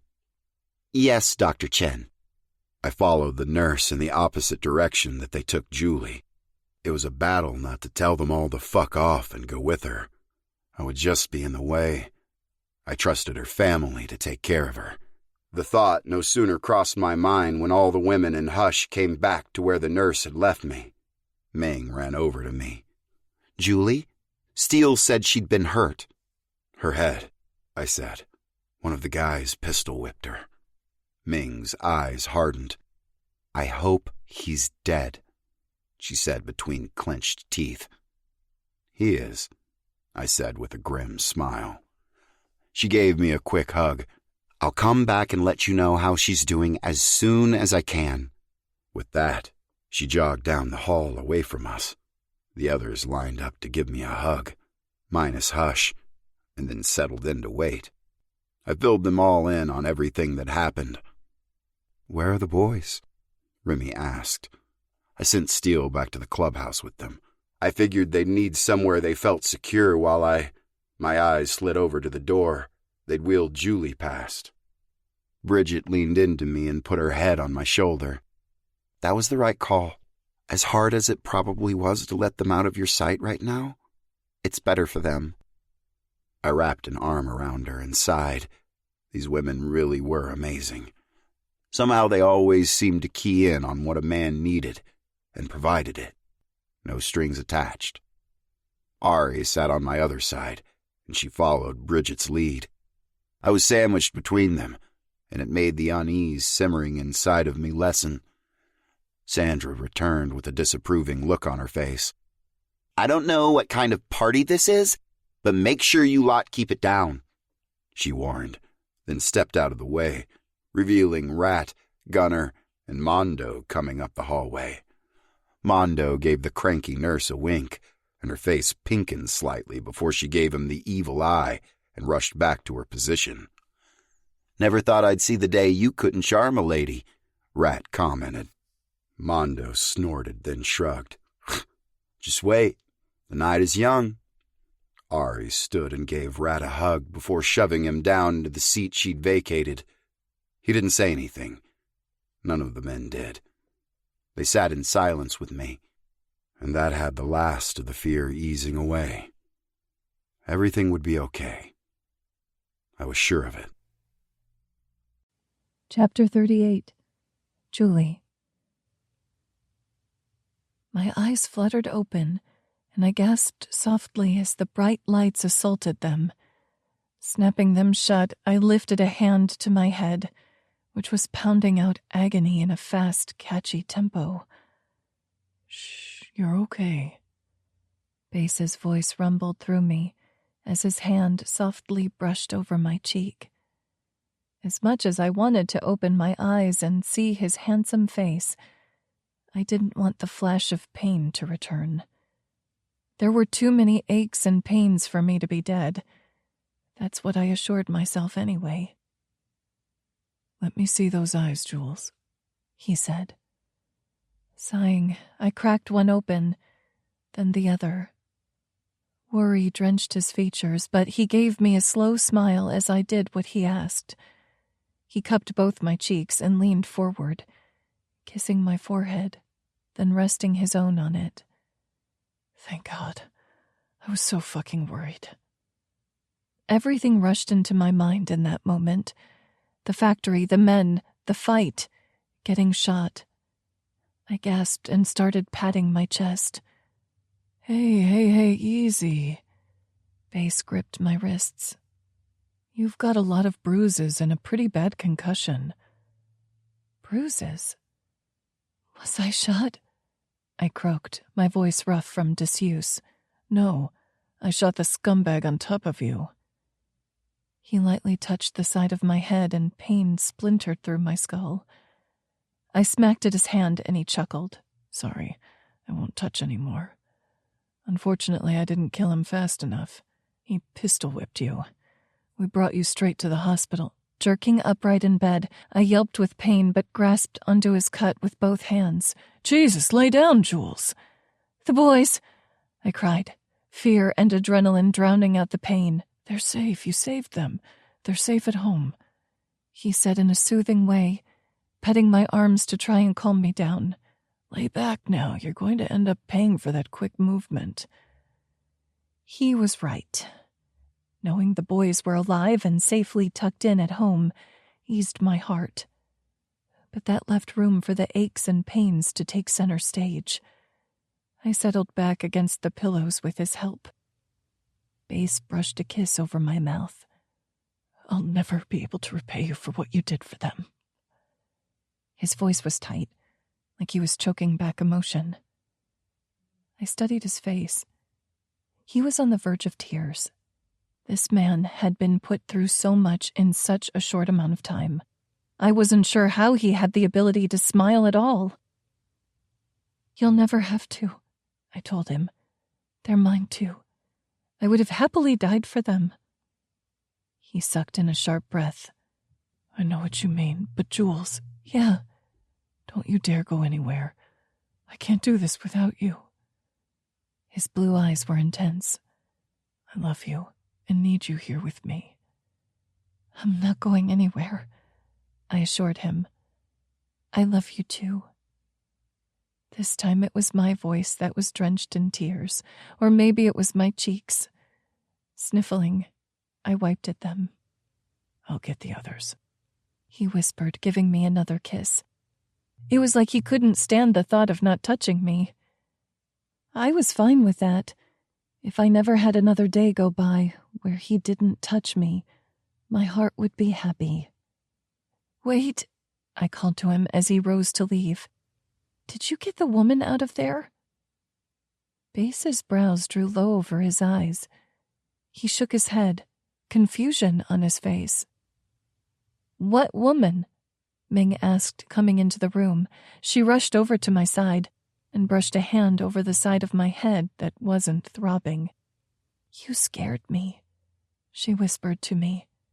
I scared myself, I admitted to her, and we both ignored the tears that were dripping down our faces. What woman? Ming asked again with a sniff. She used her palms to dry my face, then her own. I looked back at Bass. The homeless woman. She helped me hide the boys. Ming looked curiously over at Bass. He shook his head again. Jules, no one was with you. She was, I insisted, getting a bit irritated that he wasn't listening to me. She helped me find a hiding place for the twins. Then, when I thought I'd been shot, she told me that everything would be okay now and... I thought I heard talking. A groan burst from my lips as Remy's voice echoed around the room as my friends rushed in the door. No jumping on her, Ming barked at them, sending another tendril of pain licking through my head. No yelling. Bass scolded them all with a dark look. The women spilling through the door immediately dropped their voices to high-pitched whispers. Shaking his head in amusement, Bass moved away from the bed so my friends could surround me. I reached out and grasped Jenny's arm so I could pull her forward. Are you okay? She started sobbing, and my heart lurched. I let my eyes quickly scan her, looking for wounds. I'm sorry, she wailed. I was just so worried about you and couldn't do anything to help. I sat up, ignoring the dizziness, and gathered her into a hug. You did help. You gave us a fighting chance. Without you, they would have caught us too soon. There would have been no chance we would have survived. Thank you. We clutched each other close for a few moments before the others piled on, and we were one huge mass of arms and hugs. Your poor head, Remy said, her hand stopping just before she touched the sore spot on my scalp. If anyone knows how badly that hurts, it's you, Bridget chirped with a smirk. What? Remy asked with narrowed eyes. Oh, please, you should get some kind of award, Anna said with a laugh. Remy turned her glare Anna's way. Ming's face pulled up in a cringe of empathy. They're right, Rem. You've been hit over the head so many times in the last year. I'm surprised there hasn't been any lasting damage, Bridget joked. Now you two are concussion buddies. Ari gasped and smacked her arm. Leave Remy alone, she demanded. How long do I have to stay? I asked Ming, interrupting the others. We're already working on your release papers, she told me. I winced. We, as in... Julie Marie Chen! Everyone fell silent, and we all looked over where my father stood in the doorway. He looked the same as he always did. Strong, a safe place for me no matter what was going on. But the tears in his eyes were new. He walked calmly into my room and shoved Base off the bed. Base gave way without a word and went to stand in the corner, arms crossed over his chest as he watched. With a start, I realized that the comfort I used to take from my father, I now took from him. It was my turn to ease my father's worry and help him feel better. He sat gently next to me and wrapped his arms around me. I inhaled the scent of peppermint. I'm okay, I told him. I know, he replied, his worried brown eyes studying me. His eyes flicked over to Base, then landed on me again. Base told us what happened, what you did. I'm so proud of you. He cupped my chin in his hand. And so thankful you're all right. Before I could respond, a barrage of Chinese assaulted our ears. Ming and I winced in tandem as Mom blew through the door like a Category 5 hurricane. I knew most of my friends could understand what she was saying. Only Base, Ari, and Jenny were in the dark about the ass-chewing I was receiving. Although the way my mother was ranting, we all knew what she was saying.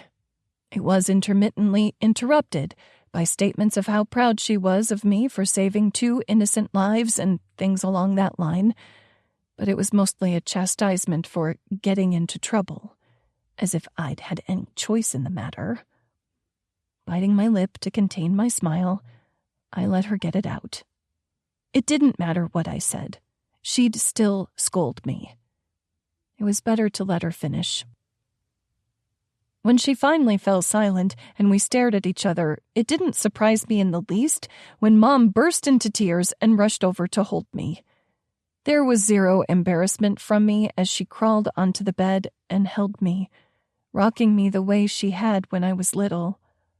Love and exhaustion overtook me, and I let my eyes close. Everything was right with the world for now, and I could let it all go and trust those I loved to take care of everything while I rested. Chapter 39. Julie. As soon as we walked into the clubhouse, I was passed from one set of arms to another, until every man and woman there had hugged me and welcomed me home. My heart felt like a boiling pot that was about to bubble over. All the fear from the last 12 hours was replaced with love at the acceptance from this group of people. I couldn't imagine living without them. It would be a cold and lonely existence. To think I'd walked away from them once was mind-boggling now. I'd had my reasons, but I'd never do that again. Base tucked me up under his arm once I was returned to him. Hush stepped forward with Xander and passed him over to me. Steele handed Wes to Base. We stood there, the 4 of us, and something clicked into place. This was my family. This was my home. Tears clogged my throat as I stared down into bright blue eyes, the same eyes I saw when I looked up at Base in the hospital bed and he told me he loved me. This shade of blue would forever be my favorite color. Connected so deeply to my heart, it would never fade from my memory. Rat looked over at Cade with barely vague anticipation. "What did you manage to dig out of the 2 syndicate guys you caught?" Cade shook his head, his gaze landing on us. "We can discuss that tomorrow." When Rat opened his mouth to argue, Cade gestured toward us. "They've earned the right to spend tonight as a family without worrying about the rest of it. It'll be there in the morning." His voice rang with finality. Everyone nodded and shuffled off with murmured words of affection. Base led me upstairs, and I was grateful to Cade. The chance to decompress and just hang out with Base and the boys was too good to pass up. As much as I wanted to hear what they'd found out and what the next steps were, I needed the chance to step away from everything that happened today. I'd be ready to face it all head-on tomorrow. But for tonight, I just wanted to rest in Base's arms, knowing that we were safe. As we walked into the apartment, Base led me over to the couch and we sat down next to each other. Our bodies were touching from shoulder to hip to knee. I wasn't sure if he somehow knew I needed the contact or if he did. "Why don't you switch me?" he asked, and we swapped the twins so that I could have some time to cuddle Wes. "You know how much I love you, Jules, don't you?" I glanced over and met his intense stare. Nodding, I smiled. He'd changed himself at my request, made himself a better man for me. I knew exactly how much he loved me. It was as much as I loved him. He swallowed hard, but didn't break eye contact. "I'm not sure I'll ever be able to tell you how much it means to me, what you did for them." His voice was tight, and there was a sheen of moisture in his eyes. Despite having asked him to share his feelings more, I cut him off by placing my finger at his lips. This was one thing he didn't need to share. "You don't need to feel grateful, Base." I paused while I thought about the best way to tell him what I had to say. Being a big believer in honesty and straightforward speaking, I flat out told him my thoughts. I would do anything for these 2, and for you. You're mine. All of you. My smile was bright. Hopefully you didn't have other plans because these are my sons. Base's expression was unreadable, but I plowed on ahead. Being that they are mine, I would do anything for them. He shook his head. Don't what?" I asked when he hesitated. "I know what lengths you went to for them. I don't think I can think about it anymore right now. I wouldn't be able to handle losing you, any of you," he choked out. Standing, I took Wes into the boys' room and laid him in his crib. Base followed suit with Z. The boys were racked out, which worked perfectly. After shutting their door until it was only open a crack, I walked into Base's waiting arms. "I was so scared I'd never see you again," I told him, my voice muffled because my face was buried in his chest. "I knew you'd come for me. I just wasn't sure you'd make it in time." "You held your own, Jules. No one would be expected to go against those kinds of odds and win." His hands rubbed down my back. "I thought I'd died," I told him. His jaw flexed and there was torment in his eyes. I wasn't trying to hurt him. I just needed to verbalize how I was feeling. "You and the boys were all I could think of until I passed out." Base leaned down and kissed me. It was a soft press of lips. It spoke to me of all the emotion he was holding back, not because he didn't want me to be a part of it, but because he wasn't sure how to turn it loose and keep it reined in. Licking the seam of his mouth, I took advantage when he parted his lips for me. I let my tongue slide in and brush against his. When he pulled back, his eyelids were heavy, heat sparking behind them. "Jules," he warned. "Make me feel alive again, Base," I whispered, pleading. I thought that was the end for me, and since I've woken up, everything's been a blur. I ran my hand down the front of his chest, then up under his t-shirt, enjoying the way his skin felt hot against my cool hand. He searched my face. "You're sure? I don't want to hurt you more." "Please," I begged, and lifted onto my toes to fuse our mouths together again. He didn't ask again. Taking 2 handfuls of my ass, he lifted me up until I'd wrapped my legs around his waist. Then he walked into our bedroom. Base laid me back on the bed as though I were made of glass and would shatter at the smallest movement. He pulled off his coat and hung it over a chair, then reached back and pulled off his sweatshirt and t-shirt in one move. I let my eyes trail over his body. It rippled with muscle as he moved. It still never failed to amaze me that this man was mine. From his charming grin to steel-toed boots, he belonged to me. I'd been his since day one. There were things we'd had to work through, but we'd managed, and now we'd moved forward together.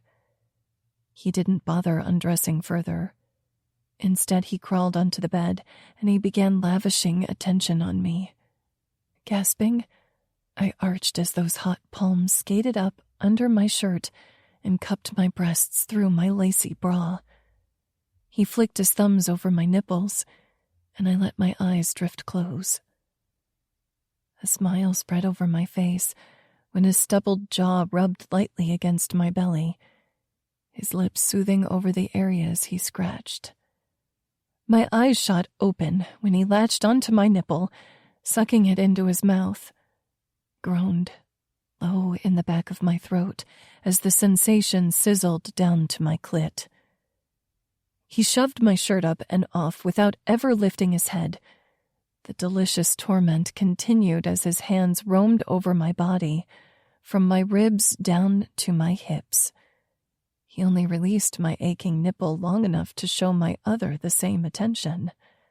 When I tried to reach up to release the clasp of my bra, he bracketed my wrists with his hands and pinned them down to the comforter. He didn't speak, but I knew what he was saying. He was in charge of this show. I'd asked him to make me feel alive, and man, was he. Every nerve ending was on fire where he touched. My body was vibrating with the intensity of anticipation. We had too many clothes on. I wanted to tell him, but there was no point. He'd strip me of the barriers in his own time. His lips trailed down over my belly, leaving a scorching path along my skin. I threw my head back in equal parts ecstasy and frustration as he skimmed past the button for my jeans. Ari had brought me clean clothes to the hospital so that I would have something fresh to put on. Now I was cursing the thick material that was keeping me from feeling the heat of his breath as he nuzzled between my legs. Finally, his hands released mine, and he worked the fastenings with a quickness that made me catch my breath. He peeled the jeans off me, leaving my panties in place. Base drove me wild, teasing me through my panties with his fingers and tongue. By the time he finally dragged them off of me, I knew they were sopping wet. My clit was throbbing hard with every heartbeat, and my skin tingled from his caresses. He cupped my face, and I placed my hands over his as we stared into each other's eyes. "You're my world, Jules," he said raggedly.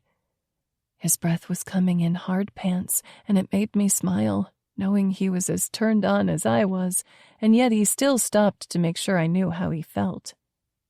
"And you're mine, Base. I love you."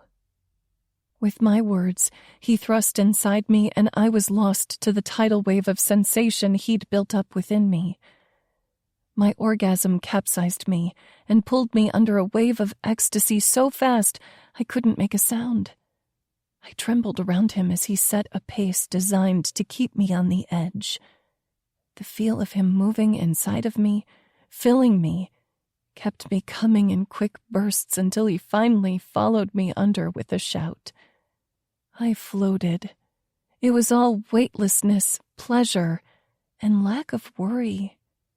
After the day I'd had, it was the perfect end, wrapped up in Base's arms, feeling his heart thrumming beneath my cheek and knowing we were safe.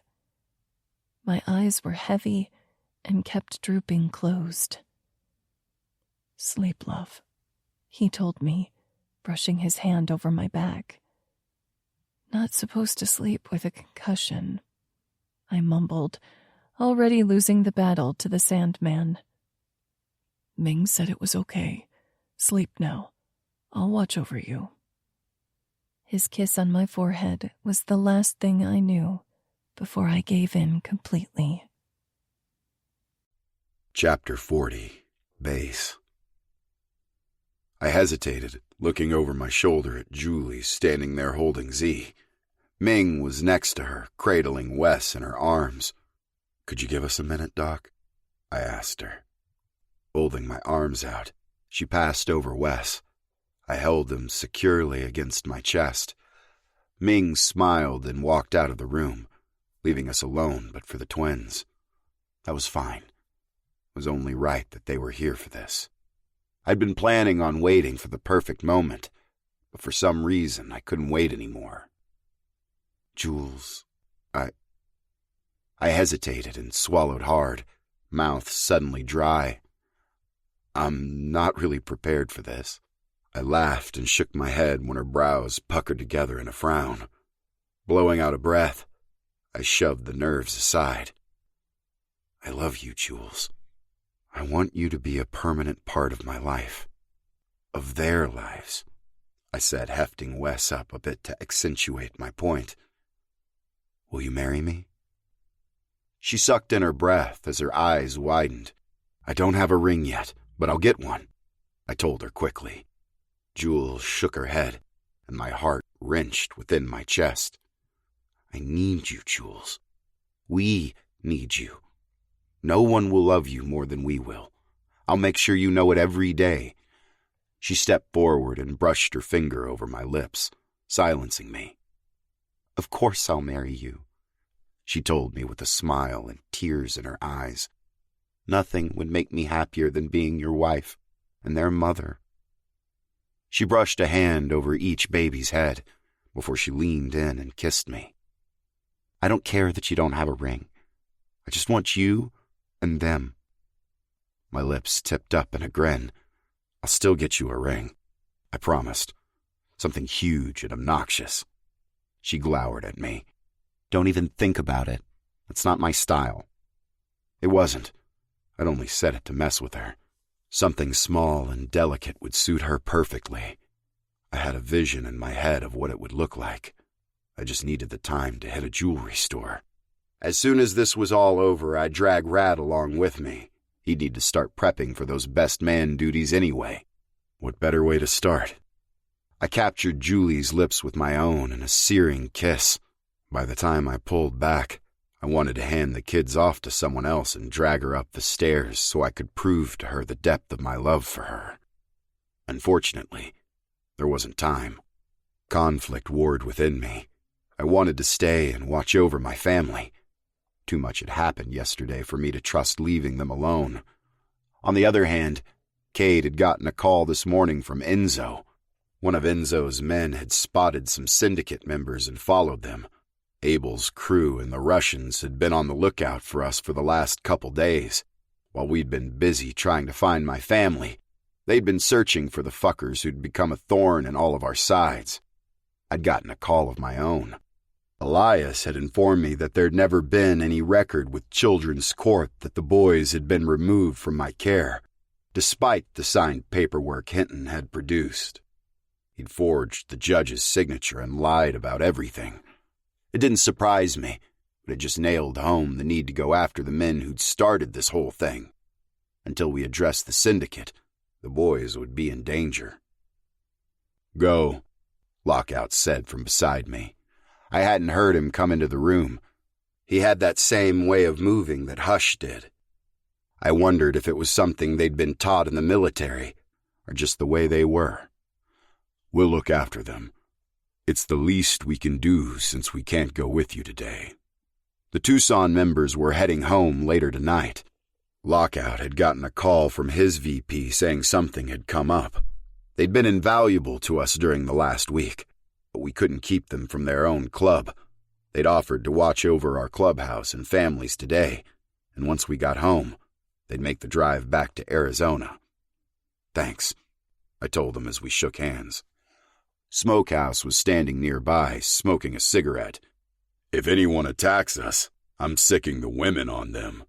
Julie proved yesterday she's more than capable of defending herself." He shot the women standing on the porch a wary look. "Something tells me all of them together would be a force to be reckoned with." The women all gave him simultaneous smiles that were more like the baring of teeth. Their grins were full of wicked intent. I laughed and told them, "You have no idea. It'd be fun to see, but we won't be letting anyone get near them." Priest promised, his gaze straying up to where Jenny was standing with our crew. She was part of our group now, and Cade hadn't been willing to let her go home, where Hinton, or the syndicate, might be able to find her alone and vulnerable. We said our goodbyes and drove into the city. It didn't take us long. Once we got to the address Enzo's guy gave us to find Alexis, Enzo's right hand, and the other mafia man. I glanced around the small, sleepy neighborhood and shot Alexis a doubtful look. "This is a suburb. Are you sure they're here?" Alexis nodded and pointed to a small single-story home, nestled in some bushes, across the street. Artyom followed them, and they went in there. They've been holed up in there since last night. "How many?" Gunnar asked. "5. Any idea who they are?" Cade asked the men. Alexis snorted and shook his head. "That's your job to find out, Cade." They grinned at each other. "Tell Enzo I'll let him know as soon as we do." Shaking hands with us, the men sauntered off as though 2 Russian mafia members in suits had every reason to be walking down the sidewalk at 6 a.m. "What's the plan?" Riggs asked. Everyone looked at Cade. He motioned to the house. "Riggs, take half and go around the right side. The rest will follow me around the left. See if you can scout anyone in the windows along the way, and we'll meet up at the back." "Sure thing, Prez," Riggs said as he pointed at half our guys and they quickly ran across the street. I followed behind Gunnar and Cade as we went around our side of the house. We ducked down, using the bushes for what concealment we could. Popping my head up, I glanced through a window and scanned the inside of the home. Ducking down again, I gave Cade a menacing smile. Silently answering his questioning look, we continued moving, jumping the fence and entering the backyard. We met up with our guys at the back door. "Anything on your side?" Steele asked in a hushed voice. "They're in the living room, asleep." Riggs snorted in disgust and shook his head. "Fucking amateurs." "Be ready for anything. There might be more in there," Cade said, and gave us all a look before he flung the door open, and we all charged into the house. The men sleeping on various recliners and the couch all jerked awake as we came in, but they weren't prepared for 8 heavily armed bikers to crash into their midst so early. They gave in far easier than I would have expected. It just highlighted that these gang members weren't used to this kind of organized crime. They usually did drive-by shootings and small burglaries. They weren't ready to play with the rest of us, and that was fine by me. It made it easier for us. "We're looking for a little information," Cade said in a conversational manner. "If you give it to us, we'll let you live. If you don't," he shrugged. The men shifted and cast glances each other's way, but no one said anything. "Who is running the Texas syndicate?" Silence. We ran through multiple questions, giving them the opportunity to talk. No one did. Their men may not be used to this lifestyle, but they were smart enough to know what happens to snitches. They were more scared of the Texas syndicate than they were of us. They didn't know it yet, but that was a mistake. Cade gave me a barely perceivable nod. I stepped forward and had the full backing of my president to do whatever I needed to in order to get the information we wanted. Fine. Maybe you can answer this. Which one of you killed Tiffany and Dario Levine? When they took too long to answer, I unholstered my gun and put a round through the kneecap of the man sitting closest to me. That got a reaction. He screamed in pain as his bones shattered. One of the men glowered at me, ignoring his screaming companion, and spit on the floor at my feet. Now we were getting somewhere. "What does it matter?" the man asked. His buddies glanced cautiously at me, not wanting to be the next to be shot. Dario was a dirty pig. He wasn't a dirty cop, but that wasn't what this guy had meant. The Texas syndicate liked cops even less than most of our groups did. Who killed Tiffany and Dario Levine? I asked again in a calm, even tone, pointing my weapon at the only man currently speaking. I did. I turned toward the man sitting on a recliner near the front door. Steele and Axel had shifted over that way so he couldn't escape. I eyed him with disgust. He was staring at me, nervous but not moving. He had greasy black hair down to his shoulders and emotionless brown eyes. You killed them? He nodded. By yourself? Well, no. Give me the names of everyone who was directly involved in their murder. Murder? He scoffed. Killing cops isn't murder. It is when they're family, I told him. He shifted nervously and scanned the room for a way to escape. There was none. I put my next round through his foot. It would hurt, but not so much that he couldn't spill his guts. Howling, the man clutched at his foot, as if that would stop the pain. That bullet removed the last barrier of hesitation. He gave me what I wanted. I had a list of 7 names, his own included. By the time he fell silent, none of the others spoke. No one tried to stop him. I moved forward and tilted my head to study him. A smell wafted to my nose, and I sneered when I realized he'd pissed himself as I walked over. Taking out my knife, I traced it down his cheek, hard enough to leave a trail of blood. I grabbed his hair by the roots and tugged his head back, ignoring his pleas. Did you listen to my sister when she begged for her life? He blinked up at me, silent, because none of them had. I let my knife bite deep, sliding it across his throat.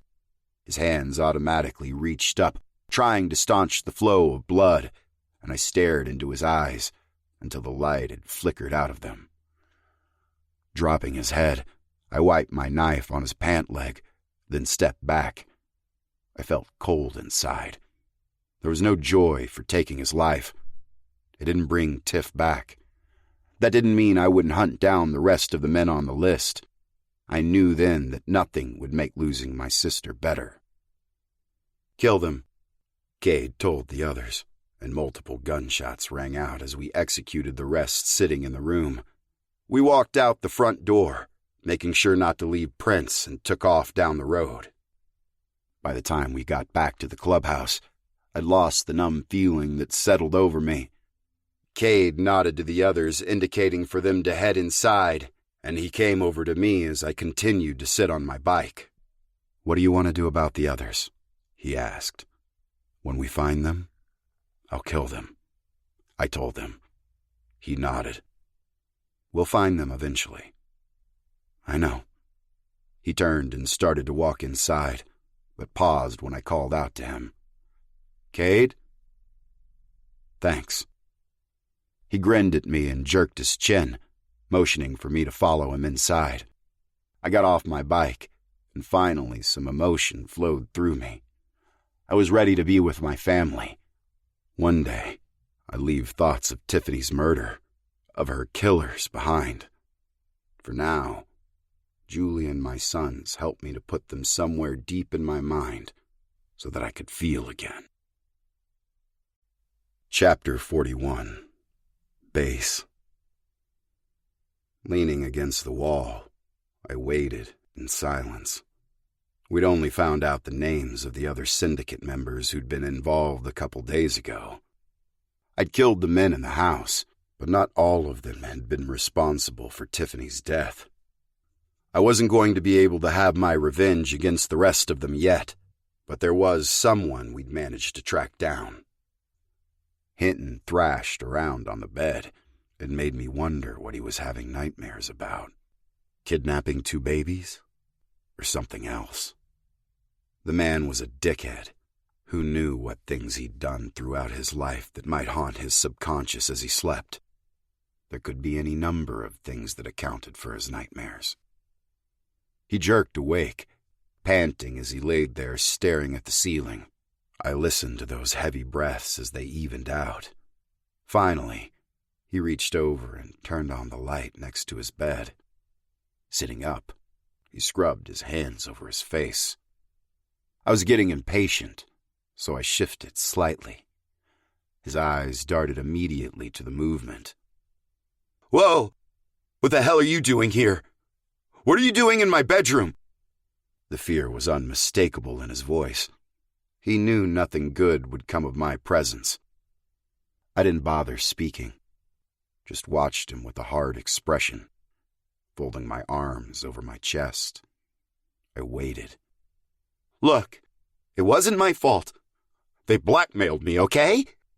"You stole 2 babies from their home," I said coldly. "That's bad enough on its own. But you stole my sons. You're going to give them over to men who would have killed them once they got what they wanted. Men who killed their parents." "I didn't want to. They made me. I told you they blackmailed me." "You stole my sons!" I roared at him, losing all patience with his inability to take accountability for the shitty thing he'd done. "They threatened to kill me. It wasn't my fault." He sobbed. I felt no remorse for him. I'd never had a single ounce of respect for this man. He was a pawn, but he'd made the mistake of thinking that I was less dangerous to him and had come for my family. "You didn't think I'd do things to you?" His eyes widened, and all the color leached from his face. I tilted my head as I studied him. "That was your downfall, thinking you could take what was mine and get away with it." Hinton's bedroom door swung open slowly. I wasn't surprised to see Zane step through into the room. He had his hands shoved into his pockets, his body relaxed, as though he walked in on situations like this daily. "Base," he said in acknowledgement. "Zane," I replied. We sat there, watching Hinton, whose head was moving back and forth as he tried to decide who to appeal to. He must have decided to take his chances on Zane, because he began babbling the same flimsy excuses to him. His voice pitched higher with every word and grated on my nerves. "I'm going to need you to leave," I told Zane. The man studied me for a moment, then turned his gaze back to Hinton. "I'm going to need you to leave him to me," he replied. I glanced over at him as surprise filtered through the anger within me. "You're going to kill him?" That question had Hinton trailing off. He sat quietly on his bed, waiting to see what his fate would be. "No, I'm arresting him," I snorted in disgust. "He doesn't deserve to live." "That's not my decision to make. I'll do my duty and bring him in, and others have the task of deciding that," Zane commented. Shaking my head, I shoved off the wall and faced him. "I'm not putting my family through a trial.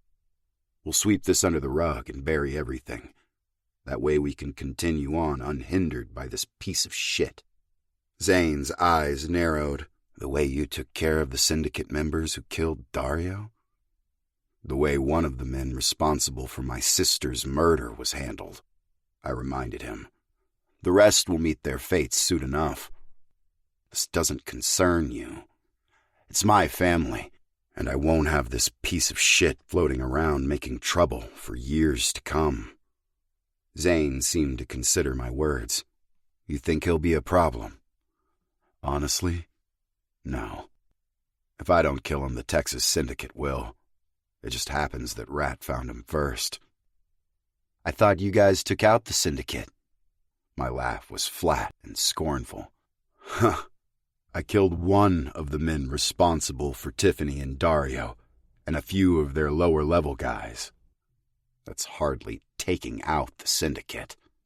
My eyes narrowed on him. I wasn't worried about admitting that to a cop. Not this cop, anyway. I was 90% certain he wasn't going to arrest me for the confession. He and Flynn needed our MC for something. He wouldn't chance arresting me, especially when I'd avenged his partner in a way he'd never be able to. You know better than anyone it's going to take time to flush out all the rats from their holes. We will, I told him, but it won't be simple. No, it won't. Zane's head turned and he gave Hinton a dispassionate look. He turned toward the door and paused as though he were going to say something. He must have changed his mind because he walked out, leaving us alone. Hinton's screams for him to come back echoed around the room until I closed the door, effectively trapping us in together. So, does anyone know what the fuck this is about? Why did the Syndicate want a couple of babies? Riggs asked. The men we found wouldn't say anything, I told him. Anything we're going to find out about the Syndicate's plans, or why they wanted Wes and Z, we'll have to do on our own. It'll take more time, but we'll take them down, Cade promised. We exchanged a meaningful look. The Texas Syndicate had overstepped. No one had ever bothered with the gang before because they were so low on the totem pole and mostly kept to themselves. Now that they'd put themselves on our radar, it was only a matter of time. What about Dagger? Did he say anything useful to you, Julie? Cade asked, turning his attention to her. We were in the meeting room, discussing the events that'd taken place over the last several days. We needed to figure out what was going on. The Texas Syndicate was involved in something, and now that they'd included my sons in whatever it was, we had to get out ahead of them. They'd been a step or two ahead of us the entire time. Not surprising, considering we hadn't known we were playing in this twisted game. Now that we did, we'd do whatever it took to win. Not really. He was pretty deranged, and didn't seem to really understand what he was talking about. He mentioned something about the clouds, but it was like he was repeating something he overheard. Julie replied with a frown. She'd taken it well when we told her Dagger wasn't dead. She did what she'd had to in order to save everyone's lives in that office, but I think she was secretly glad not to have another death on her hands. Clouds? Rat asked in a sharp tone, eyes narrowed. Clouds? Ari echoed in unison with her husband. Both of their heads had popped up like prairie dogs emerging from their holes. They looked at each other for a few extended seconds as though they were having a silent conversation. Without another word, they took off out of the room. What the? Axel muttered as we all stared after them in shock. That was weird, right? Riggs asked as we all continued to sit in stunned silence. Even for them? Yeah, Anna confirmed. What do you think? Before she could finish her sentence, Ari came rushing back into the room. Babies! Give me the babies! She lost her fucking mind. I held Xander closer to my chest, glaring at her. If she thought I was handing over my kid to her when she was panting and all wild-eyed, she had another thing coming. What are you going on about? Remy asked, trying to slow her down. Gimme, gimme, gimme! Ari chanted while gently but insistently wrenching Wes out of Remy's arms. She eyed me, and realized I wasn't about to give up my hold on my son, and that I was likely going to take back the boy she was holding. "Follow me, then," she said, and ran off down the hall. "Now!" Remy stood immediately, and I handed Z over to her. She rushed after Ari, caught up in the excitement. "Yeah, okay. They've definitely lost it. You should probably send an adult up there." Riggs chuckled as he cracked open a bottle of beer. "Where did you get that?" Anna asked him in surprise, since it looked like he'd pulled it out of midair. "Magic," Riggs said with a smirk, taking a long swig. "Only you," Anna muttered as she stood up with the rest of us. "What?" Riggs asked, trying to fake innocence, but he followed behind us as we went to Rat and Ari's apartment. "It's 9 a.m. and you're drinking a beer," Anna said. They continued poking at each other as we went. It took some arranging to fit all of us so we could all see the computers they were sitting at. Ari still held Wes in her arms. Rat looked over his shoulder and grinned at me. The smile nearly split his face in two. Ari was kissing Wes on the cheeks and laughing so hard it could only be described as a cackle. "You beautiful little angels! You did it!" I glanced at Remy in confusion, and she just shrugged. "Don't ask me what's going on." Ari stopped when she saw me. "We did it! They did it!" Slowly, I asked, "What the fuck are you two talking about? And please don't drop my boys." I calmly reached out and gathered Wes and Z, passing one to Julie as I secured the other in one arm. They composed themselves, then immediately started talking at the same time, finishing each other's sentences. "The clouds," Rat said, giving all of us an expectant look while he paused. When no one said anything, he continued. "Dagger was too stupid to understand." Clearly we were too, because we just stood staring at him like deer in headlights while he waited for us to make the connection. "He meant the cloud, as in a storage cloud," Arya explained, being more patient with us than her husband, who glared at us when we didn't understand his meaning. "The syndicate isn't technical. They have no digital footprint," Rat continued on, disgust with us evident on his face. "Which is why we couldn't turn anything up on them," Ari said, voice rising in pitch. "Makes sense if you don't have tech skills. Stay old school," Rat said, excitement flooding back into every movement, every syllable. "I've been so focused on the syndicate that I didn't even consider looking into Dario. I figured everything he knew he'd already shared with Zane. But Dario, bless him, was tech savvy. He put all the evidence in a secured blockchain-based cloud and locked it with the biometric lock." I had no clue what any of his gibberish meant, and I wasn't the only one. Helplessly, we all looked back at Ari again for an explanation. "Meaning," she said, "that you can't destroy the files unless you unlock them. Even then you would—" Never mind.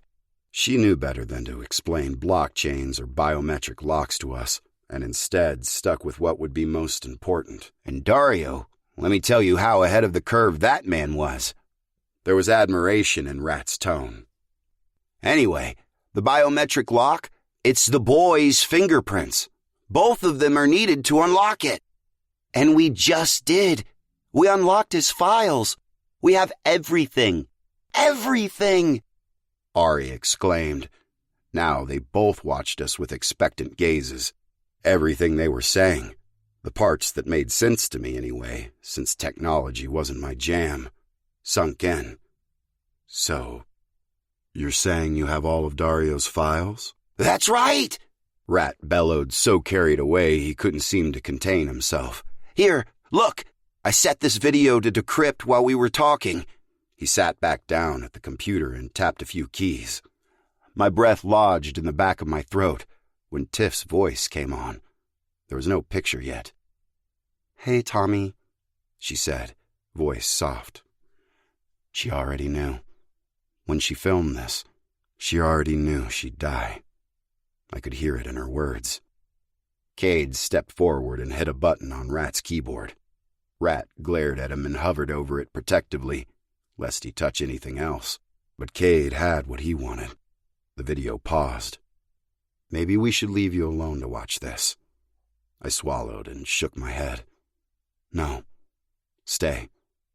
There might be something useful. Besides, they were my family. If I couldn't share this, despite it being hard, I didn't deserve to have them. Julie stepped up and leaned against my side, wrapping an arm around her. I nodded at Rat to continue. He pressed the button. I'm sorry I'm leaving before we were able to work everything out. I wish I could go back and do it all over again. Tiffany finally stepped in front of the camera she'd been fiddling with and sat down in a chair. Julie gasped so loud everyone jumped and looked over at me. Rat paused the video again at the interruption.